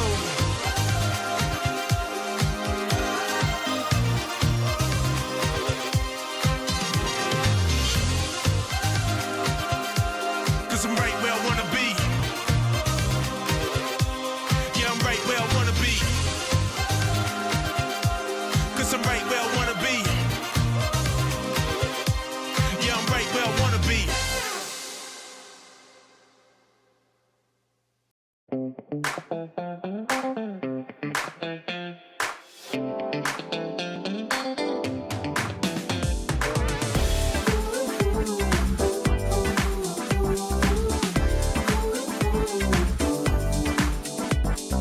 Everybody needs some time away and some time to play. Think you better take that holiday, holiday. Bags packed, you can now relax, cause your mind's on a flight and it won't fly back. Just ask for your favourite snacks when the cloudy skies turn blue. No cares when you're in the air, looking down on the ground, think we're nearly there. Beach air and freedom air, paradise is waiting for you. Everybody needs some time away and some time to play. Think you better take that holiday, holiday. Everybody needs some time away and some time to play. Think you better take that holiday, holiday. First quench, sun drench, tingling on your skin. Good times, tan lines, the indulgence win. Palm trees, warm breeze, really massage your bones. Hot nights, moonlight, wish you could take them home. Sip sweet, dip deep, repeat. When you stand on the sand and it warms your feet. In this heat, you deserve a treat, so take it nice and slow. Carefree in a fantasy, you'll forget your stress for a week or three. Trust me, when you're in the sea, there's nowhere else to go. Everybody needs some time away and some time to play. Think you better take that holiday, holiday.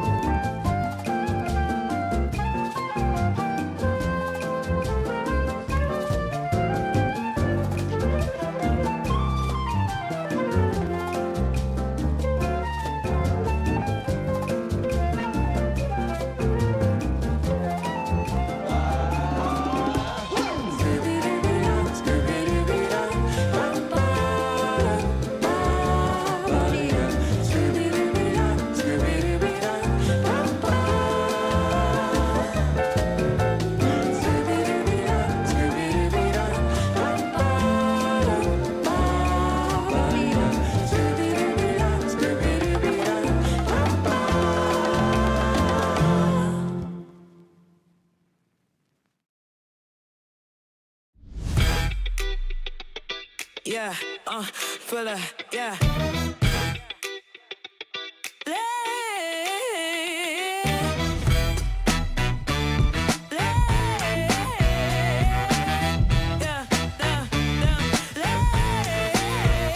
Stepping in smooth with a shine on me. Go crowd lean when I slide on beat. Little brim silk, that's the vibe I keep. Confidence loud, let it talk, don't speak. Got a baseline walking like it on these streets. One steps hitting like a victory sweep. No cap, I'm the squad when the lights are fed. Glow so bright, make the jealousy shade. Hey. Yeah, we go high. Watch how we shine. Turn up the vibe. Whole crew aligned. I'm the spark in the room when the bass go boom.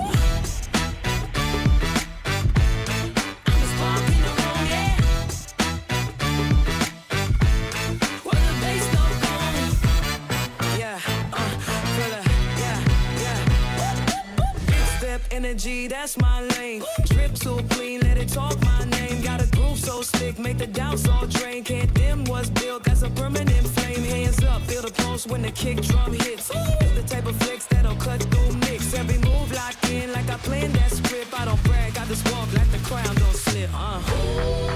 Yeah, we do high. Watch how we shine. Turn up the vibe. Whole crew alive. I'm the spark in the room when the bass go boom.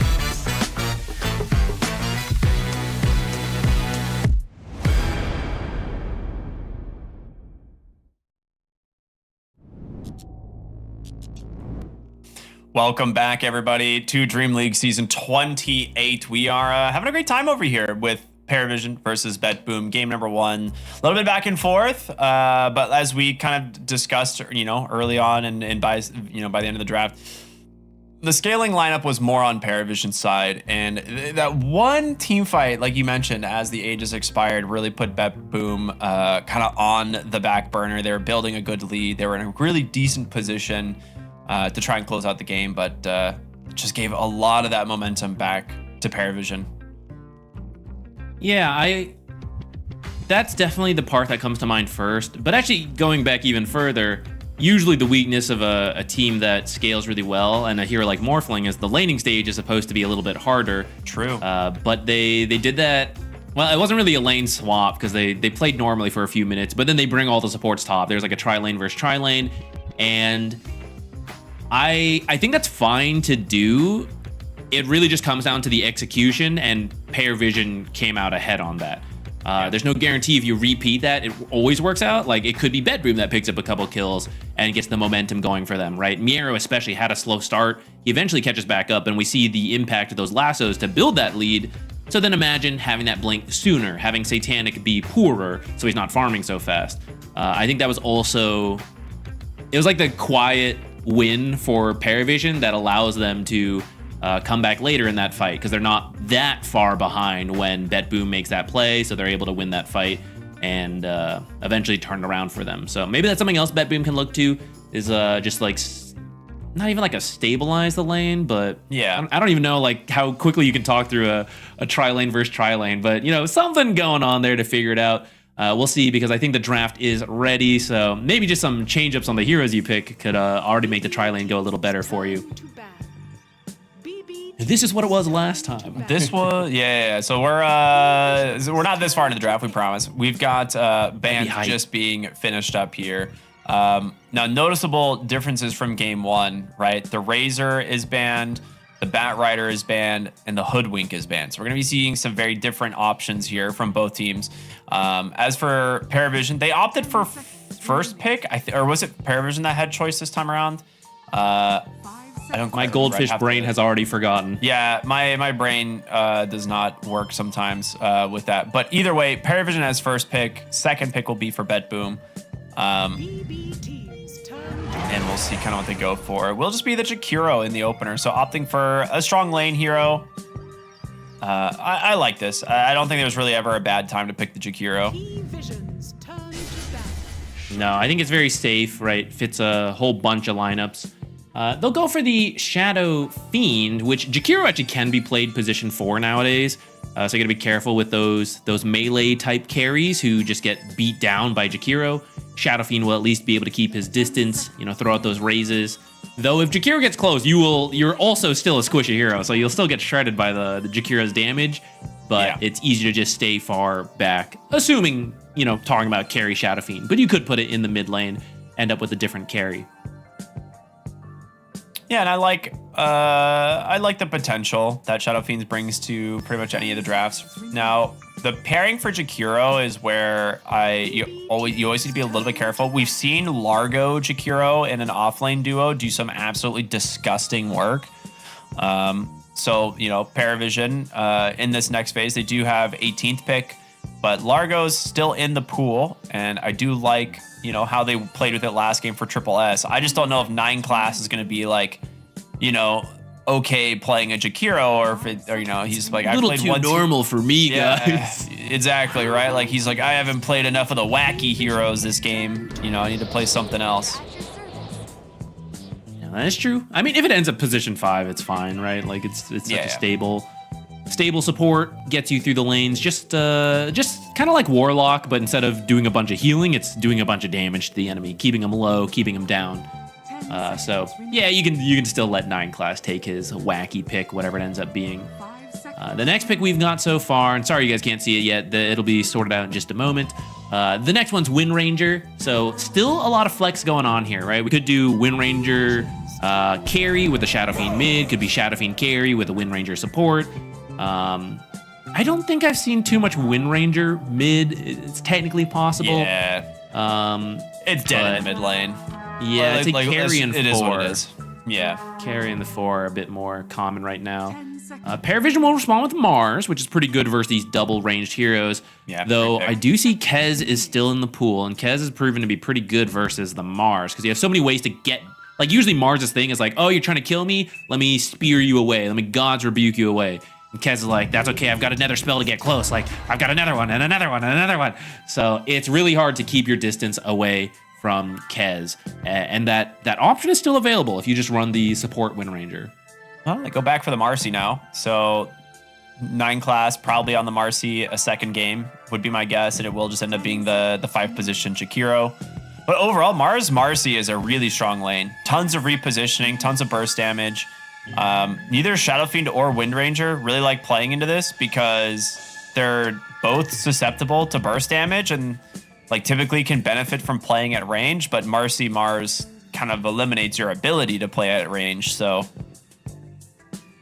pretty smart. Might actually force them to pick a new carry here and run this like mid Shadow Fiend with a support Wind Ranger, but we'll see what the kind of 5 position thing can come up with here on BetBoom. There is no Tusk that has been banned, so kind of like one of the best 5 position pairings for some of these heroes. You still have something like a Clockwork, which you could consider.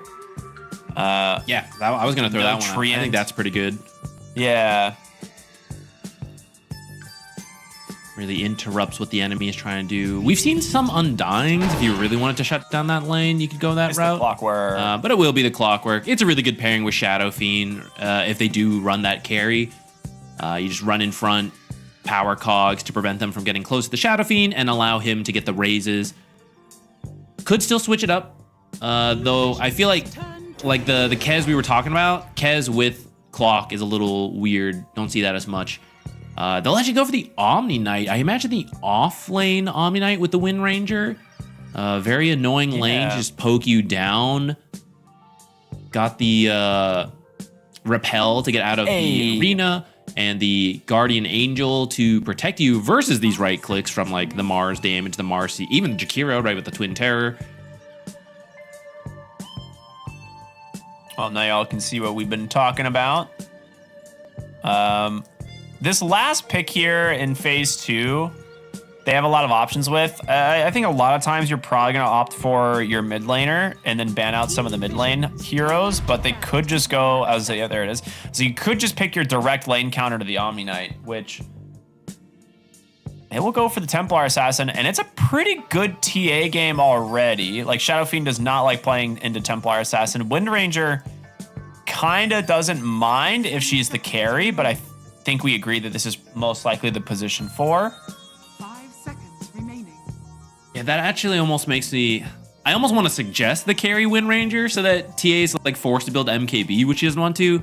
But you've got Arena, which is very good versus the carry Wind Ranger. So then again, you got Omni Knight now, so maybe you can repel her.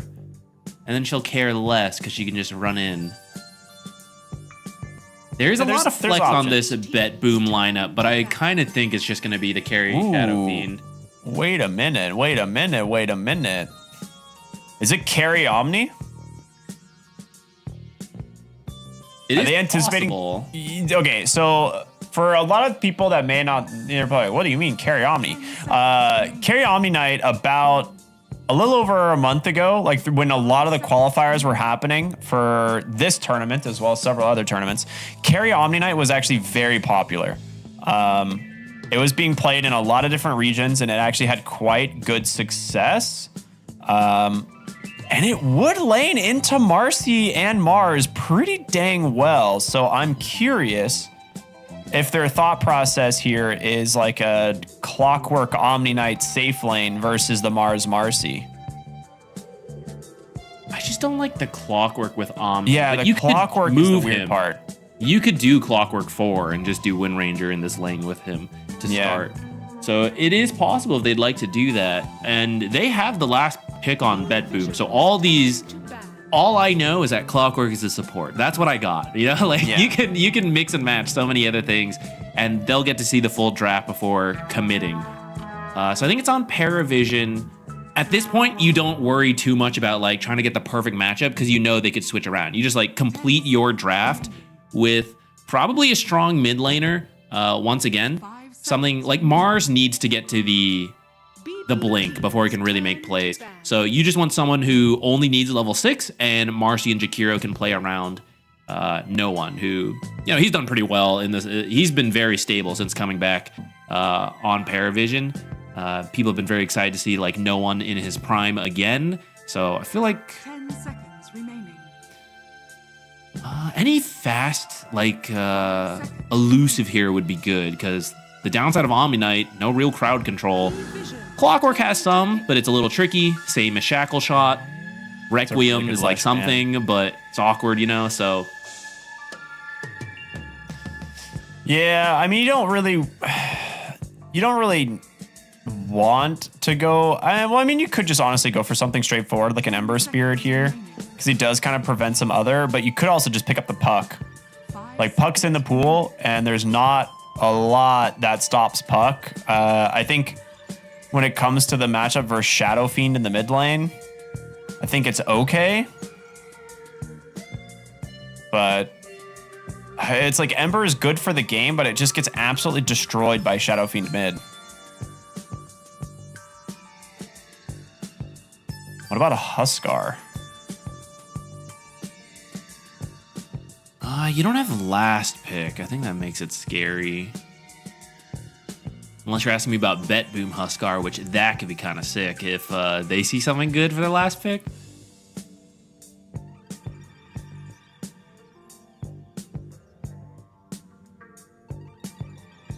I think any kind of playmaker that has like a stable lane is fine in the mid lane. You're once again just waiting for.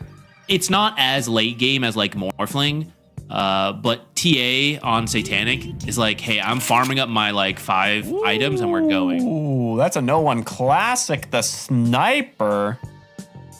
That's not the playmaker I was imagining. Not the playmaker you were imagining, but depending on the build, it can be. 10 seconds remaining. I've just not been convinced by these Ags builds we've seen from Sniper. What I think I would rather see is you just now, rather than you make the plays, you're just like, okay, we are standing still. Like, we have TA and Sniper. They bring a lot of damage. You have to come to us, and I have Marcy to reposition. I have Mars to Arena block you off and spear you away. I have Jakiro to land all these like AoE spells as you all run to my Sniper, to my TA. Like, I like that. And because you're playing that way, it's actually kind of okay if MOUZ has a bad game, because it's like, yeah, you don't need to blink initiate. You just arena in front of your sniper. That can work. What about, I mean, I know Centaur is like kind of countered by MOUZ and MOUZ Arena. What? So it's, okay, wait. So Okay, after so it's all gonna our be talk offlane of Omni. flexing, Okay. it is just the offlane Omni, the carry Shadow Fiend, mid Storm Spirit. And the lane will be annoying into the sniper, but once you're 6, you can gap close onto the sniper easily. And the things I just highlighted, like the MOUZ Arena, don't care, zip straight through. You know, the pick me up, don't care, zip again. You know, you have a lot of tools now to just stick onto the sniper and get him killed, especially with some help from, say, like a hook shot or some power shot, extra damage from the back. And in the early game, it's usually a little scary because, like, oh, you know, I might be zipping into Ice Path, all that stuff. But if you're working with Miero, it's like, yeah, I'm about to go in, repel me, zip in. It's like a free BKB really early to get to the sniper. It's actually such an insane Storm Spirit game. Like, this was kind of, I was like, yeah, you could go for like the Ember in the mid lane instead of the sniper there, because I was like, even if it loses to Shadow Fiend, you know, it is what it is, but at least it would prevent them from going like some of the other heroes that, you know, are good this game. And then it would have been, you know, decent in overall. But yeah, this Storm Spirit is gonna cook, man. I feel like this last pick Storm is pretty sick. We'll see how well, you know, it does in the mid lane, what kind of build no one decides to go for on the sniper, whether or not it's the Aghanim Scepter, or if he's gonna build for more of like a semi carry with like Pike and maybe a Maelstrom or something. I'm not entirely sure, but we'll see what they do. We jump into game number 2 of PARIVISION versus BetBoom. At BetBoom, struggled a little bit in game 1, almost walked away with the victory, but PARIVISION shut them down in that kind of mid-game. We'll see if they can keep that trend going, or, well, are BetBoom gonna strike back? We'll have to see. It's a GPK classic on this Storm, and I think he's gonna need to do well, because if he's not doing well, Omni does not do anything to make action happen, you know? And if your cores aren't doing well, your support's probably not doing all that well, which means your Clockwork doesn't have his level 6 to start plays either. So you got to enable Storm Spirit here, and they're going to start with the smoke. Maybe get him a kill. Actually, this looks like a defensive smoke, because they're just dropping the very protective observers.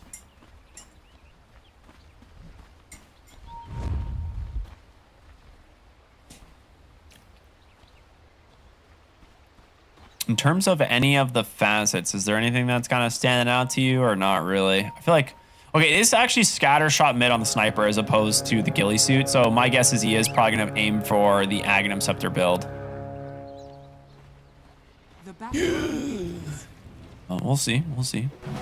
Doesn't have to be. Doesn't have to be. Katomi pulled in pretty far here thanks to that dispose. The slow coming through. They're going to try and give the first blood. Ducalis. Sniper, but Ducalis is just like, yeah. Be a real shame if I took your first blood, don't you think? That Twin Terror just too strong, man. It wasn't me. No one even tried to. He threw the second shrapnel to try to get the kill, which I was going to say is totally worth it if you give it to Sniper. Absolutely. Because we just highlighted GPK's importance to the playmaking of his team. So the lane, which is already annoying into Sniper, now he gets, I don't know, like a free wand, Wraith Band, whatever he decided to like spend the money on would have made life even harder for GPK. But at least now it's still mostly even. You get a little of assist gold to the Sniper, but it's not a big deal. Bottom lane, since the Jakiro did get the kill, should be even more annoying for BetBoom, which is actually where we saw them struggle a little bit in this lane. I guess it was okay to start, and then it became that tri-lane, which now Jakiro, extra money. Maybe he won't mind that tri-lane. Yeah, we'll see what he does with it. Right now, he's just opting for a bunch of regen, which honestly, if you're a Jakiro, probably good enough. He already trades so efficiently that any little bit of extra regen goes a long way. You kind of need it in this lane too, because Wind Ranger's going to be dodging some attacks, poking you for free. Omni Knight has a lot of healing mechanics. So you're kind of like matching their abilities with your money. 9 class. In trouble, gets the double raise barely on Kiritich. What a sick movement there.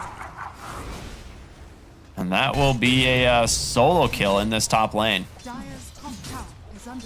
It looks like that first medium raise barely connected with the Marcy. If that one hadn't hit, 9 class would have finished up that kill. Thought the boots could help him dodge it, but like Kiritich barely gets it in time. Miro's actually having a pretty great time in the bottom lane here on this Omni Knight. I mean, Omni has great damage for last hitting, but... Because they found the early kill.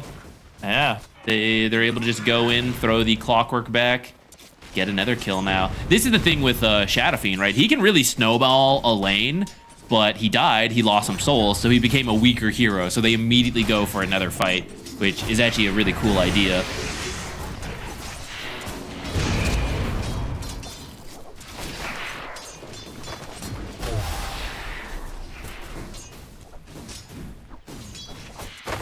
Down here, this lane's actually not going as well as I thought with the Jakiro getting first blood. I thought they'd be able to get a little more out of this. Done. Yeah. Yeah, but I mean, this is a weird, it's not like TA and Jakiro have a particularly good synergy. And on the other side, Omni, Wind Ranger are two individually very annoying laners. And then you put them together.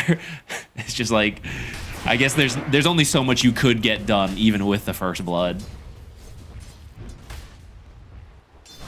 Anyways, where's our tri lane? When's that happen? Sloughing again this time? Well, the thing is like, I don't think you really want to tri lane with the Shadow Fiend. Like, he's a hero that can find kills, but like, you get diminishing returns. My goodness, no one just absolutely destroys GPK mid, but Save comes in, executes him with the kill shot. That was a lot of damage, man. That was like a 400 damage power shot. Yeah, I mean, he has level 3, so he had the level 2 power shot plus the kill shot facet. It wasn't quite that much. There's like 250 damage power shot. Still quite a lot. That's a lot. That's a lot. And it wasn't even full channel either, so. Wind Ranger rotated in and did about 350 damage to the sniper. Either way, though, he still gets the kill first, so yeah. He is still mostly a winner out of this. And yeah, I kind of see GBK doing a little bit of jungling, knowing the lane just not that great. Top side, they try to make a play for Kiritich. Ooh, great pullback on the cogs, except you missed the medium raise. So they'll get one kill there with Katomi, but will not get the double. Shadow Fiend quite low, though. Did take a lot of damage from the creep wave, and there is a roaming Jakiro coming for him. All right, he'll be able to dodge this one out. Doing quite well, though. 2-0. Oh, okay. Bottom lane, they'll find Satanic. A nice power shot from across the tree line. 9 class should be able... Well, I was going to say should be able to make it out, but... Yeah, they don't have enough slows there. Shadow Fiend off to a good start, though. 2-0 for him.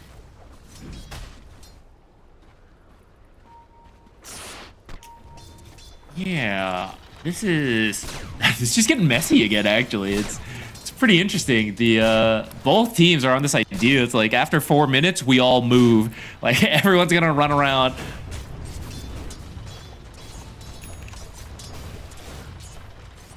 Say Save should be having a great game. He's really good with these skill shot heroes like Wind Ranger, and he's now picked up 2 very big kills, so he's gonna be pretty rich, pretty high level, almost level 5 already, and it's not even 6 minutes yet.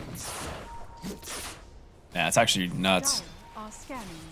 I kind of wish they put more emphasis on helping GPK get the mid rune, though. Maybe they just think it's way too hard. But because of that, 9 class will get this illusion rune. Playing into the scatter shot is kind of nuts, right? Like that shrapnel does so much damage at the mid rune fight, especially if he has, you know, full charges.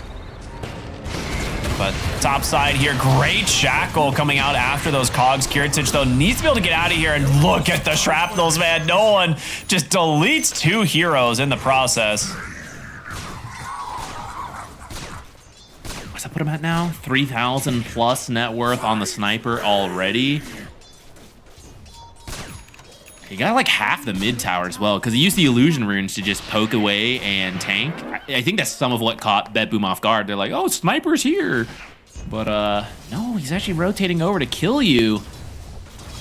Now the strong start that Shadow Fiend had, I mean, it's slowing down.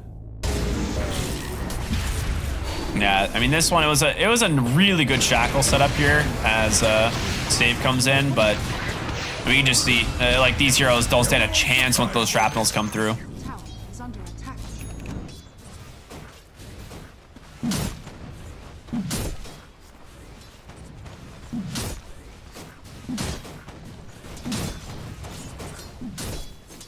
Down bottom, it looks like they want to try to get Satanic, but he's level 6, so he's got traps down. Sees them coming in. Mid tower took half its health earlier, and now with Ducalis here dropping the liquid fires, no one hitting it from outside the tower range. The sniper classic.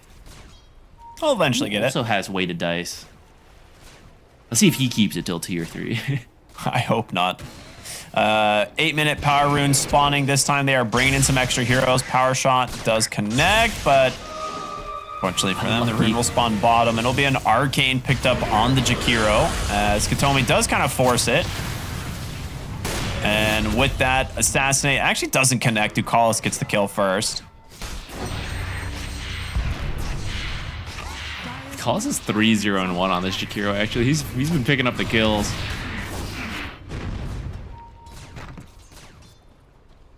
Class looking in the trees here, finds save. Does have a focus fire though, so end up putting that one on cooldown. But they get their original objective, that mid tier 1 tower, now off the map. An immediate smoke towards bottom lane. It's going through a ward, so it might catch them off guard. But I think you should know this is possible. Like, they finish your mid tower, they're gonna look for something else. Oh, Storm! Oh no, he doesn't know. TP. Ice Path into rebound. There's gonna be the dispose. It's just enough damage there to get the kill. GPK not off to a great start here for this Storm Spirit, as they will look and very easily clean up this bottom tier 1 tower now. Got baited by the Observer. He thought he was safe. They're gonna come top now too. Didn't expect to smoke.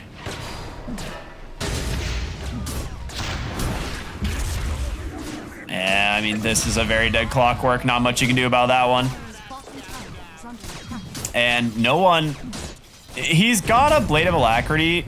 I'm unsure where he's going, but I think he's playing more of a carry build, like a Dragonlance type of... or like into Pike, maybe.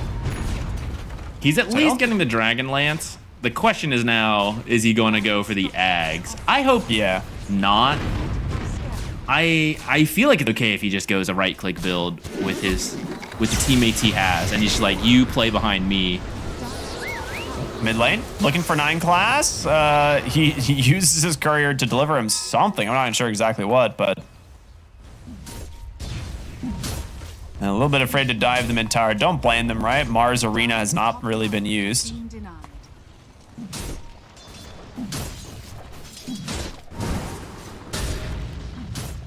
BetBoom can get their own smoke going. GPK's been having a rough one. He does not have a lot of galvanized stacks. He does have a regen rune though, so if you can pick up some kills here, the game will be kind of recovered. You know, you get some stacks going, you farm a bunch. No one's pretty far up too. That smoke's gonna pop. 9 class is behind them though. We'll see if they can actually bring down the sniper. It's gonna be up to the Marcy. Great cogs from Katomi though. Just holding them in place, make sure there's no saves coming in. They will grab the Marcy as well, and now save with the shackle onto Ducalis. This should just be 3 kills going their way.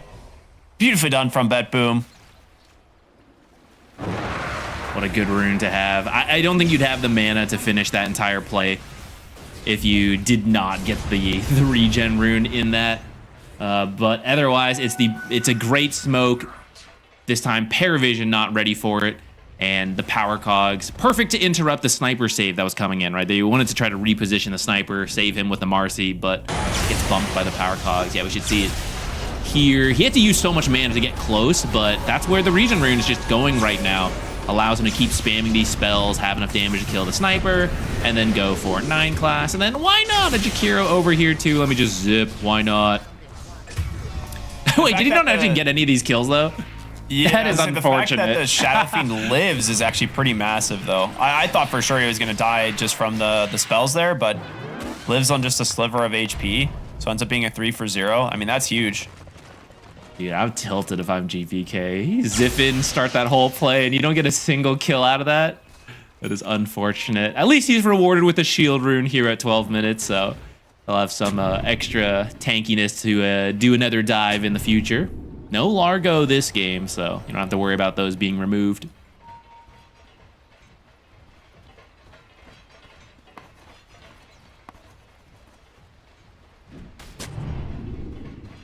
It's a lot of stacks actually being made here from BetBoom, but we'll see who's going to clean them up. Right now, Miro in the jungle going to try and do that as he's closing in on his Radiance, which, I mean, your offlaners are bringing very different things to the game, right? Like you have this offlane Omni Knight that's going to be just playing around his Radiance, but on the other side, MOUZ is going to have a Blink Dagger. And when that's online, we should be seeing Triple S start to get kind of active because he's had a relatively quiet game up to this point. I do think Radiance is pretty good this game once you get it, though. Like, yeah. Oh, hook shot onto Dakalis. Should be dead here. It's a little tanky. Another support kill. What is going on here? It's all Save and Katomi. They're the ones who get all the kills. Not too surprising with the kill shot on Save, but the power cogs kill is quite rare for Clockwork. Well, that'll get him the tier 1 tower here at least. Save is on the way to his vessel. Almost has it. Should be quite good this game once they do. And no one is going Midas. That was not the build I had written on my sniper scorecard, but I might actually prefer Ags. Yeah. We'll see if it pays off. The smoke aggressively into the enemy triangle. They are walking right into Kiritich. This is that Mars blink reveal we were talking about. And now he'll buy out the Midas immediately after that one. I mean, we talked about it. I feel like PARIVISION has the better scaling, potentially. Like, TA Sniper is really difficult for them, but it's not as clear this game. Yeah, it's definitely not as clear. It really comes down to the Storm Spirit, like you said. Like, this is the guy that has the potential to make a lot of plays in this game. Uh-oh. Oh, what a spear. Manages to find the arena onto Save. He's going to go for the TP 9 class. No rebound? Oh, he used it earlier, so it was on cooldown. Trying to dispose, but couldn't make it in time. Okay. Is that That was the second blink. The first blink got used to kill the Shadow Fiend in the triangle, which was pretty good. But that's, I think, the first blink arena. And unfortunately get nothing out of that. Space, I guess, for the Midas sniper. Whee! Okay, if you're doing Midas, you've got to be going the right click build, right? Like, you have to be scaling as the sniper. I don't want to see, like, now you wrap back for Ags or something. Which, for now, he's got the Hurricane Pike. Pike's a must. Cute. Absolute must. Like, he has to get Pike, he has to get the Shard, and then, you know, who knows after that. It could honestly... You kind of build Sniper to survive, because if you don't, especially against this team, like, he just feeds, right? So I think he's going to have to go, like, Pike, Shard, maybe BKB, before he can actually, like, pick up some substantial damage items, but... see what he does. Quiet game for Satanic so far. He had that one death earlier, and that's it. But he's got 200 CS. amplify damage with his Deso. So yeah, this is his first team foray. Just get a quick Roche that you can contest this if you're BetBoom. You've got a lot of long range abilities, but not if you don't realize it's happening. They rocket flare it now, but yeah, maybe you can try to like kill shot snipe it. That's about it. Ducala's putting the ice path down. Good habit to have when you're playing a Jakiro, going for Roshan. Make sure no one can just sneakily steal your Aegis for free. But PARIVISION actually smoke up right after the Aegis, so they're looking to fight, and I don't blame them. They've got the Blink, they've got the Arena, they have Macro Pyre, and everything that the Sniper adds as well. They're going to go right into the enemy triangle.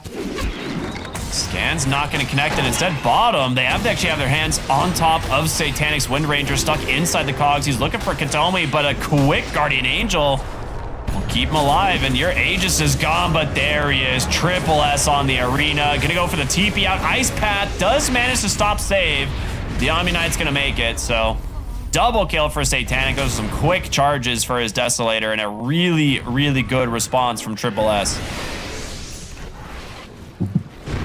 At the same time, I mean, well, when you get an Aegis that quickly, it's not like you're expecting to take a bunch of buildings.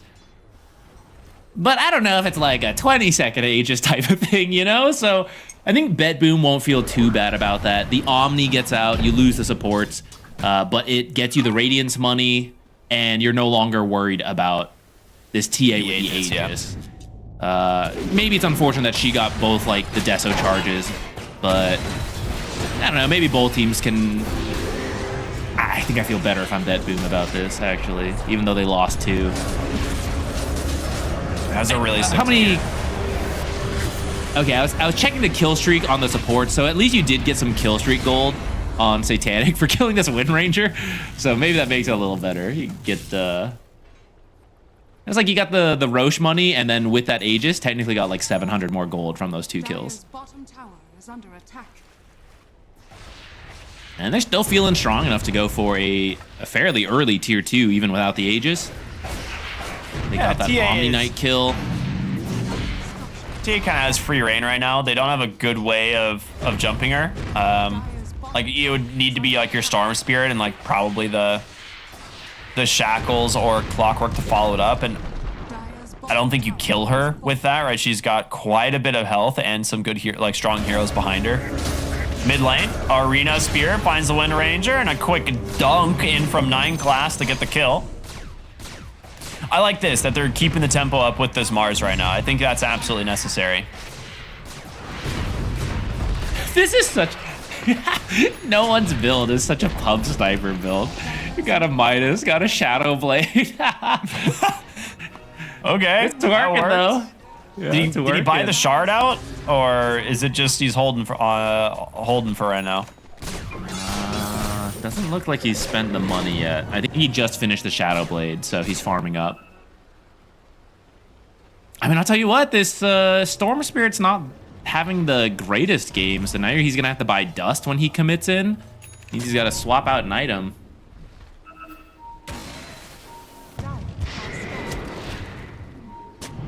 Call us scouted by the power shot. Not the one you want to jump. He's baiting. Yeah.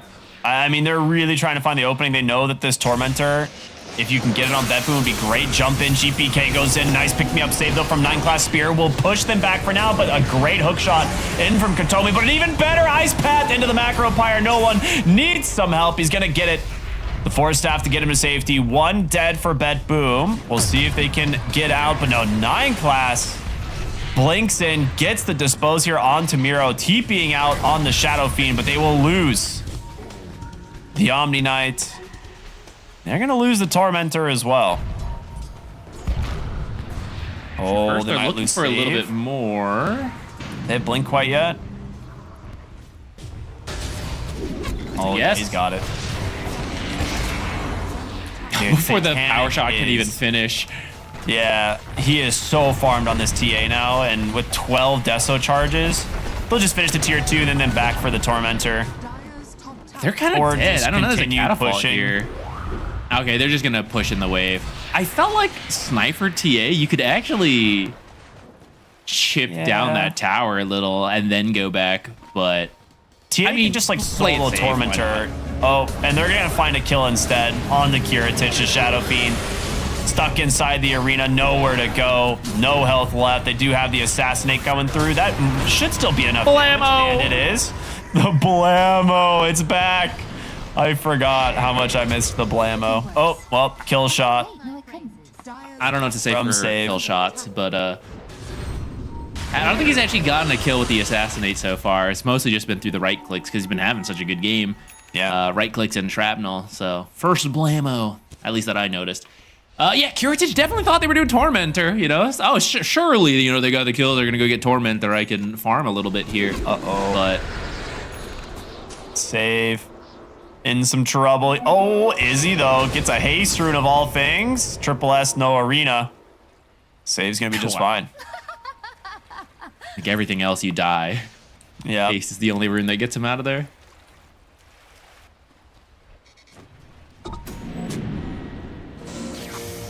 Oh, they the TA did solo the Tormentor, got the shard for Ducalis on the Jakiro, which is quite nice. Miro here, gonna be forced to use the Guardian Angel as Satanic comes in. That's a little painful. Overall, it's a 9,000 gold lead here for PARIVISION, and oh, no one. Gonna find the finds originally the Storm Spirit, but able to zip to safety, and they'll settle for save. Get the D ward as well with that rotation, which is quite nice.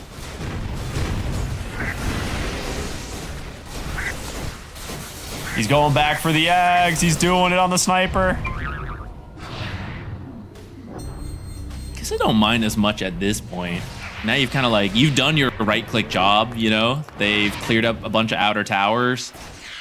That's what I don't like about when people build the Ags too quickly. It feels like you win your lane and then you're just stuck farming for a while, right? This was a win your lane, took Roche, took Tormentor, took outer towers, and now while you're waiting for the next Roche, you're working on the Ags. I'm more open to this one. Although I also kind of think you could just finish it with right clicks, but I think part of it's also seeing how farmed Satanic is. He's like, yeah, I'm good. I don't need to right-click anybody, you know? He just wants to blammo. Everyone just wants to blammo.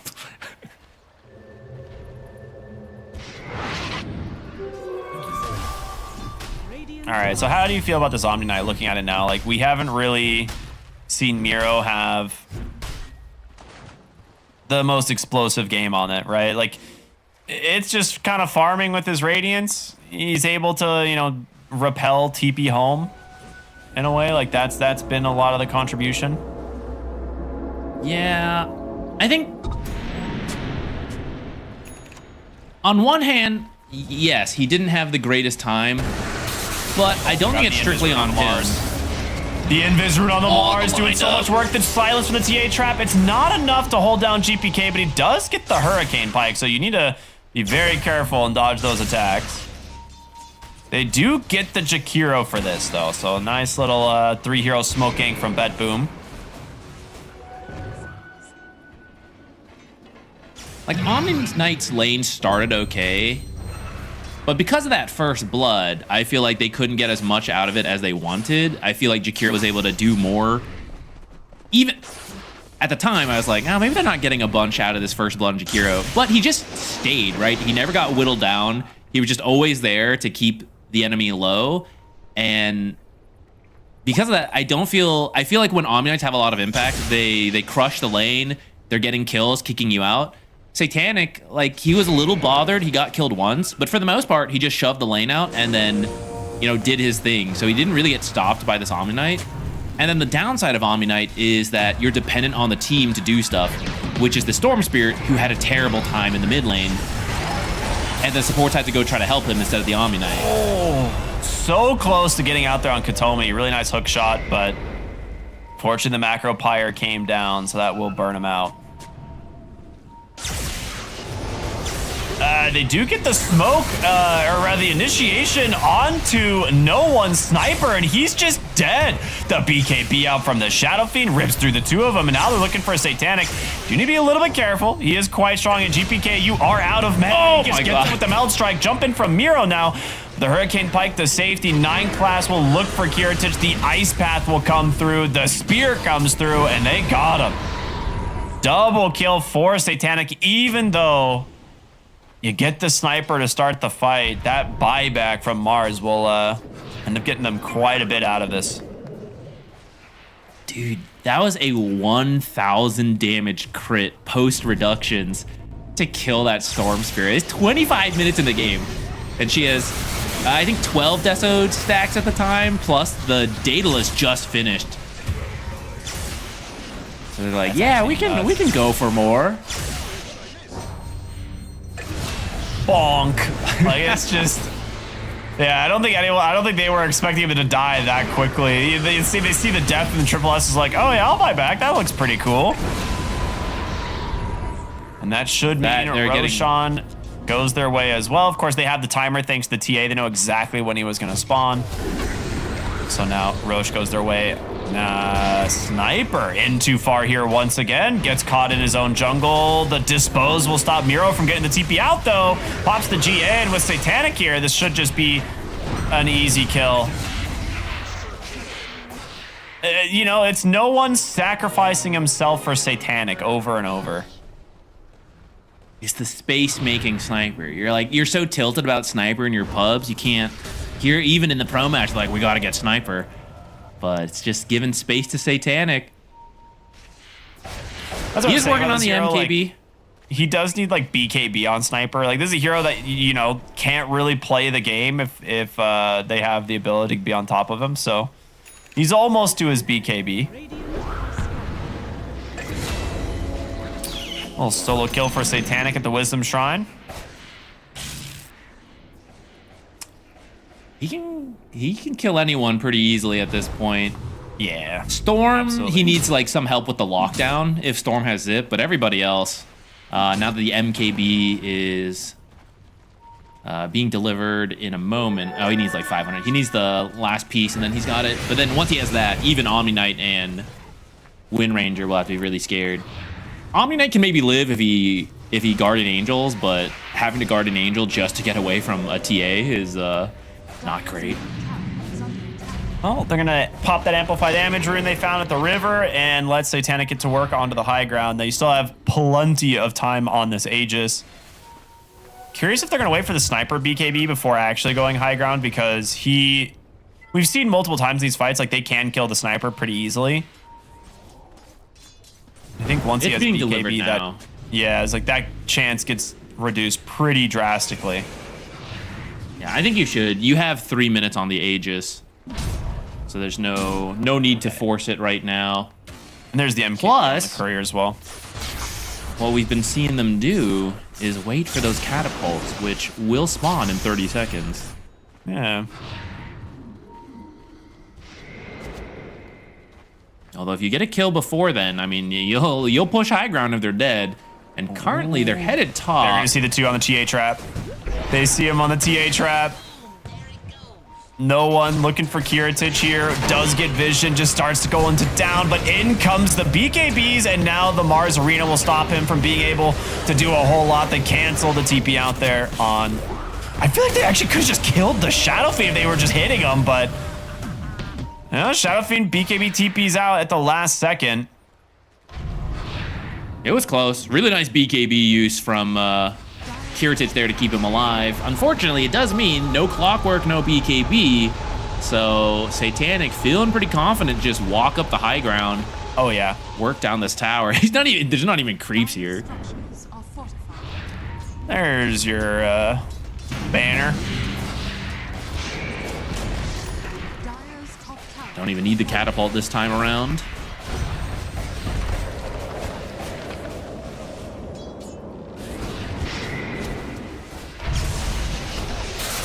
We're gonna jump in here off GPK, look for the zip, but nice pull back here with the MOUZ. They'll finish off the banner, or at least take that off the map for now. And with the whole team of BetBoom alive, maybe give up the high ground siege. No arena at the moment. No I guess Macropire just comes back up.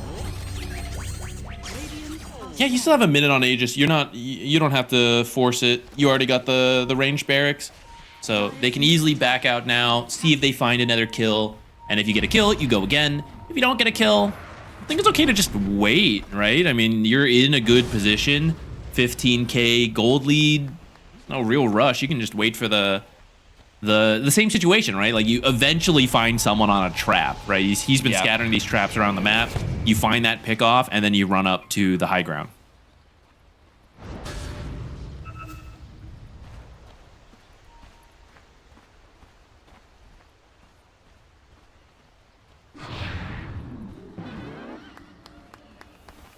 I like that they put a gem onto Triple S as well, since I mean, you've already got the traps for vision superiority, but you're winning, so just remove all the enemy's vision and they'll have a very hard time doing anything. If you look at what BetBoom has on the map, they've got that one thing in the corner watching the Twin Gate, and that's it. Yeah. Everything else is in the dark, and they're just having to use Rocket Flare and Kill Shot to just like scout out for a moment, you know, like, is anyone there? Can we move in? They're trying for a smoke, and you kind of have to, but it's pretty blind. They're just hoping to run into someone farming these creep waves. I mean, PARIVISION did split up for the most part here, like, as they try to farm. No one, again, would be such a great kill, but they are being back in the top lane now so with Satanic, so they will have the whole team here. And that means, well, I guess through the Twin Gate, I suppose. Take the Tormentor. What are you guys going to do? I feel like it's just going to be the Tormentor. All right. Instant the immediate retreat home. Yeah, that's a good call.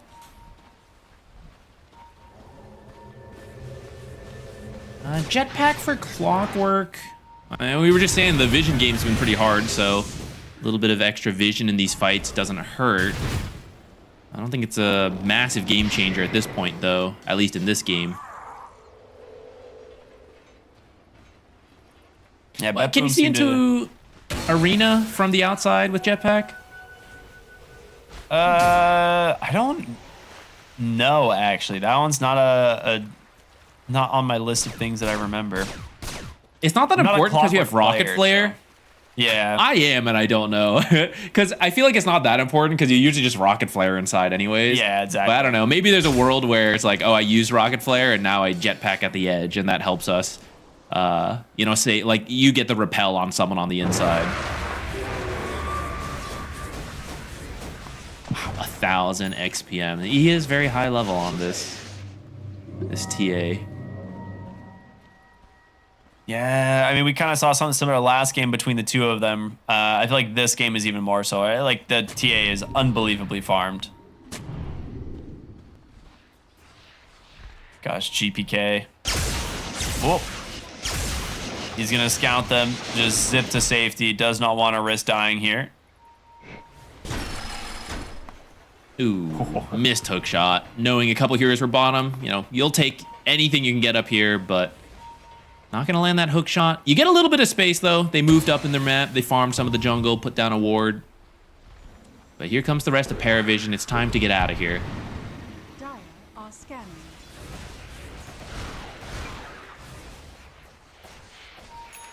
We're going to see the timer for Roche here in just a few seconds, which, again, does benefit PARIVISION. They know exactly when Roche spawns. 40 seconds. That's a relatively quick one. If they manage to get the pick off they're looking for, which it's going to be close. Ice Path not on mark. They're trying to just bait something out of these guys, but they aren't going to get it. Instead, Satanic's just going to go and try and finish off this melee barracks on the top side. They do have a fortification. He gets it pretty low. Does not want to stick around too long, though.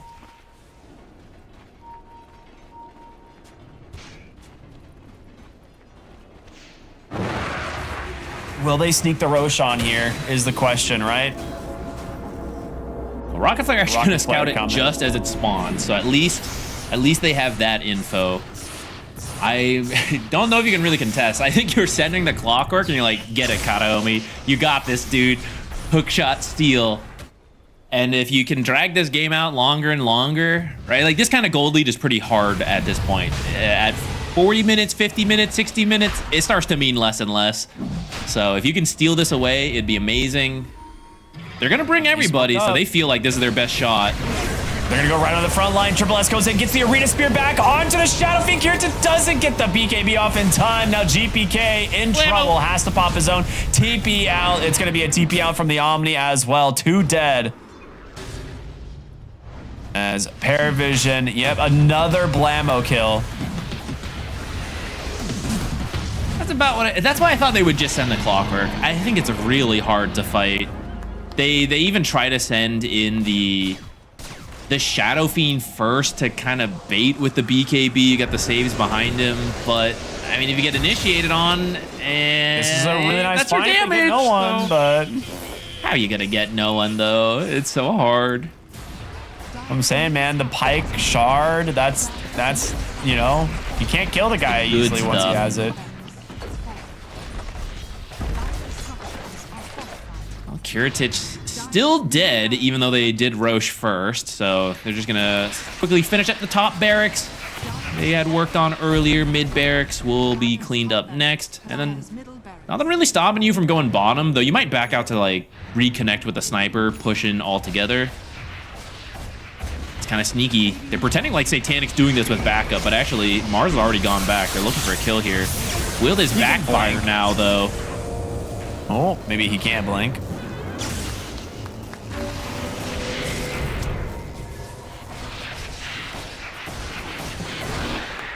That's probably one of the better shots you'll get at going for Satanic. Now the rest of the team is getting close. No one finishing up. Oh, I guess his Ags is being delivered, so he's got that now. He's ready to blammo. There's gonna be so many in the assassinates in this fight. He's got the giant maul too. That's a feels good item on Aghanim Scepter Sniper. All right, tier 3's down. Satanic still a lot of time on the Aegis. They're gonna go for an initiation here on the Storm Spirit though. Who does he even find? Okay, it doesn't matter. They just killed Omni Knight. They've killed Shadow Fiend instead. GPK doesn't get anybody for his efforts. And now they're just in full retreat mode.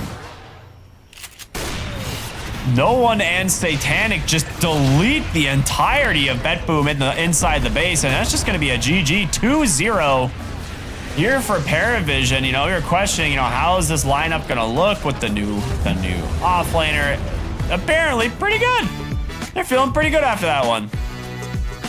Yeah, but actually, looks like they're not even celebrating the win. They're already talking through like, hey guys, I think this could have gone better, this could have whatever. So that's part of what's needed to improve, and might be the renewed focus with the new player. These guys seem pretty locked in. You know, this is not a team that, oh, we made it through group stage, we're happy, right? They are aiming for the very top. They want these wins, and it looks like the grind to improve is eternal for them. Yeah. I mean, this was kind of the Satanic show here in both these games. Like, it really did feel like he had an amazing game 1 on the Morphling. Turns it around. Templar Assassin here in game 2 absolutely crushes it. You know, there were some moments here where, like, you know, BetBoom, they found some decent fights, but you never really are going to have the damage to get through this front line and then through the Templar Assassin. Like, everything was being committed to try and stop the sniper early on, and they slowed him down, but you have other problems, you know?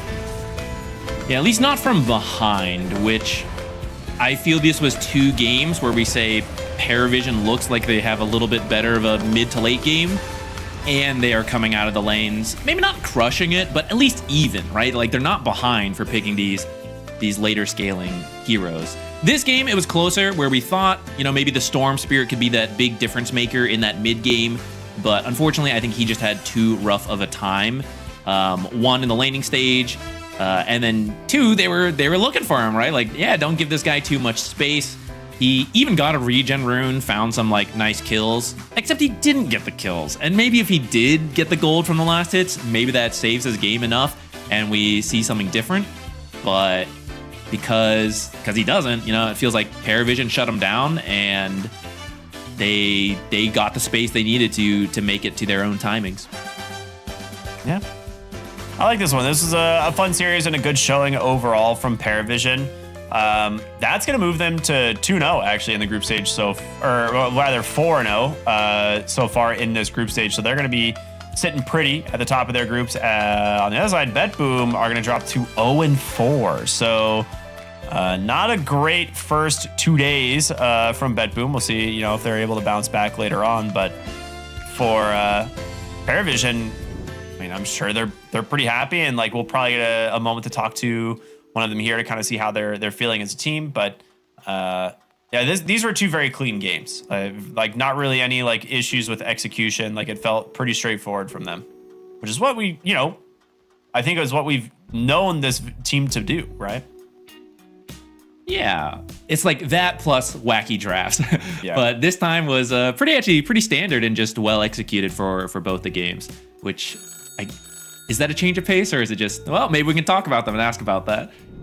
All right. Well, we're going to be joined by Ducalis here. Congratulations, man, on another 2-0. You guys are up to 4-0 for the group stage. So how's the team feeling? Hi, thanks. We are feeling really good because we didn't play for a long time. We didn't qualify to the Blast, and we was just watching how people play. But now we are enjoying the DreamLeague. I'm happy to play. Nice, yeah. So one of the big question marks was going to be Triple S coming into the roster and seeing how you guys are gonna play around that. I think so far things are looking pretty good. Has there been any like major adjustments you guys have had to make? I think it's more about how we need to approach the mid-game timing, because now we can play with more heroes and Blinkstun and like Mars, Primal, like other heroes. So it's more about this, because before we played always with Zoo heroes or like some dummy heroes, and it was kind of different gameplay from early game to mid-game. But we are feeling good about this, because I think that's what we was liking on the last DreamLeague, and now we have it, so nice. Things are going great. Yeah, great to hear. Zach, what do you got? Yeah, actually, I want to ask a little bit further about that. I saw after the win, we see the player cams, and usually there's some celebration, but you guys were just immediately, it looked like you guys were already talking, even after winning, about, is it about how to improve, about those mid-game timings that you were just talking about? If you're talking about the second game, it was like no one was saying what he wanted in the game, because like minute 11 or 12 he called like, let's go enemy forest, guys. But at the same time I said, let's chill, guys, let's wait Mars Dagger, and we misunderstood each other, and I think that's why second game was not that kind of snowbally, because if we wait a bit, I think it was fine. But we'll watch replay and we'll see which is the right path for us. That sounds good.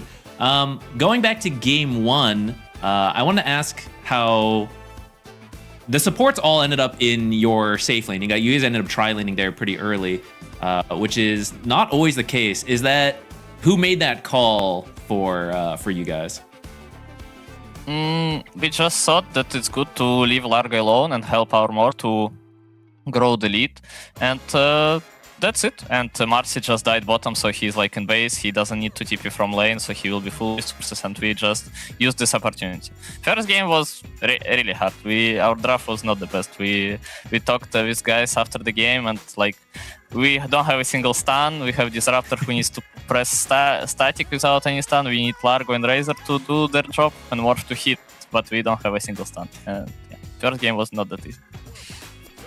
I'm glad it still worked out for you, but good to hear that you guys are being pretty, I don't know, like critical is the right word, but it seems like you guys are really focused on improving and constantly looking for ways to improve every single game, which is currently paying off. So that's good to see. Ricky, anything else you want to ask before we go? No, this was a fun, very convincing series though. You guys have, played BetBoom a lot, so this is a team you guys are obviously very familiar with, but just want to say best of luck going through the rest of the group stage here at DreamLeague, and thanks so much for chatting with us.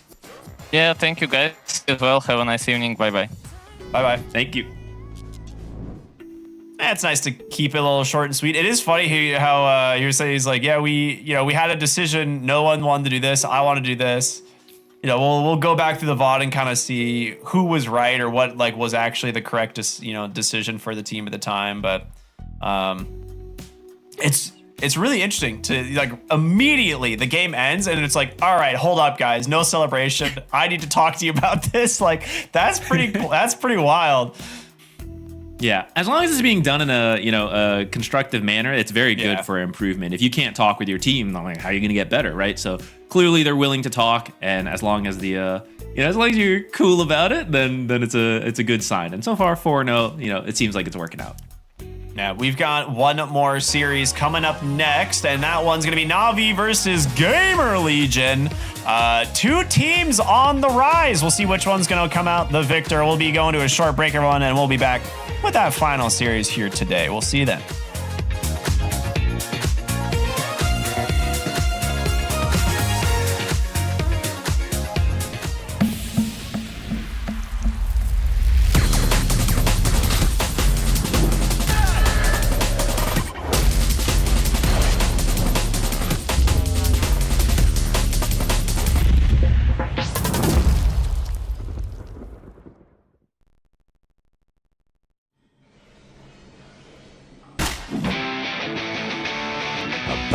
Bloody time.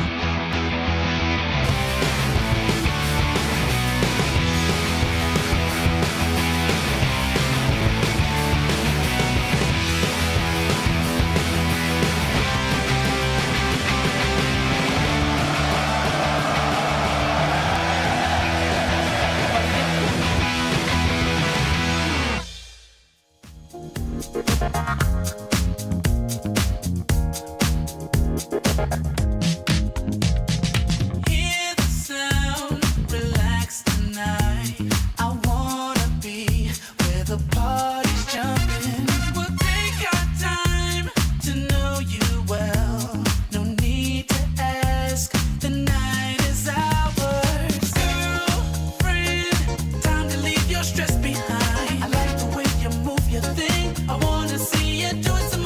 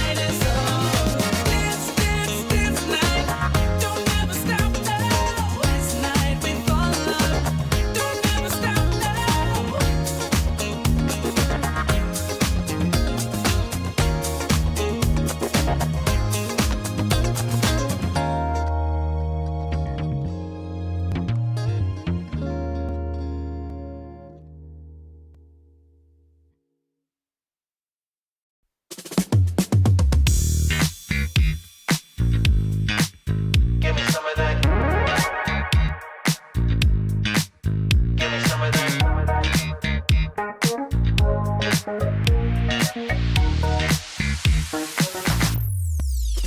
me some of that good stuff. Give me some of that fancy pants. Give me some of that high life. I want something that will make me dance. Give me some of that good stuff. Give me some of that fancy pants. Give me some of that high life. I want something that will make me dance.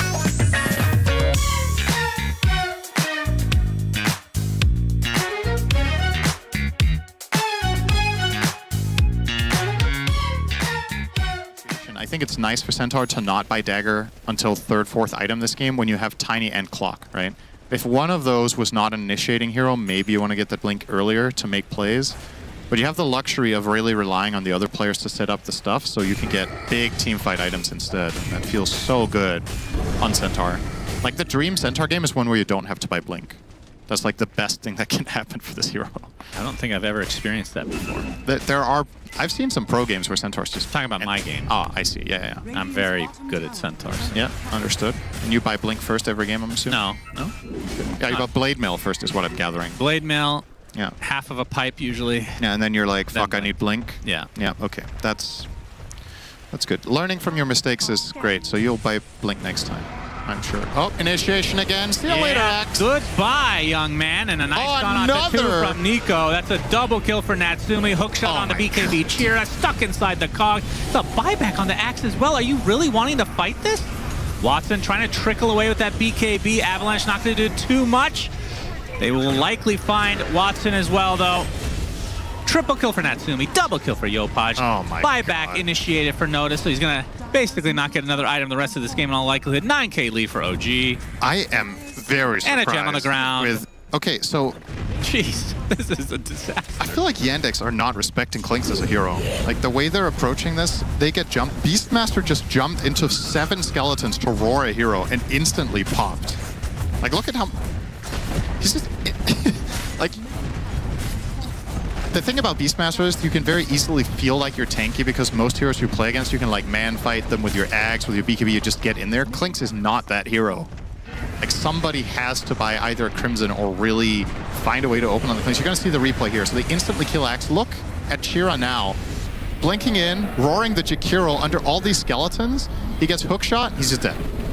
Clinks is going to kill this guy in 1 second. And Watson, on a very farmed Dragon Knight, has to run away from the fire. And I love this Avalanche from Yopaj, even though it doesn't stun the DK. He's making sure to keep that Blink Dagger canceled the whole way through. Just nice and clean from OG, and that is the face of a man who is not winning this game currently. Correct. And who is unlikely to do it in the end as well. At this rate. This Clink's gap is now becoming too ridiculous. He's 5k up on the DK. He must be closing in on something. Wait, so he just got his Daedalus. And he has a Pike yet? too. Is he maxed out on Deso? Oh, very close. Yeah, this is nasty. Natsumi's very, very good at this hero. I think we've seen plenty of OG games in the last month where he just carries hard on Clinks. I feel bad for the skeletons that end up in the fountain like that. They never get to do their job. Yeah, that's really sad. Look at them. They're just useless. Just like you with the cogs in your pubs. They're even, like, in Solidarity, they're kind of forming a power cog. Standing there. The old one, yeah. 13k lead for OG. As we're now 30 minutes in the game. And Yandex, I don't. Do you think it's? First of all, I picked OG to be top 3 this tournament. I believe, right? I don't remember if you did. But I'm pretty sure I picked them. I'd believe it. I think it was a bold choice, is what you were telling me. I mean, they've had the potential to be top 3. But my question is this OG doing great things, Yandex doing terrible things, or somewhere in between? I think OG is playing very well, and I think Yandex is playing at 80%. Okay, probably. I don't know if Yandex would agree with that. Maybe they think they're playing at 50%, because their cameras definitely don't show a lot of promise right now. Just seemingly a lot of frustration and missed opportunities. And the way I see it, approaching the next fight... Was it worth it, Sox? You got the wand in the courier. He gone. He got some info. That's number 8. He's only 2 away from The double digits again. I mean, you could argue he's 0-20 in the series. Was he 12 or 11? I think he was. I can check. I think he was. Yeah, you 0. just alt tab. I don't need you for this cast anymore.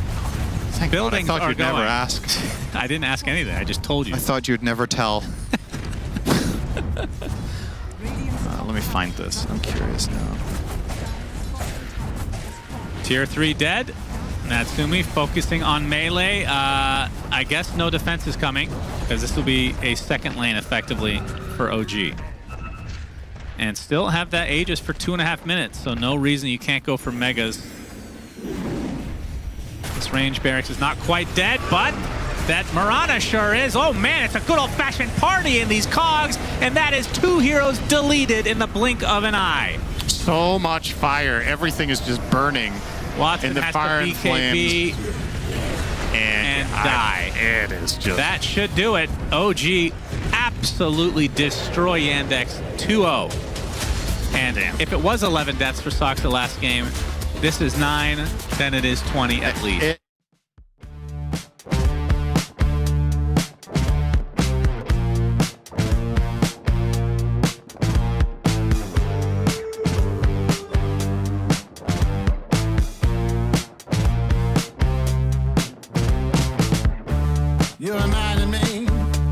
You reminded me of that this morning. My father, he looked on by. He passed on to the next life. Oh, we all have to face it someday. No matter if we're ready, we pray. Lord, I'm one with my soul. I'm one with the love. I'm one I am whole. Ready to return to the light. To the light. No, my soul, it can't be caught. And I'm ready to return to the light. Now your ashes free in the sunny, yeah, the water's coming. We toast to your life. The wine is spills and you smile. Yeah, you smile. We don't need to face it someday. No matter if we're ready, we pray. Lord, I'm one with my soul.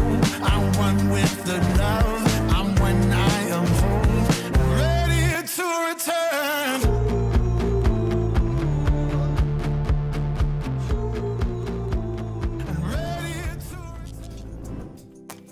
What's up, everybody? Welcome back here to Dream League Season 28. We are jumping into the last series of the day in just a little bit.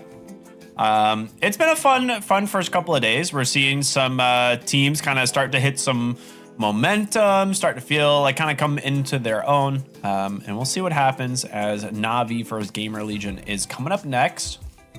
We're pretty familiar with both these teams, I would say.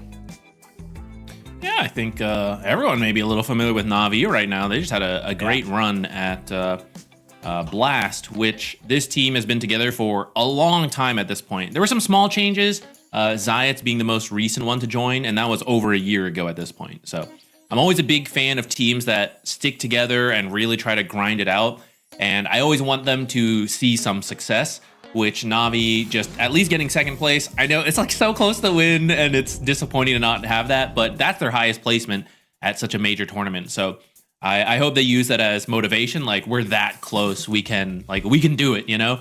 And we'll see how this one goes. They did unfortunately start off with a loss to Falcons, but I think that's pretty understandable. You know, if you told me, oh, a team lost to Falcons, yeah, I mean, that could still be a top tier team. Yeah, I'm kind of with you on that one, right? Like that, I think any day of the week here, you could see, Na'Vi get a win on Falcons, but if they don't, it's not like a shock to me by any means. The other side, though, GamerLegion actually struggling against Execration this morning, which Execration is a team, like, it has great players on it, but we just haven't really seen this team like qualify for anything all that recently. And GamerLegion actually had a pretty decent run in Blast as well. So we'll see, how they manage to do up against Na'Vi as I think GamerLegion is one of those teams that actually has a lot of potential. RCY has definitely been a standout player for this team. And when he's hot, when he's playing well, I feel like this team is on a different level.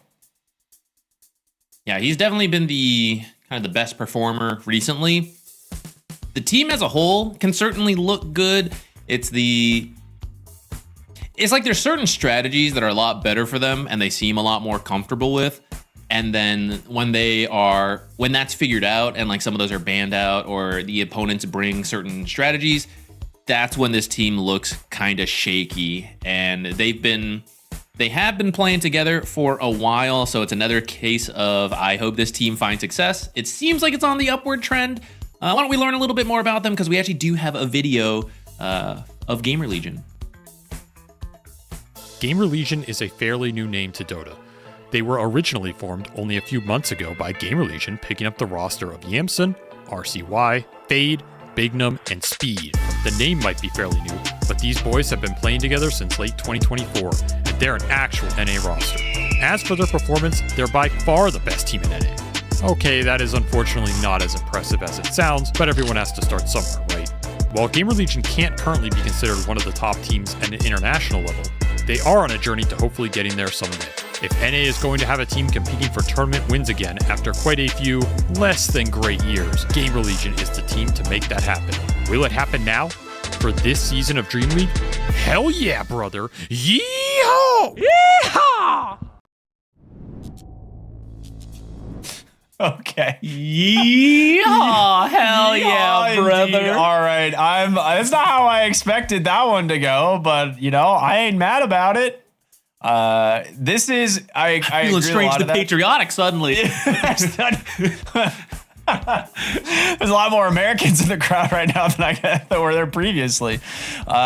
This is a team that I think has been on the rise for quite some time. They definitely have a lot of things going for them in terms of their play style, their drafts. I think people do respect the heroes that and the ideas that they have. It's the consistency, which is what we always come back to when it comes to the NA teams, is they've got to keep that like train going. Sometimes they look really good, and then it feels like it falls off the tracks out of nowhere.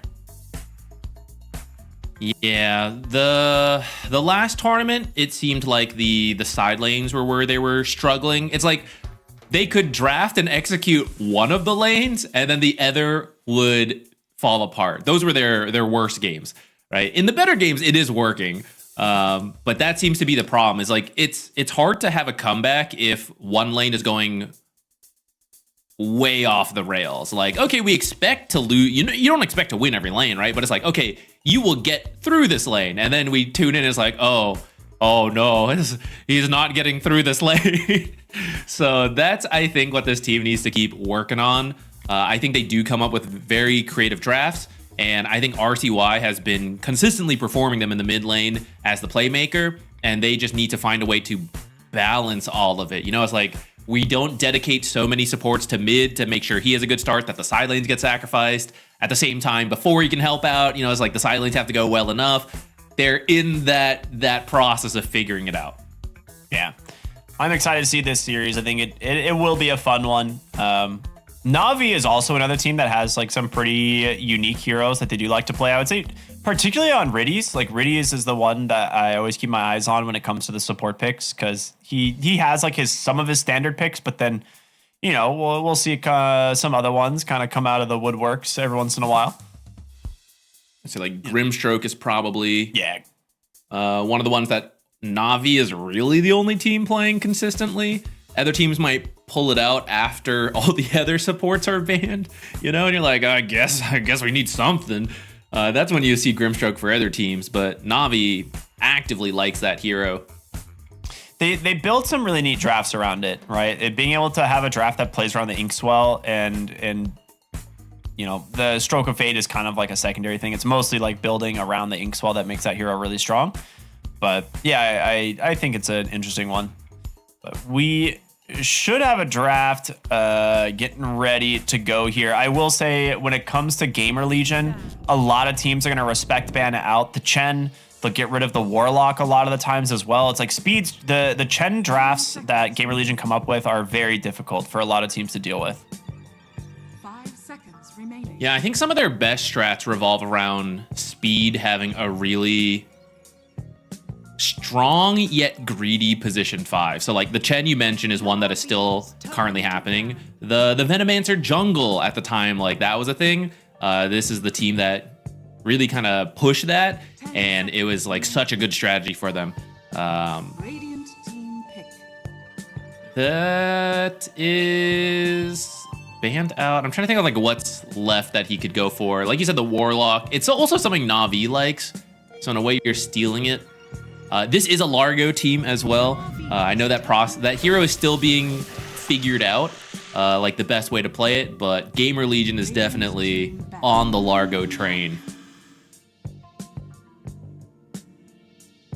That is a very early puck pick. I don't really think we often see it that early, but I guess when you do see the Viper come out in phase 1, you're willing to pick it on 9. And, you know, it doesn't actually struggle too much against the Viper lane. It is one of the few heroes that can survive the lane and have like a decent game impact. That being said, I don't feel like Vipers ever lose the lane to Puck. I feel like often it's still Viper winning the lane. I think you at least get what you want. With that said, I feel like what Viper wants is to usually slow down his opponent. So the fact that Puck can just shove out the wave and then go jungle or gank is a good response pick, which does not have to lane into the Viper. We've seen this hero move around to all the core roles. So it could just be something you're picking early, bait it out, pick something else, which I think GamerLegion actually did earlier. I think they ended up playing an offlane Viper and grabbed a mid Void Spirit versus the Puck. I think they lost that game though. Yeah, they lost that game to Execration, but I didn't get to see that one. It may not strictly be due to the draft. Like, I think the idea is fine. It may have been like an execution thing.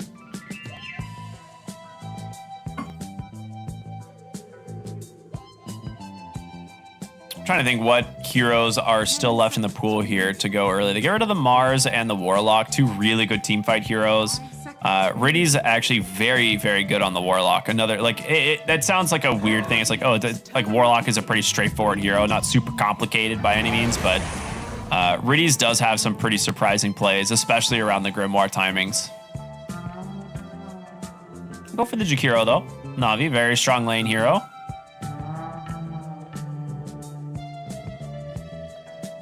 I would throw out the Largo, but it would kind of start locking in your Viper, since GamerLegion likes the offlane Largo, and we haven't actually seen them play support Largo as much. I think it's doable. Like, it protects your Viper, because Viper actually does not like playing into Largo. And it's good versus Jakiro, because he can dispel so much. You can remove the Puck silences too, but actually, because he silences everyone, that could include you, and then you can't silence, or you can't dispel that. Speed thinking hard here about where they want to go with the draft.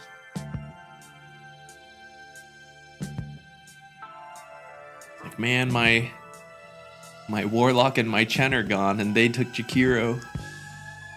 What else is there to live for? That's, yeah, very valid. There is heroes like Tusk still in the game. Ooh, okay, we're going to see an aggressive lineup. So we're going to see the Slardar come out. That mid Slardar versus Puck. Yeah, which I was going to say, I was like, I wonder if they want to take this mid. We'll have to see. I know Fade actually plays Slardar quite a bit for this roster, but if you do want to, you don't have to reveal where it's going. You could just pick like a 5 position here for speed and then kind of keep the flex open in these side lanes. Nope, it's Shadow Shaman. Okay. That is some good catch for the Puck, actually. It's a Bignum classic too. If you do run, actually either of these in the off lane, right? With the Slardar, you can get the bashes in for chain stuns, and if it's the Viper, you're getting to that 5 poison stacks. If he goes that build, I guess you don't have to. Sometimes we still see the like max nether toxin. I guess we'll see depending on what carry gets picked. But if you do go for the poison attack, you're guaranteed to get a bunch of them off between chicken fingers and shackles. You'll at least get 1 point in poison attack, right? Anyway, so Wind Ranger for Na'Vi, a very solid hero right now. Which this is to me is most likely going to be Juice's hero. To me, I think when you're looking at this lineup, it's a pretty great Wind Ranger core game. Doesn't have to be, I suppose. They could put this on Zayats, but 5 seconds remaining. in terms of heroes that are left, maybe look at the offlane pool. Radiant team pick. Nope. All right. I have no idea what I'm talking about today. I'm just, every time I come up with a suggestion, just immediately find out that I'm wrong. Hoodwink. I thought they would as well, but 10 seconds remaining. I mean, Wind Ranger's pretty safe into either of these offlaners if they, like, whichever one ends up there. Or maybe you're doing something crazy like Viper carry, pick a new offlaner. But, like, even then, like, what's the worst that could happen to her?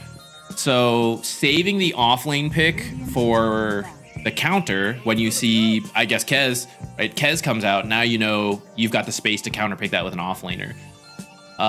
So a rare, crazy. The drafter is a support player. And it's like, yeah, guys, I think we need to support last pick. I think we got to reveal all the cores first.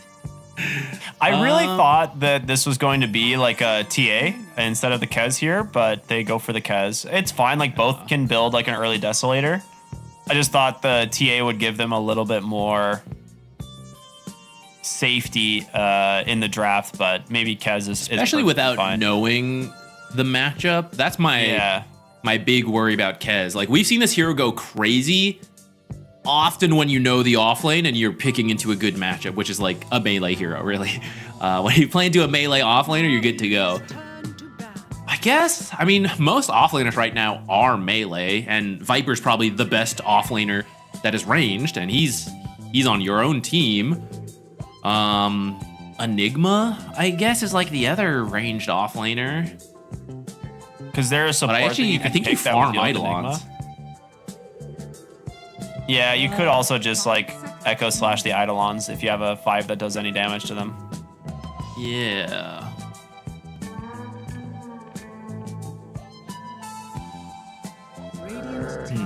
Where's Shadow Shaman one? I think Shadow Shaman position 4. I feel like Bignum plays it more. Yeah. So what do you want in the 5? You just need someone to help Kez have a good start. Possibly play aggressive, but I don't think you have to as long as you're getting farm. But a lot of them are taken out. We see Ringmaster come up, especially when like a lot of supports get banned. And I think that could be okay. You know, someone gets bushwhacked, someone gets Foxfire. You can waste some of that time with Escape Act. Tusk Snowball, similar deal, though you're pretty all in at that point with your safe lane. And if you get counterpicked, then what do we do? Maybe go back for, I was gonna say Bat Rider support, but I guess that's a. Do you actually just do Largo support too? Like you eat the win run? You save from bushwhack because you like pull them out of the tree. Yeah. It deals with the stun. The Brewmaster ban is really good. Yeah, there are actually quite a few like 5 positions still left that they could go for. They banned the Dark Willow. Okay. I'm trying to think of something that like brings minus armor into the fray, but I guess you don't really need it. Like looking at Navi's lineup, none of these heroes are actually super tanky. So a single Corrosive Haze plus like any damage in from Kez while they're stunned is probably a kill. So you really just need more control here and more team fight and just like something that brings a strong lane to the Kez. Yeah, possibly an Aura builder too could be good because like Viper Slardar don't really want to do it. Could you do Mirana?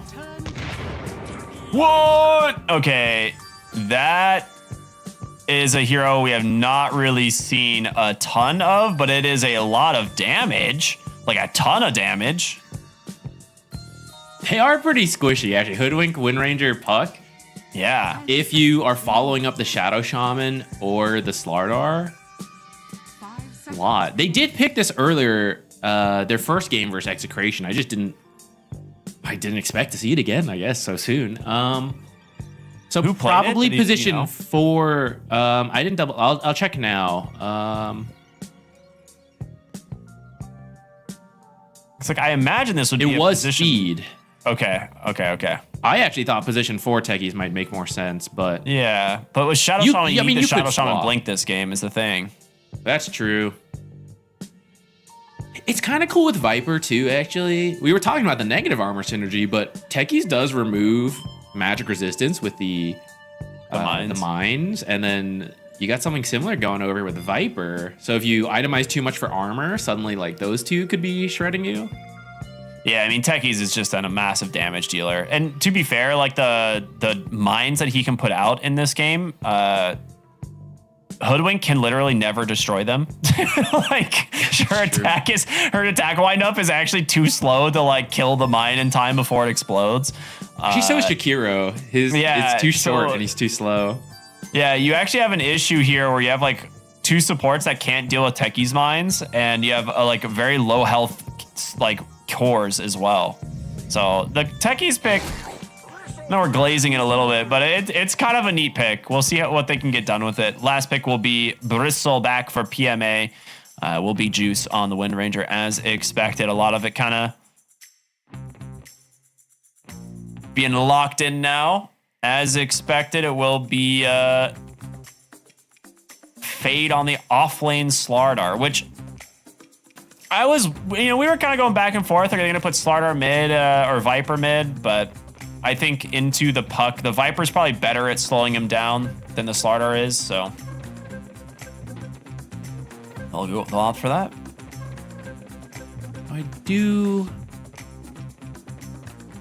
I mean, if you get to Wind Ranger and she does not have Wind Run going, then the Crush combo, the Chain Stuns, that's, it'll kill her.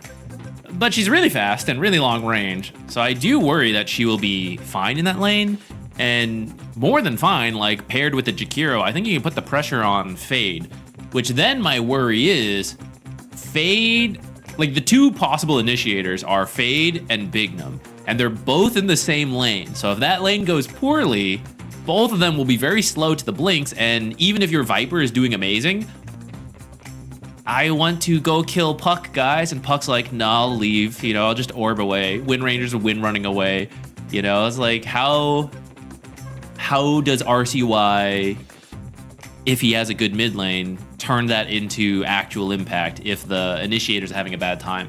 So I think you need to put some emphasis there. Like, I think if Speed has a choice between helping mid or helping his off lane, he should go there to the off lane to make sure those guys have a good time and that you can get the blinks you need. I'm trying to, it's a really weird position 5 Techies is not a hero we've seen all that much. So I was thinking to myself, I'm like, what facet is he going to go, right? Because there's always like the secret sauce, which I think is the position 4 facet that a lot of people take, which is just the increased blast off damage. But right now he's actually opting for the scope, which is the range and projectile speed, I think, for attack speed. So like maybe just hoping to rely on like his ranged auto attacks in lane. It could work. I mean, I'm curious to see.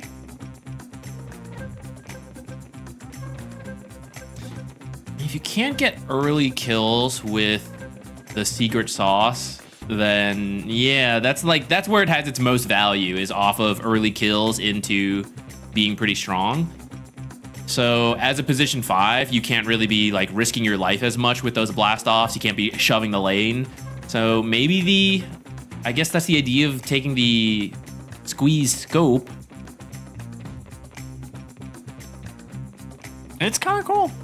We'll see what ends up happening with it, I think overall will be a fun one, but we're gonna jump into game number 1 of GamerLegion versus Na'Vi. This is our final series of the day, and I know we're kicking off with a little bit of a pause here, but we've got some fun drafts coming up from both teams. We have some heroes we don't really see all that often. The Techies getting some time in the light here as the 5 position. But should be an interesting mid lane of the Viper versus the Puck. We've seen it a few different times, kind of going back and forth depending on the players.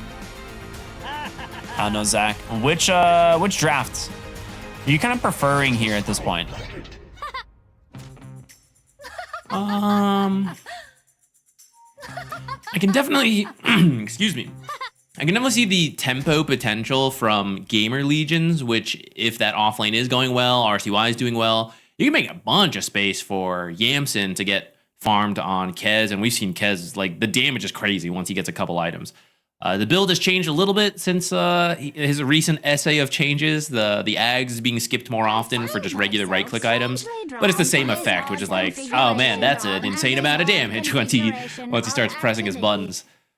But I do think you have some counter potential on the side of Na'Vi. Like, first of all, I think that the Na'Vi safe lane into GamerLegion's off lane, it looks fine to me. Like, you get Jakiro, one of the strongest position 5s, Wind Ranger, maybe as a carry, like there's some downsides to her as a carry, but in the lane, probably one of the strongest right now.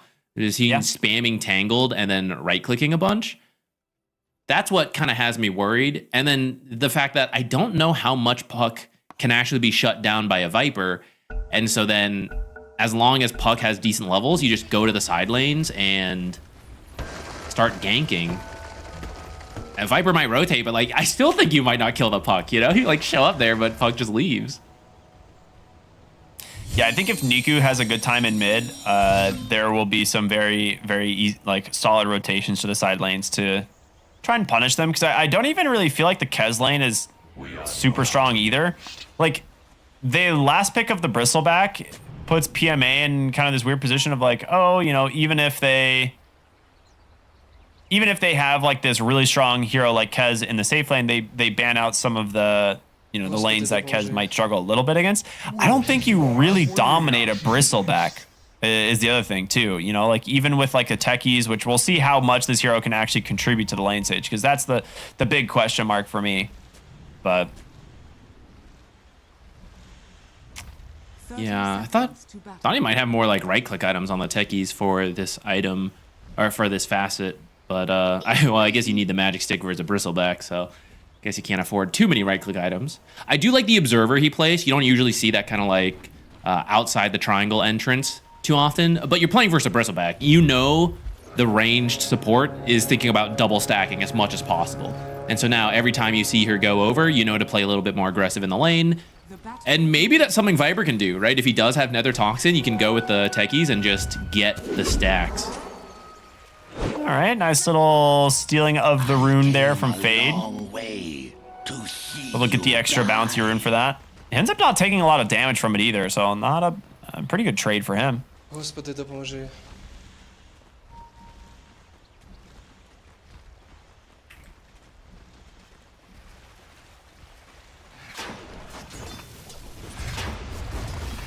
RCY immediately going to start stacking up the poison in the mid lane here. The side lanes, no blocks here to kind of do any shenanigans, right? We're not seeing any like aggressive blocking or anything, so. PMA did get the range creep in front. So maybe that'll be something to get the lane back pretty quickly. I think, although we were saying like maybe Kez doesn't crush a Bristleback, I still think you got to respect it to start. So as soon as you can to get the lane back, I mean that's always safe. Plus you got to respect the burst damage from a techies, even if he's not doing the special sauce facet. RCY is going to get level 2 first here in the mid lane. I would say Niku needs to be very careful about that. End up getting quite a few denies on the first couple waves. This top wave is not in that bad of a spot here for Fade and Bignum, but they do need to be careful to not get caught out by like a level 2 spike on the Jakiro, right? Like that could end up putting them in a really bad spot. Except the wave got... Was that an intentional wave pull? I don't know. Very odd. It might have been. You can do some like creep manipulation stuff. Like for example, the creeps are supposed to meet face to face. You know, the melee creeps tanking for the range creeps. But if you shift them around, suddenly the range creeps are being killed off quickly, and that can get the lane to come back. Okay, that TP out. He's gonna make it just barely back to the fountain. And they were like one creep away from their level 2s. Niku, gotta be careful. It's a lot of damage from the Viper. RCY, I was saying we weren't sure how much the Viper can shut down a puck, but currently racking up the denies. It does mean the level 6 at minute 6 timing that a lot of mids like to get, so you can secure the power rune or make use of the power rune. Niku should be behind unless he somehow picks up a kill somewhere.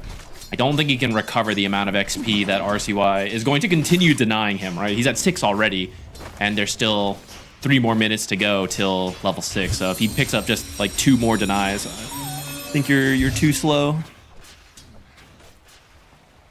He's doing a really good job at abusing Puckish right now, though. Like, so he is getting a decent amount of regen, and he does have the bottle, whereas RCY is ferrying out like salves and extra regen, so you won't have the bottle on the Viper. So there is going to be a moment here where, you know, Nico will have kind of the advantage in the mid lane to maybe try and recoup some of that CS, but I've been occasionally watching Speed. Oh, hold that thought. PMA taking some damage here. But yeah, there's only so much you want to commit on a Bristleback. I've been watching Speed and Zayats fight over this pole camp, and it's so funny because both these supports are so slow in attacking. So just watching them try to kill sentries, just taking years to do it, hilarious. yeah, I was gonna say we haven't really been paying much attention to that lane because it's just actually a nice fort here in the mid lane to maybe give a little bit more pressure onto the Viper. He's gonna end up cleaning up the grave though. He did get 1 deny, I suppose.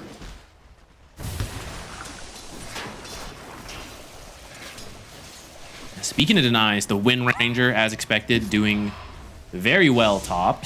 Yeah, incredibly well. Yeah, that lane is definitely the most difficult one here, which we kind of expected, thanks to the Jakiro and the fact that you kind of like picked the Slardar not knowing what was going to be that safe lane.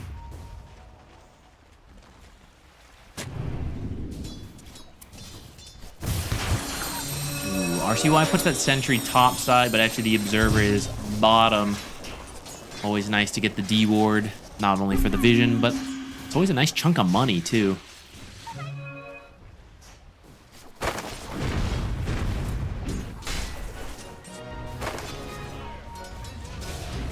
Overall, pretty even game. I would say Na'Vi are really starting to get a little bit of an advantage in terms of the CS, but no real first bloods yet, and I think that's where, well, cursed them. Okay, well, there's your first blood. Yamson, though, in a lot of trouble. Needs to get away from PMA. Does have a fairy fire, and it's going to be a blood grenade. That's, oh, the ghost as well. Slowing down PMA just so he can't finish the kill there onto Yamson. They're thinking about it. 10 seconds till blast off, and then you can threaten this Bristleback again. But he's got double bracer and a healing Lotus, so quite a lot of health you have to get through.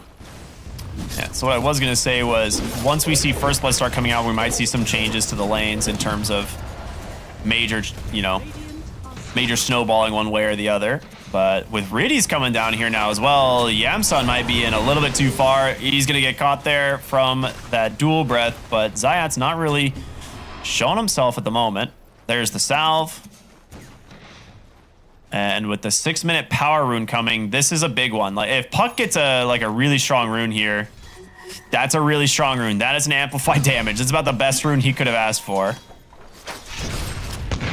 Jump in, looking for PMA, but a really sick bushwhack onto 2, and you don't even have close to have the damage. Yamson just burns.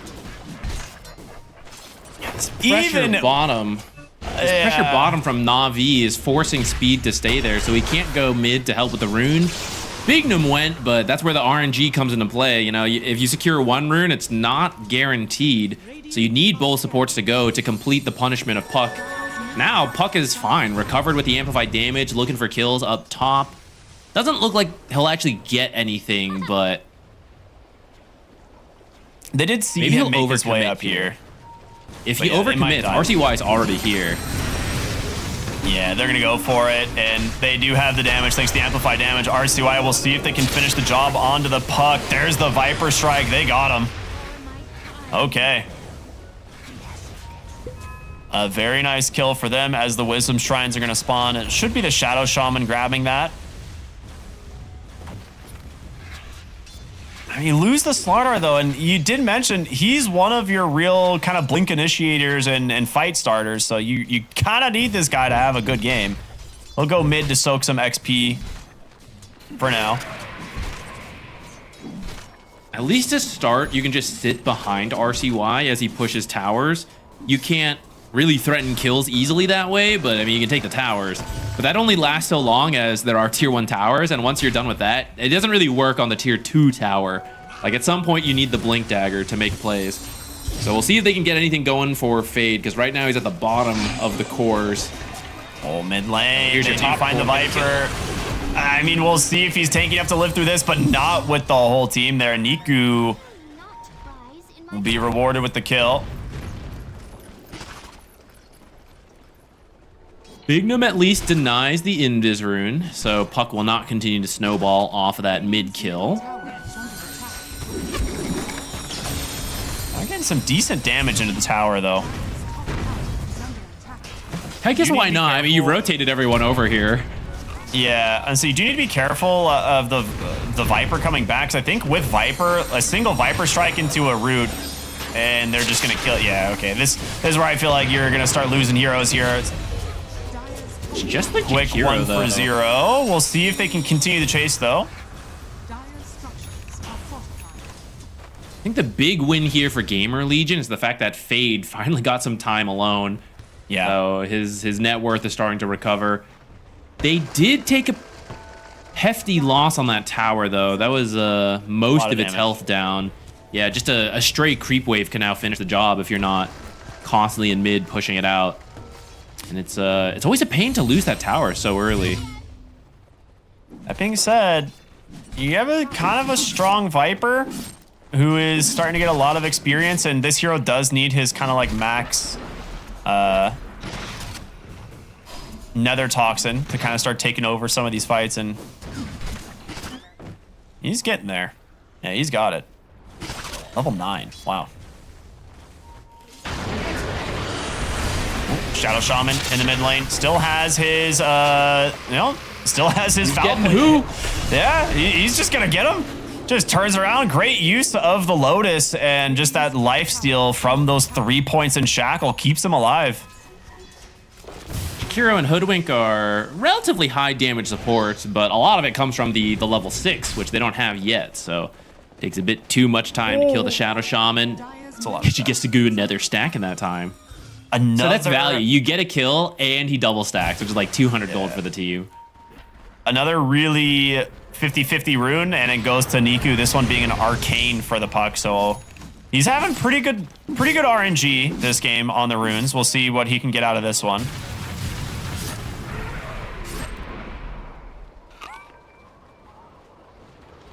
Bottom lane, they're bringing 3 heroes here to start pressuring this tier 1 tower, and they're doing it with the catapult timing, so with the Jakiro, this should be a tier 1 tower in the bottom lane. As the Viper finishes up that massive ancient stack. He's taking a beating from these, though. He's not even gonna get the kill on all of them. He's got to go back to base. I feel like this is a weird time to do it, though. Like the catapults are pushing, so Puck is just tanking the tower and finishing the job, and now the catapult's gonna make sure it gets done. And then in the safe lane, right? They never rotate a hero here, so PMA and the squad, they just like clear up the tower. It's still a healthy wave. Like they're gonna go force a reaction at the tier 2 tower at this point. Oh my god, if Puck steals any of these. Okay, Niku doesn't see it in time. Say if he had orbed through and just sniped the big ancients, that would have been a disaster. But losing 2 towers, yeah, you're right. That's a rough situation to be in. They are smoking bottom now on the Shaman and the Techies to see if they can find anyone. I mean, between these 2 heroes, they can easily kill the Bristleback. The Shackle's giving you basically max mine placement. The question, will Bignum actually get in range? Up onto the high ground. There's a ward, though, that sees them. He knows he's going to pop the Kobold Cup and try to make his way to the outpost. Then he just walks away. That's so he the ward expires. That observer just died. That's the hardest working observer I've ever seen. With its final dying breath, reveals a smoke and then baits another sentry post-mortem. That is very unlucky for GamerLegion. Yeah. Well, with this, 4-4, a slight gold advantage for Na'Vi, but not by much, really. I will say the Wind Ranger having a really good game so far. It's a little bit scary. It's a hero that, you know, can definitely take over the game with just like one good shackle and a focus fire. And you do need Fade to start coming online here at some point for this Slardar. You're going to want to start playing around this, you know, Corrosive Haze. Like, this is kind of the strongest ability in the game right now. Jump behind the tower, Ice Path, Macro Pyre, everything down. They just get both of the supports immediately. It's not even close. And the TP coming through. Puck has that coil. He's going to drop it here, trying to get some damage into the Slardar. RCY here as well. Does tank the Sharpshooter. Nicely done, but that's a lot of damage back his way. Needs to respect it. I mean, the supports go in, and then the cores can't follow up. I don't think you should be trying to force a play yet. Like, you need the blink on this Slardar, and he went Soul Ring first. Which is like, okay, we're going to farm up, you know, it's going to speed your farm to get it. If you're doing that, like, you can't force these plays top like that. This is where, so there's like two forms of GamerLegion. There's one where RCY is on a playmaker and it solves these issues, right? When he plays these Embers, these Storms, right? You don't need the blink, you just need the level 6 and you make the plays happen. When he is someone on like Viper, it's supposed to be covered from your offlane or your supports. Oh no. But then if they're having a rough time, like, this is what happens, you know? You like bring all the heroes. RCY is fairly farmed, but they're just backing away. Yeah, he's like, you're gonna need a lot of time now to try and get this Slardar online, because he's still like 1,500 gold from a Blink Dagger. And you know, your Yamsun on the Kez also having a pretty rough game. He's almost to his Battle Fury, but you know, over 1,000 gold behind the opposing core of the Wind Ranger.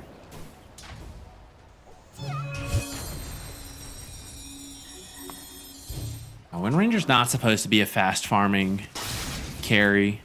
So the fact that she is top of the net worth is very good for her. Doesn't even have a kill, 4 assists. But no kill gold for her. They're looking bottom here once again. It's just, this is where the techies I feel a little underwhelmed by, where it's like you don't have anyone to start the fight yet, so techies kind of just sits in the back and waits, right? Like, you really need the, well, I'm saying you really need the Shadow Shaman to come online soon. And Niku does silence though. He has an illusion rune. Pops the Viper Strike though. They got him. Okay, really good find there from Bignum on the Shadow Shaman. That was about to be a value illusion rune, keeping him alive. All right, they do find PMA here on the rune. They do see Zayats though, is gonna hit him with the Bushwhack. Fade just needs to stay on top of the Bristleback here for now, as the rest of the team is coming in. There's gonna be the blast off Bignum, trying to look for additional kills here. Instead, knows that they've got the kill. Nice onto the Bristle. Really good sharpshooter there. Gets them away. An immediate rotation through the Twin Gate top. They do want to try and find another one. Onto Juice would be pretty huge, but the Dire, they actually scan it out. They know exactly what's going on here. And they are smoked up in the triangle.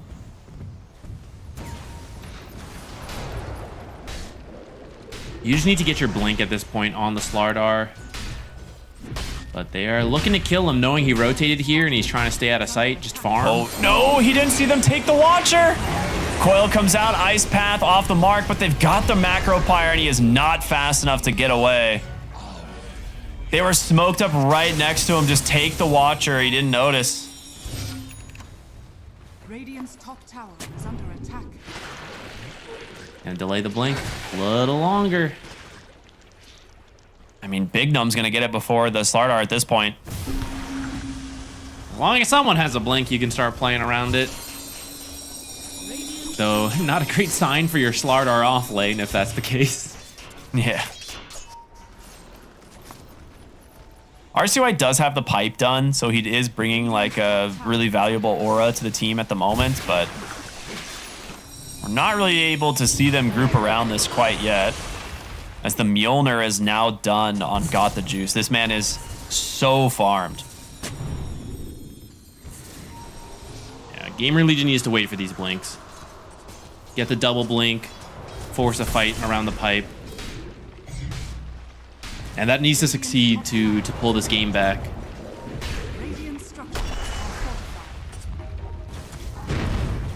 I actually think the scaling on Kez is pretty good. Yeah.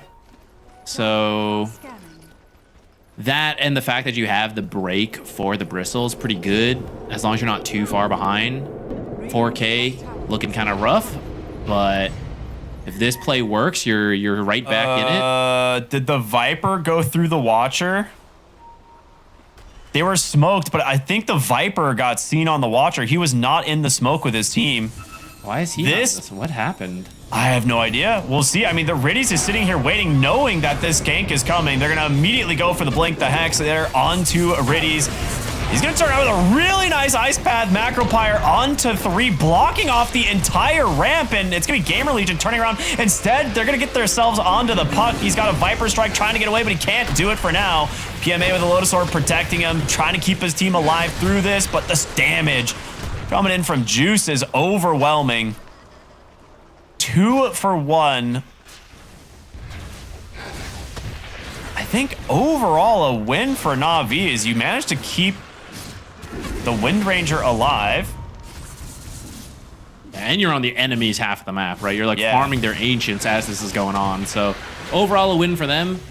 Not too bad for GamerLegion since they were behind and the heroes they lost are not that rich. So like Slardar and Shadow Shaman.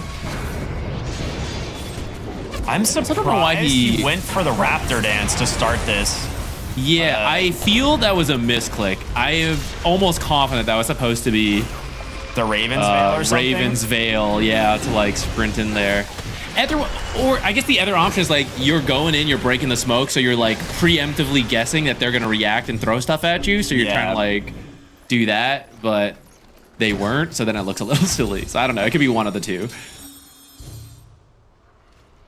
Smoke up here, Big Num, Fade, trying to find something.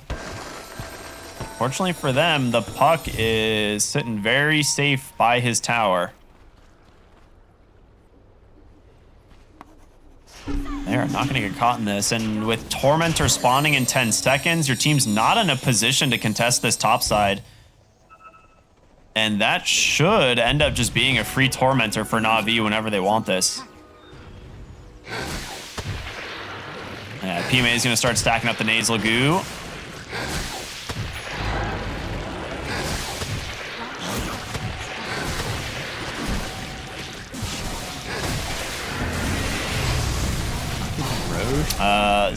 Okay, yeah, he had a full stick. Never mind. So Riddies. What GamerLegion's doing in this time? Yeah, I feel like if you're giving up Tormentor, nothing's happening.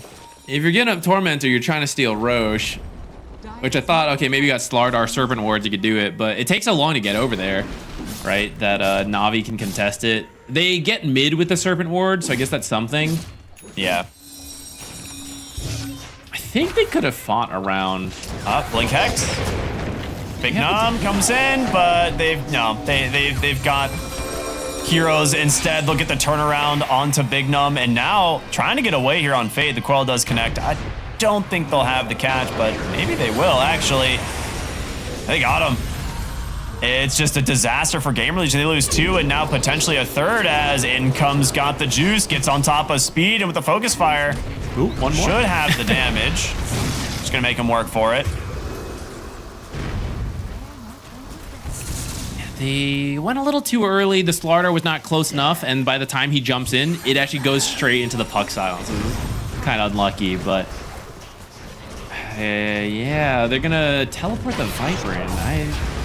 They've got to get a lot out of this. I mean, you're gonna get a support Jakiro, maybe jump in from Big Num, able to dodge out the Bushwhack, but can't go for more. It just doesn't feel like enough. They're looking.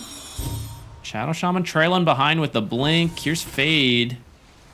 Oh, they actually find the puck. Okay, that's pretty huge. There just happens to be a ward on the high ground there. All right, that is... You know, they got unlucky ward earlier and a lucky ward this time. So, you know, balancing all things. Can you get more out of this? Can you get Roche? There's actually an observer seeing all of Na'Vi here. You at least shouldn't lose anybody. It means Fade's got to get out of here. He's got like... Okay, blink out. Should be okay from here. But off of that puck kill, they don't actually get all that much. They're going to lose Roche. Yeah, they've already moved top, and Na'Vi knows it because they actually have an observer that saw some of this. So that'll be Roche for them. You need to at least get that top tier 1 then. Okay, well, actually, they're smoking in. Okay. This, I mean, Puck's not here quite yet. They know this. So he's just respawning. RCY, they do see the Lotus Orb. Holding the Viper Strike for now. I mean, they have the damage to kill the Bristle, but it does require the Viper Strike.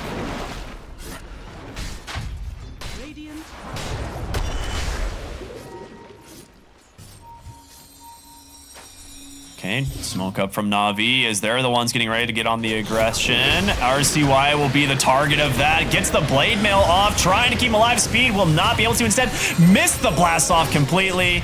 And he is in far too deep now. And just like that, Na'Vi will get themselves 2 kills. Look for the Roshan for free. I mean, they split up. You know, they're trying to contest the Roshan, and they just split up into 3 different areas of the jungle. Yeah, they're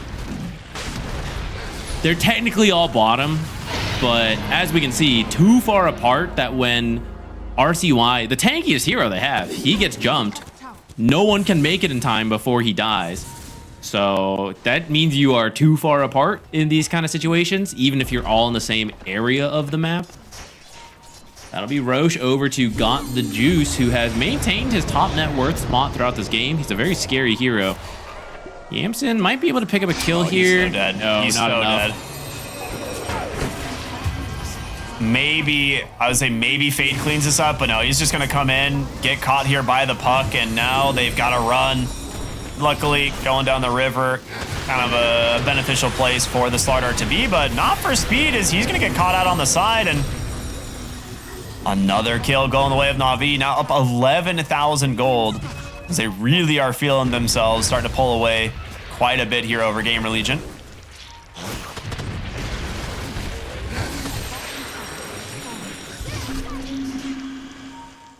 I feel like the problem with GamerLegion is their limited scope.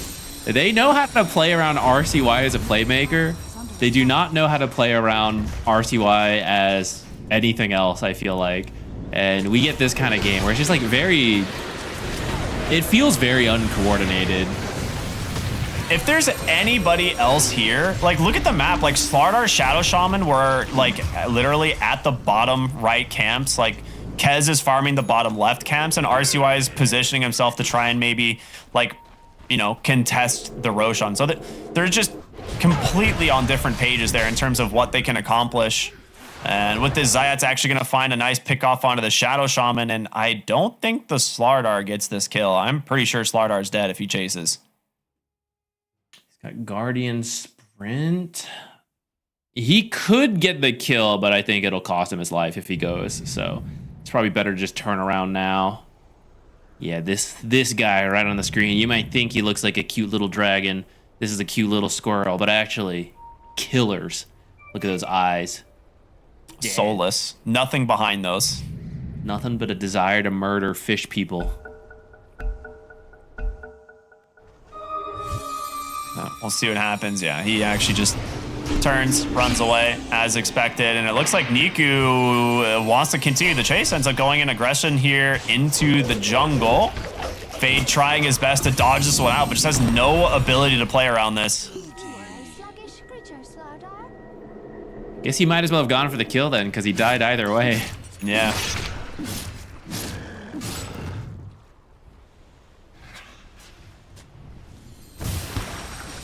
What's the turnaround for GamerLegion here? Na'Vi possessed by the desire to go to the fountain. Those soulless eyes on the hoodwink just called deep into the enemy base. There's always the enemy fountain, you know, that is... The thing is with Aegis here, they can choose to push high ground if they want. I don't even know if they like have to like heavily commit. Like you can just chip on it with the Jakiro. Well, instead they might actually just find a freebie onto Speed. He's dead right away. And now with the techies being dead, this kind of just gives them free reign to walk to the high ground. Crimson Guard's gonna try and slow them down. But Kez still farming in the bottom jungle. Fade not really able to start this fight. Neither can Bignum. They're gonna lose this Rax for free. And instead, Bignum will look to try and grab the hoodwink, but Niku is there once again to shut it down. Takes a kill onto one, orbs over to the other, looking to grab this Slardar, but might be able to get the blink away here. And he will. He's actually not done. He's chasing. He goes for the scan here. All right, he'll give up now. Surely Kez at least gets the tower, right? Oh no, oh no. All right, Crimson Guard, Blade Mail, Pipe. No, it doesn't get the pipe off. Instead, he is gone, and the Techies lives on a sliver of HP. And that bottom tier 1 tower is still alive. So what was Kez farming for during all this? What did he pick up? You got a BKB. All right. Your Viper died twice for a BKB. You got to get something out of this now. I think you need to wait for the Viper. I think you need to give this up. Fight top. Aegis will be expired by then. If you try to do this, you're just going to lose. I am not a believer that this BKB is enough. There's 27 more seconds. You got to just give this one. Yeah, deny it. God, the Juice is trying to bait his Aegis. They're trying to whittle him down. I mean, you have to go for this, right? Like, Juice is trying to die. Okay, they'll actually just kill him. Up on the high ground with the Viper coming back in 10 seconds. Can you get him twice? I don't know. Lotus Sword to protect him for now. Still has a Manta and Hurricane Pike. There's no way. 2 lanes of Rax. No response here from GamerLegion. Even if it costs you your barracks, I actually think you let the Aegis expire there and you cancel the regen. That would give you more time. Now she's like full health for this, right? Like she's just back in. Yeah, I agree. They're going to buy back on the Shadow Shaman. Yamsun goes in, pops the Raptor Dance. Doesn't get a whole lot out of it, but they do manage to take down the Jakiro. Fade is dead. RCY on the retreat as well as Bignum. He bought back. He's at least going to drop the Serpent Wards, but he is dead. No assistance from the team. Too far behind and probably going to be the end of the game here as Na'Vi will just turn their attention to the tier 4 towers.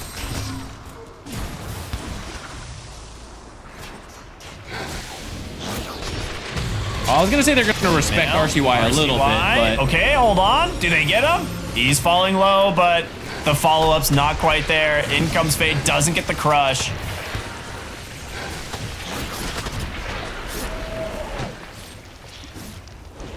Yeah, you don't even need to push this, so Na'Vi gonna back out with a 28k gold lead secured.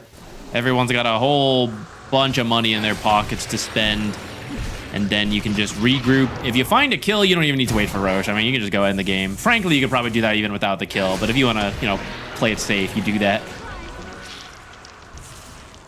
I think you really don't have many options at this point on GamerLegion. You play it out to the end because that's their thing, and I respect that. But I think when you're reviewing this game, and possibly even right now you're talking about it, I think draft could be shifted a little bit. I'm not sure this Techies pick is paying off. I respect like trying certain heroes. Na'Vi going to be very familiar with that themselves, but I don't know if this Techies pick fit the way they wanted it to. But also, no emphasis on helping the top get to those blinks. I really feel like you've got to do that. If both your initiators are in the same lane and they're being counterpicked by the enemy based on pick order, like you need to commit more people there to make sure that lane goes well. Or just like group up around Viper, who is your actual strong hero, right? Like if you want to do, if you're gonna do that, like just send both supports to just follow the Viper around and let Viper like pressure towers or like. But then he needs a different build is the thing, like because he got Boots of Travel, and you don't follow a Viper with Boots of Travel. He goes to you, which is why I feel like the way they play around him feels weird, and that's why I like it when he's on Ember or Storm, because it's way more natural for them. Like, you know, Fade on like an Underlord, RCY on Ember, the supports just go with him. They understand that type of playstyle very well. It feels like this kind. I mean, I know it's like one game, but they feel very lost in this game. Well, we'll see. The wrap around it needs to connect. They go on to these heroes. There's going to be the BKB out from Yamsun. A decent amount of damage out, but that's definitely not enough. Viper Strike is there. The breaks onto the Bristleback, but there's the coil from the puck. Traps them all. They got some heroes down to half HP, but that's about as best as they've done. Fade trying to finish off Radies does get him, but it's a dieback now. As Yamsun's back into this for the moment. We'll see what he can do. Silence up from the puck. That health bar getting deleted here real fast. There's the GG. A kill shot comes through. And that'll do it. Na'Vi looking real good in this series. Take themselves a very quick and convincing game number one. Yeah, upon reflection, I'm going to call this a draft issue for GamerLegion. I don't think you should pick Kez there, like, without knowing your matchup. He did not have a good enough time in the lane, which feels necessary to Kez. Like, he looks crazy when he's doing well, but games like this, where it's like, I went through the lane okay, it's actually quite underwhelming on this hero. So I really think you need to know your matchup. Now that he's been, like, nerfed, before he was busted, you can, like, pick him whenever. It feels like you need to know what you're getting into. And then same with the playmakers. I also don't really understand the pick of like flexing the Slardar and Viper, like having them picked early, so it's like, ooh, where are they going? But then you reveal the third core, right? Like pretty quickly. Yeah, I agree. This to me right here was the fight that kind of just sealed it. Like they're already really far behind, but GamerLegion not even like considering the like taking the fight, but like still baiting the Viper on the high ground. And we just didn't really see the Kez come online ever. I mean, did okay damage, I guess, right? Like the hero is just a damage machine, but finishing 2, 4, and 6, it definitely like kind of like you're underwhelming on the hero. And I do agree with you. Like, I think you could have just picked a different hero in that slot. Like to me, TA was probably a safer offlane pick, a safe lane pick when you don't see the offlane and you can protect it still with a couple of bans, and it still pairs really well with something like Slardar. It can be like a hero that goes in with it, but it's a little bit of an odd draft from GamerLegion. It did not really pan out for them. Not an odd draft for Na'Vi though, which they looked pretty good here. I think a very cohesive draft. Everyone did their part. I can't really think of anyone like absolutely popping off, but also no one really dropping the ball. You know, it feels like everyone knew what they needed to do, and they were just a well-oiled machine, which is great to see for Na'Vi. Good to see that the loss to Falcons earlier didn't like rattle them too much. They just get back on the same form that got them to second place at Blast. Hell yeah. All right, well, we're going to go to a short break, and we'll be back with game number 2, our last game of the day here between GamerLegion and Na'Vi. Stay tuned. We'll see you then.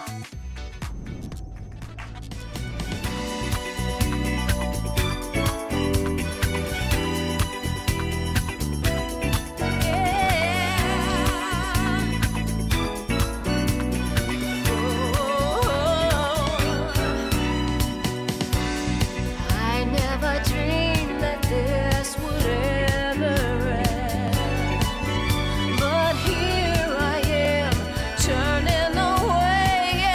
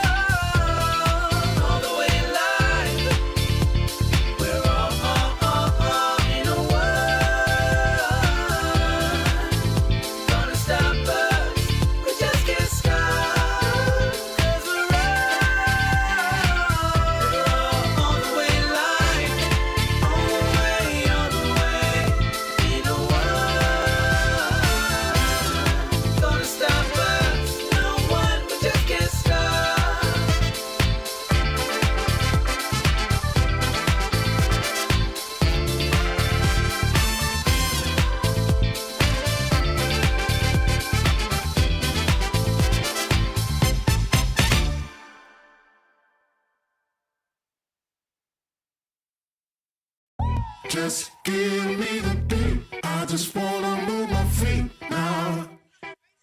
Yeah. Just give me the beat, that's all I need. Just move your feet and let it breathe. Cause all you see is all you need. Don't be cheap, don't do it for free. Turn up the heat like an oven, baby, give me that lovin'. Make me wanna lose control. Go when the beat start pumping and the party get jumping, everybody get on the floor. See if you lose your mind and you lose your cool, then you know that you're doing it right. And if you ain't in the mood, I tell you what to do. Got something that you just might like. Just give me the beat. Just give me the beat. I just wanna move my feet now. Yeah. Just give me the beat. Just give me the beat. I just wanna move my feet now. Yeah. Just give me the beat. I don't wanna step on your toes when I see you moving. I don't wanna let this go unless that's what you're choosing. Everything that I've done is the truth and it's already proven. We just wanna make you laugh, wanna do it for your amusement. Turn off the heat like an oven, baby, give me that lovin'. Make me wanna lose control. Go when the beat start pumping and the party get jumping, everybody get on the floor.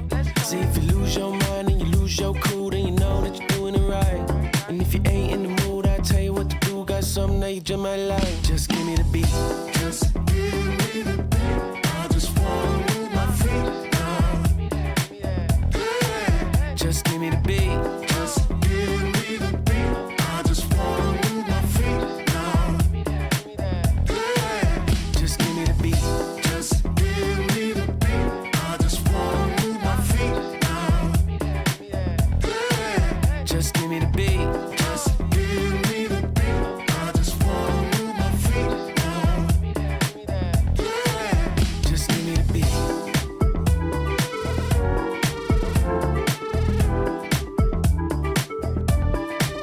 Just give me the beat.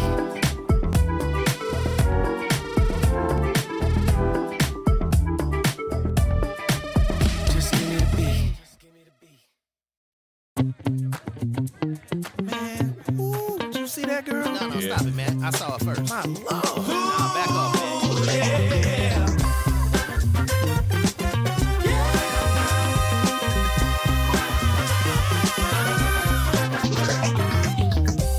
The first time I saw you, I knew I had to have you.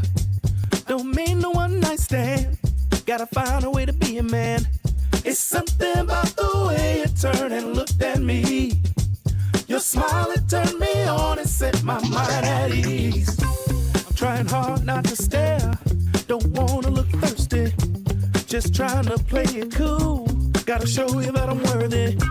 You walked in on the air and seemed to leave this room. I just had to find a way to get next to you. Here to testify, give me a chance, I'm satisfied. Captivate your heart and I'll blow your mind. Don't wanna pass me up, cause I'm one of a kind. Hot out, you're checking me out, trying to figure out what I'm all about. Wondering if my love will make you scream and shout. If I don't at first, I'm gonna figure it out.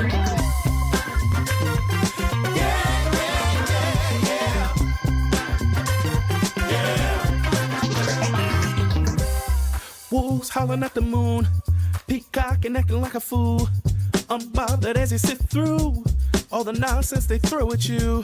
That type of thing don't interest me when it comes to you. I can't wait to show you that my love is true. Don't wanna miss my chance. Would you mind if I took your hand? Out on the floor, baby, let's dance. Extended cut, DJ, make it last. We're the only ones in here, we're so into this groove. Intoxicated by the way our bodies move. Hey, chance I'm satisfied. Hey, and I'll blow your mind. Don't wanna pass me up, cause I'm one of a kind. So, you're checking me out, trying to figure out what I'm all about. Come on, if my love will make you scream and shout. If I don't at first, I'm gonna figure it out. Testify, chance I'm satisfied. If you're hard and I'll blow your mind. Don't wanna pass me up, cause I'm one of a kind. So, you're checking me out, trying to figure out what I'm all about. Wondering if my love will make you scream and shout. If I don't at first, I'm gonna figure it out.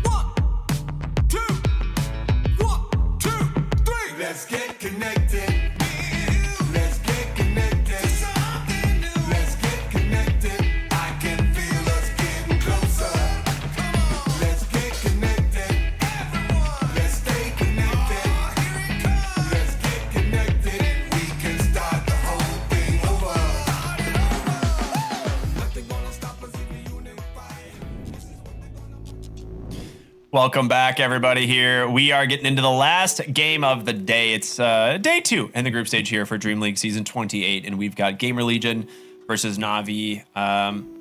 In this series, I think game 1, we kind of see Na'Vi like have a pretty dominant showing, like what we've been expecting from this team. They just came off of a very hot run at a previous event. That being said, GamerLegion also had a pretty good run at that event, better than what they the results that we've seen from them in the past. But this was just not a clean game, and you expressed kind of maybe your thoughts or concerns as to why. So what do you want to see change in game number 2?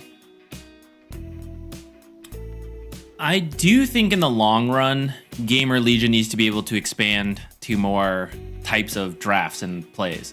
But in the short term, I think their best styles are when RCY is on a playmaker. He doesn't need to be prioritized. Like, you can first pick him Ember, you can first pick him Storm, whatever, right?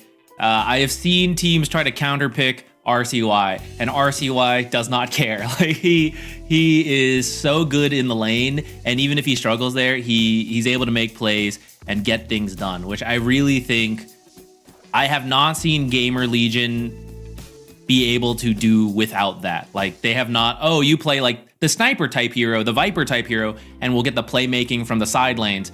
It always looks shakier to me than anything like that. So I think for now, just go with something like that. Problem is, Na'Vi, they had a very good draft. You know, they were smart in what they needed to do. I thought their picks all made sense. I didn't think it was a massive out draft. Yeah. Although some stuff was weird, like the Teggy's pick was a surprise. The Kez pick, it's like, okay, we can see what goes on there. But I don't know, Navi's all made sense. Like, where they got picked, the heroes together made sense. Let's see what happens here in the next draft. Look, they're not even yeah, coach has got it. You guys, you want to just wander around, stretch the legs. We don't even have to sweat it. We're gonna he'll tell us what to play. We're okay, guys. Trust CY. Look, CY. Look at all. They're like, okay, CY. So what are we doing, bud? Tell us, Captain. He's so locked in, and the rest of the team's just chilling. So far, it is an identical start to the draft. And here's the thing: I don't feel like RCY on Viper is a bad thing. Like, you talked about, you want him on a playmaker. I get that. I think he still had a really good lane. He beat, he was definitely doing better than the puck in the lane. 10 seconds remaining. If you're going to go for this, you need to pick stronger side lanes, right? The Viper is a hero that can't scales and plays throughout the game, but he can't do it alone. You need heroes that can group around the Viper and get stuff done. And last game, their side lanes kind of flopped. So 10 seconds remaining. I don't know what the adjustment's going to be. I like the Wind Ranger ban. I think that's very smart, because the Wind Ranger, I think, was a massive issue for them. And they're actually going to ban the Hoodwink as well, which was a pretty significant amount of burst damage. I think for GamerLegion, what should change is that instead of revealing, if it's a flex core, it's okay, as long as it actually flexes. But you can't pick both playmakers at 14, 15. The 18th pick that they have is where the playmaker needs to be picked. So this is a good lane, lock it in. He's going to hit the blink timing on time, the levels, whatever.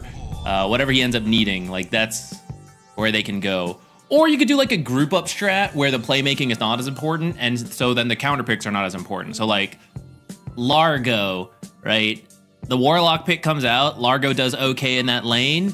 You get your Ags, the Vipers building auras, and then you just run together. That could also work, and I think that's one of GamerLegion's better strategies. They can also go Jakiro, that's still available. Yeah, I'm okay with the Jakiro. The thing is Speed last game really got limited on his hero pool. And, maybe that's why they went back for the techies, is they're they have some belief in the hero, but, seeing Largo, do it. Largo. I could be down for a Largo. I don't know if they actually flex though. I haven't seen them play support Largo. I think if you play support and core Largo, you pick it here. Or you can if you want to go that route. Otherwise, I mean, we've support that seen has a what stun. Jakiro Largo can do in the offlane, and then you just pick a new 5, right? So I think I actually kind of do like the idea of the Largo pick. You could steal Wind Ranger too. No, I mean, they they're banned gonna it go this Shadow time, Shaman right? again. Oh, sorry. They banned the Wind Ranger, as they did not want to play with it last time. So they go back for the Shadow Shaman. Okay, I like this change already. For Na'Vi, so it's harder for them, right? Like, all you know is you need something to deal with Shackle. So Ringmaster is a support we sometimes see. You could do that. Hoodwink's taken out this time. Otherwise, that's pretty strong. And they can't get the Jakiro for the Ice Path. Yeah, Tusk is okay if you want to go that plus a power pick combo. Like, well, who's available actually? Shadow Fiend and Marcia are out. I mean, Jakiro, or I'm sorry, Gyrocopter actually kind of fits the draft as well. Like, Oh, you yeah, can yeah, have that could the work. Gyrocopter Warlock, and then you have the Tusk save for the Gyro at any point. Yeah, I like that. Razor's also actually still available if they want to pick like a stun hero plus Razor. Okay, that's another really good way of getting to the Shadow Shaman and stopping the shackles. Downside is Jakiro is pretty good at dealing with the cogs, the power cogs. Yeah, it's looking like position 4 Clockwork, position 5 Jakiro. So every time you use power cogs, like thank you for giving me money. Money. Yeah, you clear up 2 sets of cogs each time easily. Now, the 18th pick will decide a lot here in terms of where they can go with the draft, but there's the Largo. I honestly think that this is a little bit of a denied pick. Like, they feel like the Largo could very easily come out for GamerLegion, so they will take it themselves. So very smart from Na'Vi. It's pretty good too. I mean, you take away a lot of stuff from Viper, from Jakiro, and Frog Stomp's actually really good versus Shadow Shaman because it's multiple stuns. So anywhere the fight is, like, he has to get out of there before he can shackle. The damage is also quite slow from Viper and Jakiro, even if we're not talking about the dispels, right? They are a lot of damage over time heroes, and then Largo is heal over time, plus the Warlock. So tons of healing coming out here. Decent crowd control from Puck and Clockwork. So now you just need damage from your carry pick. What juice will it be today?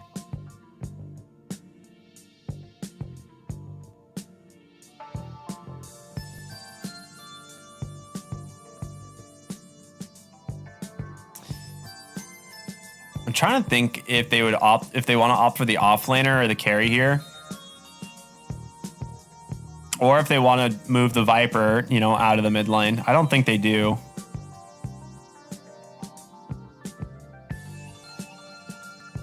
I'm trying to like we haven't seen a ton of offlane Largo, so I'm unsure like what the actual carry picks are into this guy. Like, yeah, you could look for something like an Ursa here. I feel like it's a pretty decent Ursa game. Okay, we'll go I Sven. like the Sven. I don't mind that because the thing is, Largo can't really. He can fight, but if you just go farm, Largo's like, I don't have enough mana to keep using Frog Stomp to shove the wave. And if I do, then I can't actually fight you if you ever do show up. So I kind of like this idea of a Sven type hero, which is like, okay, you do you, I'm going to shove the wave in jungle, and you can't stop me. I was also going to throw out someone like Clinks. Like, people who don't... The downside of Sven is when you use the armor, Largo gets like full value out of Catchy Lick. He hits you, he removes the debuff, he gets the heal, and he like pulls you out of position. It's like the full everything. So ranged heroes who don't have something to be dispelled, like Wind Ranger, someone like Clinks instead, who like, yeah, go ahead, whatever, I don't care. I'm way back here. I think that's another kind of pick you could go versus the offlane Largo. The Sven does kind of prevent a Razor though a little bit. Like, it is, if like the Razor is something that has been getting banned, but in terms of the carry matchups, if you go for like an Ursa and they just picked Razor, like your game's over, right? So I do think the Sven does kind of block the Razor pick quite a bit, and now you have to just remove the like the TA. Obviously, you cannot play Sven into TA. That is a pretty abysmal matchup.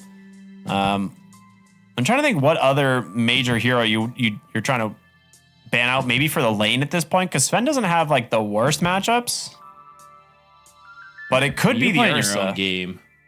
You actually like you can ban Mother. What?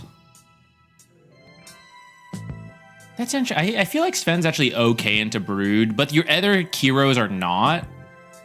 So might just be the safe play. I also think Night Stalker is a very Fade classic, and it looks pretty good this game. Like AoE Silence versus Puck and Largo is actually very strong. And these two strong carries like TA Broodmother could have made that a pain.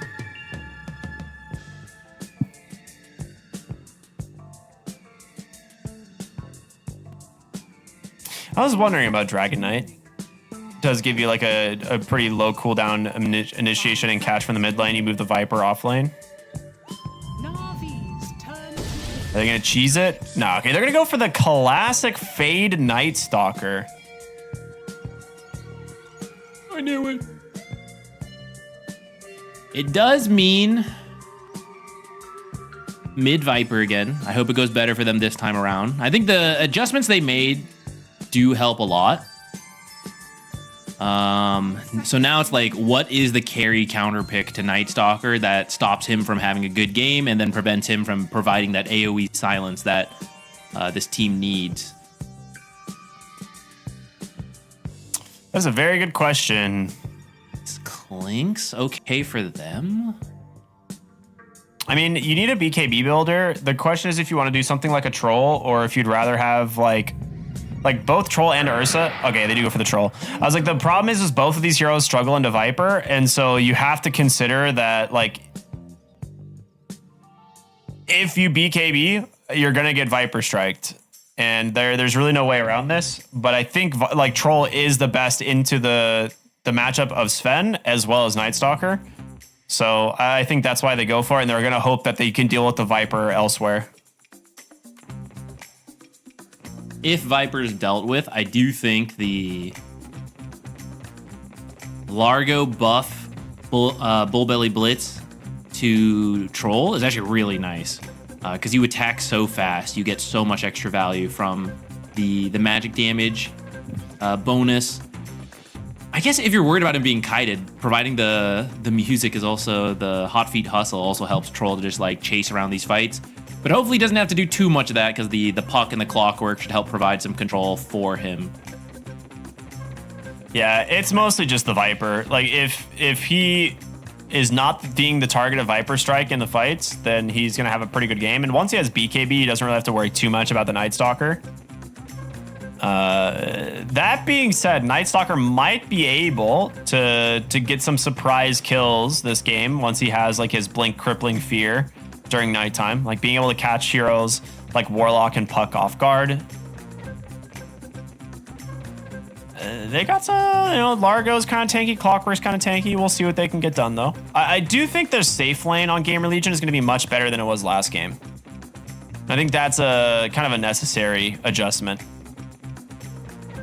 Yeah, I think the draft as a whole I like a lot more this time around for GamerLegion. Now it's a question of actually executing, and especially in that off lane once again. Like, Night Stalker is a hero who has to do well at the beginning, and Troll's a tough one. Like, of the carries out there, he's a pretty strong laner, especially when then comboed with the Warlock.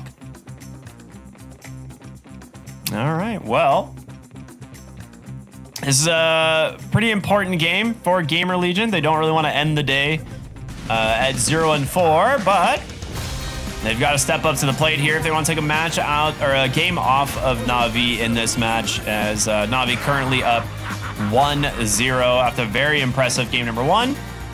We'll see if they can do it here once again, as pretty well-rounded draft overall for Na'Vi. They do get the support Warlock, which they are very good at playing around, and Niku will get a repeat performance potentially on his Puck.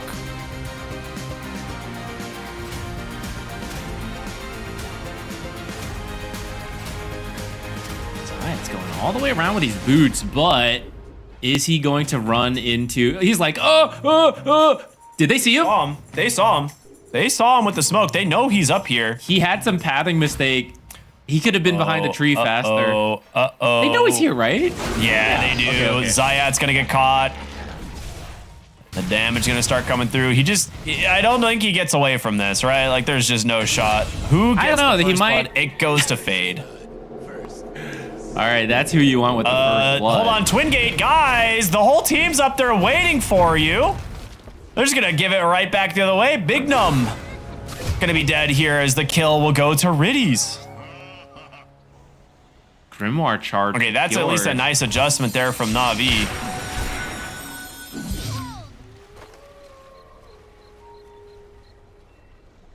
I think that's still overall good for GamerLegion. The fact that Fade, who needs to be having a good lane, got the first blood. Yeah. And the counter kill is on Warlock, who... I mean, he's going to buy like some extra regen, but I don't think it doesn't open up some new element to Warlock. He's like, oh, now I can threaten to kill you. It's like, I'm just going to press W more often. Oh. Dude, cancel your TP. Speed. Think about this. Kill that courier. Think about it. Just Abandon your carry. First creep wave. He won't do it. It's absolutely not worth it. But that'd be really funny. I think if it was Trolls first blood, it might be worth it. But yeah.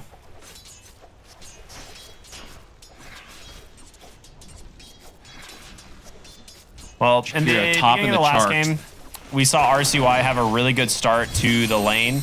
Get a lot of denies early on.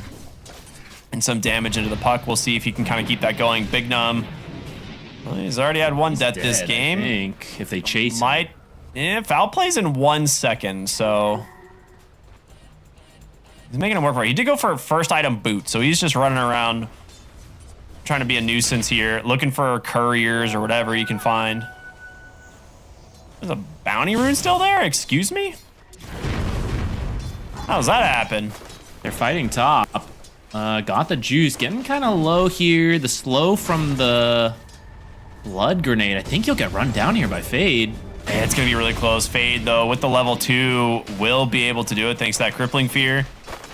And that's about as good as a start you could ask for. The Shadow Shaman should survive. Does get a little bit of extra right-click damage in there, but it's all about giving Fade the start he needs because he's going to be the one shutting down the puck in that early, in that mid game. Could shut down the Largo too, because Largo does not want to have to get a fast BKB. Yeah, true. Him being silenced, how does he play the game, right? You know, the whole point is he's able to play a song. No song is sad Largo.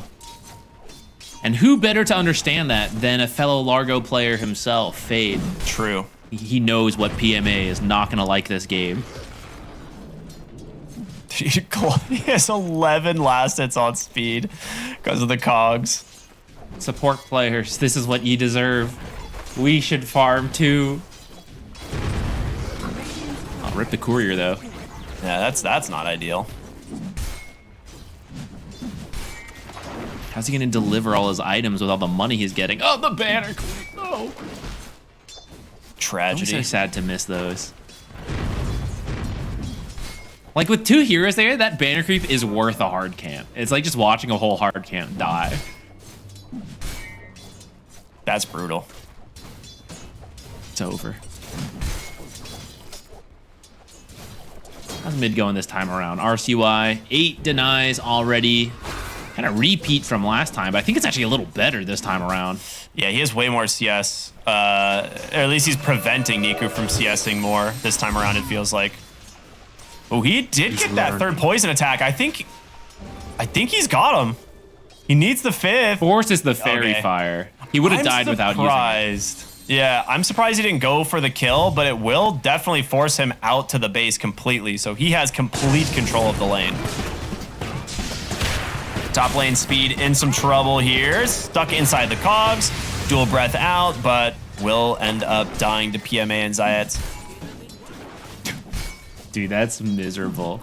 Trapped in battery assault and frog stomp at the same time. Just cannot do anything. The most mini stuns possible. Yeah, what else? Cold Snap on top of that? Yeah.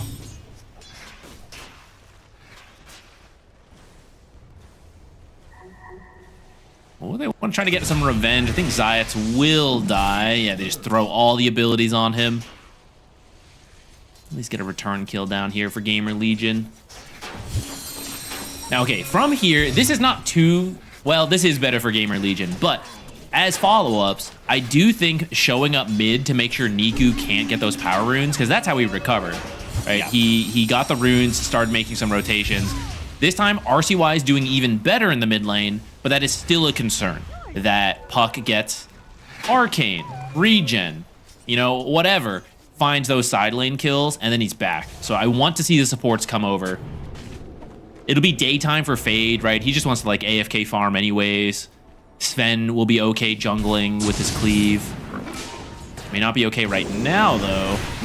It's looking definitely not okay. Does get the cog cleaned up, though, thanks to speed, and Frog Stomp to cut him off. Yamsun's just in too far. He's dead. Maybe wishing they didn't pull the camp there. Yeah, that's where sometimes you can be aggressive like that as Sven and then expect to Warcry away, but one, really hard to Warcry out of power cogs, and then two, there's Catchy Lick. So you just remove that. Wow.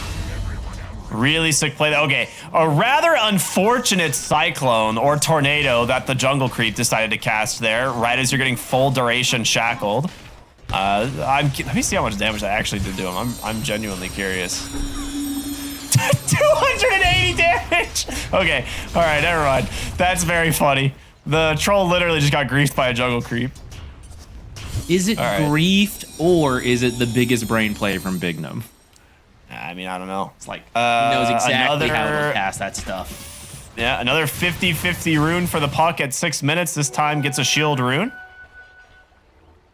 He has had very good rune RNG the last game and this one now. We'll see if that continues. I guess that's fair, killing the troll instead of showing up to mid. Really sealing the deal. Daytime Night Stalker kill, you know, those are pretty rare. You gotta take them when you get them.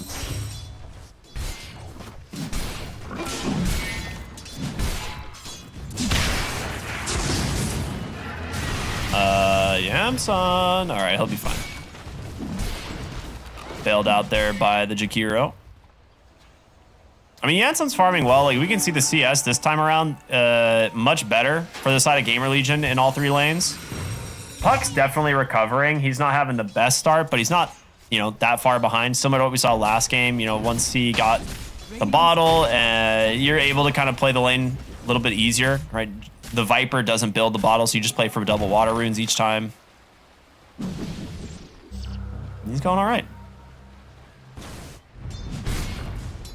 That's kind of why I understand why they didn't do it this time around, but I would have liked to see it. I feel like Niku is just such a space maker for Na'Vi when he gets these decent starts. Rougher this time around, but I still think he'll have a shot, especially, let's see if he gets lucky on the 8-minute rune again. Uh-oh, Troll. Another rotation with speed this time around. The Troll taking a huge amount of damage. Catchy Lick's gonna pull him to safety though. Keep him alive, and now Speed in trouble, trying to get away as Zayat's gonna close the gap here on the clockwork. Still has the cogs, the Fatal Bonds continuing to beat him down, but hefty rotation from Na'Vi that bears some fruit. They get themselves a nice punish. That was a really long Catchy Lick. It really pulled him across a whole tree line to keep him alive. And I think it's not too bad because honestly, his lane is not going great, right? So comes over, helps get a kill, shows back over. It does mean Yamsun's being given a lot of space.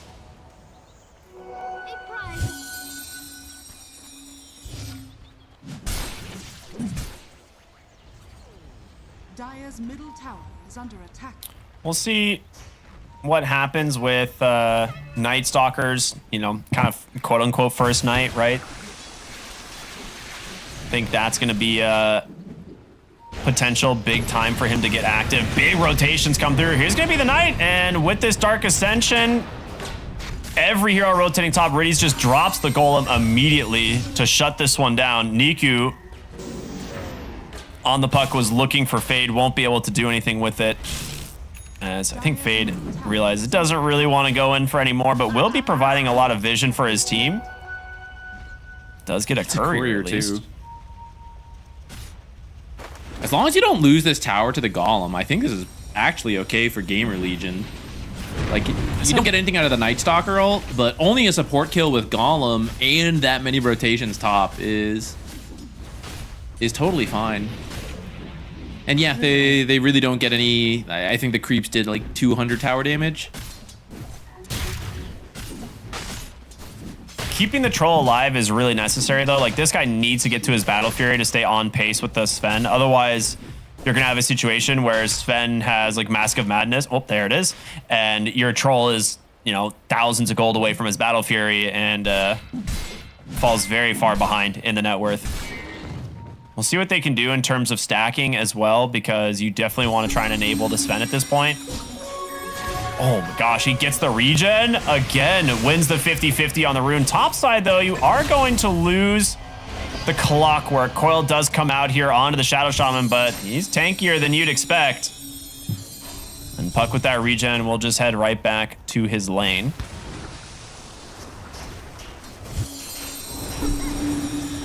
Nico's been having great luck with the runes this series. Dude, he won every 50-50 in the first like 12 minutes of the last game. I'm not even joking. Every single one went his way. Carrying it over into game number 2. This is a really bold move onto the Ancient Camp, but he'll get it. Has just enough health.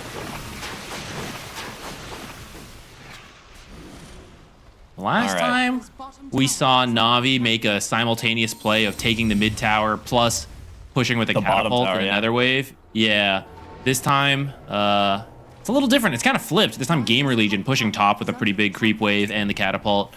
And it looks like Na'Vi wants to give this one up. Good old Night Stalker. Can't say I blame them. Yeah, pretty scary Night Stalker nighttime. Yeah, 3 points and Hunter of the Night as well, so it's pretty dang scary to play into this guy. He can run you down, do a ton of damage.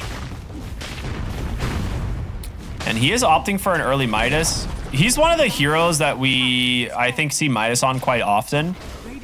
Just because it doesn't have a great farming tool, right?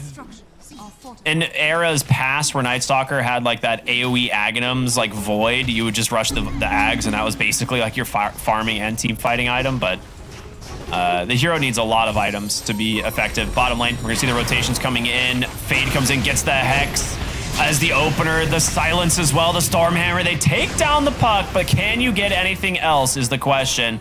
Breeze is gonna get his Golem cleaned up as Fade continues to try and find PMA here, but see if they can cut him off. Instead, just beelining it, forgot the juice, just straight through the enemy team, just gets about first hit root. No way. All right, that is unfortunate for Fade. Mudbignum will catch Zayats at the end, take him out of the fight. A 2-for-1 across the map in that trade. Man, I can't believe they didn't see Night Stalker TPing in. It must have been like just perfectly in the tree line. Another power rune.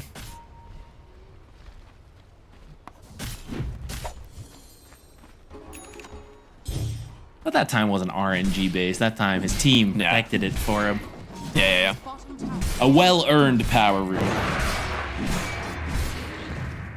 Well, Troll getting donated that kill actually does quite a bit for him. I can't believe he actually just got first hit rooted. But bottom lane, good try on the catchy look to get the Puck out of range, the Crippling Fear, but barely wasn't enough. Yeah. It's really close. And this, I mean, Fade, he's like playing in between the three heroes. Like he can kind of see all of this, but tries to just like slow down Juice enough. But yeah, that first hit root gets him in kill threat, so. Sometimes just unlucky. Yeah. Na'Vi slowing down the game though. I think they're gonna feel good about this. Yeah. Pretty even net worths. You're just waiting for Largo to get his Ags. And then Troll just wants time to farm up. I think this matchup should be, as long as you don't get burst by being chain stunned and then deleted by God Strength, which maybe could happen, but you have a couple BKB piercing stuns from the supports to help break that up to make sure that you get the ult off on the Troll. And as long as that happens and you're roughly evenly farmed, you should be able to beat the Sven and then the other heroes. And although Viper Strike's annoying, I actually think Hot Feet Hustle helps you deal with it a lot. Because you get that slow resistance from it. He wins the 50-50 again. It's actually unreal how this keeps happening. It's like GamerLegion have been in position to get the rune 3 different times, and it every single time has spawned in on the opposite side. Is there a secret oracle in this game? I don't see. I don't know, man. Serpent Wards dropped bottom, but just immediately cleaned up, so not gonna be able to get that tower. They got it pretty low, so one more push with the team should finish the job. Yeah. He's looking for the Wisdom Shrine here on Bignum, but did he see him? I think so. That could have been the funniest thing. He dropped his item to do the mana backpacking stuff. You lose your Staff of Wizardry. Despair. I think he would also drop the point booster if he's doing it. Yeah, that would have been real bad. That would have been real bad. It's been a while since I saw someone lose their item.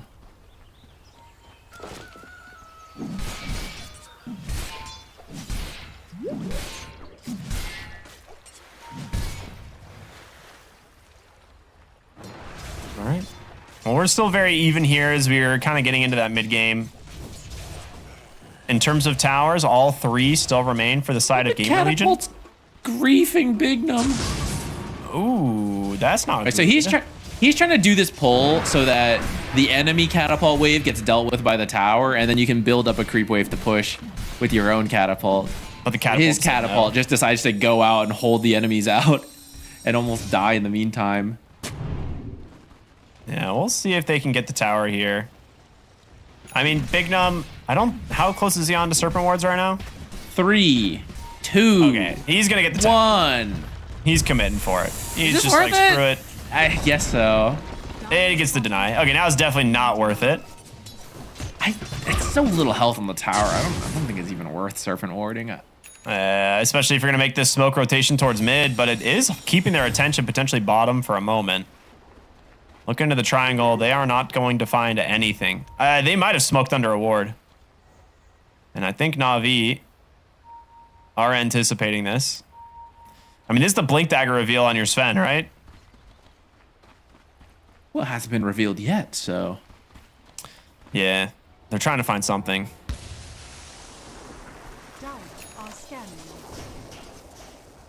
Dire scan doesn't... Oh, it does connect.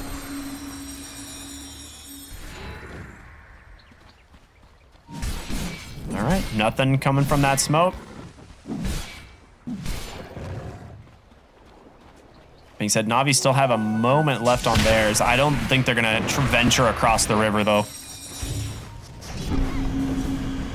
No, I don't think you have to. Largo, okay, actually Largo Ags did finish. I thought they were still waiting on it. What about Puck? Puck's working on the blink though, so yeah, I think you're okay just waiting for that.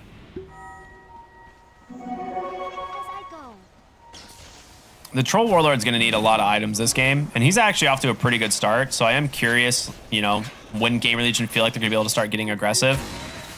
Fade does have his Blink Dagger. Speed has been found in the trees topside. I don't think he's making out of this one. They even commit the coil. Can't use any spells. Macro Fire. Actually, hold on. That might kill Zayats. And instead, it's a Blink stun into a Crippling Fear. Grabs the puck instead. And now Zayats not getting out of this one. The Night Stalker will make quick work of him. What a find from Yamsun. You can only dodge so many things as Puck.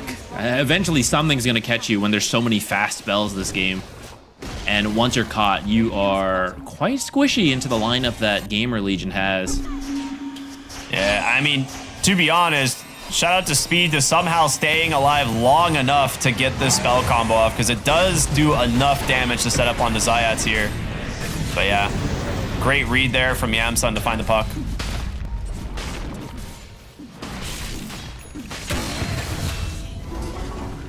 Coming back live, Largo doing some Largo things, killing off the Shadow Shaman, now chasing after Fade. But he is out of mana. They'll just look to back away. Hook shot does connect, and Fade is gone.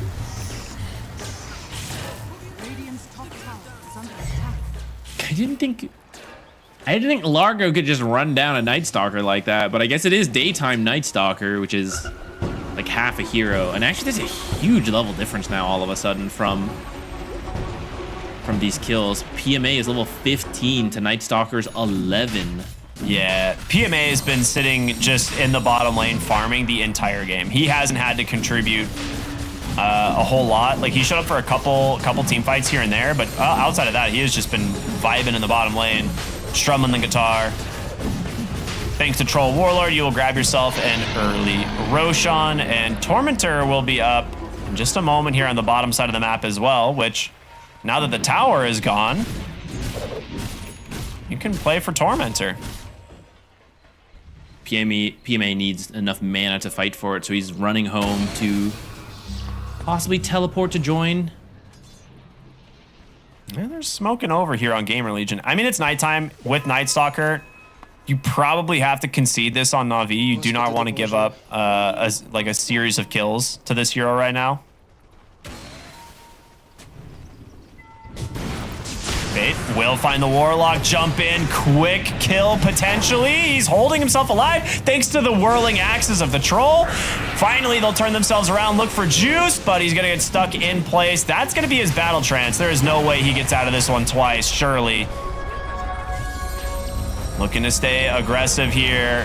We'll see if they can bail him out. They do have the Warlock Golem, but there's going to be the Viper Strike stuck inside the Macropyre trying to TP to safety, but it's not going to happen. RCY pops the pipe, keeping him nice and healthy. Shackles out. PMA turns it around. You got to worry about Largo. As the coil is still available, Niku gets the coil onto 2, looks for a kill onto Yamsun here. Yule's going to hold this Night Stalker in place for now.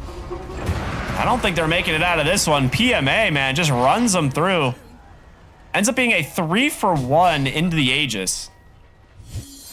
The Aegis did some heavy lifting there because Largo actually TP'd top, which I thought was going to be a big mistake for them with this Tormentor fight coming up. But because you have to kill the Troll twice, that's enough time for Largo to run all the way through the Twin Gate, join the fight with his Aghanims, which proves to be very powerful. I guess it does cost you your Aegis and your Troll, but it's not too bad, especially if you get the Tormentor off of this, which I think they're heading to. You kind of need the Troll's damage. I think the other 4 heroes actually can't do it without him. He's on his way. I mean, they kind of know this on the side of GamerLegion, so I'm curious if they're going to try and stop this in any way, but maybe with the Largo, maybe Largo has enough healing, but the whirling axes here actually keeping this Warlock alive is ridiculous. That would have been an amazing hero to open the fight on and get the kill, but as a result, he ends up getting, Golem off eventually. He, gets the kill onto Jakiro.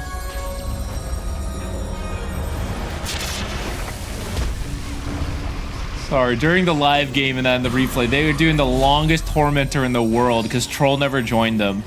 The 3 of them sat there for like 30 seconds trying to kill it with the healing of the Largo song. They did eventually get it. They did eventually get it. It just took a really long time. It's now on Zayat. Okay, there you go.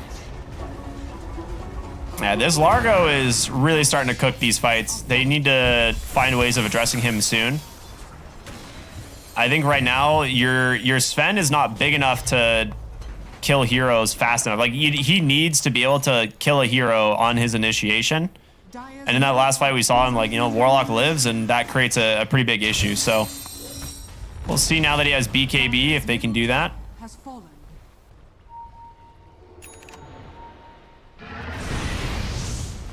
There's a lot on Fade's plate because you kind of need the silence to kill the puck.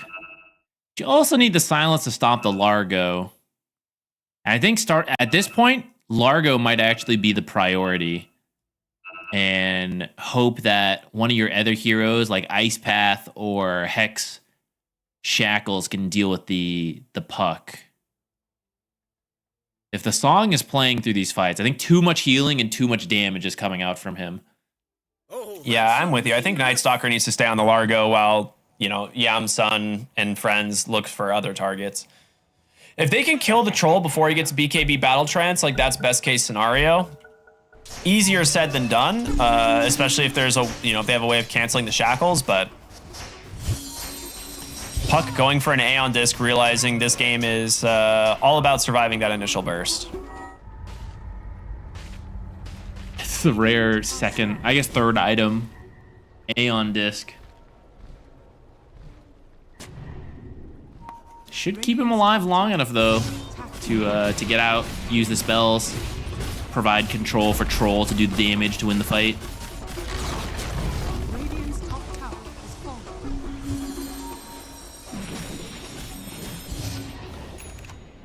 Radiant's middle tower is under attack. You think if you play enough Largo, you start to hear the song in your dreams? Oh, I hear the song, yeah.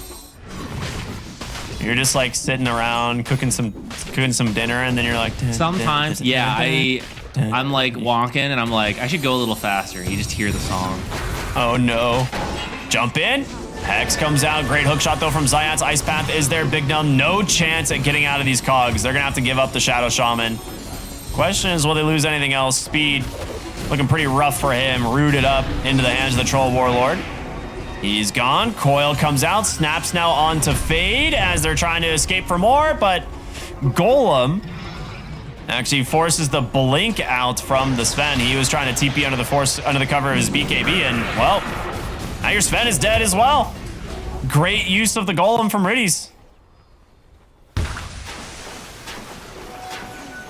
This game was close, and now I feel like there's just been no... Like, we haven't really seen anything coming out from the side of GamerLegion for a while, and Na'Vi are just constantly playing aggressive. Yeah, I think the lanes went a lot better for GamerLegion this time. But once again, not really seeing them all connect on the same page. And some props to Na'Vi on that. You know, it's like when GamerLegion is trying, Na'Vi has dodged some of them out to slow them down. And now that the game has extended to the point where they have some answers to the AoE silence, to the annoying control of GamerLegion, right? Now it's Na'Vi, which is playing, I'd say, more cohesively, right? Like, they're running together when their abilities are up. You see how Largo's like, yeah, Troll, get him. Get him, buddy, get him. Run faster.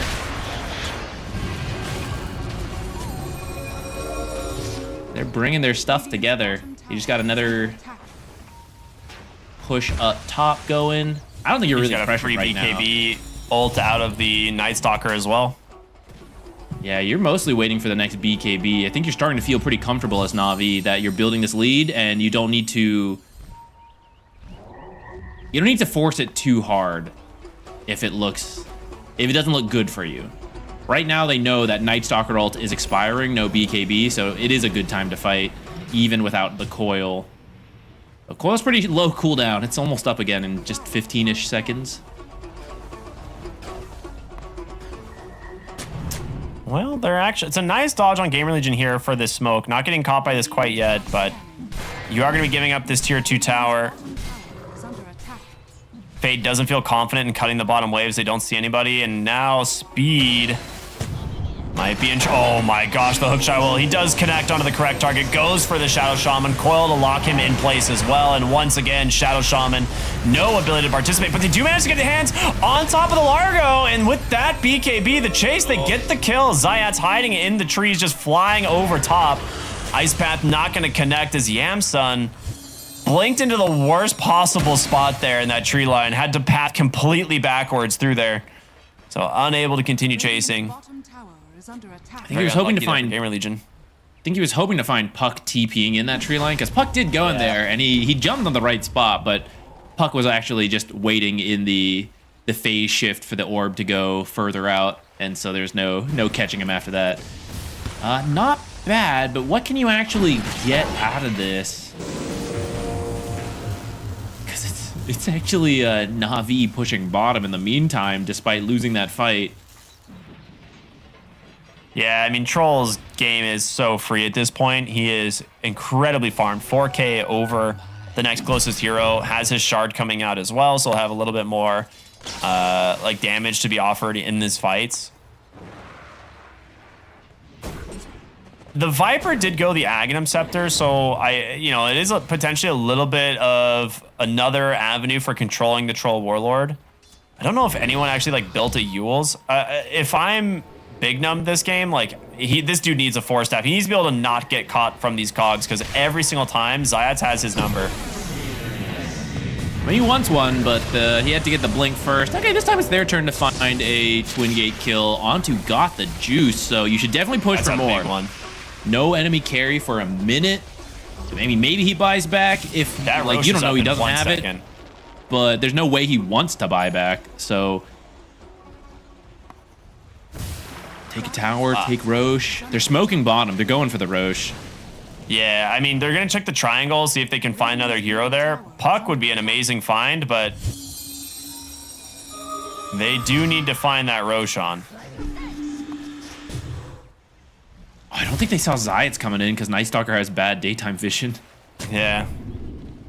All right, they'll know he's here now at least. Jump in, Crippling Fear, Ice Path, Big Num looking for more, stun out from the Sven, looking for the Warlock, pops the BKB, 3 chops him down, and now the Shackles onto the Clockwork. Oh, that's a gem! He steals a brand new gem. In comes Niku. Zayats does eventually die here. And with the Troll just about to respawn, you lose both supports. You lose the Golem, Coil, and your gem. A lot of momentum. Swinging back the way of GamerLegion. We'll see what they can get done with it. Navi got caught off guard because they expected GamerLegion to be going for Roche. They've rocket flared the Roche pit and it's not there yet. So they're like, oh, maybe we have time to run in. But actually, GamerLegion was waiting in the triangle and they were just leaving. But once you see the Clockwork, you turn back around. Troll's still dead. Let's get some kills. And now it should be possible to do Roche. Very good targeting to commit for the Warlock as well. Hit the back taking that jump off before this. Yeah. You needed to pass it off to someone here so we could get a little more damage out. But either way, you take that fight. It's actually Navi going for Roche. I mean, God Strength is down. You need to delay this for 10 seconds, and then you can fight this. I mean, this... Oh, hold on. RCY's trying. Oh, Yamsun goes in, doesn't get caught quite a bit. And now, Coil's down. God Strength not available. He has no BKB either. Yamsun's just dead at the start of the fight without BKB. You just get caught completely out of position. GamerLegion was not ready. And Na'Vi, well, they're going to clean up big. They're going to get 4 for 0 without a single spell being used on GamerLegion. Man, GamerLegion killed those supports in the dire triangle, which should have opened up Roche, but it switched sides, so they had to wait for it, which gave enough time for Na'Vi to show back up. And then now you're waiting without your Dark Ascension, without your BKBs, God Strength. So that's why they weren't able to take the fight until they felt forced to step in, which I think they still came in a little too soon.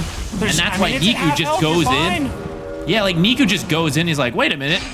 He can't BKB Coil. Just get him, guys. So everyone's here just trapped in the whole time. Night Stalker and Sven dead before they can do anything. This was Puck with Croak of Genius, Coil, and Fatal Bonds. It just instantly killed the whole team. And this is why you have to have your BKBs. If you're gonna make this play, just make sure you have your BKBs available. But instead, doesn't quite work out. And well, now Got the Juices just knocking on your high ground. A lot of damage gonna be able to come in from RCY here, but force staff to pull him away. I mean, this was, if you waited 5 seconds, this could have been GamerLegion winning that fight. But going in just a little bit too early, not having the BKBs, not having the ultimates, it's about as rough as it could have been. That's Aegis onto Troll. Over 3.5 minutes left. And I believe this is a Satanic queued up that is almost done for him. Yeah, Satanic. So you're just clearing up the outer towers. You do a little bit of farming. And once you have that Satanic, you can go push with that. We've hyped up the timing, going with the catapult waves, but that window has passed. So Satanic Troll is kind of your next big spike to play with.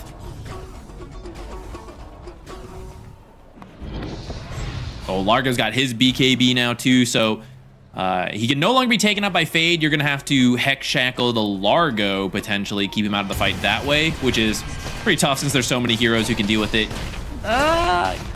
Fade? He's missing so much. What is that? Yeah. Like, no damage. Meanwhile, bottom lane, got the juice, forced to BKB as he'll be able to take down the Shadow Shaman. And Yams will be forced to TP back to base, so they lose 2 heroes on the opposite sides of the map. How's he doing no damage? Was that the Aeon disc? No, the Aeon that activated earlier. Literally thought he was missing for how little damage he was doing to the puck there. Does he have a greedy enchantment? I sure hope not. No, he doesn't. No, I have no idea. Anyways, with him dead, here you go, straight to the high ground. I got the juice actually doesn't have his BKB either. Does have a pocket Satanic. And he's got friends behind him.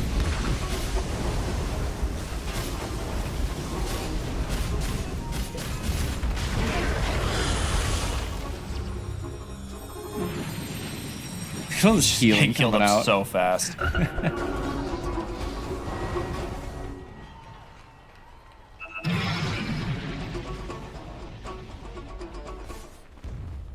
Radiant's top tower is under attack.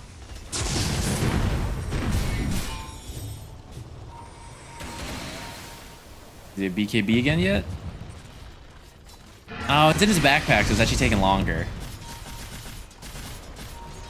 Well, it'll still be up soon, so I think you get one more push in you with this Aegis on the side of Na'Vi. Close this one out. 20k gold lead has looked very good.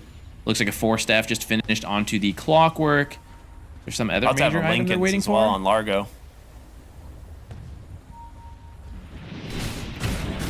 Turn the Wisdom Shrines. I mean, PMA's not with them, so it doesn't seem like they're feeling that much urgency to push. Guess they're comfortable just holding on to this one for longer.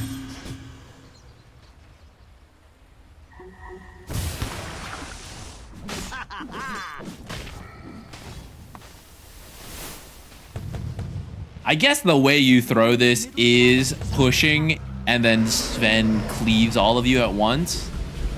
Though I think the way they were doing it earlier, the formation was pretty good. I think it would have been tough for GamerLegion to find that. Na'Vi wanted to apparently play this one very safely. I thought he was going to use the Aegis for that, but no, I guess not.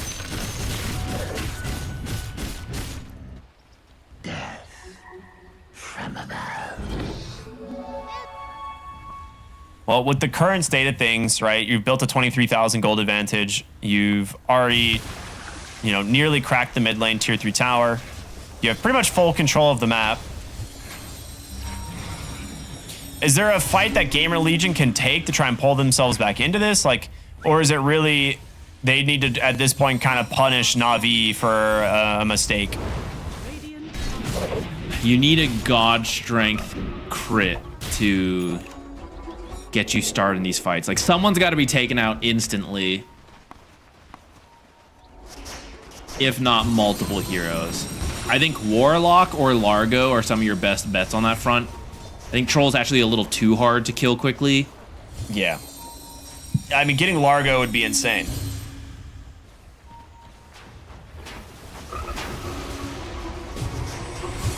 Oh. RCY kind of messing with him on the high ground here.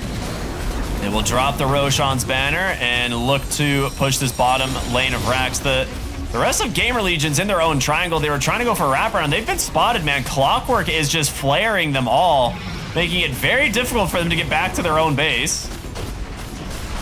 Range barracks down. The melee barracks soon to follow.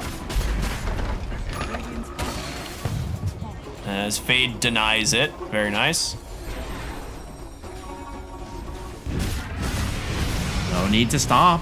Still got everything. As long as they sit behind got the juice. Yeah, it's like PMA's starting to run low on mana, but that Lincoln's is coming, and the moment that Lincoln's is up, this game is so difficult. There it is. Now Puck kind of protected by that for a while. RCY trying to push them back a little bit here on the Viper, but who do you initiate on now?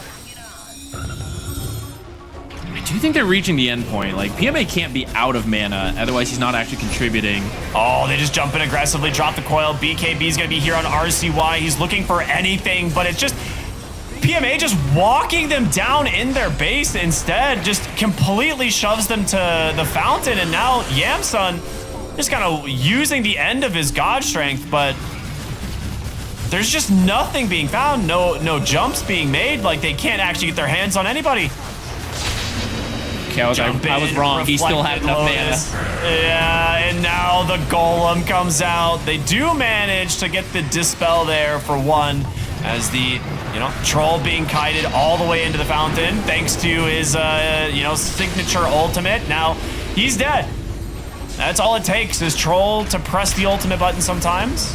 I mean, the Stormhammer does manage to fall. Zayat's able to make it away. PMA, he's still alive. Fade in trouble now. They're gonna be able to get the kill with the help of those Fatal Bonds. They will finish off the lane of Rax. Now Big Num trying to make his way out of it. They just don't have the damage, man. Niku is full health. You got the Troll, but it's all this Largo and Puck.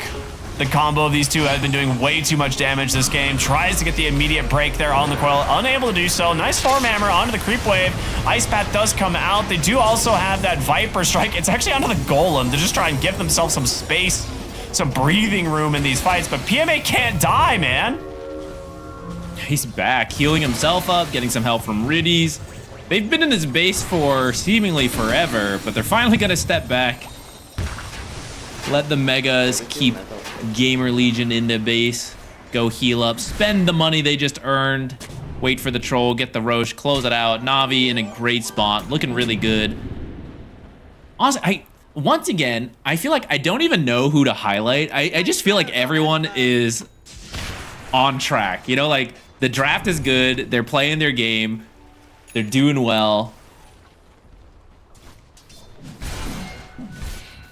I love how the only kill they've gotten recently is because Troll pressed the R button. Foolish to try to use your ultimate. Yeah, how dare you? Gets kited all the way into the fountain. He cannot resist the call of the fountain. But we'll consider it space making, since the rest of his team, they just roll their eyes and like, of course, we'll finish the barracks for you. And they knock it out. They're just gonna sit here and wait it out for last Roshan, knowing that with an Aegis, there's absolutely no hope for GamerLegion in this game. Oh, Heart on Courier 2. Not the fountain, Troll. Even the catchy lick trying to pull him out of there. Yeah.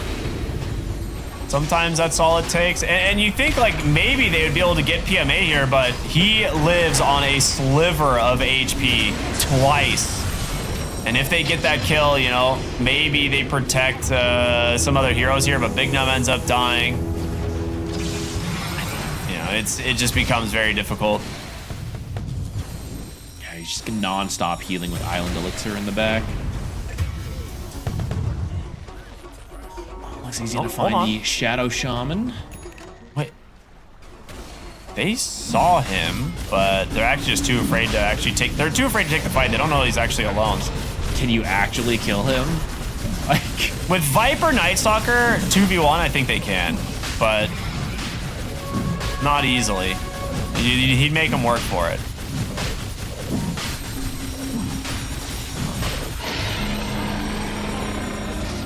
All right, there we go.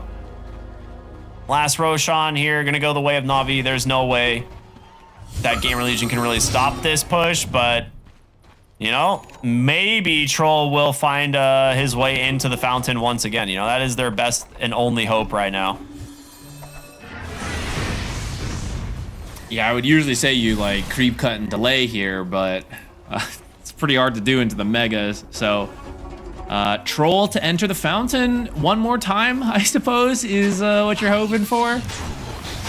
Maybe some activate endless crit mode on Sven if you somehow luck out every single auto attack crits. Oh, they just dropped the Golem immediately. Get aggressive here onto the Viper. There's the Refresher. He does manage to kind of jump away for the moment, but he's going to be forced to BKB to try and get some space away from this Troll Warlord. But you got to deal with these Golems, guys. These guys will take your base. And Reedy knows it. He's just going to drop them, keep them going. Now onto the Clockwork. Shackles are there. They're going to get themselves a first kill. Pulls back into the Ice Path as well. They got themselves a second. Both supports dead. Here comes the Battle Trance. Jeez. That wasn't even close. But can RCY survive? He's trying to kite this one out. Another Ice Path. Macropire. Hex into a Stormbolt. Will they get the first life here of the Troll? They will. But your Sven, man, he's burning to what? I don't even know. He's just dead. It's just PMA. He's doing way too much work here on the Largo. The Throne's exposed. Got the juice. Pops the BKB. Focuses up, and he's going to end this game here. There is no hope for GamerLegion. Na'Vi will take the series 2-0 in dominant fashion. Na'Vi looked really good here. Maybe shouldn't be too surprised about that. They just came off of a second place finish over at Blast, so this team certainly seems to be in good form. And GamerLegion, maybe not in that same level of form. I do think they made some good plays, but it was just Na'Vi more often doing the right thing. Even at this point, at this point they'd already like kind of pulled it back. I think GamerLegion had a stronger start. Like they killed Troll several times in the lane, but just weren't able to convert that into more. And Largo just doing so much once he has the egg. This is maybe not a great case example, but most of the fights, especially once he had the BKB, he was just playing so much, healing his team, allowing the Troll to hit the enemy with either bonus damage or faster move speed to not get kited. Yeah, that was the fight that really broke GamerLegion's back, right? The Roche attempt there. We're trying to contest the Roche, rather. The Largo puck is kind of wild. The amount of damage Croak of Genius is doing when thrown on the puck is absolutely insane. Largo is like almost the highest damage dealt this game. I mean... Yeah, I honestly can't even, I don't even understand. Like, Croak of Genius on puck alone did over 7,000 damage. So, yeah. The if you factor that, if you factor that, Largo is by far the highest damage in this game.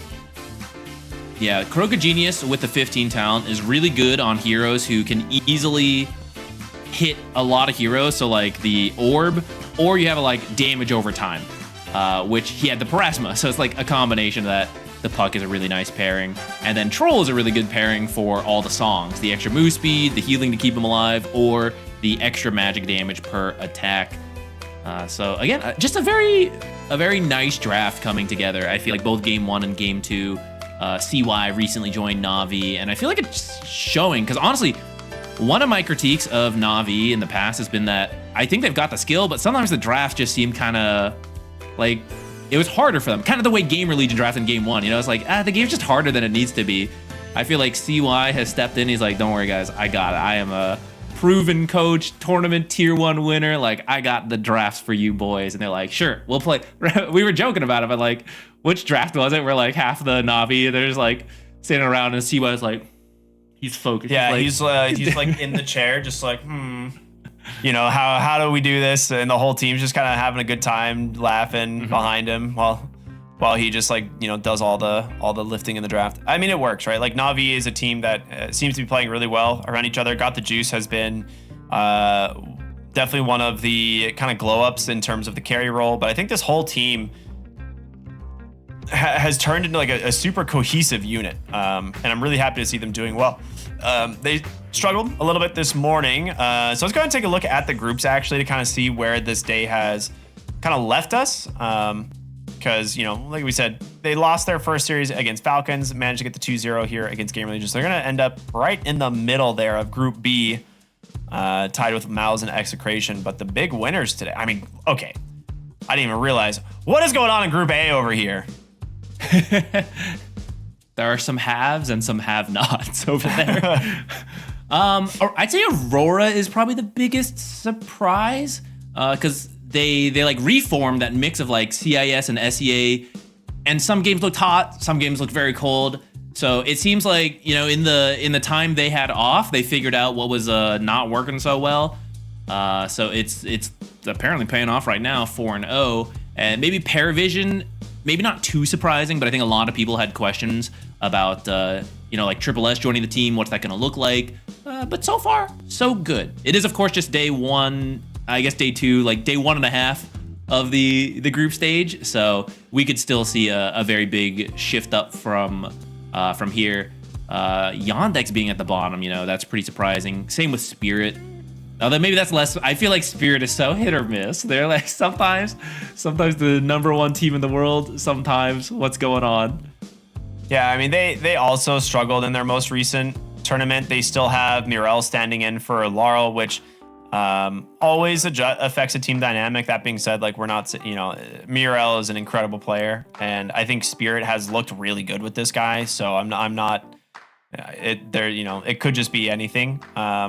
They could have just had an off day, but for now, I mean, this is setting up to be a pretty interesting group stage. We'll have to see which of these teams are going to end up at the top of it later on, as we still have, you know, 2.5 more full days, plus potential for tiebreakers and stuff. So there's a lot of Dota still to be played. So starting out 0-4, not the best, but these teams can absolutely recover and find their way back into that top half of the group. Yeah, fun day. I think our first series had a lot of fun moments as well. I think the second one, Na'Vi just looked good. I don't want to like harp on GamerLegion more. We're like soccer moms. We're like, because they're from our region, we want them to do so well. We're harsh on them, but I won't be too harsh. I know they can shine. I know they know that as well. So I'm sure day 2 they'll look better. This kind of happened in the last tournament too. They had a really rough start and they improved over the tournament. So maybe they just got to do it again. But Na'Vi at least coming in hot. I think that Falcons loss, you just learn what you can. You don't even sweat it, right? Yeah. And you're like, okay, we're back on track for this GamerLegion series and we'll keep it going. Like this is a team that is really looking on the up and up, and I'm very excited. Like this could be their tournament win. Like they're so close. Like anyone could be it. It's true. Well, before we wrap things up today, we're going to take a look at the EPT leaderboards because there is a lot at stake this year. We've had some good stuff happening already. Yandex struggling right now. In first place on the leaderboard, same with Spirit. PARIVISION looking pretty good up there at the top. Now, there's still a lot of movement that's going to happen in these leaderboards, not just through this event, but you know, over the next couple of events here. With ESL. So, you know, we'll see where they end up. We'll see where they kind of like line up at the end. But overall, I mean, if you're PARIVISION right now and you already are having a pretty good event, or OG, I mean, this is a good sign. Good sign for your overall ranking. Yeah, I think historically, if you win one of the events, you're very likely to end up going to EW. I'm pretty sure it's always happened. I would have to go double check again, but typically as long as you win one, it shows you've got the caliber of the team to make it, and just whether you're playing well at the time of the tournament, you know, you see how far you go. Yeah. Well, let's go ahead and take a look at our schedule for tomorrow because we've got some great games lined up here.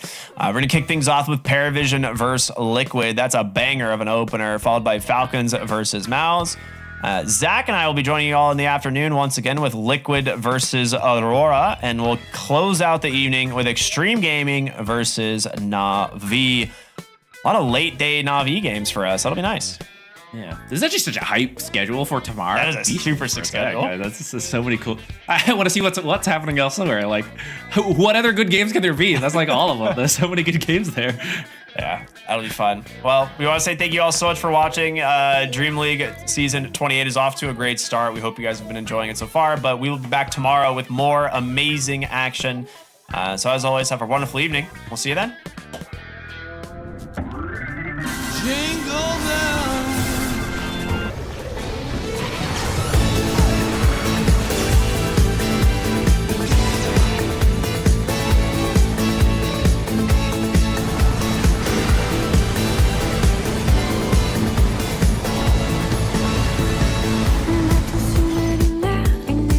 Singulière pour allumer les fumeurs. Pas tout le monde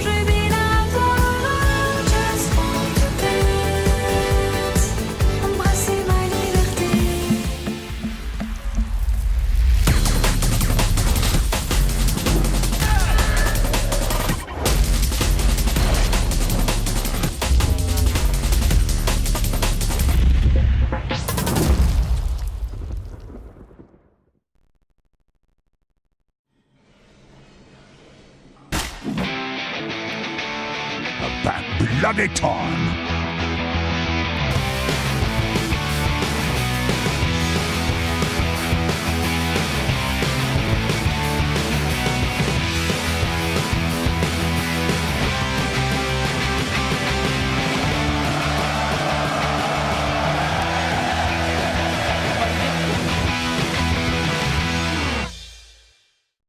Dream League Season 28 is brought to you by DHL and Chex.